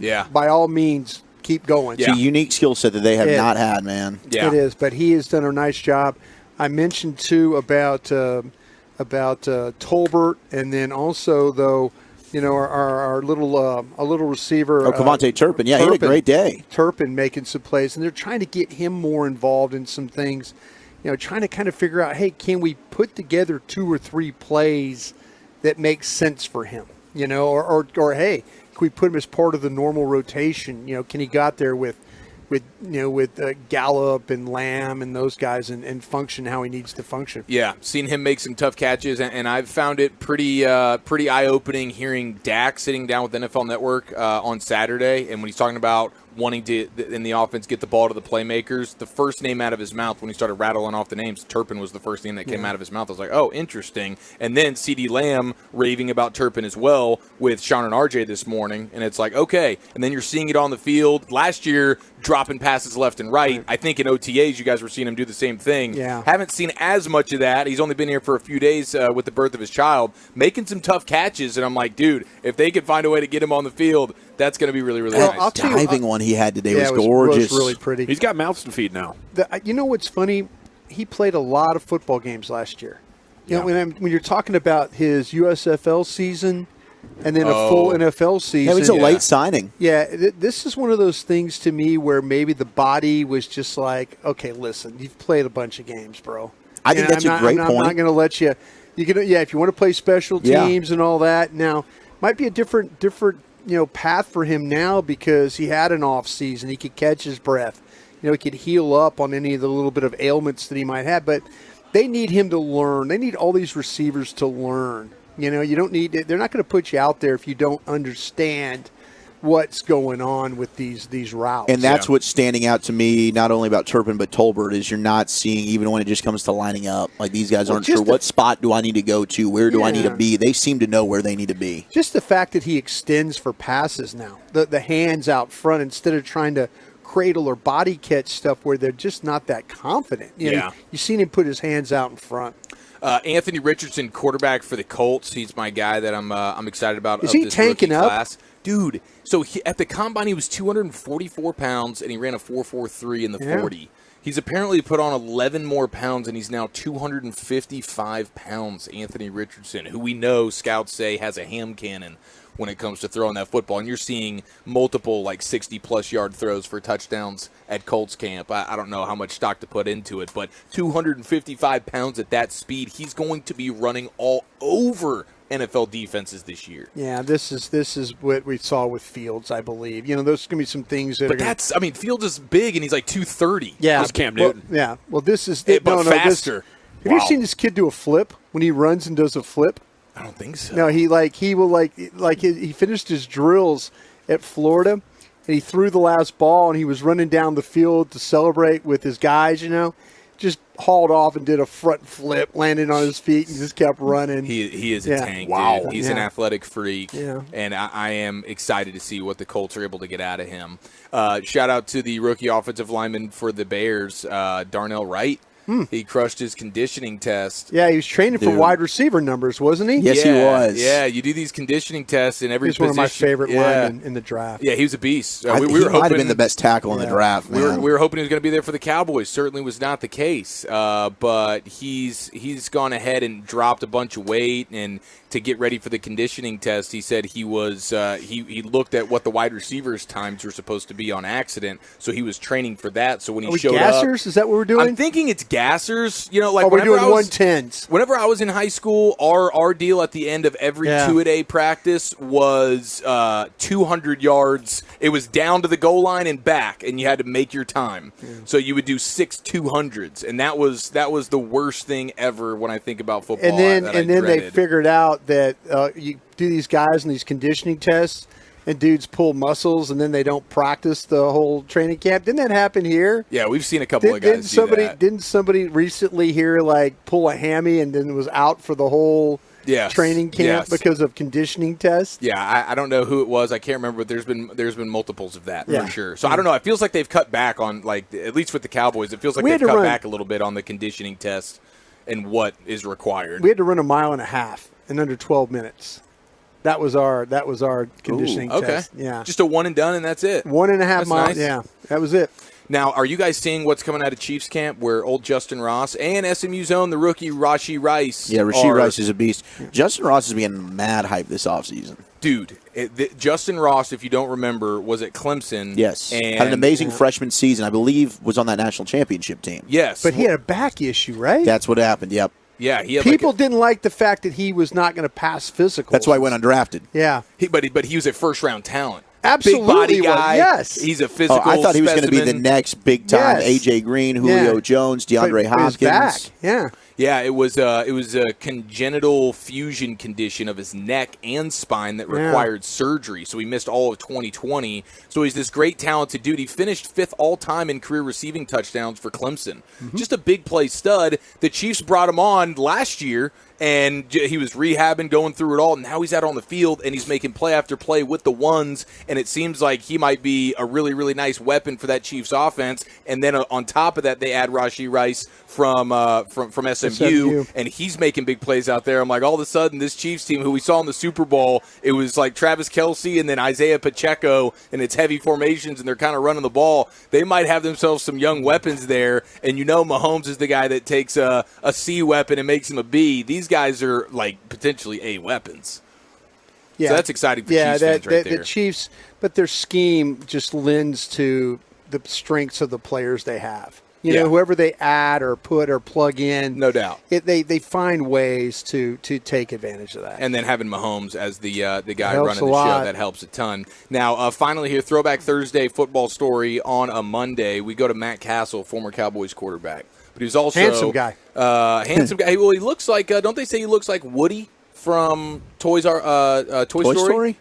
He looks like his face. Matt Castle looks like Woody. I've never heard that before, but I could see that. I know. There were ladies that I worked with that were big fans of Matt Castle. Is that right? Yes. All right. Yes. Very good. Yes. Well, Matt Castle was also a New England Patriot, and remember he was there when Brady got hurt. He had a nice season. They went 11-5. 11-5. Yeah. Allowed him to actually keep a career in the NFL for a while. So, but he's talking about his rookie year. It's a Belichick story. He says, "Quote: My rookie year, I got crushed in the back by a corner blitz against the Giants. We're playing them the next year in the last preseason game."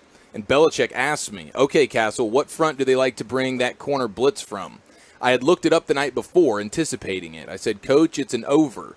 And he goes, "Brady?" Well, immediately when he goes to the next guy, "Oh, no." And Brady says, "An under, Coach." And Belichick goes, "Brady's right. I don't want to have to send your mother another note that says, 'Dear Mrs. Castle, we regret to inform you that your son got killed being a dumbass.'" Dude, Belichick is classic. Dude, he is hilarious. All these Edelman stories coming out. I'm like, man, this guy is patently hilarious. Well, today, and maybe I'll try to get this sound for tomorrow, but Juju was just doing a radio show because he's now in New England. He said the first thing that really struck him is Belichick's a funny guy. Yeah. He just doesn't show it to us. No, he's great. I wish he would show a little bit more of that to the media because he's got a way of keeping guys accountable and coaching them up pretty hard, but being funny. And if you can put that through in a joke, now you're being tough on the guys. I see a little bit more of the genius of Belichick coming through there. Thank you, Chief. Yes, sir. Okay, Chief will be back with a sports hodgepodge coming up at 6 o'clock. But up next, CD with Sean and RJ. What do you think about what he says about communication leading to turnovers? And then the Expressway coming up at 5:20. We have the latest on the Rangers as we are now 24 hours and 3 minutes from the trade deadline here on 105.3 The Fan. G-Bags.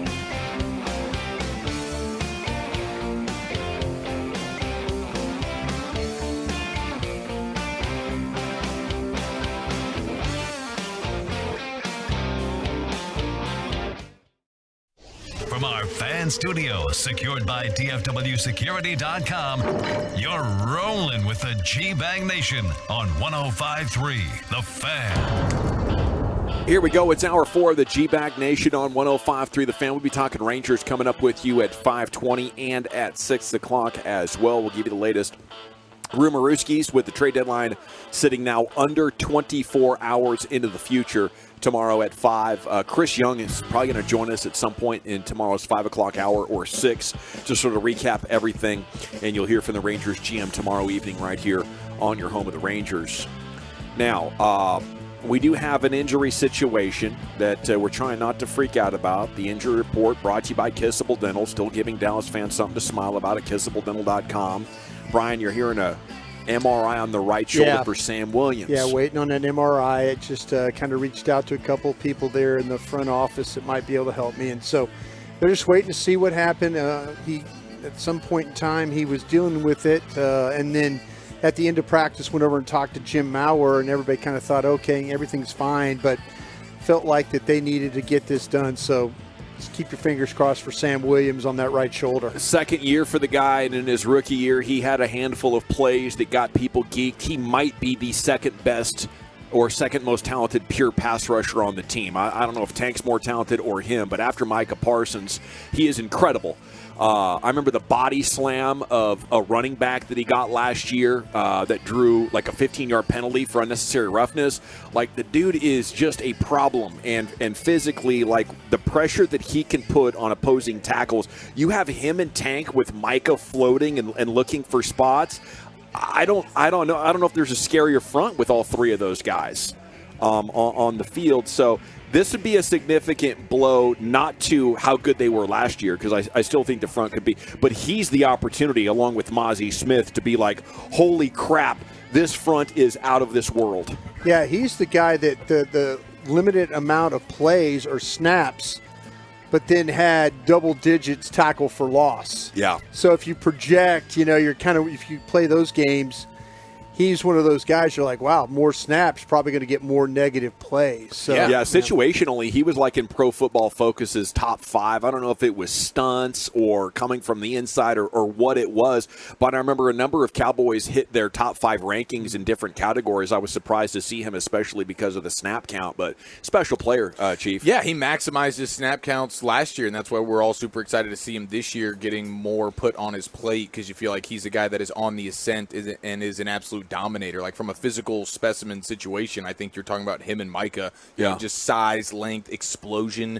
Like, his get off was faster than Micah's last year when they were tracking it. Mm-hmm. It was like, and we know what Micah's burst and stuff like first step quickness and everything like that is. So yeah, Sam Williams, he was the 1 seed for most people when you're talking about guy that you're most excited to see, like, who's going to really show up and be one of the best players. Like, Sam Williams is that dude. So I really hope that he's going to be okay.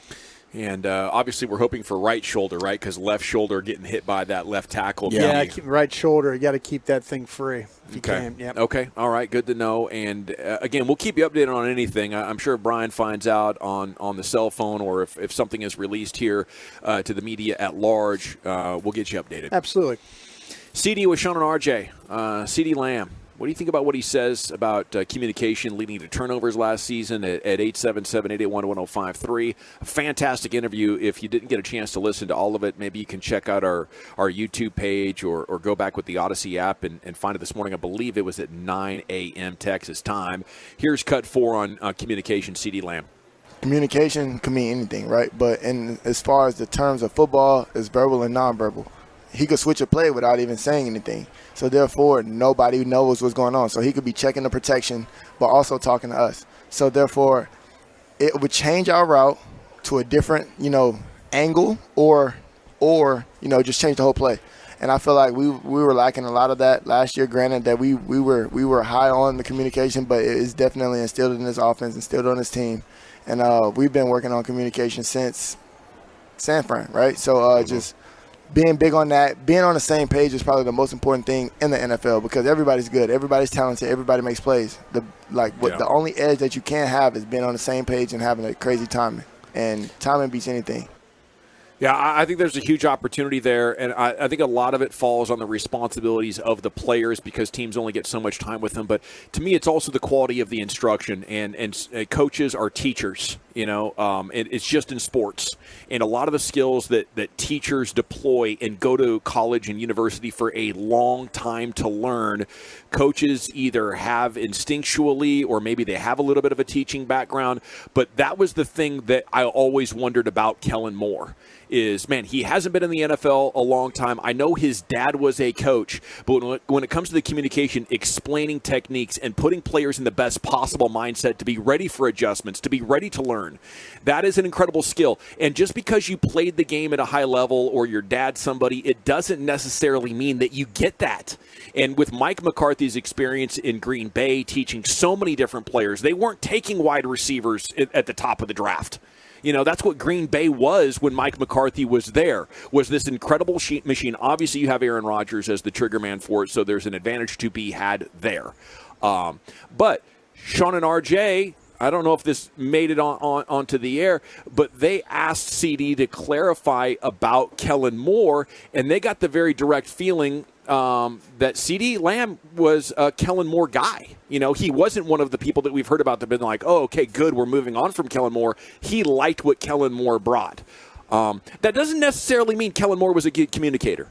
I liked my substitute teachers in school a lot better than my regular teachers because the subs keep you accountable a lot less. Mm-hmm. It's a lot less of their ideas. They don't know you as well. So it's kind of like a loosey-goosey type of vibe around that classroom when the sub is in. And I know Kellen Moore was here for a long time, but if you don't have like the confidence that comes with the experience and having skins on the wall to address guys, if you don't even know what culture you want to build in your offensive rooms and what great communication and learning looks like, you could be going along with and apparently Mike McCarthy wasn't helping that much. So when CeeDee Lamb says that, I do wonder, was Kellen Moore missing opportunities that he needed to clean up? That just didn't compute in his mind that I got to teach these guys this. As a quarterback, I believe Kellen Moore's accuracy, his anticipation and timing is as good as anybody that's played the position. That's how he was able to be so short with a noodle arm. Yes. Right? And get over it. It's kind of like great players having to teach average players, like Jason Kidd trying to teach a point guard. Some people think those great players really struggle to explain to others what they should be seeing or how you could execute it if you don't have the supernatural type of vision and anticipation that I think Kellen Moore played with and got him an opportunity to get in the NFL despite not having the physical skills. So, I'm not sure exactly what to make of it, but those are my thoughts when CeeDee Lamb's talking about that. Obviously, I'll acknowledge he's a big fan of Kellen Moore and not pointing the finger at him, but I think that's the biggest opportunity to take this offense from being dang good to hopefully unstoppable if you can clean up all those mistakes. No, you're right, because their entire emphasis and everybody's been on the same page. It's about communication. And Kellen could very well be a very good offensive mind, but when it comes to teaching, learning how to be a coach, those are all things he was learning on the job. Yes. And that's an area where he clearly needs to improve on, and maybe he does with the Chargers, and maybe he ends up becoming a head coach because of it. But I think it tracks as well. We heard he did not do well in head coaching interviews. I think a big part of that is communicating what's your plan.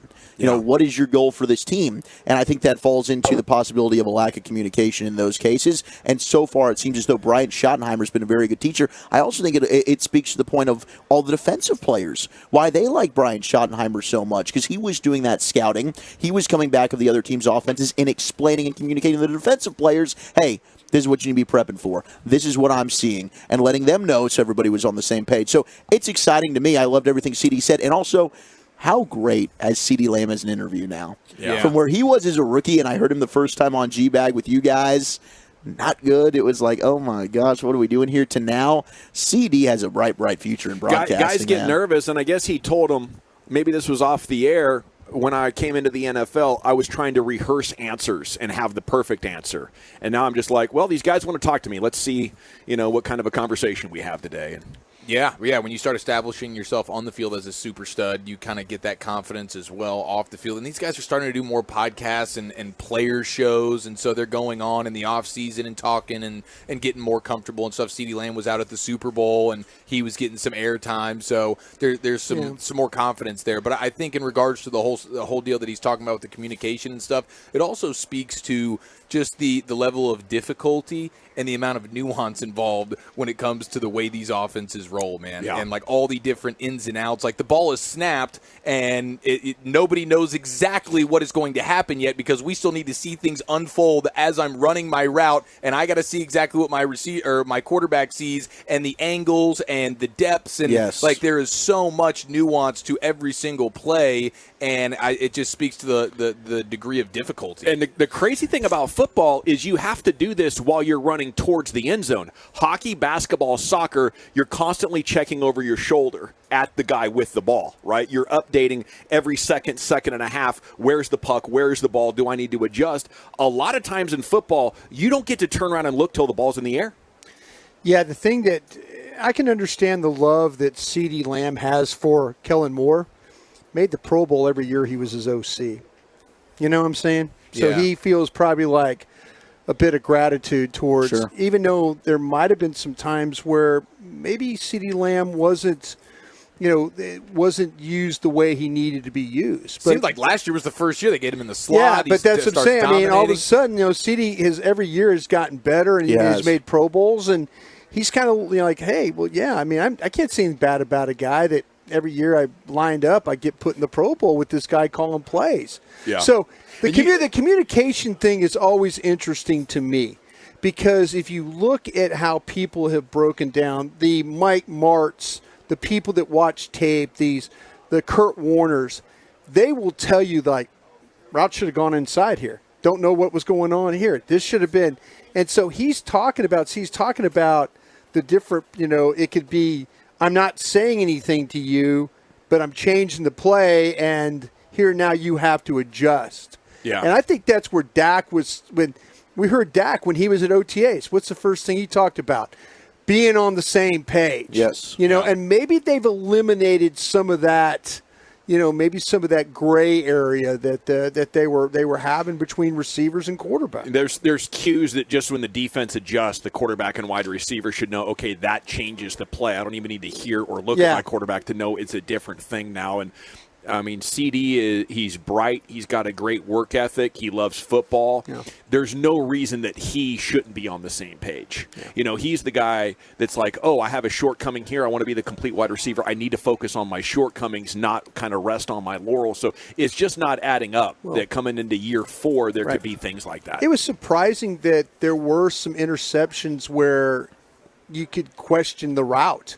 Where he was running the route, and you could question that, and like, wait a minute, did Dak not see that, or did CD not see that? Yeah, so that's something they absolutely. Sometimes CD didn't even look for it. Yeah, and it's like I go back to that play that Mike Martz broke down in the Green Bay game where they had Schultz and Lamb both, and like Dak's and it happened twice. Yeah, Dak's expecting one of those guys is going to break inside. And Dak's throwing the ball like, hey, someone need to break. And neither one of those guys. So that's the problem you have. Schultz is not a dumb guy, and I don't think CeeDee's a dumb guy either. Okay, that's a perfect segue into the next cut. We're going to play cut 9, and here's CeeDee on the narrative of the Dak interceptions. Here we go. Like, if you look at it, a lot of it was on us as receivers, not being on the same page, but the communication part, that's where it comes into play. Like, I feel like if we were always on the same page, understand that I will have to cross face on this play instead of taking a regular angle. That's 2 picks right there that's taken away. And then some are tip passes that can be completions. That's like 4 picks. Yeah, a number of them. And I think Dak was 13th in turnover-worthy throws. So there's CD, taking up for Dak and for Kellen Moore and putting it on him. And that's great leadership. I think it's Jocko Willink, the great former Navy SEAL and podcaster who, accentuates the positives of the extreme ownership leadership and teammate style of just like, hey, I'm never looking outside of my own self. If we're looking for accountability, we're all human. We make mistakes all the time, and there's plenty of stuff I can be looking internally on. It's a great podcast, by the way, Jocko. Not only does he give cool lessons like that, but he people that write great military books, sharing their experience from World War II or Vietnam or the Middle East. These guys are telling some of the most insane stories in U.S. military history, and they'll have them on and go over the book and probe for more details. And it's just an excellent listen there, that Jocko. He's got good cool kids books too. Oh, he's got a number. That's how I found him. He's got a bunch of books on how to move through late childhood into adolescence.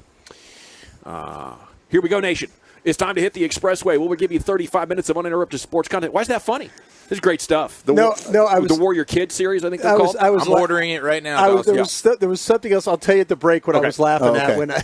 You laughing at me? Why is that funny? It was something that happened to you while you were doing your segment, and I want to point it out. I think Chief's doing something behind me. Yeah, what did I do over here? Nothing. Did you feel a little something behind your neck there, Dawson? Dawson was quarterbacking the segment, and all of a sudden something happened, and he just played right through it. Right on. Yeah. Thank you, sir. Yeah. It's time to hit the expressway. We got Clase, Verlander, White Sox, Cease, Robert. What are we doing here, Texas Rangers, and everything that's been developing in the world of sports? And it's next year on 105.3 The Fan. Did you know at Diamonds Direct they have the best diamond experience in deals? And did you know that every diamond is unique? No two are the same. Even two diamonds that have the same grade on paper can look totally different in person.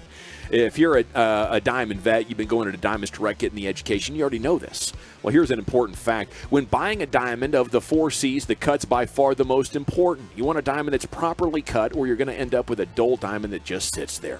That's why I love to recommend Diamonds Direct. They don't even stock those B-list diamonds.